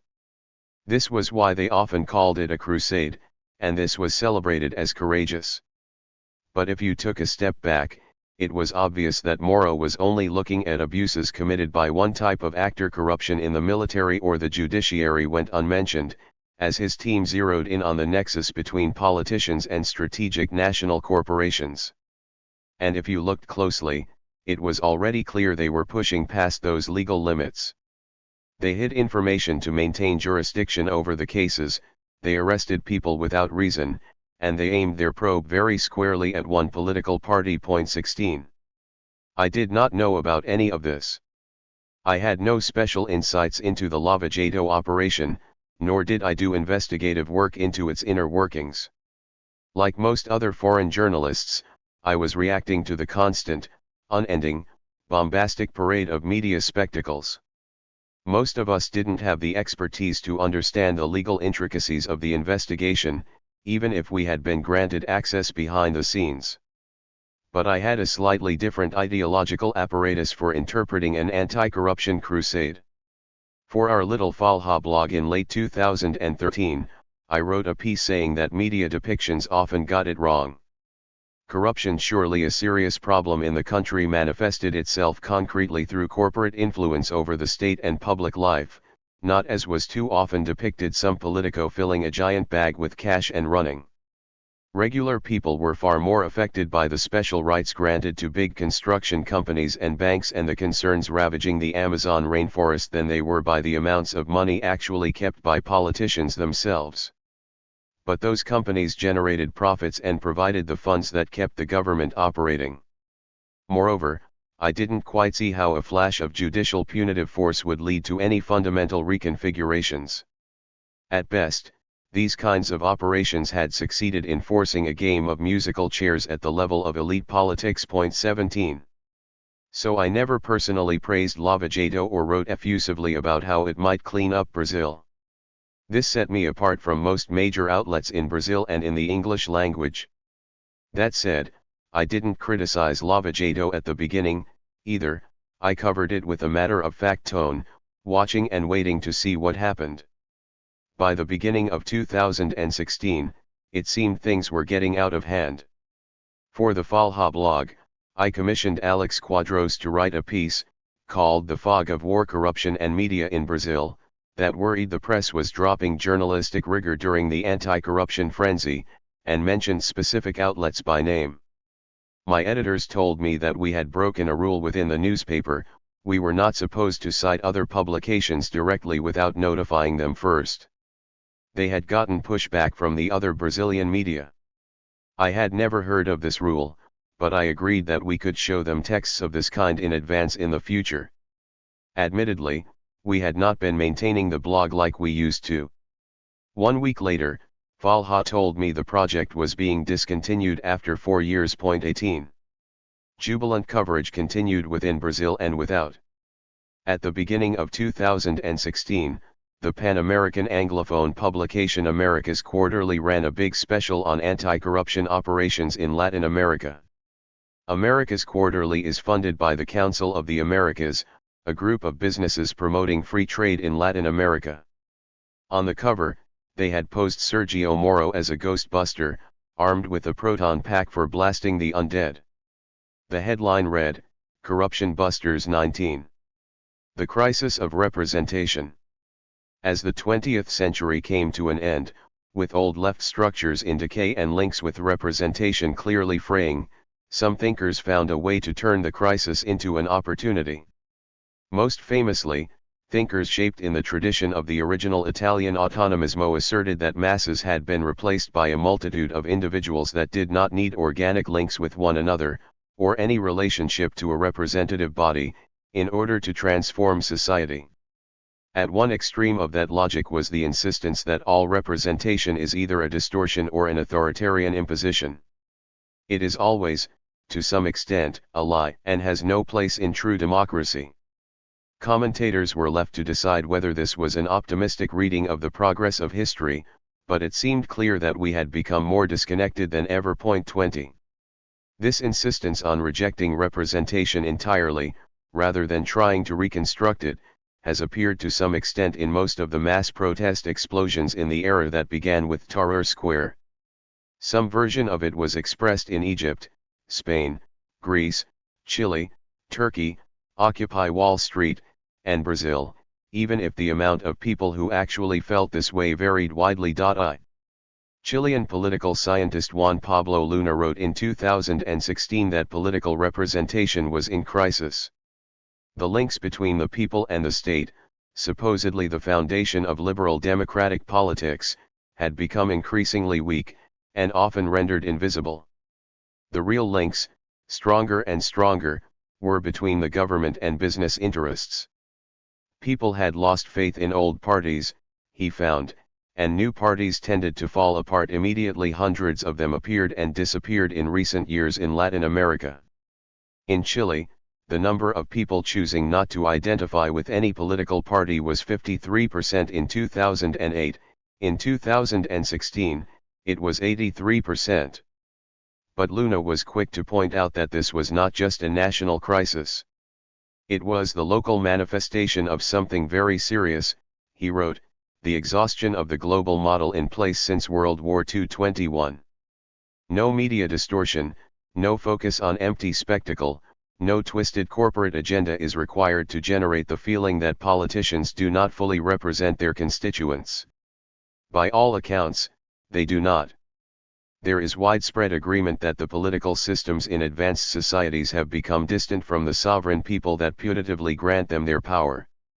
In the United States, so often a default reference point for liberal politicians in Latin America and the rest of the global South, one famous study indicated that economic elites and organized interest groups play a substantial part in affecting public policy, but the general public has little or no independent influence.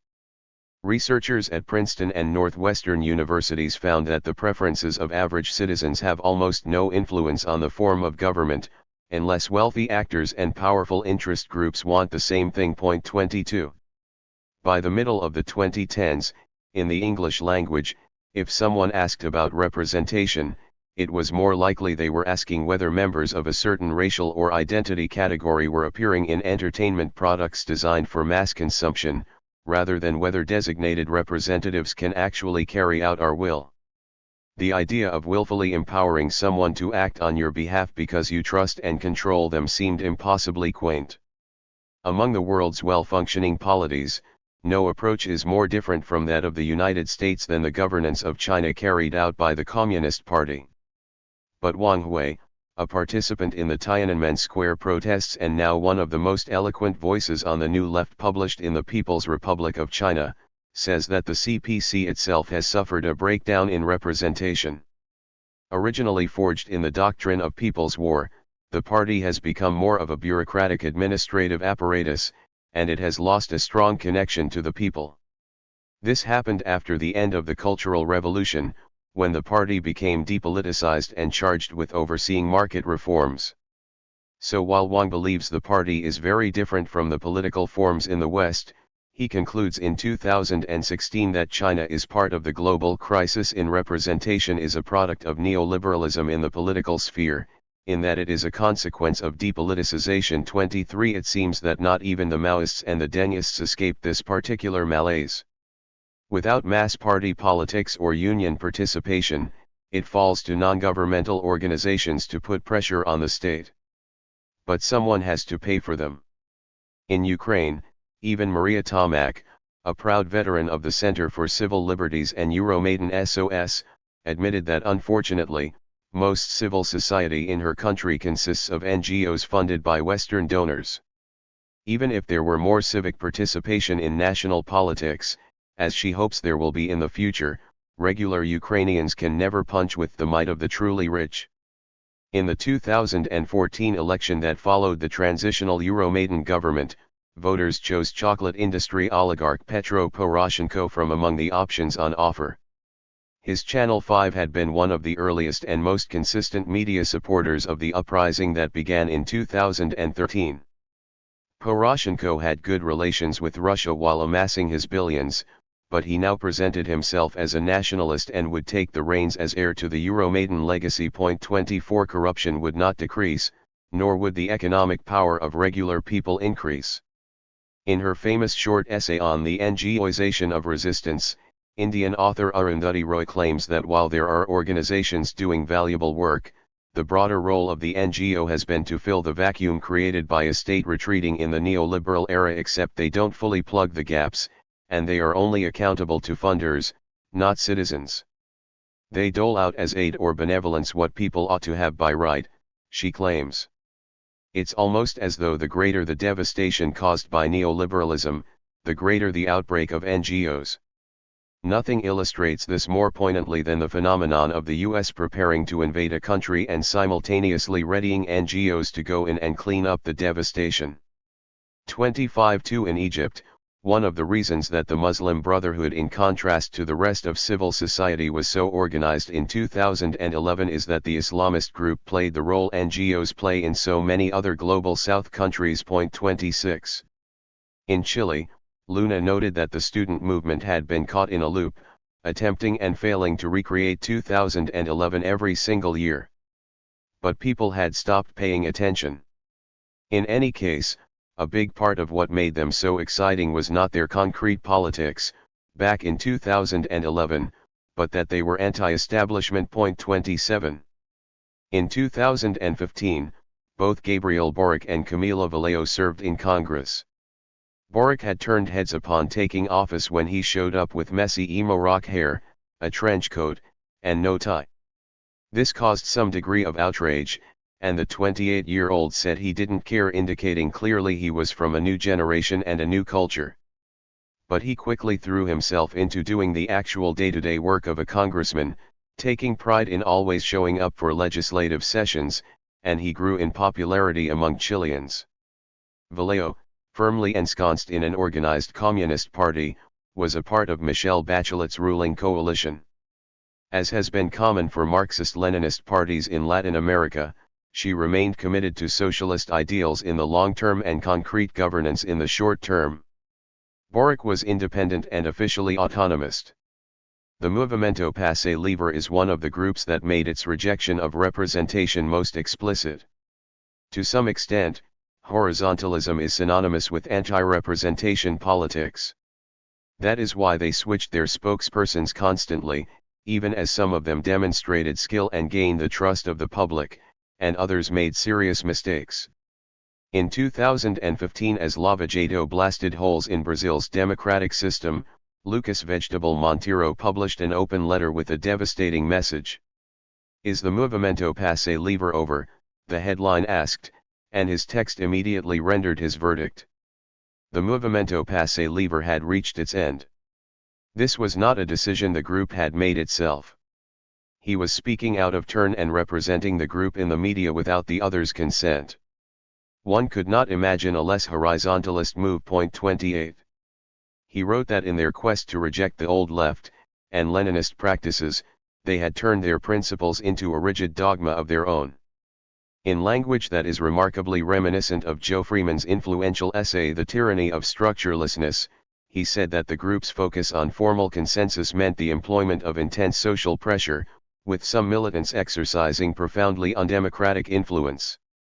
Then, in language that is remarkably reminiscent of SDS founding member Todd Gitlin, he said that they could not integrate new members into an organization that was based on the ties of close personal friendship.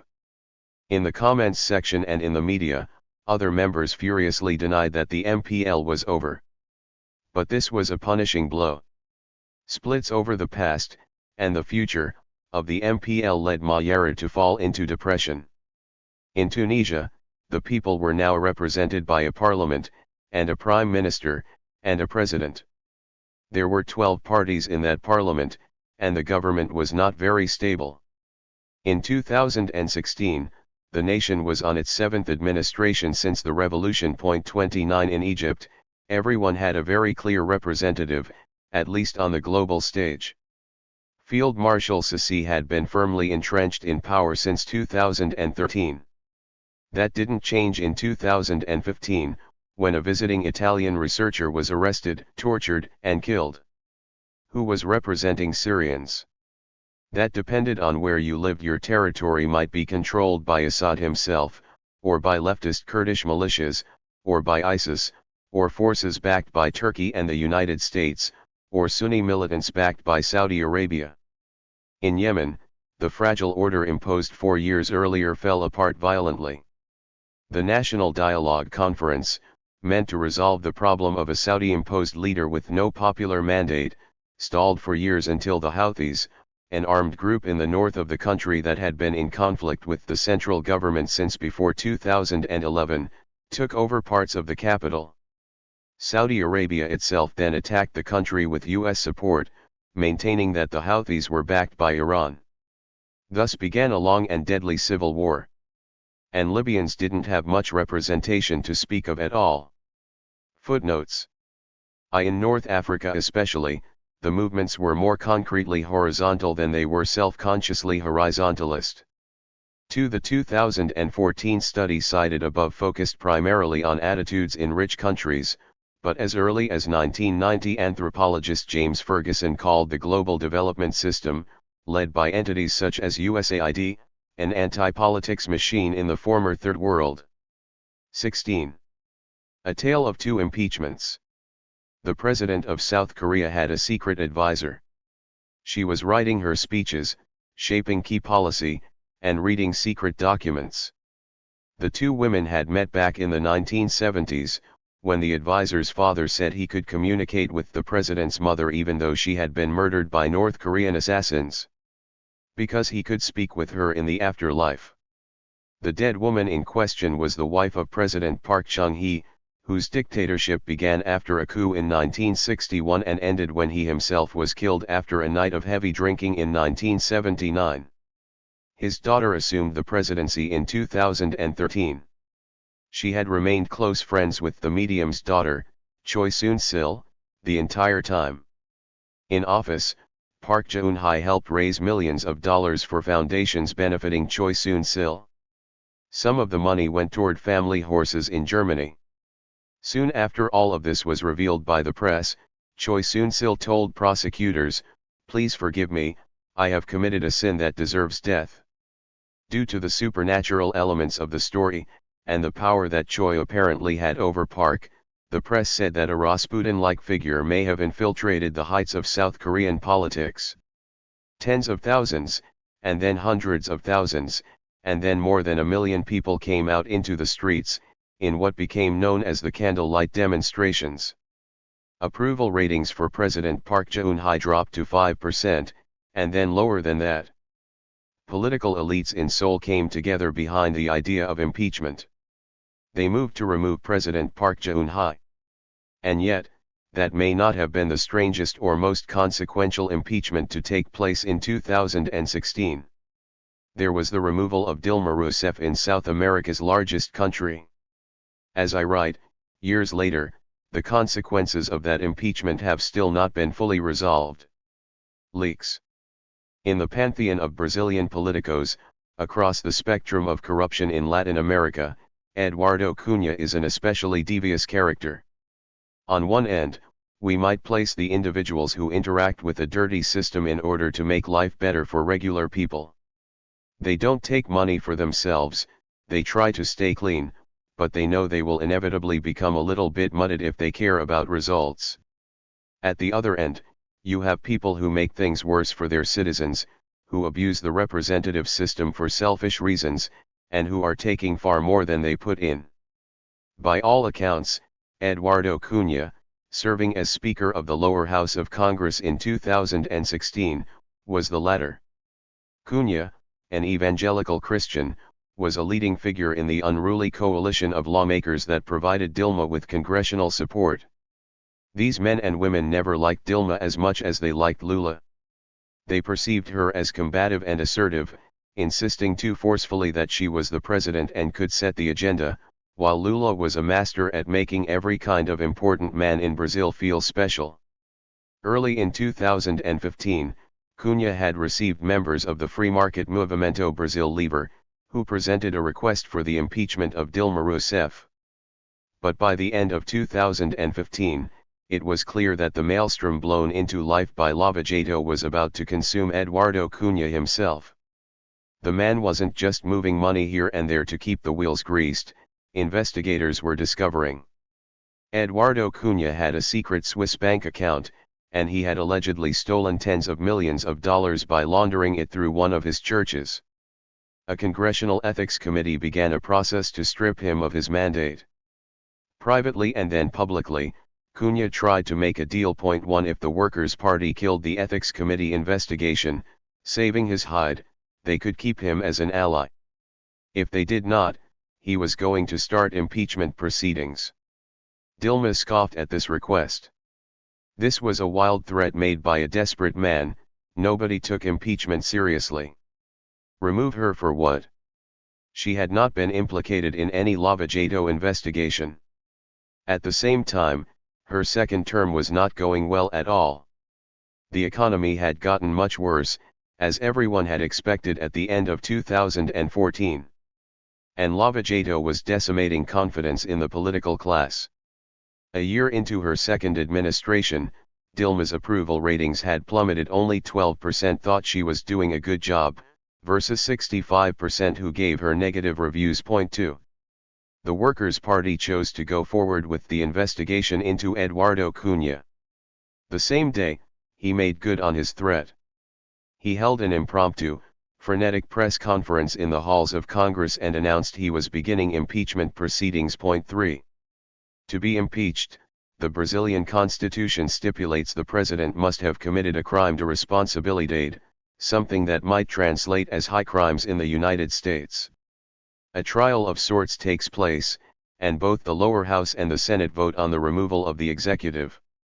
As this impeachment request had been formulated, the accusation was that President Rousseff had violated budgetary rules. Under Dilma, the government had delayed payments to public banks as a form of creative accounting that made state finances appear more solid than they were. This practice is called pedala das fiscais, or fiscal peddling, and it has been quite common since the 1990s. It is certainly a kind of manipulation, but it is not theft.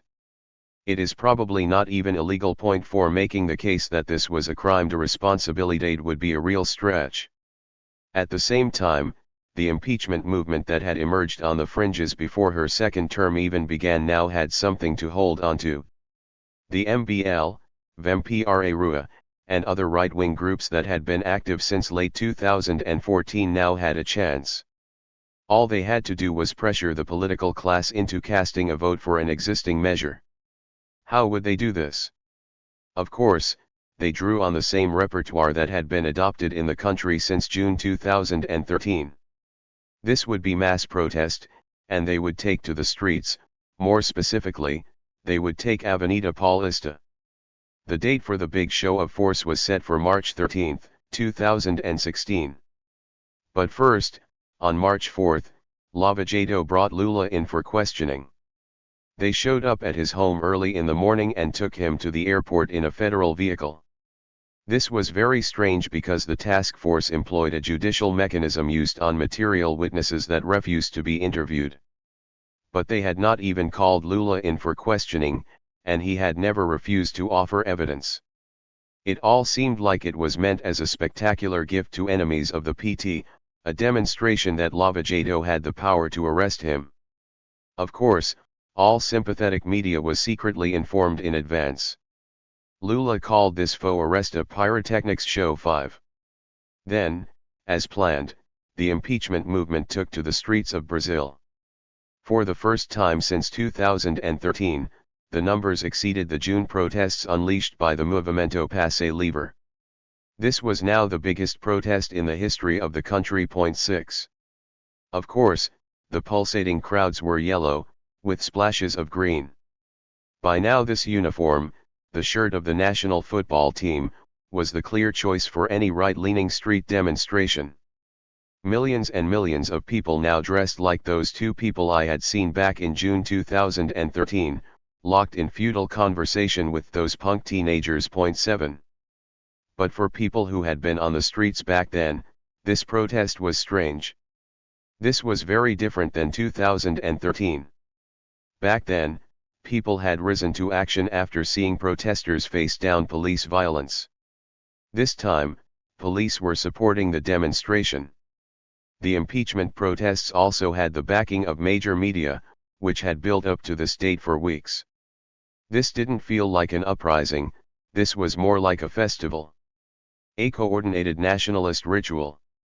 Seasoned protesters felt the same way that Jihad did in Cairo, in June 2013. They watched befuddled as the event played out on social networks. These people were not facing off against the state. These people were taking selfies with cops. This felt wrong. The Avenida Paulista protest was the largest of dozens in the country. Crowds gathered under one of the favorite symbols of this movement, a giant inflatable doll portraying President Lula in a black and white prisoner's uniform. They cheered out, "Viva Sergio Moro! Viva Lava Jato!" A few days later, Judge Sergio Moro gave these people another gift. President Rousseff wanted to bring Lula back into government as her chief of staff. Yes, this would be admitting that she was in trouble, that she needed the help of her mentor. But there was little question about that anymore. It seemed that Lava Jato had nothing on her, but it was pulling the tide up around the administration quickly. Best to get all hands on deck. On March 16, 2016, Moro sent a recording to the Globo Media Group. Lava Jato had been bugging calls between Lula and Dilma. Moro took a conversation about Lula's entrance into the government, and he made it public. This phone tap was not authorized, and even if it had been, any evidence obtained in this way must remain under protection during an investigation, not turned into a political tool in the public arena. Moro not only violated the right of the President of the Republic to have private conversations, he told the press how to interpret them. They proved that Lula knew he might go to prison, the story went, and that Dilma had offered him the government post so he could stay out of jail. Did those conversations actually prove that? Well, no, none of this is on the recordings. But this was an explosion at the heart of government, and it gave the country the impression that the Dilma administration was falling apart. How can you govern a country if a rival faction within the state is recording and leaking your calls in order to weaken you? I can remember exactly where I was sitting when this happened. For those of us who followed Brazilian jurisprudence, this was a rupture in the space-time continuum. I was in downtown Los Angeles, thinking my time in Brazil might be over. After hearing the news, I went right back to Sao Paulo. When I arrived, I met up with some friends who were drinking heavily, and they turned to me, thinking I might know more than them. "What is happening? Is it true?" they asked. "Is there going to be a coup?" The answers were coming fast. The Supreme Court moved to block Lula's appointment to Dilma's administration, saying it could hinder a federal investigation. Then on April 8, the center-right PSDB announced it was getting behind impeachment. That included ECO, it included former President Fernando Henrique, and it included Sao Paulo Governor Geraldo Alckmin. 8 Congress was actually going to vote on this thing. That month, a polling firm asked Brazilians what they wanted to happen and offered 3 different options for the resolution of the political crisis. In response, 25% said they wanted Dilma to stay. 62% said they wanted to hold new elections. Legally speaking, this option was viable if the Electoral Court found there had been irregularities in the 2014 election. 9 They would then annul the outcome and call for a new vote. But that was not the option the political class began to coalesce around. In April they were looking to impeach Dilma and simply hand the presidency over to Michel Temer, her vice president and establishment insider. In the poll, 8% of Brazilians said they preferred that option. 10. The debate over the use of the word golpe, or coup, became intensely politicized. This is a term imbued with deep meaning in Latin America. At the nitty-gritty, juridical level, the question revolved around whether the Constitution gave Congress the right to simply declare anything they wanted to be a crime de responsabilidade, or if that word implied some objective legal standard. In the larger historical and connotative sense, the argument was whether this process should be in the same category as the CIA-backed overthrow of Salvador Allende, or the military coup that installed the dictatorship that tortured Dilma herself. Due to recent history, that question had serious implications. In general, the mainstream Brazilian media portrayed anyone using the word in reference to the impeachment campaign as a die-hard supporter of the government. International media largely did the same. No prominent foreign publication called this a coup, and at least one journalist was called in by management for social media posts that allegedly indicated sympathy for the president. 11. My approach to the impeachment was different from my approach to covering Lava Jato. I was not carefully neutral, I wrote about the process critically from the very start.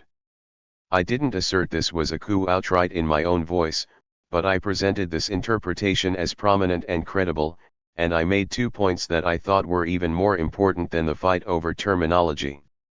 First, this was a politically motivated charge to remove the president on a technicality. On March 28, I published an investigation for the Los Angeles Times with the headline "The politicians voting to impeach Brazil's president are accused of more corruption than she is," showing that a majority of the lawmakers were being charged or investigated for serious crimes, and Rousseff was not. And second, impeachment would create a government without clear democratic legitimacy. This was a very dangerous prospect just a quarter century after the end of a dictatorship. The whole country was going to see very clearly that Congress was switching out the elected leader for someone they preferred. Furthermore, the motivation may have been to save their own hides. In March, Senator Romero Jucá had a phone call with an important former Petrobras official, Sergio Machado. They discussed a plan to stop the bleeding in the political class. The easiest solution is to put Michel in there.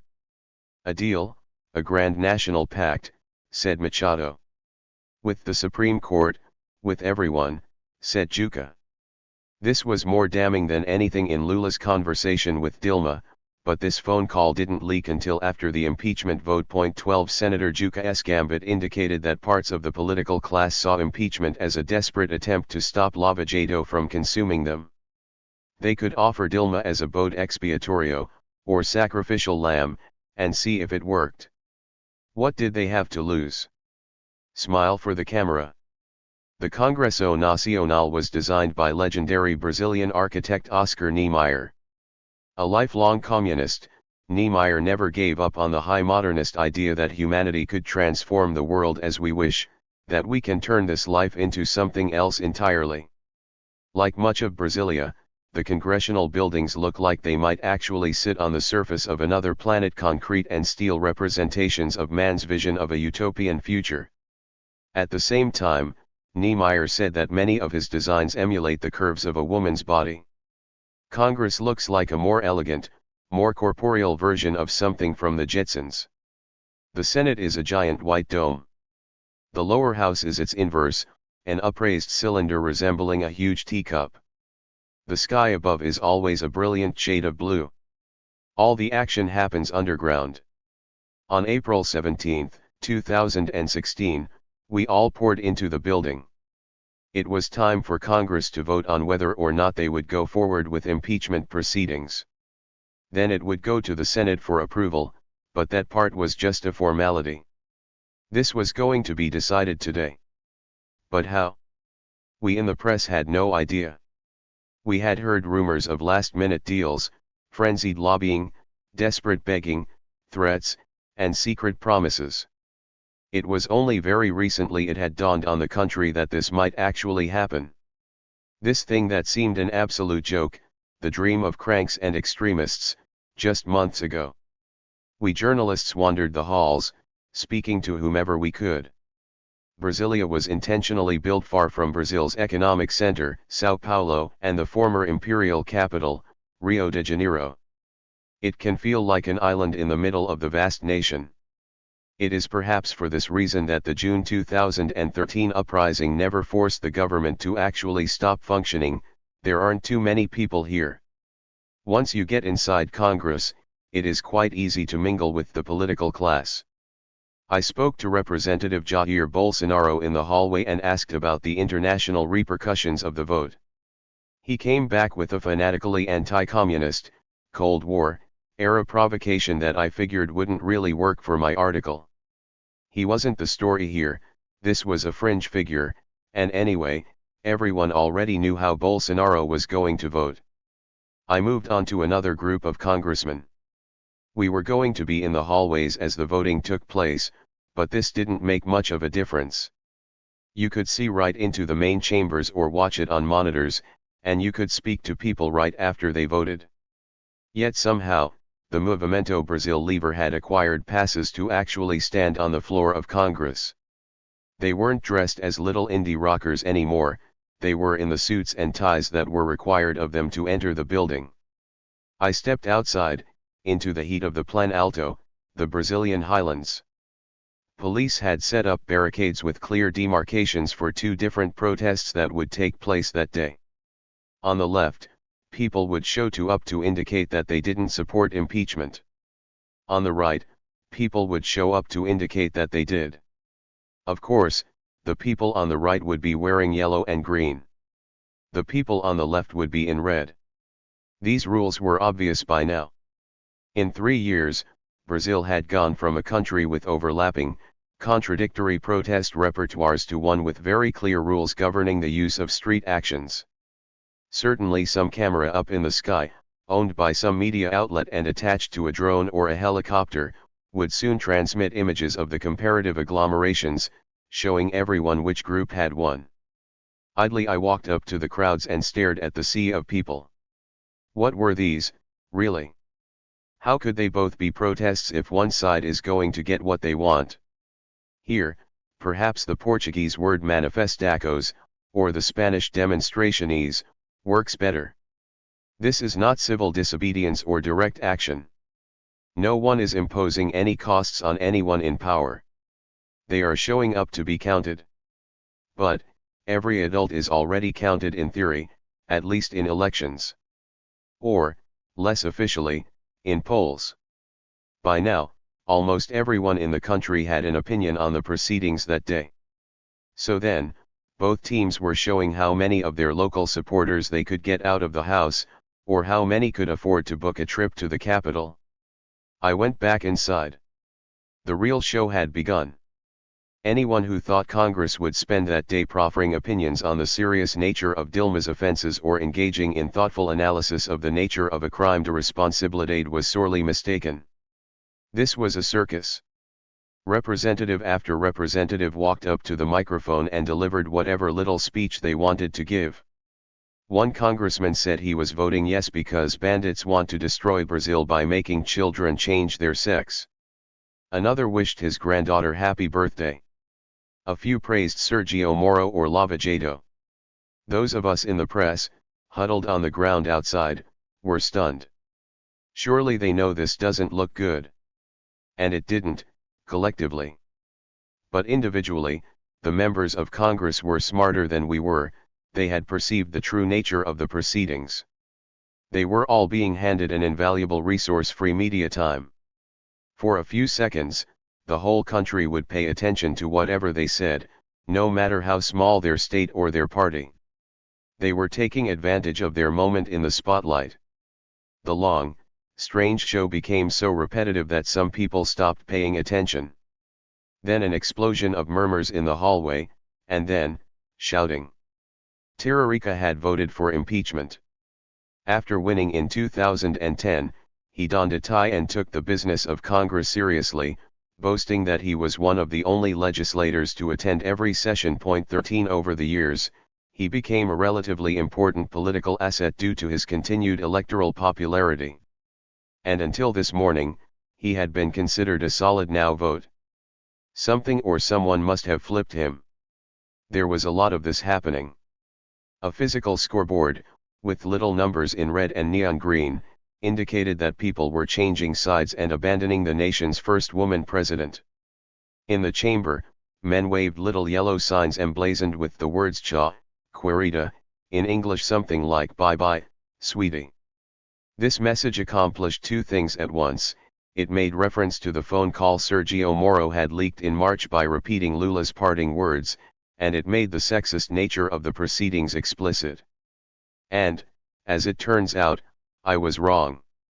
We didn't actually know how Jair Bolsonaro was going to vote. He took the microphone and delivered remarks that were obviously prepared in advance. For the memory of Colonel Carlos Alberto Brilhante Ustra, the terror of Dilma Rousseff, for the army, for Brazil above everything, and God above everyone, my vote is yes. He had dedicated his vote to the man who tortured Dilma Rousseff during the dictatorship. This was a stab to the heart of Brazilian democracy, a surprise attack on everything established as the national values since the fall of the dictatorship, and as they listened, some people in the country felt physically disoriented. Gene Willis, the first openly gay member of Congress, lost control. He lunged at Bolsonaro, screaming, and tried to spit on his face. The room erupted, as men began to physically restrain each other. Bolsonaro had surely made use of his time. With one incisive media performance, the seven-term congressman had become an outsider. With one violent provocation, he had declared holy war on the Brazilian political system. The votes were in. They had won. The most famous members of the Movimento Brasil Livre huddled in a group just outside a circle of journalists, camera crews, and talking heads. Their faces were sober, if not a bit stressed and puzzled. They were clearly planning something. Why were they pulling their group to this specific spot?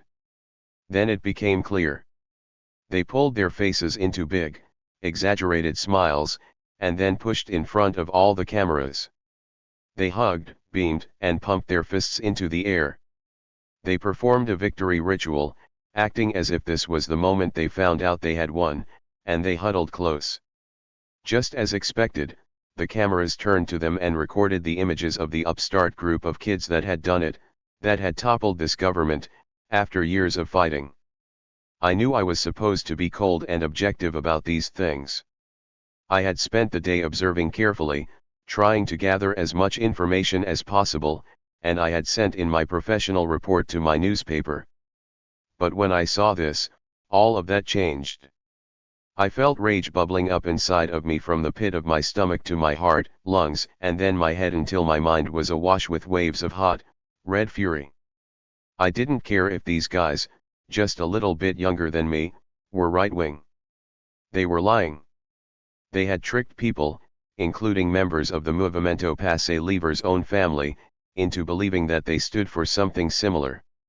They lied when they said that they were apolitical, and nonpartisan. They hid the nature of their group and who funded it. And now they were lying about their feelings, putting on another show of what they thought people wanted to see. In May, Michel Temer announced he was forming an entirely new government. He ejected the entire cabinet formed by Dilma Rousseff after her election. In Brazil, it is very common to select a vice presidential running mate from a different party to garner more institutional support, and Temer, a member of the PMDB party, had remained mostly invisible during both the 2010 and 2014 campaigns.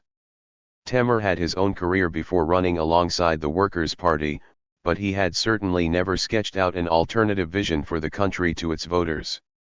But now, with Dilma removed by Congress, he took the nation in an entirely new direction with a much more conservative administration. They were far more pro-market than any PT administration, and Temer made no attempt to hide the radical nature of this shift. You just had to look at a photo. In his new cabinet of 22 people, all 22 of them were white men. 14. There are other words that can be used to describe this, but those people who called all of this a parliamentary coup were not wrong. I know one voted for this new executive branch, and nobody would. That seemed to be the point. The country veered to the right, just as economic elites wanted, and there was nothing that regular people could do about it. Sure, there were protests. Big ones. But these were already coded as partisan, pro-PT demonstrations. The media did not give them the right to stand in for the people, as we had to demonstrators in the second half of June 2013. These red rallies did not count as history, they were seen as predictable manifestations of support for a particular party. There was no surprise, and they were not treated as major news. On August 5, 2016, the day of the opening ceremony of the Rio de Janeiro Olympics, I was on a bus, scrolling Twitter, on the way to the famous Maracanã Stadium with other foreign journalists. In 2009, when Brazil won the right to host these games, it symbolized Lula's success and the arrival of a great democracy on the world stage. Now the contest would be overseen by a man who had stabbed his predecessor in the back and installed an all-white, all-male administration after shoving her aside. As we approached the stadium, I tweeted that the country was now ruled by interim President Temer, putting it in quotes to allude to the widely held understanding that he would hold on to power once the proceedings were formalized, and that he did not enjoy universal democratic legitimacy. A columnist from Estadão newspaper responded, furious. This reflected unprofessional partisanship. She sent messages to my editor, trying to get me fired. We got to the stadium. The opening ceremony was beautiful. Michel Temer nearly escaped the boos that had greeted Dilma Rousseff 2 years earlier. That's because he didn't show his face, and the announcers were smart enough to never even say his name. They knew what would happen if they did. They knew how the people felt about interim President Temer. 15. That June, Newton Ishii, the Japon's de federal, was arrested for corruption. Cows and candles. The Republic of Korea was born in 1948, after the United States occupied the southern half of the peninsula in World War II. South Korea came into being on the front lines of the Cold War, and from the beginning, its program of pro-Western development was far more concerned with perceived communist threats than it was with democracy. President Syngman recrushed left-wing uprisings against his government, killing over 100,000 people. After the Korean War, he continued to practice a form of party democracy that did not require him to ever actually cultivate mass support or compete with his socialist rivals. 16 He was overthrown in the 1960 April Revolution, mass protests that began after police killed a student demonstrating against rigged elections. But a year later, General Park Chung-hee carried out a coup, putting an end to a short period of apparently unacceptable political instability, and established his own dictatorship, which he claimed was a continuation of the 1960 uprising from below. After democratization in the 1980s itself the consequence of a cycle of uprising, repression, and protests, the most important mass protest came in 2008 as part of the alter globalization era. During that wave of contention, hundreds of thousands of Koreans poured into the streets to stop the flow of U.S. beef into their country. Some reformers had tried to actually involve the masses in party politics in the way that the Workers' Party had in Brazil, but South Korean rules allowed political elites to pick candidates, severely limiting their contact with the population during campaigns. As it turns out, South Korea's intelligence director had ordered staff to support Park, the daughter of the dictator, as early as her 2012 election. Before the scandal broke, many people at the top of national politics must have known about her deep, illegal collusion with advisor Choi Soon-sil. But it was in October 2016 that news of the crimes became mainstream, and the obvious response was mass protest. They used social media to organize weekly protests, holding up candles and singing songs in downtown Seoul, the same repertoire that was put into practice 8 years earlier during the alter globalization era. This took place outside of the official channels of establishment politics, and small parties like the Greens and the Center-Left Justice Party were prominent in the citizens' movement for Park Geun-hye's resignation. But it was not actually the streets that toppled President Park. That happened in Congress, where the opposition Democratic Party joined the impeachment movement. Unlike the case mounted against Dilma Rousseff, it was very easy to demonstrate that Park had broken the law. Crucially, her own party split. Enough of her former allies wanted to distance themselves from Park. Moon Jae-in, a former human rights lawyer and chief of staff under one of the main pro-democratic reform figures, was elected in May 2017. He immediately reached out to North Korea, with the hope of eventually reuniting the two countries. Technically, the Korean War never ended. Many people want to recreate one Korea, as difficult as that may be, while many others simply want peace and friendship in place of war and fear. I got to attend the next Olympics, the 2018 Winter Games in Pyeongchang, as well. As a result of Moon's overtures, the South and North competed as one team, as fans in the South Korean mountain region waved the United Korea flag, and cheerleaders from the Democratic People's Republic of Korea sang songs in support of the women's hockey team. 17. I was in the 212. In November 2016, real estate heir and reality television star Donald Trump defeated Hillary Clinton and was elected President of the United States of America. This was a deep shock to liberals in the United States. He wasn't supposed to win. He wasn't even supposed to be in the contest after he made racist comments on day one of the campaign. All of the predictive models had been wrong. All of the assumptions about what America stood for in the 21st century had to be re-examined.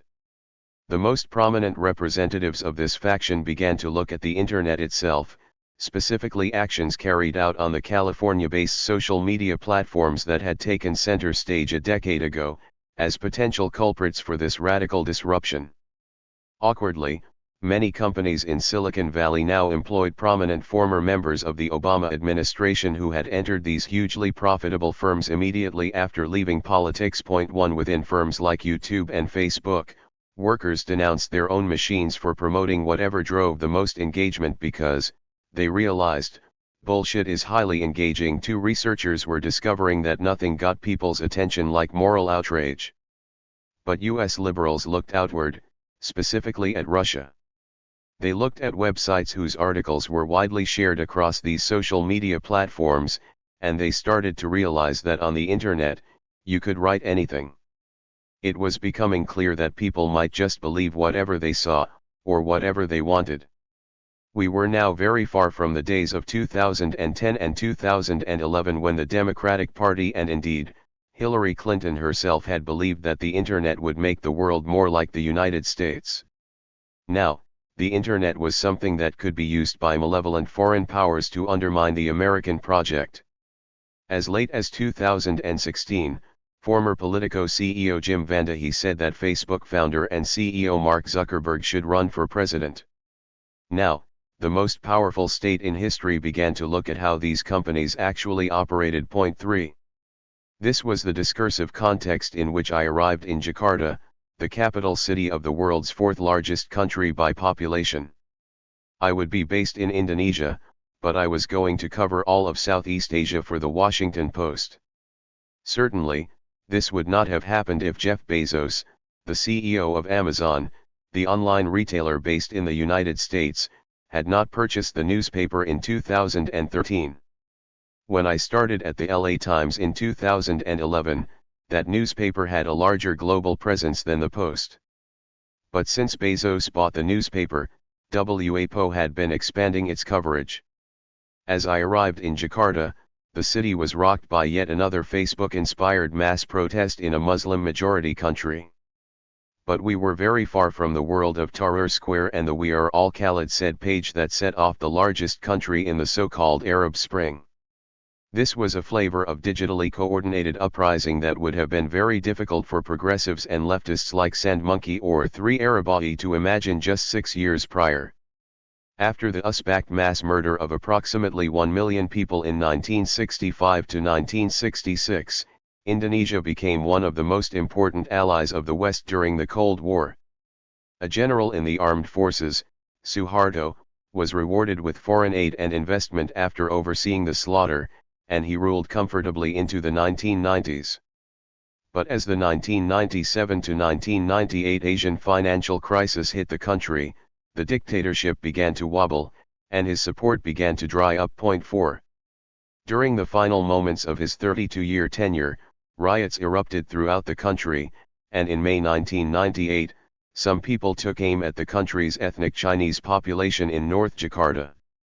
The Chinese Indonesian minority had been an easy scapegoat, and target of intermittent violence, even before US-backed pogroms in the early 1960s sent part of the population into exile, and the wildly anti-communist Suharto government banned all Chinese language materials in the country.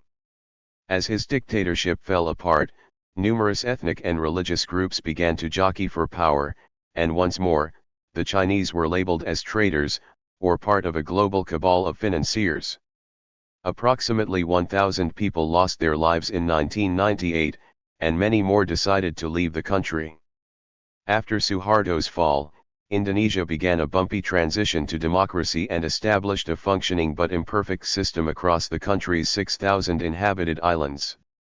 As in Brazil, the economic order remained broadly the same as that established during the dictatorship, but in Indonesia, the military remained more influential.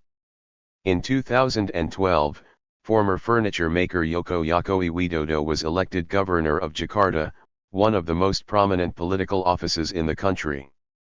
Jokowi might be called Indonesia's Lula, as he was the first post-dictatorship politician to emerge from outside the country's military ranks or traditional political elite. But a better comparison is Obama, not only because the two men look very much alike, but because of the way he actually governed.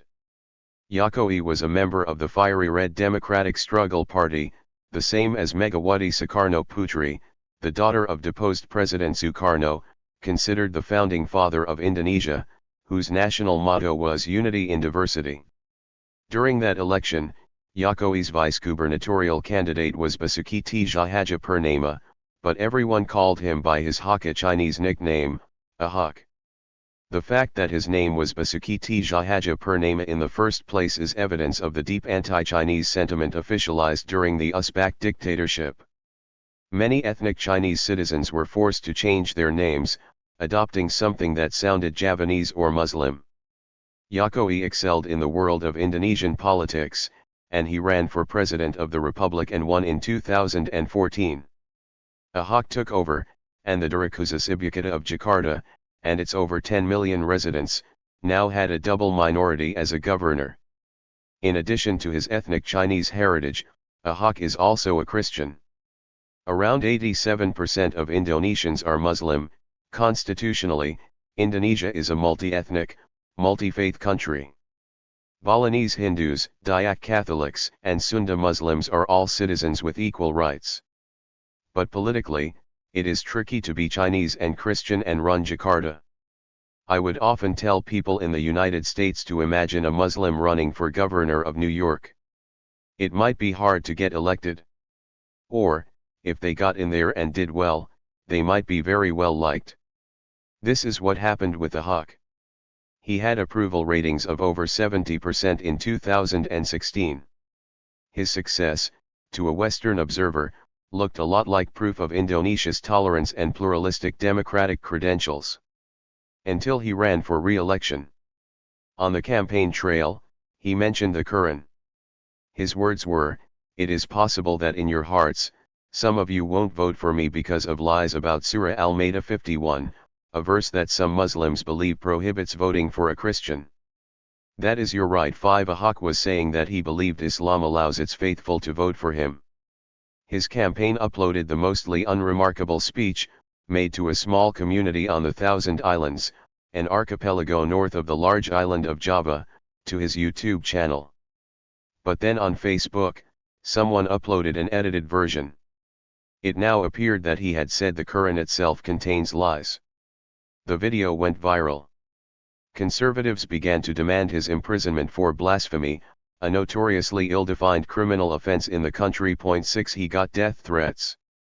And tens of thousands of people used Change.org petitions to attack, and then defend him. The Indonesian Ulama Council issued an official judgment, or fatwa, declaring that Ahok had committed blasphemy. 7 For the backlash, the combined Islamist, conservative, and anti-Ahok forces would draw upon the global repertoire of made-for-media contention. They would hold a mass protest designed to reverberate on social media. They would all wear the same color. Pious white was the obvious choice, in this case, and they would gather in Independence Square. They would give their movement a hashtag-friendly title and post about it online. It was obvious what this could accomplish. Even though the whole city was about to vote on whether the governor would stay, they could make a bid to represent the nation themselves. Certainly, they could get everyone's attention. They had their first protest in October. But then, when pro-Ahok forces planned a counter-protest, they marked the date for a mega-event, December 2nd, or in local date format, 2/12. Everyone was going to call it 2/12. It wouldn't be right to call this a leaderless movement, partially because it wasn't really a movement at all. It was a small set of discrete actions with a well-defined purpose. The events were structured in a way that anyone could come, and then you went home. That was it. But there were organizers and prominent figures whose profiles were boosted by the event. The National Union of Fatwa Guards organized the first protest. The group Hizb ut-Tahrir, or Party of Liberation, from the same Arabic word that gave the name to the square in Cairo, claimed to be the brains behind part of the operations. Tommy Suharto, the son of the late, mass-murdering dictator, supported the 212 and may have donated some money to event organization because fostering Islamist currents in the country would be good for his political dynasty. 8 And the Islamic Defenders Front gained a significant amount of notoriety during the demonstrations. Its leader, Rizik Shihab, made news soon after by claiming that the Indonesian currency had subliminal communist imagery in the form of hidden hammers and sickles on the notes. Was the 212 spontaneous? It certainly came together very quickly, and it made its presence known. But by this point in the decade, smart people were asking if that word meant much of anything. 9. Ahok lost his re-election bid. The governorship would go to Anies Baswedan, an altogether more conventional Indonesian politician. For the type of people who were most likely to interact with foreign journalists in Jakarta, the English-speaking elite, well-paid NGO workers, cosmopolitan liberals, broadly the same type of people who were at the very early Maidan protests, this was a real blow to their vision of Indonesia. But things would soon get worse. In May, Ahok was sentenced to prison. He was convicted of blasphemy. The year 2017 would remain one of surprise reaction in Indonesia. In September, a small group of academics and activists tried to hold a conference on the 1965 mass killings. Mobs besieged Jakarta's Legal Aid Institute, where they had gathered, and left them fearing for their lives. In Indonesia there was now an almost complete overlap between the radical anti-communist movement and the radical Islamist movement. Rumor has it that radical anti-communists spread the word, that is, the rumor on the WhatsApp messaging service, that the conference was actually part of an effort to re-establish the Partai Komunis Indonesia, which would be both illegal and wildly implausible 52 years after the anti-communist atrocities began. That was a lie, but it may have been effective at getting people out to attack the terrified historians and survivors. A group called the Muslim Cyber Army was particularly proficient at this kind of digital warfare, and I found myself in their sights soon enough. Throughout the region, fake news and online attacks became the way that politics was done. In the nearby Philippines, President Rodrigo Duterte had swarms of particularly ardent defenders on social media, and it emerged that they were paid to do this kind of thing, just like some people in Russia, Saudi Arabia, Israel, Turkey, and many other places. This was a political tactic that would generate high returns on the low cost of digital labor. In countries like Myanmar, journalists and human rights activists had already learned the costs of a national conversation taking place on computers controlled in California. Fueled by racist fake news on Facebook, murderous riots continued unabated as desperate locals sought to locate whomever was supposed to be controlling the website. 10. It also became clear, later in 2017, that conservative forces in Indonesia were willing to use the red baiting strategy against the president himself by intimating that Jokowi was somehow a communist when it served his purposes. He was evidently chilled by the successful campaign against Ahok. It was clear that he would not initiate any kind of Truth and Reconciliation Committee, or investigation into the 1965 to 1966 mass killings, as many human rights groups had hoped when he first won the election. It soon became clear that he would not really stand up to military power, or to conservative religious forces. His former running mate languished behind bars. But former Governor Ahok found a way to cope. In jail, he read the Bible intensely and began to date a young police officer. They married soon afterward. Increasingly, I personally turned away from contemporary news and began to investigate the legacy of 1965 anti-communist mass killings. 18. Omito. There was a problem with the theory offered back in 2016 that Lula was going to join the Dilma government to avoid his imminent arrest. When he did not enter the government at all, no one arrested him, despite ample evidence that Sergio Moro and the Lava Jato team would have liked to do so. Evidently, they didn't have grounds. It came out later that they knew Lula only agreed to join that administration after allies repeatedly asked for his help. 1 If Lava Jato was really paying such close attention to his conversations, they should have known that too. At the beginning of 2018, with the presidential election on the horizon, Sergio Moro and the Lava Jato team began to close in on the former president. They still had the full investigative power they had accumulated over the years, and they were still in frequent contact with international authorities, but they settled on a relatively weak accusation. Defenders of this strategy said that this was how the North Americans brought down Al Capone. They had to get Lula however they could. When pressed, they admitted they had to meet a deadline. The judge had to nail him before the Brazilian people could re-elect him president. 2. In the humble beach community of Guarujá, one of the country's major construction companies owned a building overlooking the ocean. According to Lava Jato, the firm renovated a 3-level apartment, a triplex, as a gift to Lula, who allegedly planned to buy the place as a beach house. The case hinged on an interview given by an executive in exchange for a plea deal. Even if that executive had been telling investigators the truth about his company's plans, Lula never bought or used the place, so he never actually received any benefit from anyone. 3. Sergio Moro issued an arrest warrant. His ability to do so hinged on a recent Supreme Court decision allowing the imprisonment of defendants before final rights to appeal had been exercised, a move that analysts chalk up to the successful media campaign and popular pressure on the justices themselves during Sergio Moro's crusade. As they awaited Moro's move, Lula spent his final days holed up at the headquarters of the outfit where he got his start in public life. Surrounded by sympathetic demonstrators at the ABC Metal Workers Union on the outskirts of Sao Paulo, wearing a jacket with indigenous stitching given to him by Bolivian President Evo Morales, he consulted with his lawyers. 4 Some of his supporters thought he should seek exile in a nearby country or mount some kind of physical resistance to the arrest. But Lula decided to give himself up. The former president was taken away to prison in Curitiba, the home base of the car wash operation from the beginning. Courts there decreed that while in prison, the most popular president in Brazilian history would not be allowed to give interviews to the press. 5. Mayara was having a hard time in Sao Paulo. She remained deeply entrenched in the activist scene, but it was harder and harder for her to put up with the situation in Brazil.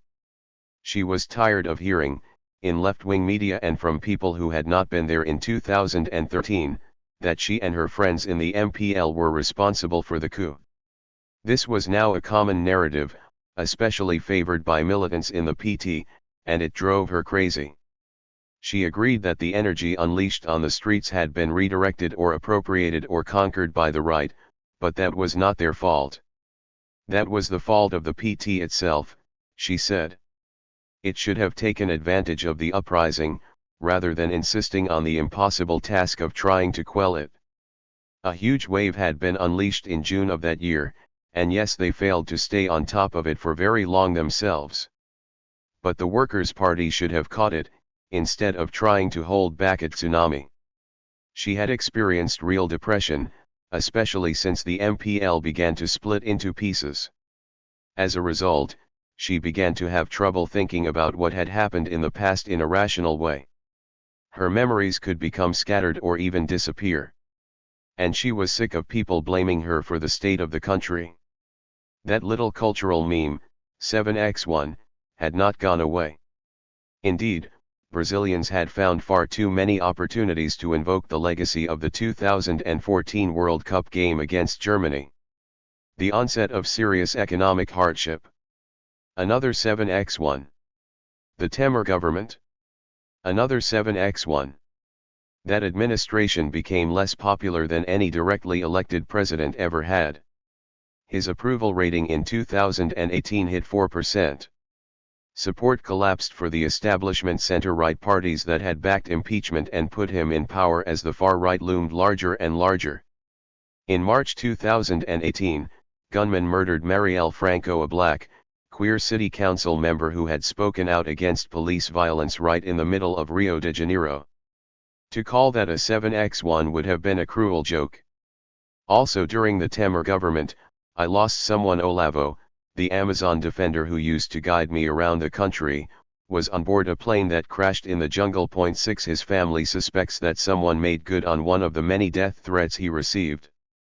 Things in the country were sinking to lows that made even black humor difficult to marshal. Mayara didn't know of any way to fix things, and all of this was dragging on her. So she moved to Chile. She had some contacts there, and she was eager to do two things: get better at Spanish and trek through the Andes as often as possible. Santiago has amazing hiking trails just outside the center of town and absolutely majestic ones a little bit further out. She worked odd jobs, essentially as an illegal immigrant, but life was great. In her new environment, a couple things jumped out at her. First, Chile was a very neoliberal country. She had known that, but she was shocked at the way this seeped into daily life. Her peers went deeply into debt to pay for a college education. They also had to wrangle with a complicated, expensive private medical system. Brazil's 1988 constitution meant that no one had to worry about either thing. Both public universities and healthcare were free, no questions asked. She also noticed that the people of Santiago even acted neoliberal. At a party where everyone was drinking, she saw someone offer to buy a cigarette, and then they actually paid for it, handing over a little bit of change right by the dance floor. This was unthinkable in Brazil. But these Chileans would monetize even the smallest little transactions. Or you would go to dinner at someone's house, and they might ask for everyone to donate some money because they were trying to raise funds for an aunt who needed surgery. She couldn't believe it. That was terrible. She had only seen that kind of thing in media from the United States. But Chile had an exciting tradition of contention based on opposition to neoliberalism. No one had come close to reproducing the huge explosion of 2011, but in early 2018, Chilean women launched a set of protests against sexual abuse and violence, which flowered into the Mayo Feminista, or Feminist May. Sebastián Pinera, the same right-leaning billionaire in charge in 2011, had come back into office. He offered a modest package of legislation in response to the wide set of demands, but the former student leaders who were now serving in the government denounced them as insufficient. The ongoing No Mas AFP, an explicitly anti-neoliberal protest campaign that had begun back in 2016, continued to take aim at Chile's privatized social security system. But it wasn't like Mayara could forget about Brazilian politics. As the horrors of the presidential election back home became more clear, she got involved with the local community of Brazilian expats. They wanted to do everything they could to affect the outcome back home, like protesting in front of the embassy, and urging everyone to vote in October. They were desperately trying to elect Fernando Haddad. Throughout 2018, polls indicated that Lula would win re-election if he were allowed to run. An August poll gave him 39% of first-round intended votes. Geraldo Alckmin, the former governor of Sao Paulo from the center-right PSDB could get a predicted 6% in that scenario. His party had been badly bruised since its support for impeachment in 2016. The real challenger, the candidate with serious momentum, was extreme right provocateur Jair Bolsonaro. That phrase he had delivered at Dilma's impeachment hearing, "Brazil above everything, God above everyone," was now a campaign slogan. In that same poll, 19% of Brazilians said they would vote for him, putting him in second place behind Lula. 7. But Lula was in jail, and if he stayed there, he wasn't running. While the Workers' Party insisted he was officially the candidate, they also had to find somebody to run if Lava Jato kept him locked up. Lula invited Haddad to visit him at Curitiba. "The candidate is going to be you," he told him. The former mayor responded, "Well, if it is my mission to carry out, I accept." This obviously was not going to be easy. Haddad would have to stand in for an imprisoned candidate. He was a last-minute replacement and would have very little time to mount a real campaign of his own. After Michel Temer's treachery, they wouldn't take the risk of selecting a vice-presidential candidate from the other side of the aisle. He would run with Manuela Dávila from the loyal Partido Comunista do Brasil. All year Bolsonaro had been on the offensive, turning the presidential race into a parade of aggressive provocations. He and his supporters, often inspired by right-wing politics in the United States, got in the habit of making machine gun shapes with his two hands, which would represent the increased number of firearms he wanted to see in the country. More to the point, candidate Bolsonaro said he would fusiller, or gun down, the Workers' Party. Without Lula in the race, polls indicated he would win the most votes in the first round of the contest. It was unthinkable to Mayra that a man like this could run Brazil.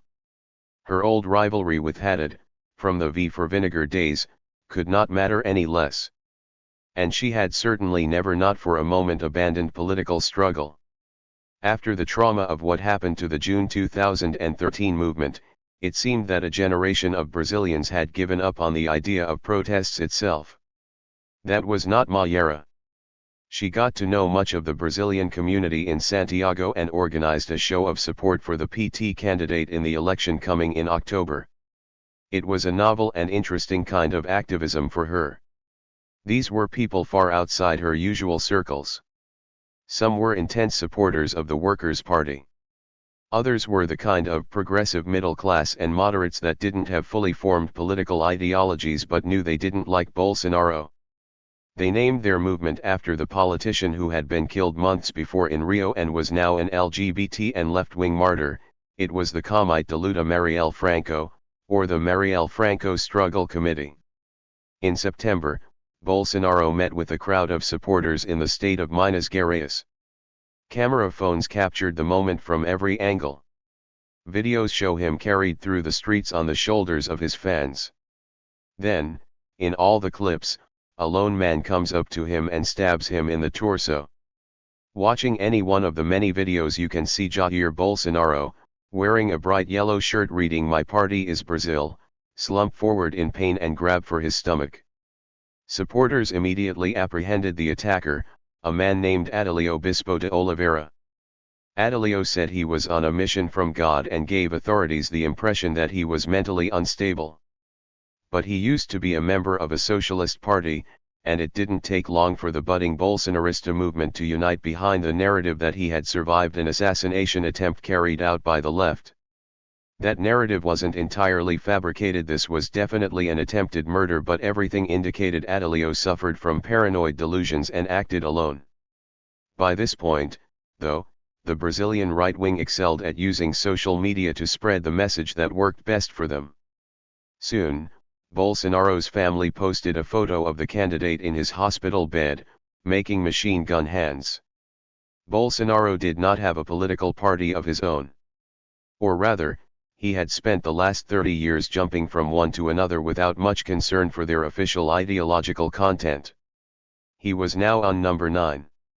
As the slogan on that t-shirt indicated, the entire Bolsonarista movement was framed as a kind of anti-party revolution.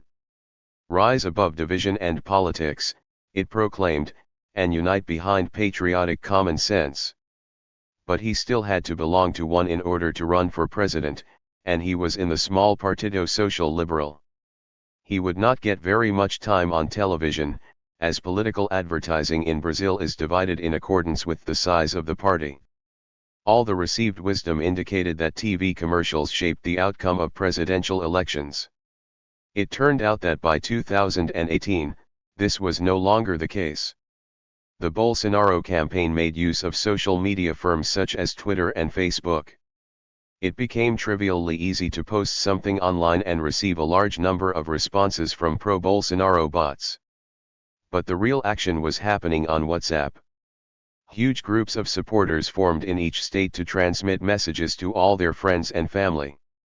I secretly monitored 2 of these to get a sense of the emerging ideology. There were also operations to blast out Bolsonarista messaging, automatically definitely illegal, and definitely funded with a lot of cash. A lot of these messages were fabrications, or fake news, a term from the United States that had now entered Brazilian Portuguese. For example, one video claimed Fernando Haddad was distributing dick bottles to toddlers so that they would drink milk from plastic shaped like a penis. The Workers' Party, according to this narrative, was preparing the country's youth to perform oral sex. These kinds of things sound outlandish and unbelievable, until you meet people who believe them. Bolsonaro's hardcore supporters, though they always formed a minority of the country's population, were prepared to place their faith in his mission. They liked to call him O Mito, which translates to something like the myth or the legend. Jair Bolsonaro was set to debate Haddad, along with the other candidates. He said that he couldn't come due to his poor health after the attack. This didn't seem very convincing because he was doing media again. He was first in the polls. Fernando Haddad, unlike Lula, was not well known around the entire country. He had only just entered the race, and Haddad longed for the chance to face down Bolsonaro on the national stage.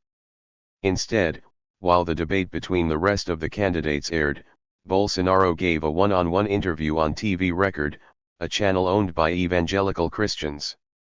As expected, Bolsonaro and Haddad made it to the runoff round, with Bolsonaro in first place.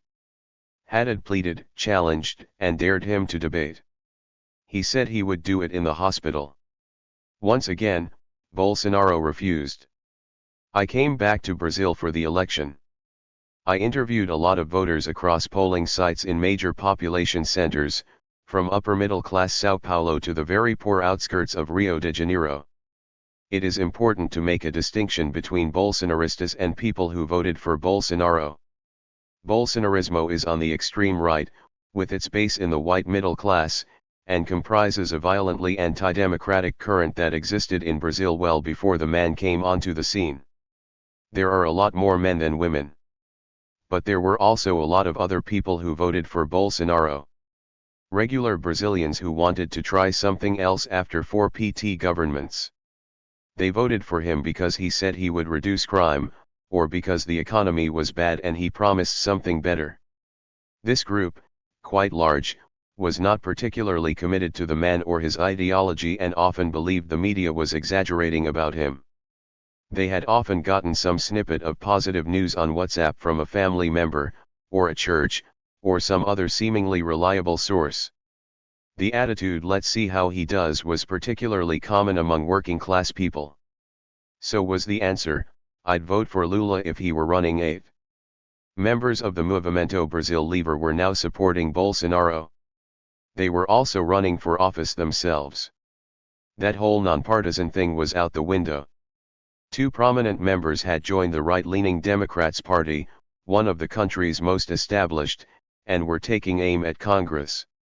Another had already taken a seat in the government in São Paulo. Until the last second, Mayara held on to hope that Haddad could win. She refused to give in to defeatism, despite what all the polls were indicating. Then she got the news in Santiago. Bolsonaro had won, 55% to 45%. Mayara began to weep, and hugged her friend tight. The Chileans, including her new boyfriend, Pancho, are not quite as expressive as Brazilians, which is why Maiara thinks her lamentations and those of the rest of her community shocked the locals in the bar that night. Their Chilean comrades huddled around them, trying to comfort the expats. I was sitting in an apartment near the water in Rio de Janeiro, typing away, looking out on the diverse neighborhood below. The mood changed immediately. All day long, women had walked the streets or watched the news in dirty little bars with purple stickers reading Haddad/Manuela planted on their torsos. As soon as the victory was announced, groups of men, clearly rich and clearly dedicated to strength training at the gym, began to scream at them, hounding them off the street. Communists! Communists! Lula was still in jail. Jair Bolsonaro announced that Sergio Moro would be joining the new administration. He would leave his role as judge in the small state of Parana and become justice minister. Effectively, he would take on two roles, performing the duties previously carried out by the Minister of Justice and a separate Minister of Public Security. Everyone would call him the Super Justice Minister. The anti-corruption crusader, the Lava Jato mastermind, was being rewarded with high political office. This was obviously corruption in itself. Even before 2018, it was clear that Moro had broken the law in the pursuit of his version of justice. Lava Jato had obviously helped Bolsonaro when Moro had put his main adversary, the front-runner, in jail earlier in the campaign year. And now he was very publicly profiting. 9. His acceptance of a position in a far-right administration also confirmed suspicions that his crusade was political all along and disappointed his cheerleaders in the liberal press. 10 But things quickly got worse than all of that. A series of explosive revelations, published by The Intercept Brazil in 2019, demonstrated that he had been far more unscrupulous than previously understood. He wasn't bending the rules, he was smashing them. Moro was actively and secretly collaborating with the prosecutor to secure convictions. Leaks confirmed that Lava Jato had remained in close contact with the United States government, especially the Justice Department and the FBI, throughout the prosecutions. 11. Bolsonaro announced that he would be abolishing the environmental ministry. But this was the first moment that his brand of provocative anti-politics clashed with reality. Just because you believe your country can get rich if it stops listening to the politically correct, gay, rainforest-loving, communist environmentalist scientists does not mean it's actually true. Brazilian agribusiness already quite liked the current setup in the country, and they told him it would be against their interests to abolish the ministry. So he didn't. But by starving the indigenous defense and environmental defense agencies of resources, and clearly aligning with extractive interests in the Amazon, he gave illegal miners and loggers space to increase their violent dominion over parts of the vast rainforest. Official Bolsonarismo quickly established its own repertoire of protest. These were essentially rallies in support of the executive branch, but they always managed to take aim at someone else, whether it was the Supreme Court or Congress. It became very easy to identify a Bolsonarista event if you happened to see one on Avenida Paulista. Yellow or green shirts, of course, and lots of flags. But not just the Brazilian flag. They loved to fly the US flag, which made sense, as the United States government had always appeared to support the forces of anti-communist reaction in Latin American history, and the Bolsonaro family was fiercely dedicated to supporting US President Donald Trump. You would see the Israeli flag. The Bolsonaro family also loved that country, admired its militarism, and brought Israeli specialists to Brazil to help deal with the fires burning across the Amazon, which exploded in the first year after he took office. And you may have seen flags from Ukraine.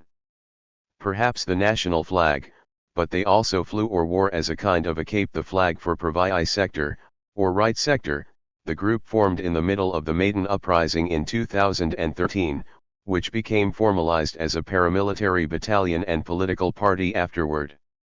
As Bolsonaro began to clash with other branches of government, his supporters began to call to Ukrainize Brazil. Of course, these radical Bolsonaristas were not inspired by the early days of the Maidan and the diverse demonstrations in support of Europe and against police violence. They were celebrating the radicalization of the street movement and calling for the creation of armed paramilitary groups in Brazil, which could wipe clean the political establishment in a manner similar to the way that Ukrainians carried out a clean break with the previous order in their country. Key figures in this movement were in contact with a Brazilian living in Kiev, and Sarah Winter, a prominent ex-feminist Brazilian activist, said she had gone to Ukraine for training. To put it simply, these people wanted to carry out a violent right-wing coup. 12.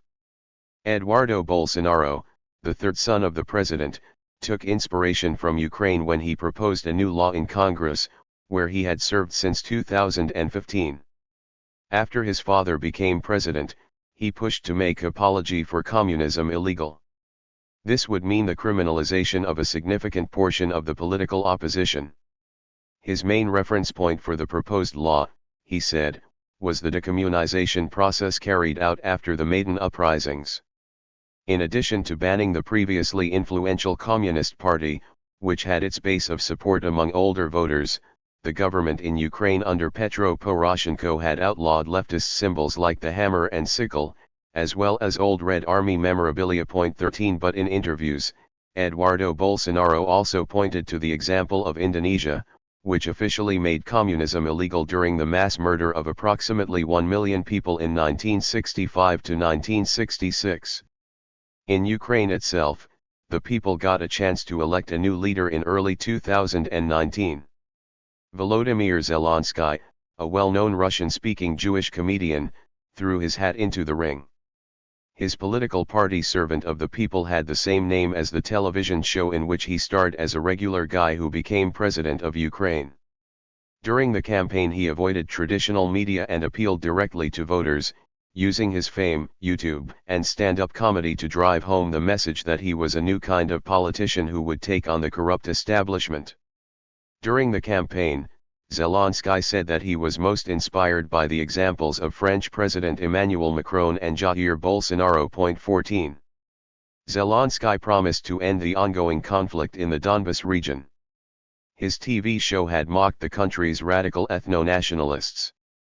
Sitting President Petro Poroshenko, much of the post-Maidan political class, and Foreign Policy magazine claimed that he was dangerously pro-Moscow. 15 He won in a landslide and took office in May.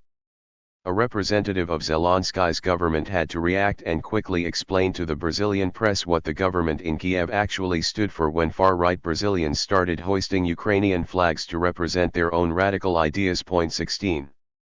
Zelensky's victory can be considered part of the global anti-politics wave that crashed across the world in the 2010s and rewarded all kinds of apparent outsiders with high office. 2 Normally, these figures floundered, became unpopular, and were replaced with experienced insiders in the next election.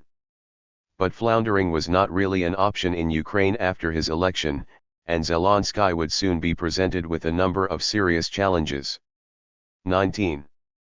A Tale of Two Explosions. In 2019, the world produced another burst of contention rivaling 2011 in the sheer number of people who took to the streets, if not in the changes they unleashed. Mass protests took place in Sudan, Iraq, Algeria, Australia, Indonesia, and all over Latin America, not to mention India, Lebanon, and Haiti. More than 37 countries experienced massive protests that year, rounding out a decade that surpassed any other in the history of human civilization in its number of mass street demonstrations. But two explosions stand out across the globe in 2019, and not only because they both built directly on earlier, unfinished movements born in the decade's first wave of protests. They also pushed their respective countries to a breaking point and forced a reconstruction of the existing order.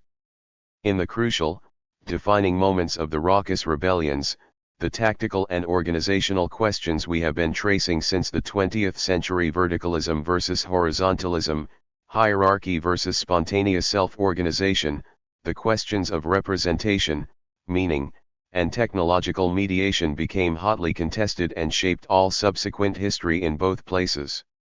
And the two movements experienced two very different outcomes. If we burn, you burn. In 2019, Carrie Lam was serving as chief executive in Hong Kong, chosen in the way proposed by Beijing in 2014, contrary to how the Yellow Camp in the Umbrella Movement hoped to select leaders for the Special Administrative Region. She was the same woman who had faced off with student representatives on television at the height of their movement, representing the pro-Beijing camp. In February, her government introduced new extradition legislation. Apparently, they did not expect that this would be very controversial. 1 In 2018, a Hong Konger had murdered his girlfriend in Taiwan, but he couldn't be sent back there to face trial due to legal loopholes. The new legislation would fix this, but it would also mean that Hong Kongers could be shipped off to the mainland for trial. The actual text of the law was fairly unremarkable, by international standards. But many people didn't trust the government. There was a fundamental disconnect between many people and the Hong Kong administration on this issue, not only because 5 employees of a local bookstore had disappeared in 2015, showing up later in custody in the PRC. My little community of foreign correspondents had been shocked in late 2018 when Financial Times journalist Victor Mallet was expelled from the city, apparently for hosting an event with a speaker from a pro-independence party. More importantly, ever since the British conquest of the island, no government had established effective representation that the local people accepted as legitimate. The Yellow Camp suspected that the extradition bill was another infringement on local autonomy. Then there was the case of Xiao Jianhua in 2017. The billionaire businessman and Canadian citizen had been accused of corruption on the mainland. But he was living in an elegant suite in the Hong Kong Four Seasons, apparently untouchable. Until he got touched. A group of unidentified men entered the hotel, overpowered his 8 female bodyguards, drugged him, put him in a wheelchair, and took him away. Normally, Hong Kong's economic elites had tried to stay out of mainland politics. But the extradition bill worried them. It was no secret that many of the Hong Kong tycoons got rich while breaking a lot of laws. When we started to open up factories in China, admitted Felix Chung Kwok Pan, a pro-business legislator representing the textiles sector, a lot of things had to be done by special ways, through corruption, bribery, or whatever. Xi Jinping had been running an anti-corruption campaign in the PRC since 2012, and many tycoons thought they might be vulnerable to more of the same. Too. But it was the Civil Human Rights Front that began to plan protests starting on March 31. Members of this group were considered plastic leftists or left pricks, by the more radical and nativist factions in Hong Kong.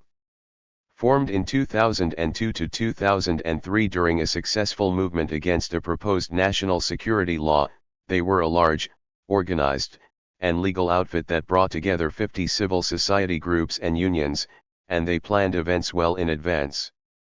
They picked the tactic that Hong Kongers knew best, which was a big march across the little city, and they invited everyone. 3 After weeks of preparation and hard work, about 10,000 people turned out at their first event. They planned another one for April 28. Even more people came out to the streets, and once again, the political parade was characteristically civilized. Their efforts had paid off, and the Yellow Camp was waking up. Carrie Lam said that the people didn't understand the bill, and her government hemmed and hawed before finally setting June 12 as the day the law would be introduced at the legislature. The CHRF set another protest date, the 9th of June. But before that, the Law Society of Hong Kong came out against the bill.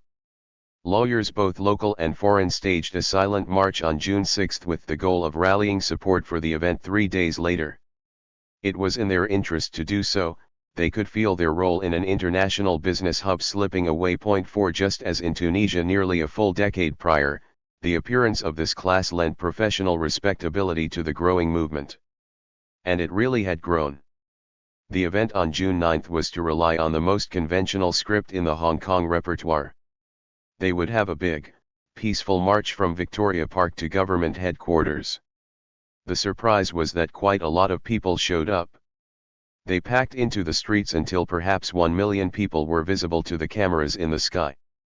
In size, This now rivaled the city's movement to support the demonstrations in Beijing back in 1989. As was usual in Hong Kong, things ended in an orderly manner, and most people went home. But a group of people stayed gathered around the Legco government building, wondering what to do next. Should they take the protest up a notch? Leave? A young philosophy student named Derek Tai, remembering that protests were against the law past midnight, realized that their activities had technically become illegal. Sure enough, the cops were telling him that it was time to go home. But some friends nearby called for help, and he joined in with the group pushing on a metal railing to clear space for the protesters. A cop snatched him from behind. He was shocked. There had not been any clashes with cops that day or, actually, ever in his life. At the station, Derek got to speaking with one of the officers, who said they hadn't expected any kind of conflicts that day. They got scared and overreacted, the officer admitted, and Derek didn't really hold it against them. He could see that they hadn't even brought helmets. He never had a problem with cops. He believed the police officer's version of the story, and they got along just fine. Derek figured his case would be resolved quite soon. 5. On June 12, another group of young Hong Kongers decided on a more direct strategy. They planned to invade the Legco and stop the bill from being tabled. The Speaker of the city legislature had in fact postponed the reading planned for that day, but thousands of people arrived, intent on occupying the building. Many thought this could go down like nearby Taiwan's 2014 Sunflower Revolution. Also known as Occupy Taiwan Legislature, the movement took over government spaces in the center of Taipei in protest of a trade bill. But this was a very new strategy in Hong Kong. Something else had changed in Hong Kong, especially when compared to the days of the Umbrella Revolution 5 years prior, and even since the mass marches that had started in March. There was now no stage, and no leaders governing the planned occupation. Young residents had been coordinating their plans online beforehand using the Telegram messaging app. Police used rubber bullets and tear gas in an attempt to hold them back. It didn't work. They succeeded in entering the building and disrupting proceedings. Police Commissioner Stephen Low called this a riot, which immediately sparked outrage. 6 This was civil disobedience, activists responded, carried out by a group that had a whole lot of people behind them. On June 15, Carrie Lam gave in sort of. She didn't kill the extradition bill, but she announced that it was temporarily suspended.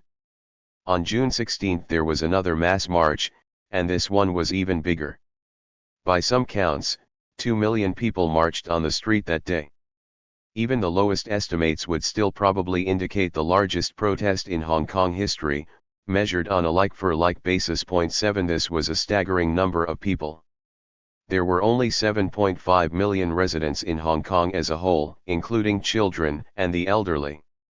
Any journalist or historian who chose to say that the people had spoken on that day would be well within their rights, to the extent that a mass of discrete individuals can ever actually do so. The message was quite legible, as these things go, and it was twofold. A whole lot of Hong Kongers really did not want this extradition bill passed, and a whole lot of Hong Kongers did not like the way the authorities treated the June 12 demonstrators at the Legco. Carrie Lam apologized to the people of Hong Kong. But the young citizens were still energized, the movement still had momentum. They were not going to stop with the temporary suspension of an extradition bill. Fin Lau, a student in the United Kingdom, was active on Lig, the online forum where a lot of strategies and tactics were being hashed out for the protest movement. Lig is often compared to Reddit, a forum in the United States that leans right and male, but this was a lo-fi Cantonese language site used by a lot of Hong Kongers. 8 After participating in protests in London in early June, Lau began trying to organize international efforts to put pressure on the Hong Kong lawmakers. He never used his real name on Lig. He signed off his posts with, or Lam Chao, a Cantonese phrase that denoted an aggressive poker strategy, embrace fry, or mutually assured destruction. On one post, he decided to insert an image along with its English translation. It read, "If we burn, you burn with us," which he had taken from the Hunger Games film series. One of his posts unexpectedly went viral, and he gained a certain notoriety on the forum. He began to form an international action group on Telegram. I asked Fin Lau, later, if he realized the wave of global protests that began at the beginning of the decade actually started with a man who set himself on fire in Tunisia. He was only 18 back then, he said, and he wasn't paying attention to the Arab world. 9. In Hong Kong itself, you could join Telegram protest groups by walking up to now resurrected Lenin walls and scanning the links posted there. Or, if you had an Apple device, you could turn on the airdrop feature on the subway and receive messages about the demonstrations. 10. This was one of many ways that the Hong Kong protests became incredibly decentralized, even more so than in 2014. In addition to an increasingly right-wing orientation, they were something like the polar opposite of a Leninist movement. The Telegram groups had a poll function, which allowed for ad hoc voting on tactics. Then people did what they liked. And while the Russian revolutionary leader was obsessed with discipline and secrecy, anyone in Hong Kong, including cops, could just walk up to the Lenin walls and join these groups too. Before the next protest, planned for June 21, a tactical approach emerged from the Hong Kong cultural repertoire. 11. Be water, was a quote from actor and martial arts superstar Bruce Lee, who in turn had taken the lesson from the teachings of Taoist master Lao Tse: empty your mind. Be formless, shapeless, like water. Water can flow or crash. Be water, my friend. 12. For the especially dedicated yellow protesters still on the streets, this meant that they would not take a fixed position, they would not go on a predictable march or occupy anything, but rather swarm and then disperse. They would splash throughout the city until they managed to shut down key buildings for the day. Then they took off. This last tactic was called leave together. Just as cops showed up, ready to charge, the protest would disappear. Effective at disrupting business as usual, and very frustrating for the police. 13. At the end of June, the protesters made very clear just how much money they could command for their cause. They raised millions of Hong Kong dollars, then took out full-page advertisements in the New York Times, The Guardian, and a number of other major global newspapers. The position of the United States government had changed since 2014, and China was now an outright rival, with Donald Trump waging a trade war on the PRC. The US government was supporting the protesters, but they could raise a lot of money from local supporters without much trouble. 2.14 Wang Yikmo, one of the original protest organizers at the Hong Kong Human Rights Front, would come to worry that it was actually too much money. There was now a huge amount of energy, a huge amount of resources, and a huge amount of bravery, but not a clear strategy for turning all of that into concrete results. The mass, broad-based movement was now in the past, and a more radical minority was eager to act but unable and unwilling to negotiate with the people in power. July 1st is always a protest day, as it marks the day that Hong Kong became a part of the People's Republic of China. Carrie Lam was supposed to attend a flag-raising ceremony at dawn. That wasn't going to happen. Her security deemed it unsafe. By the middle of the morning, someone had unfurled a very different flag in downtown Hong Kong. There was a huge, blood-red banner on display on Harcourt Road, now blocked by protesters. It read, "If we burn, you burn with us." 15. 5 demands, 3 fingers. Later that day, on July 1st, upwards of hundreds of thousands of people turned out for a march. This was smaller than June 12th, but it was a lot of people. Then, as night came, protesters once more made their way toward Legco. This time the building was left unprotected except for a few pandemocrats, the official legal opposition, who tried to ask the frontline demonstrators to stop. They pushed right past them. 16. By now, this group of protesters, wearing black and intent on entering the building, had expanded their cause. Or rather, they now had 5 demands. These were: 1. Formal withdrawal of the extradition bill. To an end to the characterization of June 12 demonstrators as rioters. 3. Amnesty for arrested protesters. 4. An independent inquiry into police behavior. 5. Universal suffrage for the chief executive and the LegCo. Who came up with them? It seems they emerged out of online discussions. That is, they were crowdsourced in Telegram groups and Lig, which meant that the vanguard making decisions for the streets would be the well-connected youth, or those with a lot of popularity among them. They probably took inspiration from 5 claims, emblazoned on a banner held by 35-year-old Marco Leung Linkit before he fell to his death on June 15. The nature of the demands shifted slightly in the weeks that followed, as did support for the constituent elements. Point 17. Was this the old strategy of demand the impossible, made famous in Paris 1968 and meant to push the confrontation toward further radicalization and a revolutionary break, or was there a credible plan to demobilize if the government gave in? Or could Carrie Lam call in some representatives to work out a compromise? There may have been answers to these questions, but her administration didn't know them. It was clear, however, what the frontline protesters, who would now come to be known as the Braves, would do to apply pressure. They would impose costs on the city and the government. After some chaotic discussions and some attempts to take a vote, a number of protesters broke into the LegCo building. Once inside, some of them began to smash things, and others sprayed graffiti on the walls. And then, a few of them unfurled the colonial-era flag, the banner that used to wave over the city when it belonged to the United Kingdom. Unsurprisingly, this got a whole lot of media attention. Eventually, Carrie Lam confirmed that the bill was dead, not just suspended. But that was no longer what this was about, and the stakes were raised even higher on July 21. This protest was organized by the Civil Human Rights Front, and the police gave them legal right to march, up to a point. When they got to that point, the cops simply stepped aside, and many of the protesters kept going, and going until thousands arrived at the Central Government Liaison Office, the seat of Beijing's power in Hong Kong. They threw eggs at the building, and then spray-painted the wall. Respond to the 5 demands, someone wrote. Then someone else, down with the Communist Party. And then, fuck China, an anti-Chinese slur.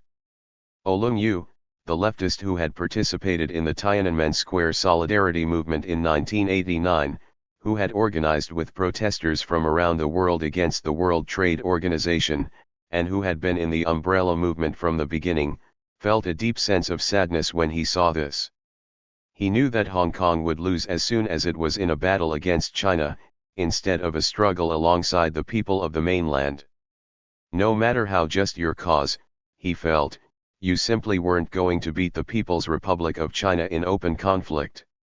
The idea of revolution in one city was not something that had much of a place in political history, nor could anyone envision how it would work here. Point 18. This was too far, he said. China is not something that is lightly offensive. This is the term that Imperial Japan used when they were conquering the country and murdering its people. Leung Yu also knew that with this kind of a protest movement diffuse, formless, and leaderless, an uprising with no stage outside forces would end up imposing meaning on the revolt. They would be able to pick and choose the images that represented the uprising. It would be trivially easy for Chinese media to show that graffiti to hundreds of millions of people in the PRC and portray the Hong Kong revolt as a bunch of rich kids who were simply anti-Chinese racists. Indeed, there was an actual overlap between the most xenophobic people and those who pushed for no stage the loudest. Notably, one prominent localist, Edward Leung, had called out, "Reclaim Hong Kong, revolution in our time." This slogan would echo through the streets in the second half of 2019. But it was not clear how this revolution would work, or who would carry it out. Leung Yu worried that it simply got people fired up, it got their blood going, but that in practice it was identical to if we burn, you burn, cause maximum disruption and hope that this will force a positive outcome. Under the paving stones, the beach. 19 and Mung Soo Tat, the head of the pro-democracy Hong Kong Confederation of Trade Unions, which had been organizing strikes since the 1990s, began to be alarmed by the tyranny of structurelessness. Some people were indeed making decisions, but they had not been authorized to do so. There was a real gap between the idea of spontaneity and reality of authority, he said. Directives like no stage or you cannot bring a flag or you cannot shout a slogan are actual rules, he said. That is discipline, and perhaps even more authoritarian than any formal structure would have ever been. 20 Olunyu put it this way, certain braves, in the name of being anti-stage became actual leaders, yet they were not accountable to anyone. 21. Something else raised the stakes that same day. As some protesters emerged from public transportation elsewhere in the city, men in white shirts attacked them with bamboo canes. They were apparently linked with triads, organized crime groups active in the region. They specifically targeted young people and those wearing black. 45 people were injured. Everyone already knew there was a sizable blue population in the city, and that many people were pro-Beijing and pro-police, but now someone was organizing a violent anti-yellow backlash. Rumors swirled that a local politician with a bad reputation was responsible for the attacks, and that more could be coming. This was feeling more and more like a war. On July 26, protesters took the airport. If the goal was to impose costs on the city, and to garner media attention, this was a highly effective strategy. People around the world watched cops face off with kids throughout the brightly lit halls, as cameras were poised and ready to catch them in any act of brutality. An international hub like Hong Kong could not do without an airport, but authorities could not crack down in such a visible area, either.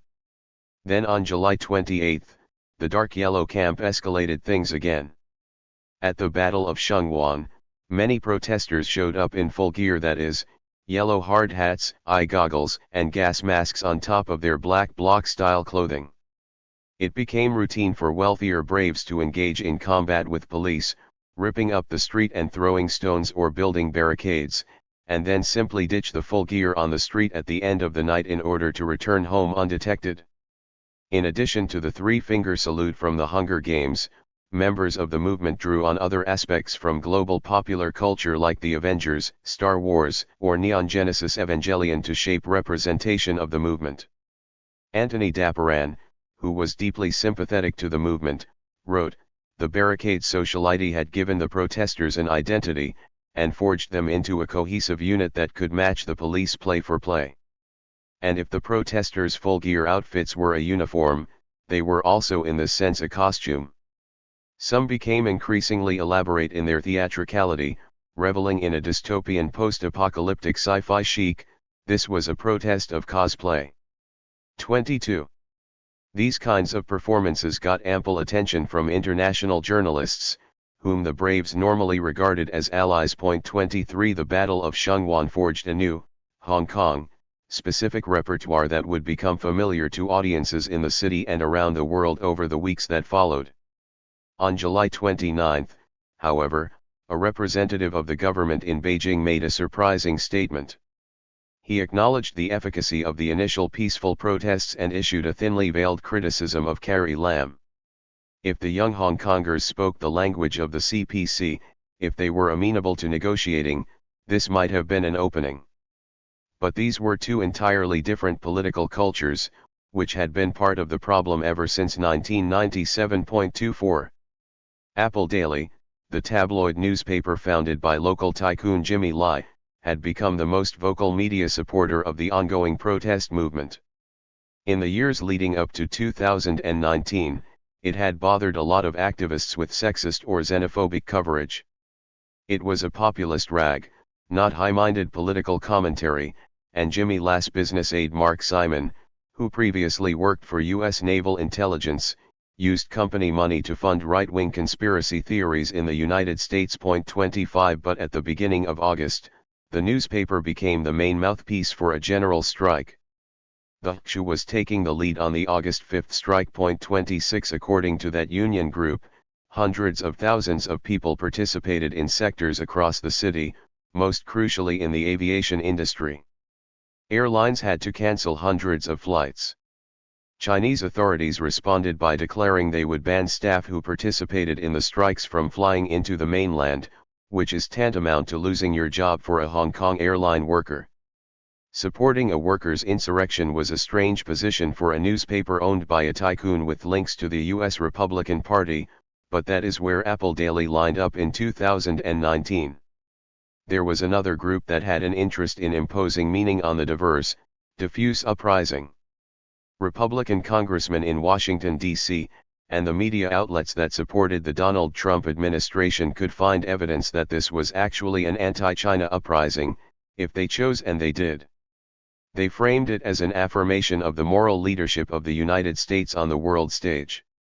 Only a small minority of Hong Kongers supported independence from the PRC. A much larger number wanted more democracy within China, and only a tiny minority of protesters did things like wave American flags or hold up pictures of the President of the United States. 27 But those images went far and wide. Fin Lau's little group, formed on Telegram, was working with lawmakers in the United States and the United Kingdom to impose costs on the government of Hong Kong. Within the U.S. government, the Hong Kong protests had their most visible supporter in Marco Rubio, the Republican senator from Florida. As an outspoken anti-communist who had tried to incite a coup in Venezuela earlier that year, his association with the movement gave a lot of Hong Kongers, especially the left plastics who had been at the forefront of early organization efforts since 2014, reason to worry. Did U.S. politicians actually want to help Hong Kong, or just to make China look bad? But what was everyone supposed to do? Vote on this. Fin Lau was operating on private Telegram groups, and longtime Western media darling Joshua Wong, who went to Washington to offer testimony to Rubio and other U.S. lawmakers, did not actually represent anyone except in the media. At another airport protest, on August 13, the crowd identified two mainland Chinese men, among them speaking Mandarin. They beat one and dragged him through the departure hall. Another apparent mainlander said he was a member of the media and announced to the press and everyone present, "I support the Hong Kong police. You can beat me now." They did. It turned out he was an employee of the PRC's Global Times newspaper. This was a propaganda victory for Beijing, whether they had been looking for it or not. This could offer more proof that Hong Kong was now dominated by anti-Chinese riots. 28. Lam formally withdrew the extradition bill on September 4. Protests continued. This was now about the 5 demands, of course, but many members of the local government in Hong Kong, including some who had previously supported universal suffrage, now feared there was an internationally coordinated effort to destabilize the city and all of China. 29. A large crowd of people marched to the U.S. consulate on September 8, asking Washington to pass the bill that would punish the local government. By now, the protesters were more likely to be localists than the crowds on the streets in June and July. 30. We do not know what the officials in Beijing decided to do. If they chose to simply do nothing, and let the movement spend its energy and bleed support as the year wore on, as many yellow Hong Kongers now believe they did, then that could have been an effective strategy. Many people who had participated in the mass marches in June felt things had gone too far. 31. When Fin Lau came up with "if we burn, you burn," he thought that Beijing could not tolerate chaos in as important a city as Hong Kong. He began to realize that he was wrong. They definitely could, and they did. In 2019, Hong Kongers were still much richer on average than people in the mainland, but its economy was small enough that the central government could tolerate a few months of fires. It's 30 years. On October 7, 2019, students at the Instituto Nacional de Santiago took aim at the city's subway stations. Brazilians would call this a round of catracacos, but Chileans simply call it saltando tourniquets. They blocked and jumped turnstiles, forcing mass fare evasions, and soon came into conflict with police. They were protesting a small rise in the price of transportation. "Evader, no pagar, otra forma de luchar." They yelled. "Evade, don't pay, another way to fight." Except, of course, the original rhymes. The Instituto Nacional is an elite high school, and its politically active student body has often played an important role in Chilean history before, during, and after the US-backed Pinochet dictatorship. With these kids on the front line, this raucous bout of contention was naturally going to be a rejection of that legacy. It was an anti-neoliberal revolt. But Chilean youth had been trying to organize another big one ever since 2011. The most famous leaders of that first student movement, Camilo Vallejo, Gabriel Boric, Giorgio Jackson, Carol Cariola, were still in Congress, playing institutional politics since they chose to run in the 2013 elections. Sebastián Piñera, who was back in office, was certainly not Dilma Rousseff. He was not a man whose political career was forged in struggle. His administration was not made up of people who understood what it meant to work for a living and pay for public transportation. His economic minister shocked a lot of people when he said that if commuters wanted to avoid the rush hour price hike 30 pesos or around 4 cents in US dollars, they could catch the train before 7 a.m. and pay a reduced fee. The president's response to the protesters was to declare a state of siege, impose a curfew, and bring the military into the streets for the first time since the people kicked Pinochet out of power. He said that Chile was at war with a powerful and relentless enemy. 32. If we can use a bit of journalistic imprecision, we can safely say that the Chilean people rejected this intervention. Citizens poured into the streets en masse, explicitly defying the president. Chileans were shocked that he would declare war on high school students from Santiago. They were terrified that Piñera was bringing back harsh measures that should have been buried with the dictatorship. From nearly one day to the next, the government's crackdown turned this small student movement into a national urban awakening. 33. This was now an explosion, or an estallido social as the media quickly dubbed it, signifying a kind of social popping in the way that an overstuffed balloon might loudly break open, spilling its contents into the atmosphere. Right away, feminist groups sprang into action to coordinate support for the protesters who were in orbit around the Plaza Baquedano, a huge square in the center of the city that marked the divide between rich suburbs in the foothills and the working-class flatlands downtown. Members of Abogados Feministas, or Feminist Lawyers, a group formed during the 2018 protest wave, quickly built a group on WhatsApp to meet and plan a response. Danitza Pérez Caceres, a founding member who lived nearby, could not believe how fast things had exploded and felt excited and afraid at the same time. The Abogadas Feministas began to provide support for protesters at the plaza, as well as legal aid, meeting the same demand as Euromaidan SOS in Ukraine and the At-Tahrir Supplies Twitter account in Egypt in 2011.34. On October 25, over 1 million people took to the streets in the largest protest in Chilean history. All kinds of citizens came out to protest, including many that seasoned activists had never seen before. This was 2019, so the kids were no longer on Facebook.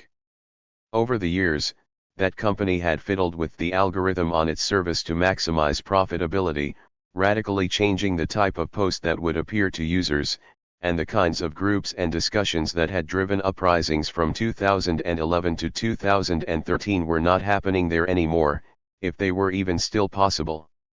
Just as importantly, the site had become associated with older people.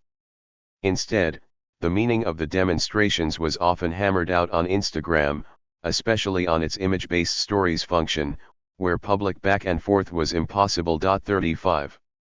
A few slogans quickly emerged out of the morass of contradictory opinions and conflicting reasons for being in the streets, both of which were remarkably similar to the ones that took over the streets in Brazil in 2013. The country has awakened, everyone began to declare. And then, it is not about 30 cents, it is about 30 years.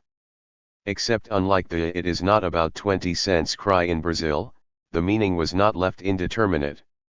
30 years meant something a bit more specific. This was the amount of time since the dictatorship ended, and the era in which insufficient democracy had been delivered to the Chilean people. The period in which the country had not gotten far enough away from Augusto Pinochet. Mayara couldn't believe her eyes. It was all happening. She had been in the capital for a little more than a year and was suddenly living through a mass protest explosion that was very similar to the one her group had set off in 2013. Except it was better, she thought. First, there was no need for an MPL here, no small group that had to decide when to call protests, or what to say to the media, or how to withstand the pressure of exponential growth in a short period. And here, the president was right-wing. So there was no reason for any elements of the institutional left to worry about weakening the government, try to hold things back, or attack the young activists for adventurism. Once more, after all the years she had spent depressed, or battling accusations that she had made Brazil worse, she threw herself into the movement. She could stop being an individual with a job, and money problems, and her own personal issues once more. She hurled herself into the estalado and became part of the crowd. Part of this giant, euphoric ball of people growing and pulsating and reshaping reality. Part of history. President Sebastián Pinera made a bid to define the meaning of the uprising. He called the huge demonstration on October 25 a happy, calm, and peaceful march and said it was without political colors. It was true that not everyone on the streets that day was a leftist. But a whole lot of people were calling for his removal. The rejection of neoliberalism and the rejection of the Pinochet dictatorship, as well as the rejection of Pinera himself, remained at the center of attention and shaped the possible paths that the pop could take. The musical group 1000 Guitars for Victor assembled near the square to sing a song from the days of the Allende government. They began to play the classic El Derecho de Vivir en Paz. Its composer, Victor Jara, was a beloved folk musician who was tortured and murdered in the first days of the military junta in 1973. Thousands and thousands joined in until the ecstatic people in the crowd were shouting, affirming, and demanding the right to live in peace. For what it's worth, this was the viral clip that made it to me that day as I sat in my apartment in Jakarta.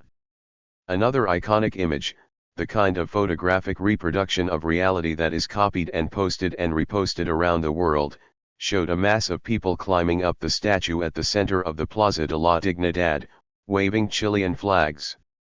But at the very top, someone was waving a flag of the indigenous Mapuche people, who had brought their decades-long struggle into the square as well. And if you looked into that Victor Jara song, it was not just about the police leaving you alone. It praises Ho Chi Minh and his heroic struggle against murderous U.S. imperialism in Vietnam. It is a ghostly denunciation of the same violence that would take his life and a deeply left-wing anthem. It would be hard for this to work out well for Pinera. Neighborhood assemblies, or cabildos, sprang up all over the country. Residents came together to discuss their grievances with the government, what the uprising meant for them, and what they should do next. These were spontaneous and organic in that no institutional political actors came up with the plan to form them. They were horizontally structured and self-governed, and anyone could come. But they drew on local traditions of popular power, and they were shaped by the earliest and most active participants. As such, they tended to be left-leaning, feminist, and young like the rest of the estalado. Regular people spoke about their day-to-day problems in contemporary Chile, while more committed activists might talk about legislative proposals that could reduce violence against women, or about forming a whole new legislative system entirely. Then there was the primera línea, the front line, the people engaging in active combat with the police. The people who lost an eye when struck with a tear gas canister, or were blasted back with water cannons, or got hauled off to jail. This group drew on local traditions of contention, namely the figure of the encapacado or hood who wears a black sweatshirt and covers her head. A friend of Mayera, a Chilean anarcho-feminist named Alicia, designed her own knit balaclava black and purple with flowers and holes and protection for her neck and gained a little notoriety in the press as an icon of the feminist struggle. Young, punk, and anti-authoritarian types were important for the front line, as were minors who actually lived on the street. These might have been orphans or the urban poor that had been abandoned or abused by the system, and maybe used cheap drugs.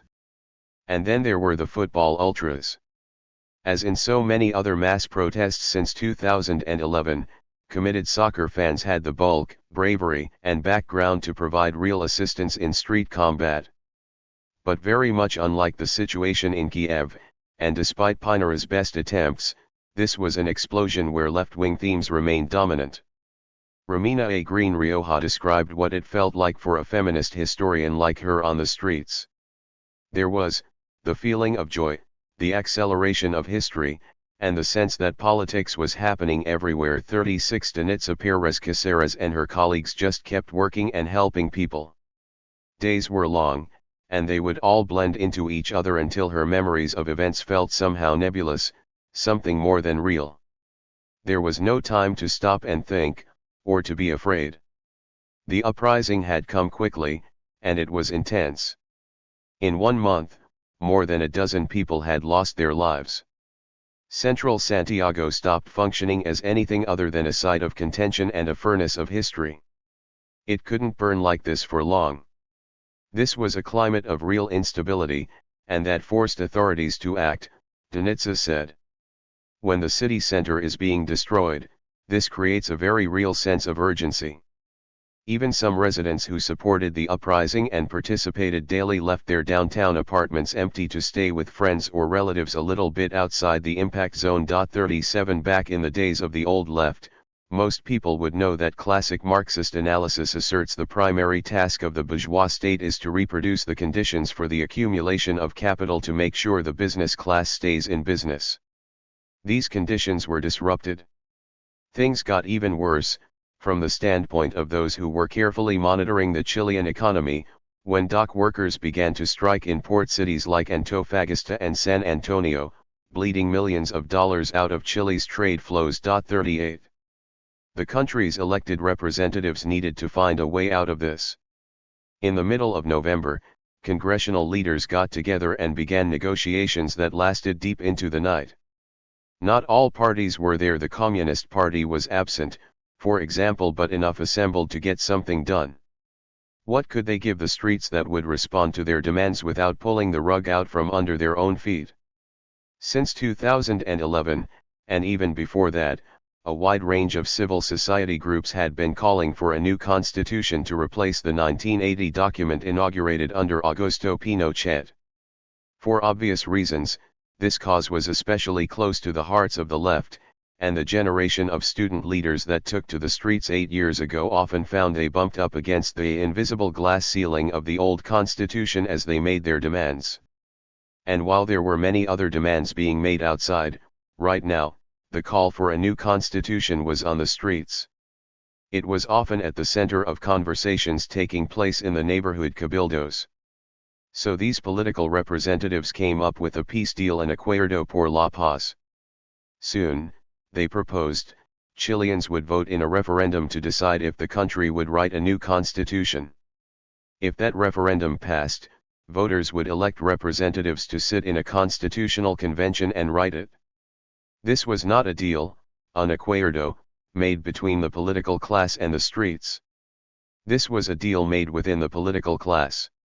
The only leftist from the 2011 generation to cross the aisle, the only autonomist radical to sign the accord with the rest of the establishment, was former student leader Gabriel Boric. Cancelled. The square rejected the deal. Or at least, many of the individuals who were on the front lines, in the streets, at the center of the uprising, and vocal about its meaning, thought that this was a betrayal. According to any kind of horizontalist reading of the situation, it was an authoritarian act. This was an outside actor imposing its own will on the revolt. The meeting had taken place at night, behind closed doors. No one asked the people who had actually begun the protest, and no one had asked the people who were still out there, risking their lives. Clearly, the relationship between Congress and the plaza was vertical, and the political class was trying to represent them. Since the cry of "No me representan" back at the Plaza del Sol in Madrid in 2011, this kind of thing had been off limits, at least for a very vocal current within the mass protests taking place over the decade. The major split was over how to refound the country. Many people wanted an assembly to decide the future of the country, rather than a convention. In the first scenario, it would be the people that would dissolve sovereign power in Chile and constitute a new government. A convention, the road favored by the actually existing government, would recognize the legitimacy of the actually existing government and rely on its rules to define the steps forward. Calling an assembly was the solution favored by Alicia, Mayara's anarcho-feminist friend, and much of the anti-authoritarian left. In some ways, assambleísmo is close to the Chilean word for horizontalism, and it has a long tradition in the country, long enough for the Communist Party to have an official document outlining why it is a trap. 39. Not everyone was paying attention to the philosophical distinctions between an assembly and a convention. There were many protesters who had focused their ire on Pinera and refused to accept a situation in which he was allowed to stay in office. As was the case going back to Egypt, some of the most radical people insisted that a riot itself was the revolution and could be expanded and transformed into a new society. And a lot of these people knew who had betrayed them: Gabriel Boric. He inspired special indignation. He had led the uprising in 2011, only to enter politics, and then in an act of profound treachery he lent his name to the establishment solution. He helped make this acuerdo possible and, even worse, he gave the political class a way to pretend that the youth and the streets were part of the deal. Danitza used a new term, which had recently emerged from US digital culture, to describe what happened to Boric. El fue cancelado, he was cancelled. It happened first online and in the media, but then the 33-year-old politician felt the physical manifestation of the phenomenon, which was quickly reproduced digitally. One day, as he was sitting on a park bench downtown, a group of Chileans came up to him and poured beer all over him, throwing trash on the congressman and shouting him down. "The people believed in you," one man yelled. "We all believed in you." The next meetings of the neighborhood assemblies went ahead as scheduled. And the Primera Línea came out again to defend the square and battle with the police. The punks and hoods had not made a deal. However, the leaders of the cabildos began to notice that attendance was down. At some assemblies, a lot of people were in favor of the accord, others less so. Even when this wasn't any source of conflict in the meeting, the numbers were dropping. The cabildos had never really known what to do with the decisions made by their collectives, and now they didn't know what to do with dwindling interest. 40. They were confronting one of the tough questions that often arise from horizontalist practices, identified by thinkers like Paulo Gerbato in the middle of the decade: how do you decide who is in, and who is not? If a lot of working class people stop showing up, are they still a part of it? 41. Is the cabildo just as legitimate? And more importantly, the disruptions were less intense, and there was less violence on the street. Downtown Santiago was still a bit of a mess, and people were definitely coming out to protest at the Plaza de la Dignidad, but you could just about start to conduct business as usual again. At least, things seemed to be heading in that direction. The political class planned to give the people its referendum on a new constitution in 2020. Sebastián Pinera was set to end the year with an 11% approval rating, but he was still the president. The next elections would not take place for 2 more years. In Hong Kong, authorities instituted an emergency mask ban in October, meant to stop the radical braves from hiding their faces. Carrie Lam's government was not offering a peace accord or a referendum anytime soon. The movement was now led by the individual braves themselves, rather than any mass protests or broad-based organizations. As Chile entered its summer in the southern hemisphere and Hong Kongers felt the approach of winter, international media could barely keep up with the other protest explosions rocking the globe. An uprising in Algeria, that forced the resignation of President Abdelaziz Bouteflika, raged on. It was the largest revolt since the end of the country's civil war. In Baghdad, hundreds of thousands of Iraqis called for an end to the sectarian political system created by the 2003 U.S. invasion and occupation. The government cracked down with the aid of Shia militias. 42 Then, in Bolivia, mass protests erupted after election results came in, and the military stopped recognizing the leftist Evo Morales as the legitimate president. In the wake of the coup, a right-wing president with no popular support took over the country. 43. In November, the Hong Kong Braves ended up abandoning the be water strategy. They occupied 2 universities in the city and bunkered down inside. Anthony Daparan reported what this looked like from the inside of Polytechnic U. Through the smoke a protester emerged wearing an old, World War II, style gas mask and wielding a bow and arrow. This was no longer a protest, or even a riot. It was medieval siege warfare. But China was better at war than the young people of Hong Kong. One police officer on the scene said, "It's common sense that you have to face the penalty if you break the law, just like you have to pay the bill after having a meal in a restaurant. No worries, if you are stubborn, we can stay here and wait for you until Christmas." 44. In Washington, D.C., Congress passed the Hong Kong Human Rights and Democracy Act of 2019 put forward by Marco Rubio. In addition to punishments for Beijing, the law stipulated that Washington would periodically evaluate if Hong Kong was imposing sanctions on countries already sanctioned by the United States. Seasoned activist Oh Leung-yu felt that the tying of Hong Kong human rights to U.S. foreign policy is a mockery of human rights. 45. For other Hong Kongers, like Fin Lau, this felt like some kind of a win. Beijing promised to retaliate immediately. But by the end of 2019, the smart minds in the United States government had something else to worry about in China. Happy New Decade. In December 2019, scientists identified a novel strain of the coronavirus in Wuhan, central China. Not long after, authorities in the People's Republic of China began to press citizens to stay indoors to reduce the spread of the disease. These kinds of responses, which became widely known as lockdowns in English, did not immediately spread across the world. But soon, they would force existing street movements to retreat and transform into something else. On most of the planet, the threat of immediate death would supersede the widespread desire to engage in mass protest. New bouts of contention would emerge and take forms that were surely shaped to some extent by the presence of the virus. At the time of writing this, that pandemic has not entirely ended, and it is outside the scope of this study to ask how things will have been remade when it ends.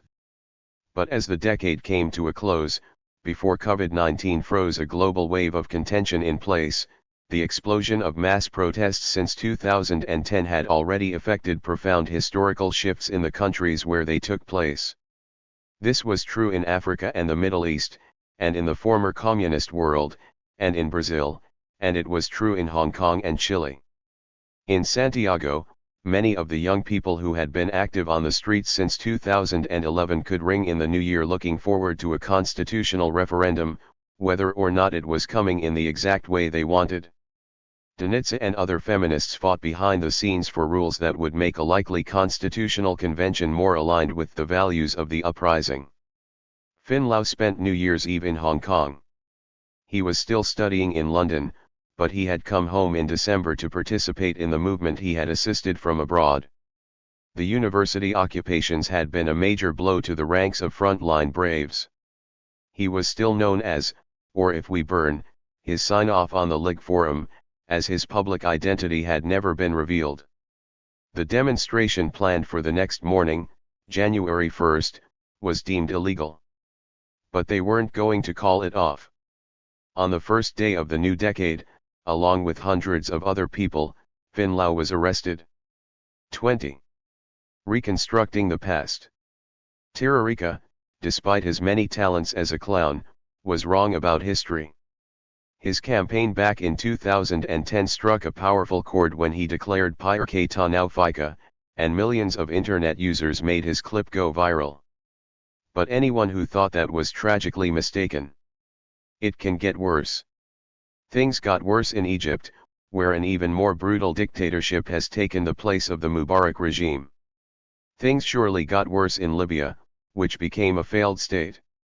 In 2010, the country had the highest Human Development Index in Africa, according to the United Nations. By 2017, human beings were bought and sold for hundreds of dollars in a shocking revival of the African slave trade. 1 Only a small minority, a group of the most fanatical Bolsonaristas, would claim that Brazil was better off at the end of the decade.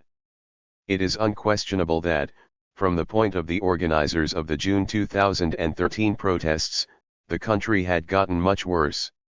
We can go on and on, citing other countries as examples, but there is no need to belabor such a depressing point.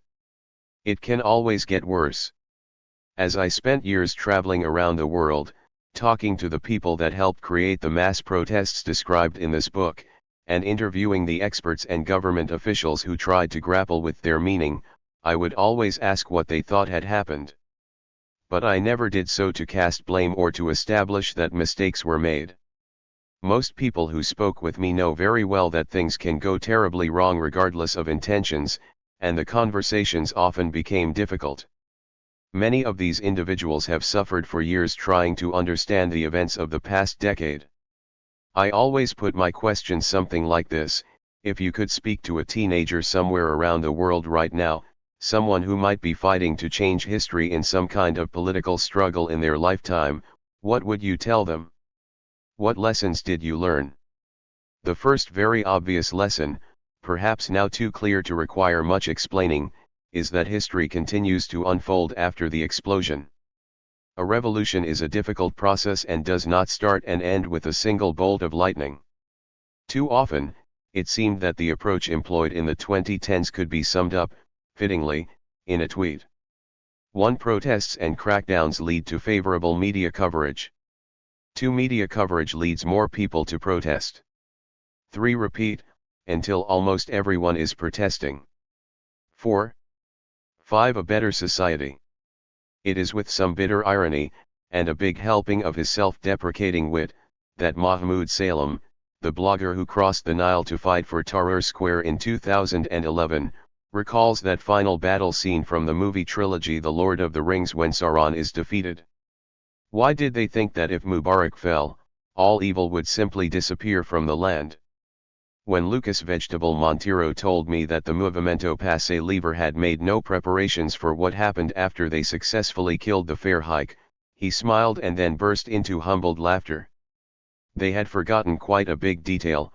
Theo, a young Hong Konger who fought alongside the Braves in 2019, looks back wistfully on the approach they took in the second half of the year. 2. They certainly weren't going to beat Beijing in an open confrontation, so what was the endgame? History does not possess a supernatural, metaphysical quality that pushes it forward relentlessly. Many people in my generation thought that if you simply gave the thing a kick, it would come unstuck and move in the right direction. Paradoxically, liberals, socialists, conservatives, and anarchists alike have all thought that way, even as they define the right direction rather differently. 3. But if you burn down your building, divine providence does not supply you with a better one. If you chop down a tree, you do not immediately get a bigger tree. Sometimes you are just left with a stump. As industrial society becomes ever more complex, the range of possible unintended consequences grows larger. If your car isn't running well, it is not recommended to light it on fire and hope that a better one comes along. You have to have a way to get from where you are to where you want to be, many people told me, or at least a road map to somewhere better, and you need, if not a plan already prepared in advance, then a strategy elaborated quickly and effectively as events unfold. Simply being right is not enough. Some of the Hong Kong protesters cited Mao in 2019. A revolution is not a dinner party appeared on posters around the city, so I don't feel it's inappropriate to cite the way that Wang Hui, both a leftist and a protester in 1989, characterized the Chinese revolutionary. Mao upheld the righteousness of the revolution but was not blinded by this righteousness, he wrote. Rather, he combined this sense of righteousness with strategic analysis. In this book, we looked closely at 10 mass protest explosions, in Tunisia, Egypt, Bahrain, Yemen, Turkey, Brazil, Ukraine, Hong Kong, South Korea, and Chile. While Occupy Wall Street, Spain, and Greece were important for shaping the rest of the decade, the protests themselves did not dislodge the respective political structures from their foundations, or generate an institutional rupture. Likewise, The Indonesian case changed politics in the world's largest Muslim-majority country, but the system itself was not disrupted by the street movement. While mega-protests elsewhere helped cause the events in Libya and Syria, armed intervention began to shape outcomes at least as much as any broad-based demonstrations. If we view the outcomes from the perspective of what the mass protests asked for, then 7 of these countries experienced something even worse than failure. Things went backward. The South Korean candlelight revolution can be marked as a success. Not coincidentally, its goal was very clear and achievable. I believe that Euromaidan can be called a kind of draw. It generated a mix of successes and failures, depending on your perspective. For those who thought that the most important thing was to reintroduce Ukrainian nationalism into the heart of the polity, and to force a separation from Russia, the years after 2014 could be experienced as a kind of victory. And many people told me they felt exactly this way. But de-oligarchization absolutely did not happen, quite the contrary, and opportunities did not increase for normal people. 5 In the years after the Maidan, Ukrainians continued to look elsewhere for a better life. From 2014 to 2020, millions more people left the country. 6 In a December 2019 survey, 38% of respondents said they would support Euromaidan if they had a chance to redo history, and pollsters could no longer ask people in Crimea, Donetsk, or Luhansk. 7 It is not as if the world's leading powers showered the country with riches, or even provided it with basic security from invasion, after so many Ukrainians died to turn the country toward Europe.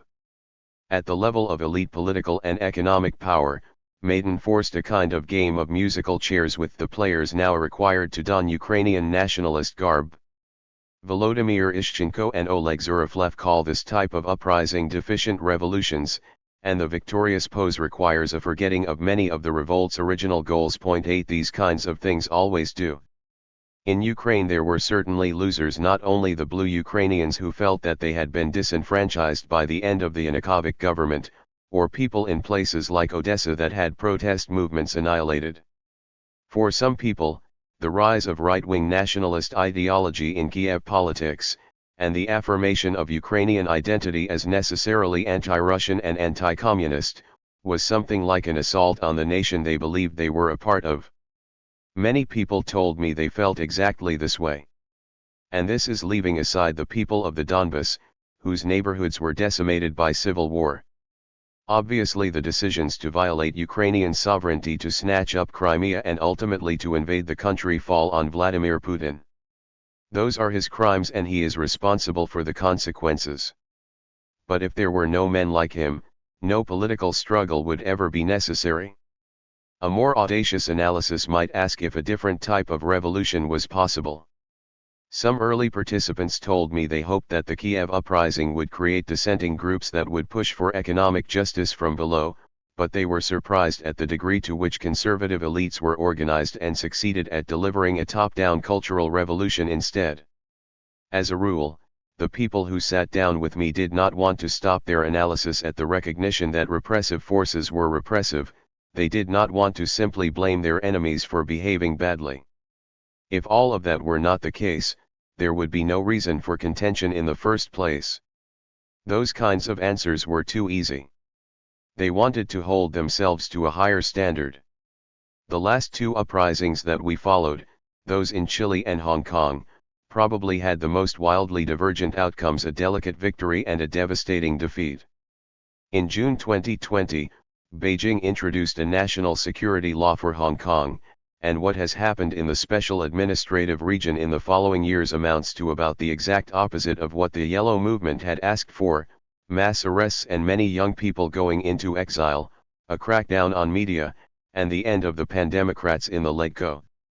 After Beijing disqualified some of its colleagues for violating their duties or endangering national security, the rest of the opposition resigned. Afterward, pro-Beijing lawmaker Regina Ip told me that as our democratic experiment has not worked well, I don't think we are likely to elect our chief executive and legislature by universal suffrage for a long time. She said that with the pandemic gone, we are now able to function much more efficiently and productively. 9. Things went very differently in Chile. In October 2020, voters overwhelmingly approved their referendum to call a convention and write a constitution to replace the document put in place under Pinochet. Then it was time to replace Sebastián Pinera. In 2021, the 35-year-old Gabriel Boric, the leader of the 2011 student protests who entered congressional politics in 2013 and signed the peace accord in 2019, was elected president. He declared, "If Chile was the cradle of neoliberalism, it will also be its grave." Boric fell behind the Pinochet-defending José Antonio Cast in the first round, but rode a wave of support in the runoff to defeat him, 56% to 44%. He made Camila Vallejo the Secretary-General in his cabinet and brought in Allende's granddaughter to run the Ministry of Defense. In 2022, I met a lot of people who initially opposed Gabriel Boric's decision to sign the Acuerdo por la Paz, but then became full-throat supporters of the constitutional project. They decided they were glad he did what he did. I believe this reveals something crucial about the dynamics that emerge from the particular repertoire of contention put into play in the mass protest decade. We will come back to this soon, but this was also the hard work of feminists, militants, and other Chileans working behind the scenes after the high point of the social popping had passed.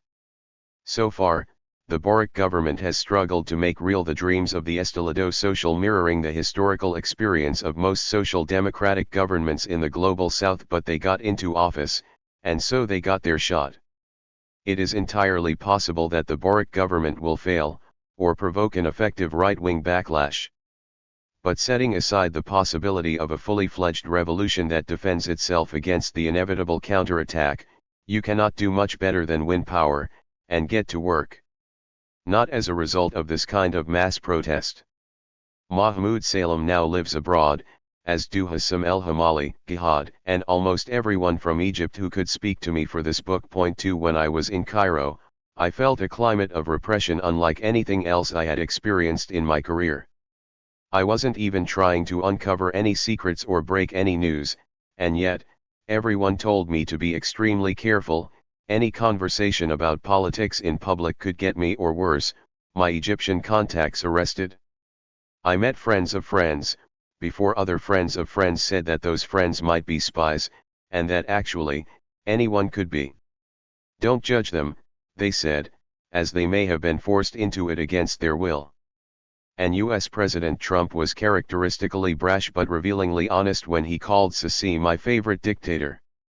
In the capital, cops might stop you on the street and search your phone for anything political, and then take you to jail. The repression in recent years is worse than at any other moment in Egyptian history, said Hassam Baghat, a human rights activist in Cairo. What explains this? It seems Sisi is terrified of another 2011, another Tahrir Square. It's not clear if or how the Egyptian leader understands the process that led to his regime. In Bahrain, I was able to have lunch with Ebrahim Sharif at his home, now that he is out of jail. But those photos of the Sunni monarchy, the kind he was forced to kiss under threat of torture, are still everywhere in his country. In Turkey, Istiklal Avenue is now mostly alcohol-free, and the dream of a Turkish model and EU membership seems like an absurd joke. Ukraine has been invaded. Yemen is under attack and suffering from mass famine caused by the Saudi-led blockade and invasion. During the COVID-19 pandemic, the neighborhood in front of my downtown Sao Paulo apartment came to look like a film about the end of the world, roving gangs of teenagers trying to steal enough to survive, families living on the streets, huddling around fires arising from big trash cans and warming their hands or heating up discarded noodles. In 2012, when I moved to Puerto República, that scene would have been unimaginable. In 2022, my dear friend Dom Phillips, one of the main contributors to our little blog for Falha, was murdered in the Amazon doing his job. Bolsonaro said he was asking for it and then suggested that piranhas might have eaten his body. In Tunisia, I went back to the market where Mohamed Bouazizi worked before setting himself on fire, and then to his grave outside Sidi Bouzid, where he had been buried as a martyr in the more optimistic days of the revolution. I knew him. He was a nice guy. But this revolution did not benefit the Tunisian people. Tunisia did not take one step forwards. It moved backwards, said Ismail al-Nasser. 10 I heard a lot of the same from the nice women who were doing their best to sell their fruit, to make ends meet, while dealing with yet another foreign journalist. Near his grave, some local teenagers were less diplomatic. Mohamed Bouazizi, may he rest in peace. But most people hate him. But as I said, the point was not just to notice that the mass protest decade hasn't really worked out. The idea was to understand why. I put the question to Mayra Vivian and Fernando Haddad. At the beginning of the 21st century they formulated two very different responses to the onset of neoliberal globalization, and back in 2013 they had faced off in an epic battle on the streets of Sao Paulo. When speaking about the MPL, Haddad still becomes visibly upset, sitting upright in his chair and crossing his arms.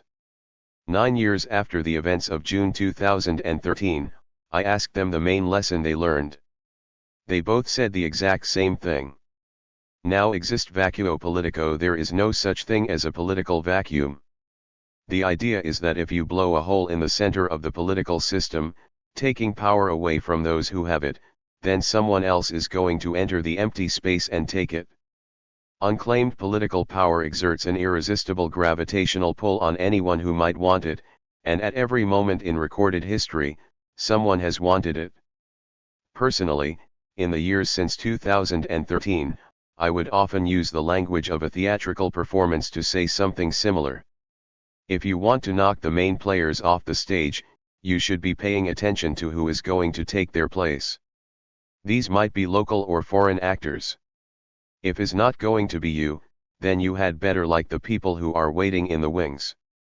The particular repertoire of contention that became very common, almost appearing to be natural, from 2010 to 2020 apparently spontaneous, digitally coordinated, horizontally organized, leaderless mass protests did a very good job of blowing holes in social structures and creating political vacuums.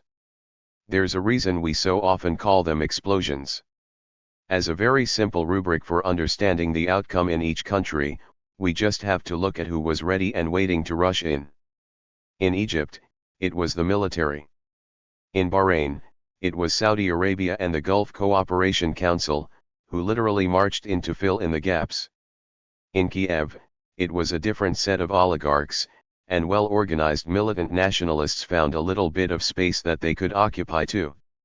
In Turkey it was ultimately Erdogan himself, though he took up more space than a leader should in a democratic country that hopes to enjoy global prestige and the support of cultural elites in Istanbul. In Hong Kong it was Beijing. In Brazil, Dilma Rousseff was not removed, not immediately, but to the extent that she lost influence in June 2013, that power did not fall to the anti-authoritarian left, as the Movimento Passe Livre would have liked. Traditional power structures, and the economic oligarchy, regained some of the influence they lost when the Workers' Party was firmly in control. The Brazilian center-right blew open another hole by supporting impeachment, and the far-right walked into that space. And so on. In the mass protest decade, street explosions created revolutionary situations, often on accident. But a protest is very poorly equipped to take advantage of a revolutionary situation, and that particular kind of protest is especially bad at it. If you believe that you can forge a better society, if you are willing to run the risk of trying, then you should enter the vacuum yourself. But a diffuse group of individuals who come out to the streets for very different reasons cannot simply take power themselves, at least not as an entire diffuse group of individuals. Once someone goes in there and takes power in the name of the masses, you are talking about a type of vanguard, a particular ideological project, and a minority of people who dare to try to represent the rest of the population. In some of the more utopian strains of anti-authoritarian thought, the riot is supposed to become the new society, but this has not worked out so far. 11 Perhaps it might, someday, but it would probably not work very well in the actually existing global south, which is surrounded by so many foreign actors that might be sucked very quickly into an apparent power vacuum by the possibility of easy profit and plunder. If some new group boldly steps into the vacuum, manages to stay there, and transform society, then that's a revolution. But if you find your political system broadly acceptable, or you don't think you can replace it with something better, then the thing to do is to negotiate. That is called reform. You can use your power on the streets to extract concessions, if you play it right. But once more, this necessarily entails representation. It was not just Mayera and Haddad who overlapped in their answers to my question. I heard it very often. It came in different forms, but I heard it more than any other response. I think Hassam Bhagat put it best, or at least, the most directly. Organize. Create an organized movement. And don't be afraid of representation, he said without hesitation, in his office in Giza, as his world fell apart around him. We thought representation was elitism, but actually it is the essence of democracy. I heard answers like this over and over, confirming research compiled by scholars. As early as 1975, William Gamson found that movements succeed more often when they deploy hierarchical forms of organization. In a wide-ranging 2022 study, Mark Singer found that loose uprisings of the Maidan type tend to increase inequality and ethnic tensions, while they do not consolidate democracy or end corruption. Point 12. After Maidan, I decided I do not believe in self-organization, said Artem Tidva, the young leftist who brought a red European Union flag to the square, as we grabbed a bite to eat in central Kiev in the summer of 2021. I used to be more anarchist. Back then everyone wanted to do an assembly, whenever there was a protest, always an assembly. But I think any revolution with no organized labor party will just give more power to economic elites, who are already very well organized. Unlike some of his former comrades, Artem never gave up on the Ukrainian uprising and stayed active in the post-Maidan political scene, working to push for center-left, anti-racist alternatives in the context of the new political order. But in Ukraine, it seemed clear that the uprising had benefited the groups that had already formed coherent, disciplined organizations before the uprising began, and we had seen more evidence of that earlier in the day. I had coffee with Solomia Bobrovska, a member of the Euromaidan SOS group who entered Congress with the Liberal Voice Party in 2019. I was mostly asking about Maidan, its tactics and goals, and the lessons she had learned, and not trying to talk about extremists.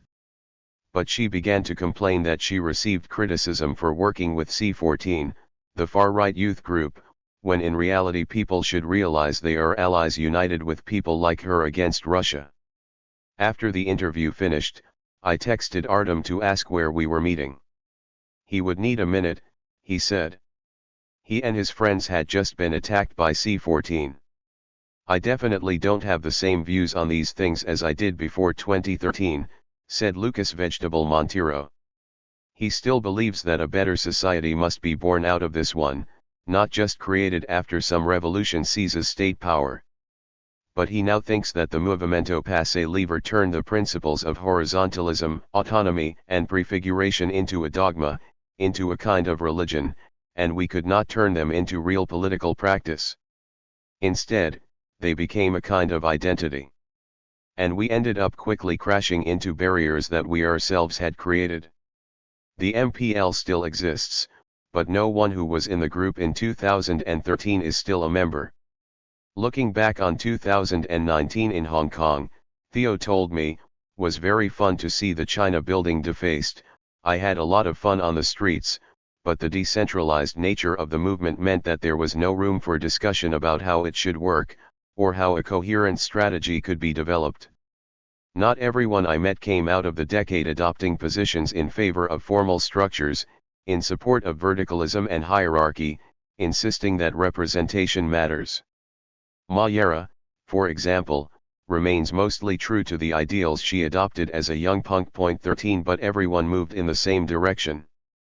I spent years doing interviews, and not one person told me that they had become more horizontalist, or more anarchist, or more in favor of spontaneity and structurelessness. Some people stayed in the same place. but everyone that changed their views on the question of organization moved closer to classically Leninist ones. But we should not make the same old mistake of assuming that all those elements, apparent spontaneity, leaderlessness, horizontalism, digital coordination, and public mass protest automatically go together. Even within the anarchist tradition, there was no expectation that they should. We should take them one by one. First, I often put the word spontaneous in quotes in this book because it may not survive close scrutiny. Rodrigo Nunes, the young Brazilian who set up the clown performance school in the alter globalization days, has spent years trying to rethink political organization. He points out that no one does anything spontaneously, or rather, they do everything spontaneously. You may have protests that have been planned very far in advance, or that come together very quickly.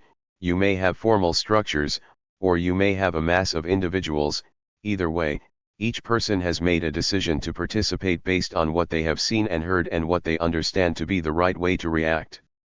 It is important to understand that injustice in society does not spontaneously lead an unorganized mass of people to take the correct action required to move them closer to a perfect society that is magical thinking.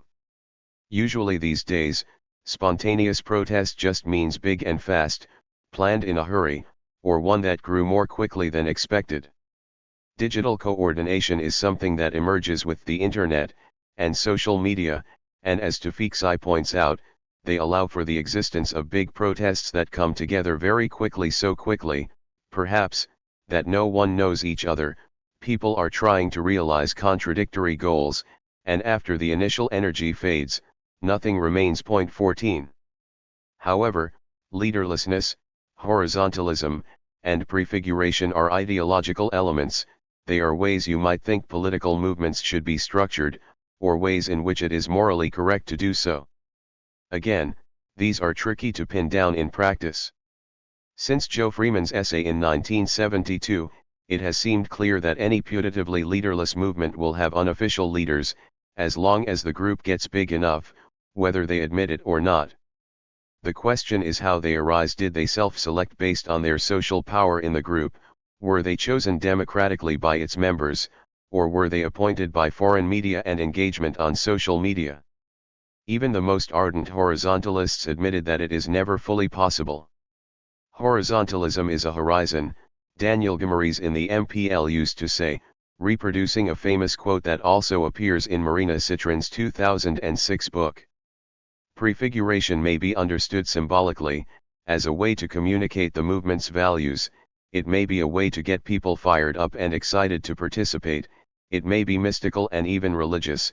It may be understood as the point of the movement itself, which is seen to be generating new political forms during the uprising, or it may be a concrete way to show the masses what you want to do, and prove to them that you can do it, convincing them during a revolutionary situation to allow you to represent the people. Point 15. But regardless of the way it is conceived, the prefigurative approach tends to constrain the range of outcomes. Self-consciously horizontalist movements have a hard time drawing the line between who is in and who is out, and they struggle to pivot quickly when circumstances change, or to expand rapidly when their popularity increases. More broadly, prefiguration often means that you insist on being better than the structures you are confronting, and it always means devoting some attention to means, rather than a bloody-minded focus on ends. Then there was the decision to take to the streets and pour huge numbers of people into highly visible public spaces, which can be seen primarily as a media action. Citizens also staged confrontational interventions to impose costs on the state during the mass protest decade. This mostly took the form of destruction of property and fighting with police, rather than strikes and boycotts, which are often more effective. How did this particular repertoire become hegemonic? Why did global protests so often look like this from 2010 to 2020? In one sense, the mystery is not only why this package of contention didn't work, but why we thought that it would. I believe that a pre-existing set of ideological currents, developed in moments of anti-Soviet and neo-anarchist thinking, gained particular momentum in the era of the end of history and then found elective affinity with technological and corporate developments made in the 2000s. Social media firms made it much easier to scale up the size of horizontal mass gatherings, and their services also made it very likely that citizens would see disturbing imagery of states abusing their power. Given that representative government and perhaps even representation itself is in crisis, and that many human beings appear to be more individualistic than we have ever been, all of this proved to be a dynamite combination. David Graeber insisted, as the alter globalization movement gave birth to a new protest repertoire, that the means were the ends. He recognized that anarchist-inspired approaches do not work very well in a war. But the problem, at least in the mass protest decade, is that if you are actually successful, someone is going to declare war on you. This might be political warfare, or it might be literal, violent war. If you score any kind of political victory, there is likely going to be someone who feels they will lose, and these people usually go on the attack and have no philosophical objections to using hierarchy, formal organization, and authoritarian internal command structures in a phrase, effective collective action, the kind of stuff that works really well, especially in a conflict. In the 2010s, the dominant repertoire of contention ended up working too well if the idea was to avoid war. The mass protest decade made unexpected trouble for powerful forces, and they fought back. It should be obvious that humans do not spontaneously adopt the correct response to a given set of injustices. If they did, we would not have seen so many movements copying things they had seen elsewhere either in the past decade, or throughout human history. Even the French Revolution grabbed at language and practices that had existed long before, as both Karl Marx and Charles Tilly famously documented. But the process of adoption and assimilation sped up rapidly in the 21st century, so much that it seemed to happen unconsciously. Over the past 10 years, movements not only employed repertoires that were developed in radically different national political and cultural historical contexts, but they adopted repertoires that didn't even work where they were originally developed. They may have provided a few moments of inspiring media spectacle, but more careful attention given to developments in the years afterward would have been sobering. Emulation of the Tahrir-style mass occupation, for example, continued after Egypt fell to the Sisi dictatorship. I spoke to many people who said they wished they had studied revolutionary history more deeply or paid more attention to recent events around the world and the ways mass movements worked out or failed in the era of digital coordination. If we spontaneously, intuitively adopted the correct response to injustice, presumably there would have been a lot less examples of people imitating Hollywood. After our last conversation, Hong Kong protester Theo began to walk away, then he stopped himself and turned back. "One more thing," he said. "I think it is also a little sad, and definitely very unfortunate, that we got so many of our ideas from pop culture. But we are the global generation raised after the end of the Cold War, after the process that Odd Arne Westad called Americanization, what so many others called globalization. Like much of the internet, the major social media firms are all based in the United States, and my hometown of Los Angeles produces the biggest, most recognizable movies in the world. V for Vendetta may have had famously incomplete ideas about how a revolution would work, but everyone still knew about it. Even more importantly, intellectual production happens in a way that reflects the hierarchical nature of the global economy. For obvious reasons, North Americans played an outsized role in the online communities born in the alter globalization era. New York and London have well-funded, globally respected, left-leaning publishing houses, not to speak of the ideological state mega-apparatuses promoting the more mainstream ideas of democracy and liberalism. A Brazilian or Cameroonian intellectual may very well want to get their work published in the United States, the opposite is rarely true. And personally, it is unlikely I would have gained access to the resources required to write this book if I had not been born in the US and spent my career in high-prestige English-language media. Looking back, my friend Piero Locatelli, the journalist who brought vinegar to the protest that fateful day in June, chuckled as he described the way US consumer culture had influenced the Brazilian anti-authoritarian left. "A lot of my generation was inspired by the Zapatistas in Mexico," he said in 2022. But how did we find out about the Zapatistas in the first place? From Rage Against the Machine. Repertoires and philosophical approaches usually flowed from north to south, not the other way around. Several people told me they believed their movements had unconsciously taken on positions developed in the First World that may not be so applicable in the global South. One Egyptian revolutionary put it to me this way: in New York or Paris, if you do a horizontal, leaderless, and post-ideological uprising, and it doesn't work out, you just get a media or academic career afterward. Out here in the real world, if a revolution fails, all your friends go to jail or end up dead. He was pointing to something that nagged at him and me and many others who have taken time to look back at political struggles since the 1960s. Is it perhaps that a lot of these approaches were developed by a new left, back in the US and Western Europe, that didn't fundamentally care if they won? Some of the figures in those movements expressed sentiments that suggested as much. Weenie Brains wrote that it was correct that they were often willing to sacrifice victories to remain loyal to their organizational or prefigurative principles. Somewhere like Egypt, it really matters if you win. But Hassam the Bedouin el-Hamali, another revolutionary from the same country, disagrees slightly on the importance of struggle in the First World. It is foolish to dismiss the working class in the West, because my liberation as someone in the global South will never be achieved unless power falls away from the global North. Iranian-American sociologist Asef Bayat, who lived through both the Iranian Revolution in 1979 in Tehran and the 2011 uprising in Cairo, makes sure to distinguish between subjective and objective conditions for the uprisings starting in 2010. On the one hand, the so-called Arab Spring took place in opposition to neoliberal policies, but it also took place in a society shaped by neoliberal subjectivity. It was carried out by individuals with a certain way of looking at the world. The Arab revolutions lacked the kind of radicalism in political and economic outlook that marked most other 20th century revolutions, he wrote in his book Revolution Without Revolutionaries. Unlike the revolutions of the 1970s that espoused a powerful socialist, anti-imperialist, anti-capitalist and social justice impulse, Arab revolutionaries were preoccupied more with the broad issues of human rights, political accountability, and legal reform.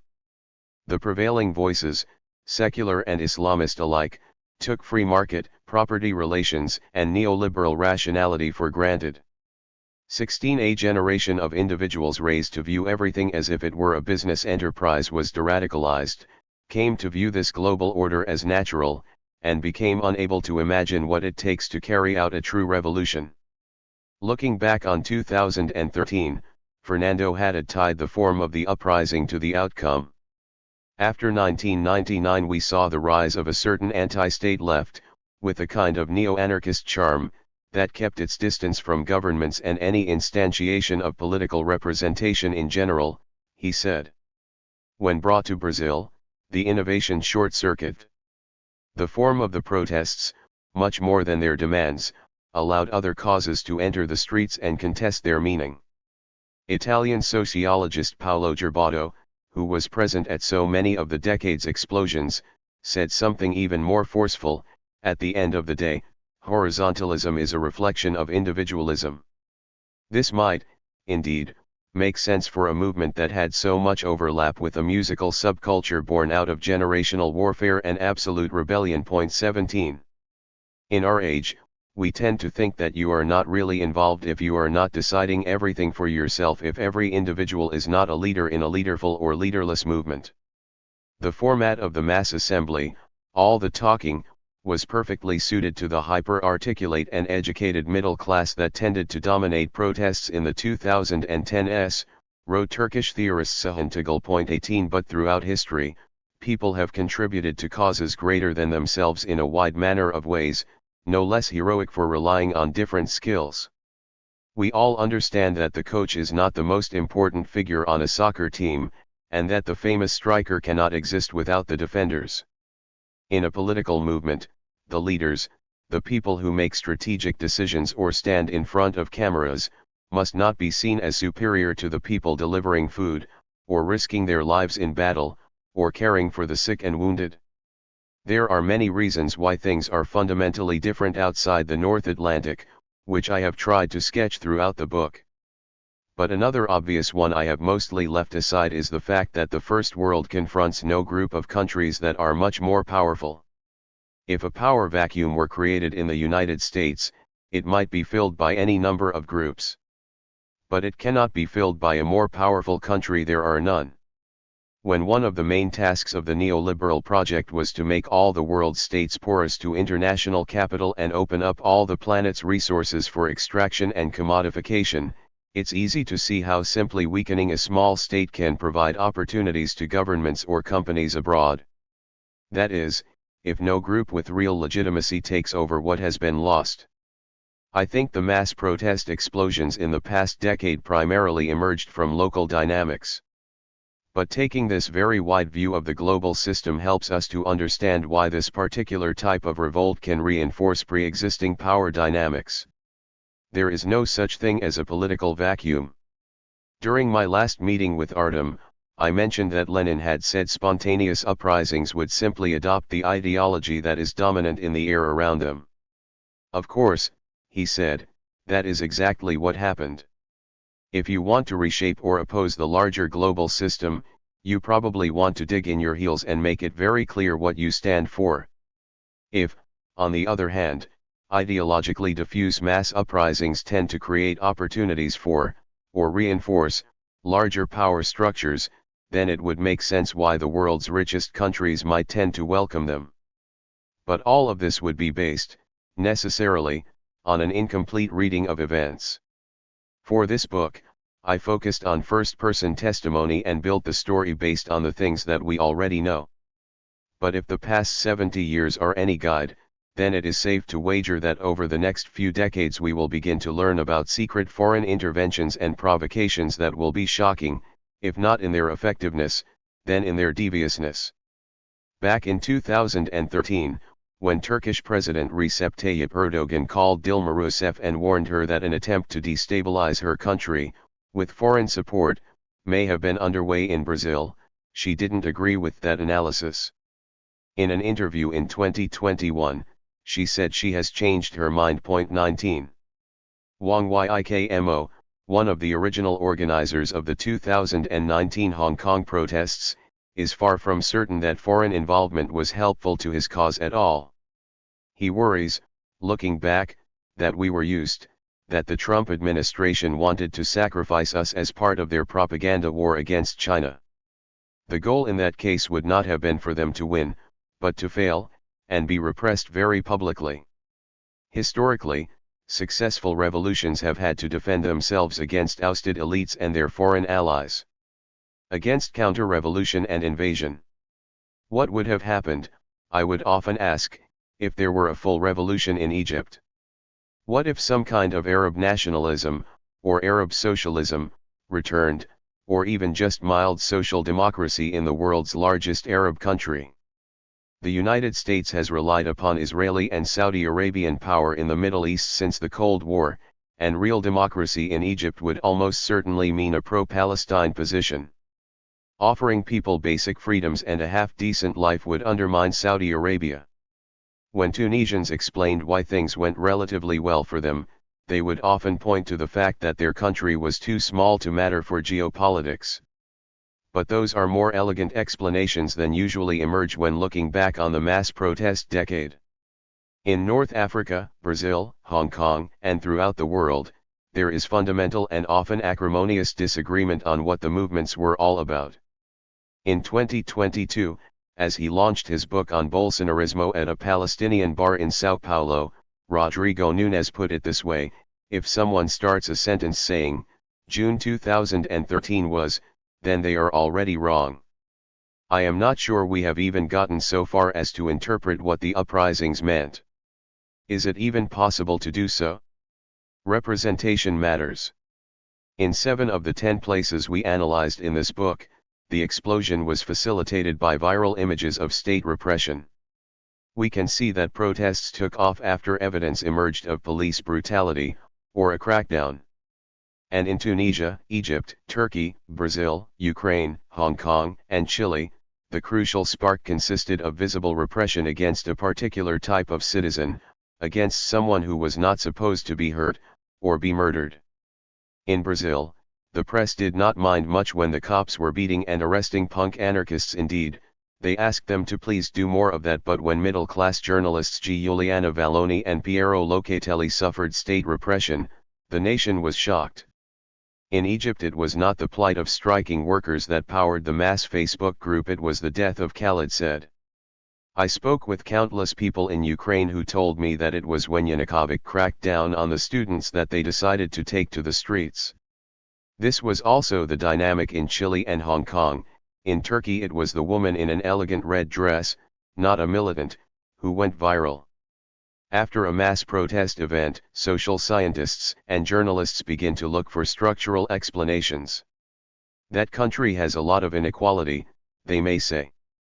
Unemployment was high, the price of food has risen, democratic reforms are needed. All of that is hugely helpful and part of the story.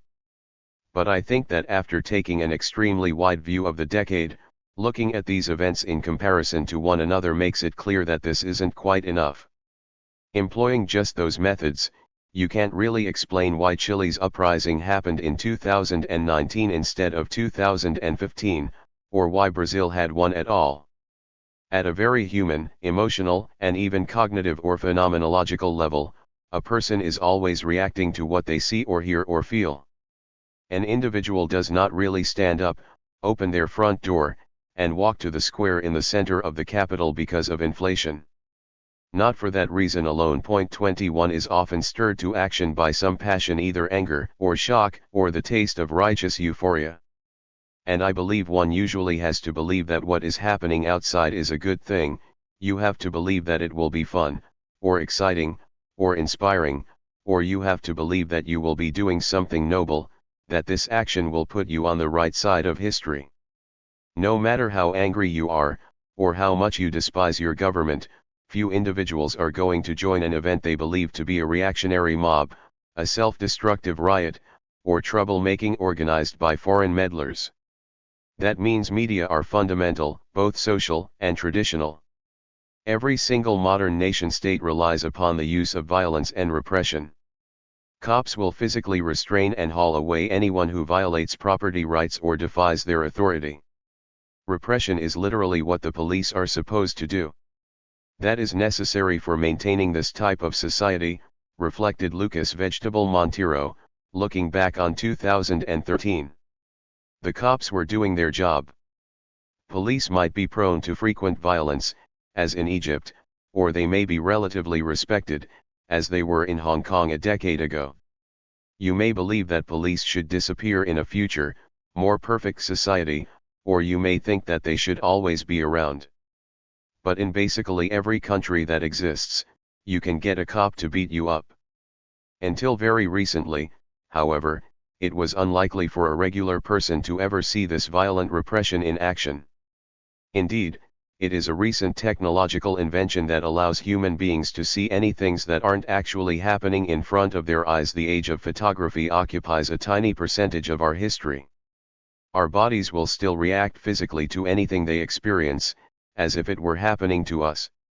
And it is far from clear that the most visible and affecting power dynamics are the most important ones in a complex society. They may be the tip of the iceberg, or just the intermittent interventions needed to reproduce more generalized injustice. Perhaps sometimes, at a really granular level, we were really protesting our phones. Media gave us reason to be shocked, and media framed some reaction as positive, productive, or inspirational. But why did the media play such a large role in defining what these protests were about? I think this has to do with the structure of contemporary mass contention. Back in the days of the old left, or even the civil rights movement, you could simply ask the movement what it stood for. The Communist Party might tell you its position on a given issue and why it was mobilizing. A union might tell you that it was striking in order to achieve a very specific salary objective. The highly disciplined SCLC and SNCC would tell you they were marching to Montgomery so that black people in the United States would be able to exercise their right to vote. That is because the members of these groups signed up for the type of collective action that would allow someone else to represent and speak for them.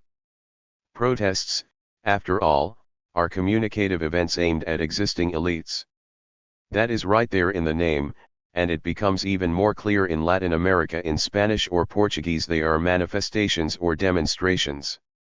This is a fundamental reason why they do so poorly in revolutionary situations.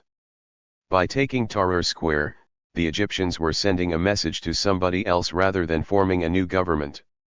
At its most basic level, a protest says, "I don't like this, you fix it." As history shows, the mass protest only came together, piece by piece, in the era of mass communications. 10 years after June 2013, Juliana, the photojournalist friend who sent me that euphoric text message from the Estillada Bridge, has found her own memories trampled on by contradictory narratives and media power. "I watched the whole thing from close up, and I know all the nuances," she said.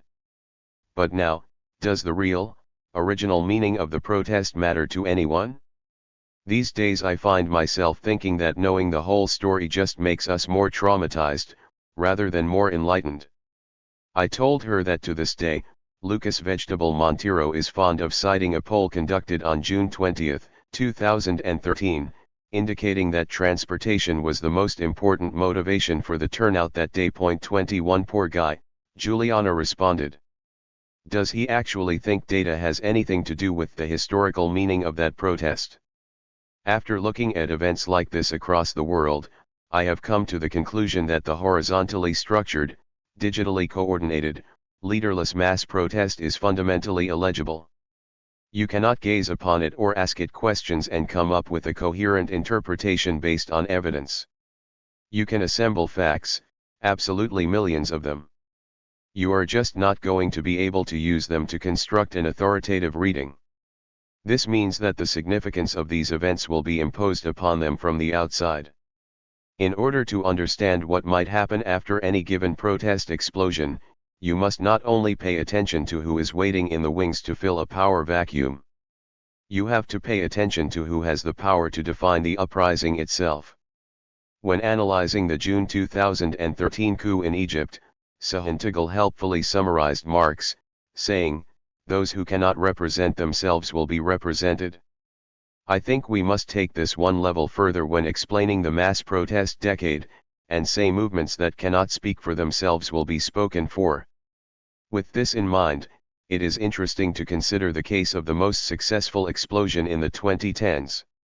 In Santiago in 2019, many people in the plaza said Boric was imposing a deal on them that they didn't ask for, that he was interpreting the movement from a position of power, handing down meaning in an authoritarian way.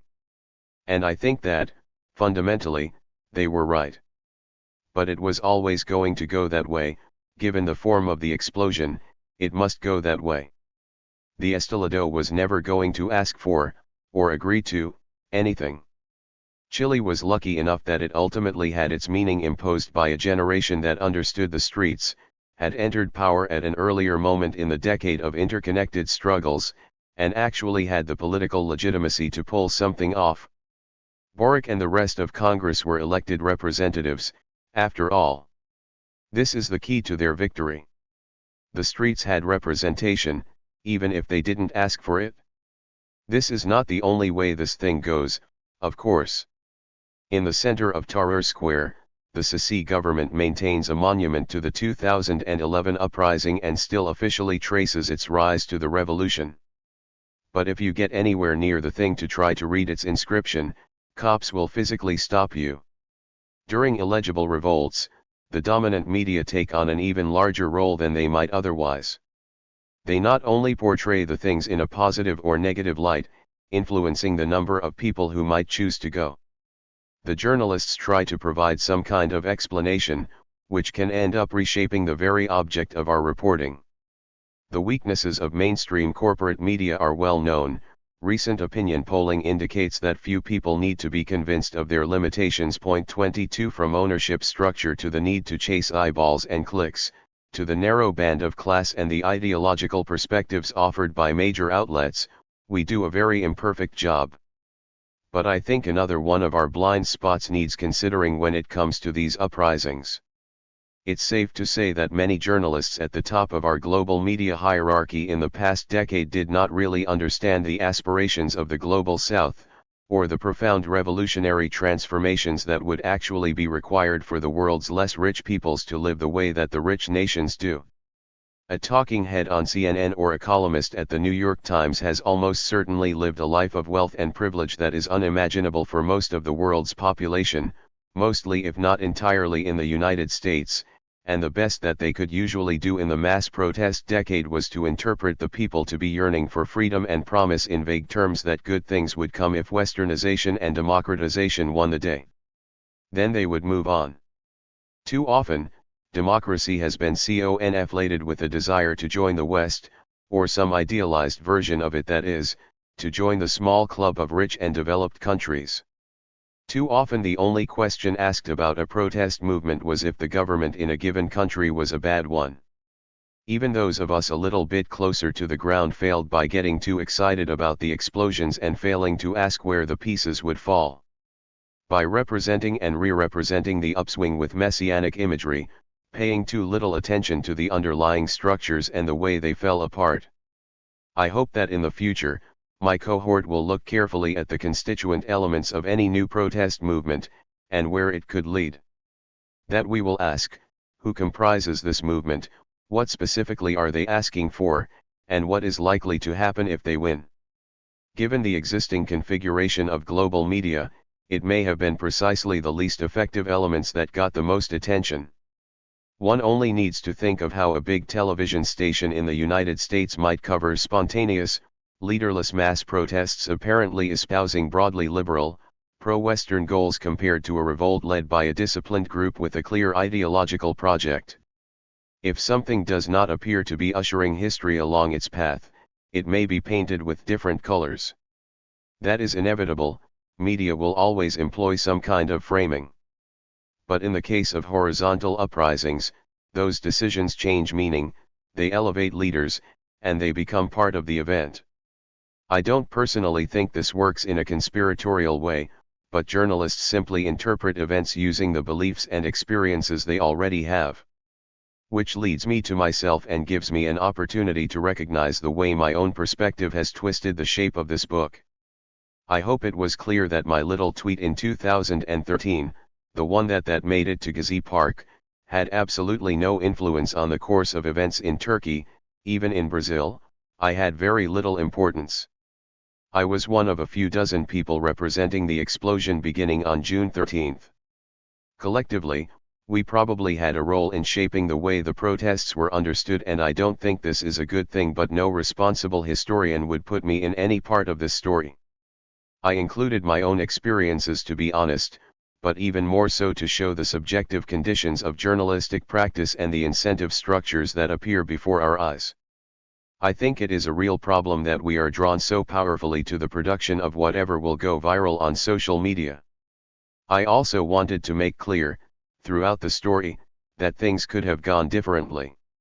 To assume or imply that June 2013 always must have led to Bolsonaro, or to only select the facts that establish a link from the former to the latter, would be to tell the story backward, and to fall victim to the same type of teleological thinking that I believe has proved a barrier to meaningful change in our century. Along with representation itself, traditional media is in crisis. This may appear self-serving, as this is my industry, so I will not begrudge anyone who chooses to ignore me. But I think we can draw a broad analogy between media and the world's actually existing states.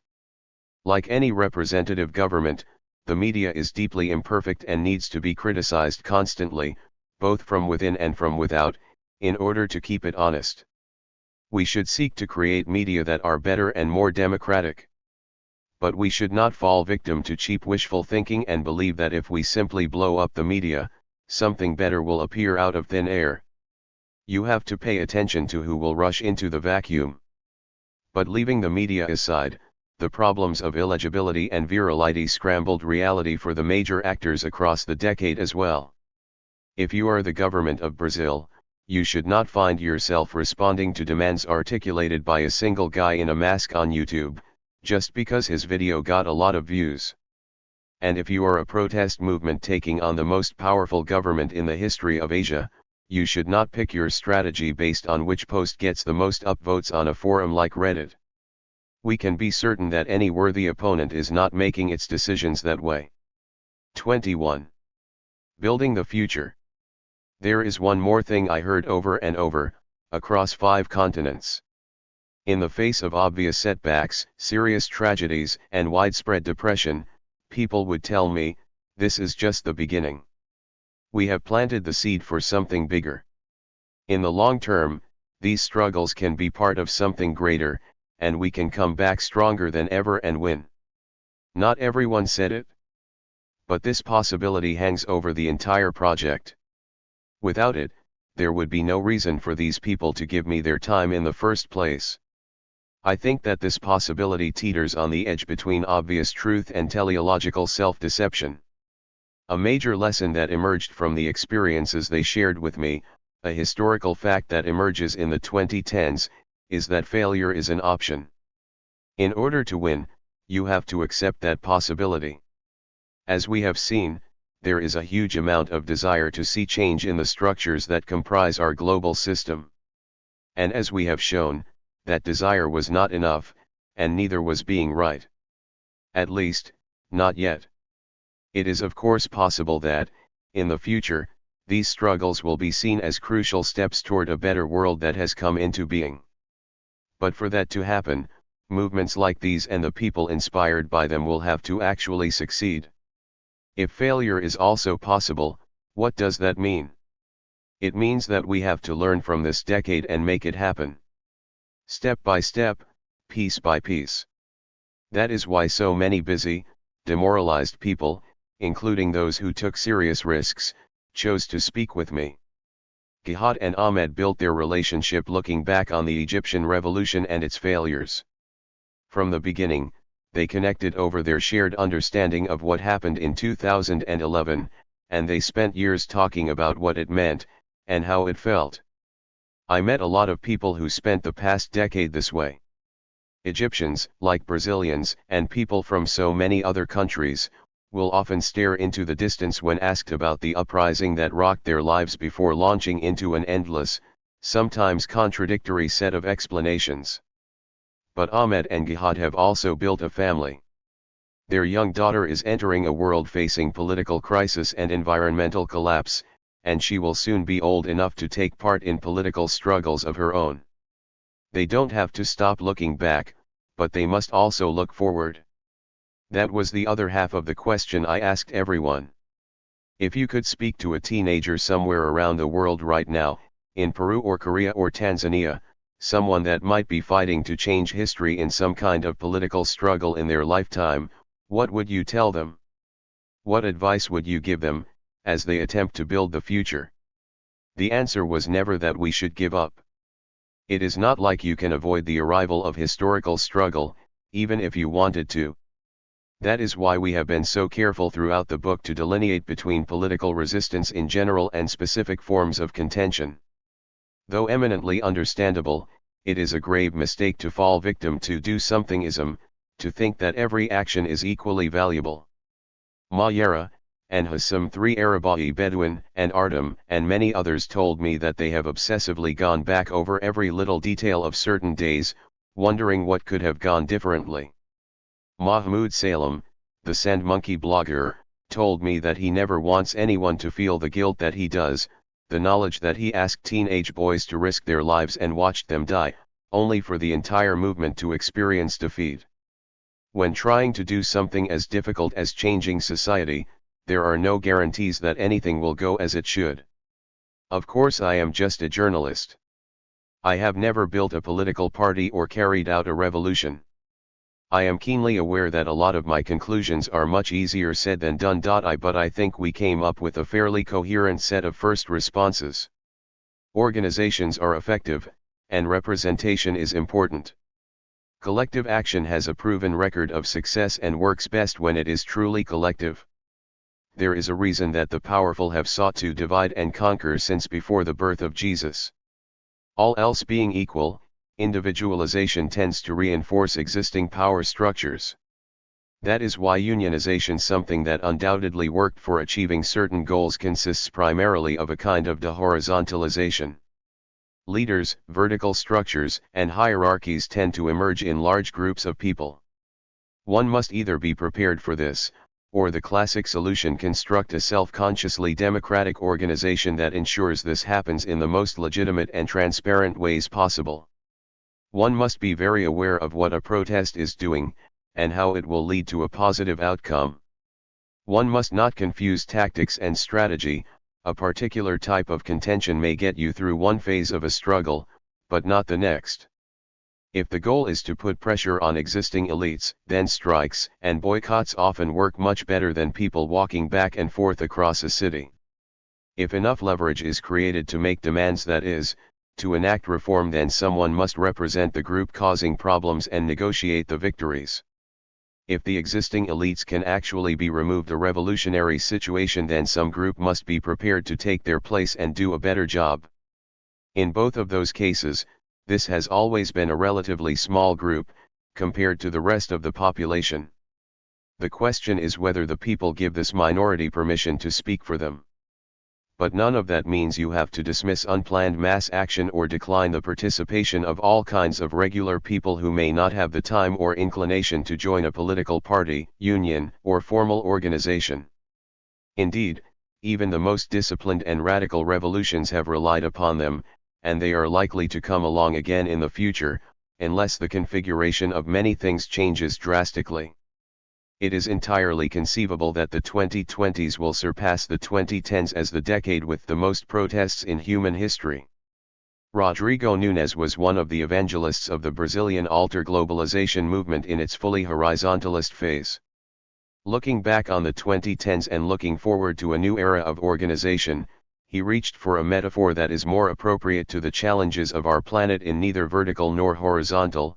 He writes about an ecology of organizations and affirms that different types of organizational schema can, and should, interact with one another. To put it in the terms that emerged in this book, a mass explosion can make a ruckus and create a political vacuum, and it would be rational to do so if the people back the group that will fill it. The crucial distinction is to not use the explosion in order to form the organization. In the second decade of the 21st century, it was the groups that were already there, prepared, that did the best when the explosion came, whether they were Hoxheist communists in Tunisia or the nationalist extremists in Ukraine. These groups punched above their weight. Sitting with me in Rio, just days before Bolsonaro stood for re-election, Nunes said that trauma had a lot to do with what had happened to Brazil.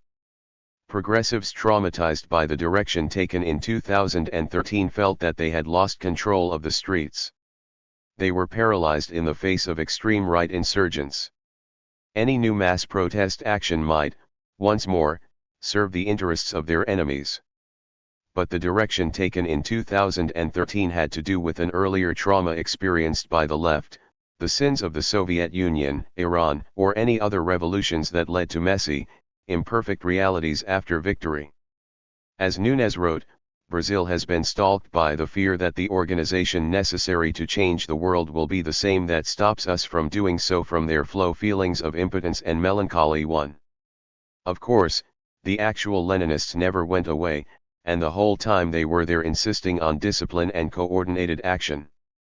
As we saw, they played a role in getting things started in places like Tunisia and Egypt. But it is striking to see someone like Rodrigo Nunes rethink so many of the assumptions that powered the mass protest decade. Drawing on Jacques Derrida, he speaks about organizations as a pharmakon, something that can be medicine or poison. In simpler terms, organization works, and you can use it for good or for evil. It was an overreaction to reject them simply because they led to trauma in the 20th century, and it is a mistake when the establishment of structures of any kind is sensed as the start of a slippery slope towards the gulag. Yes, we have to confront that they have the potential for misuse. But if you refuse to use the tools that work, you are not really building, you are refusing to take responsibility, and you are ceding your power to other people. Nunes comes from the tradition that is deeply critical of the legacy of the Soviet Union. But in recent years, even he has begun to speak, half-jokingly, of networked Leninism too. All of this a post-teleological orientation, an insistence on the serious analysis of causes and effects, and an awareness that political action is dangerous, even to your moral purity, points to the importance of timing. If you cannot carry out a revolution and are not in a position to negotiate reforms, then perhaps it is acceptable to do nothing at all.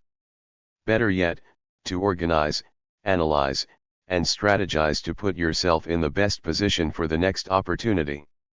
Sometimes, the right action may be to wait. At the least, recent history suggests you should not try to effect maximum disruption at any moment that this appears possible. Even within the very radical Marxist-Leninist tradition, the concept of revolutionary retreat is important. Winning all at once, that is Hollywood. There is a right way to lose, there is a right way to wait, and there is an effective way to regroup.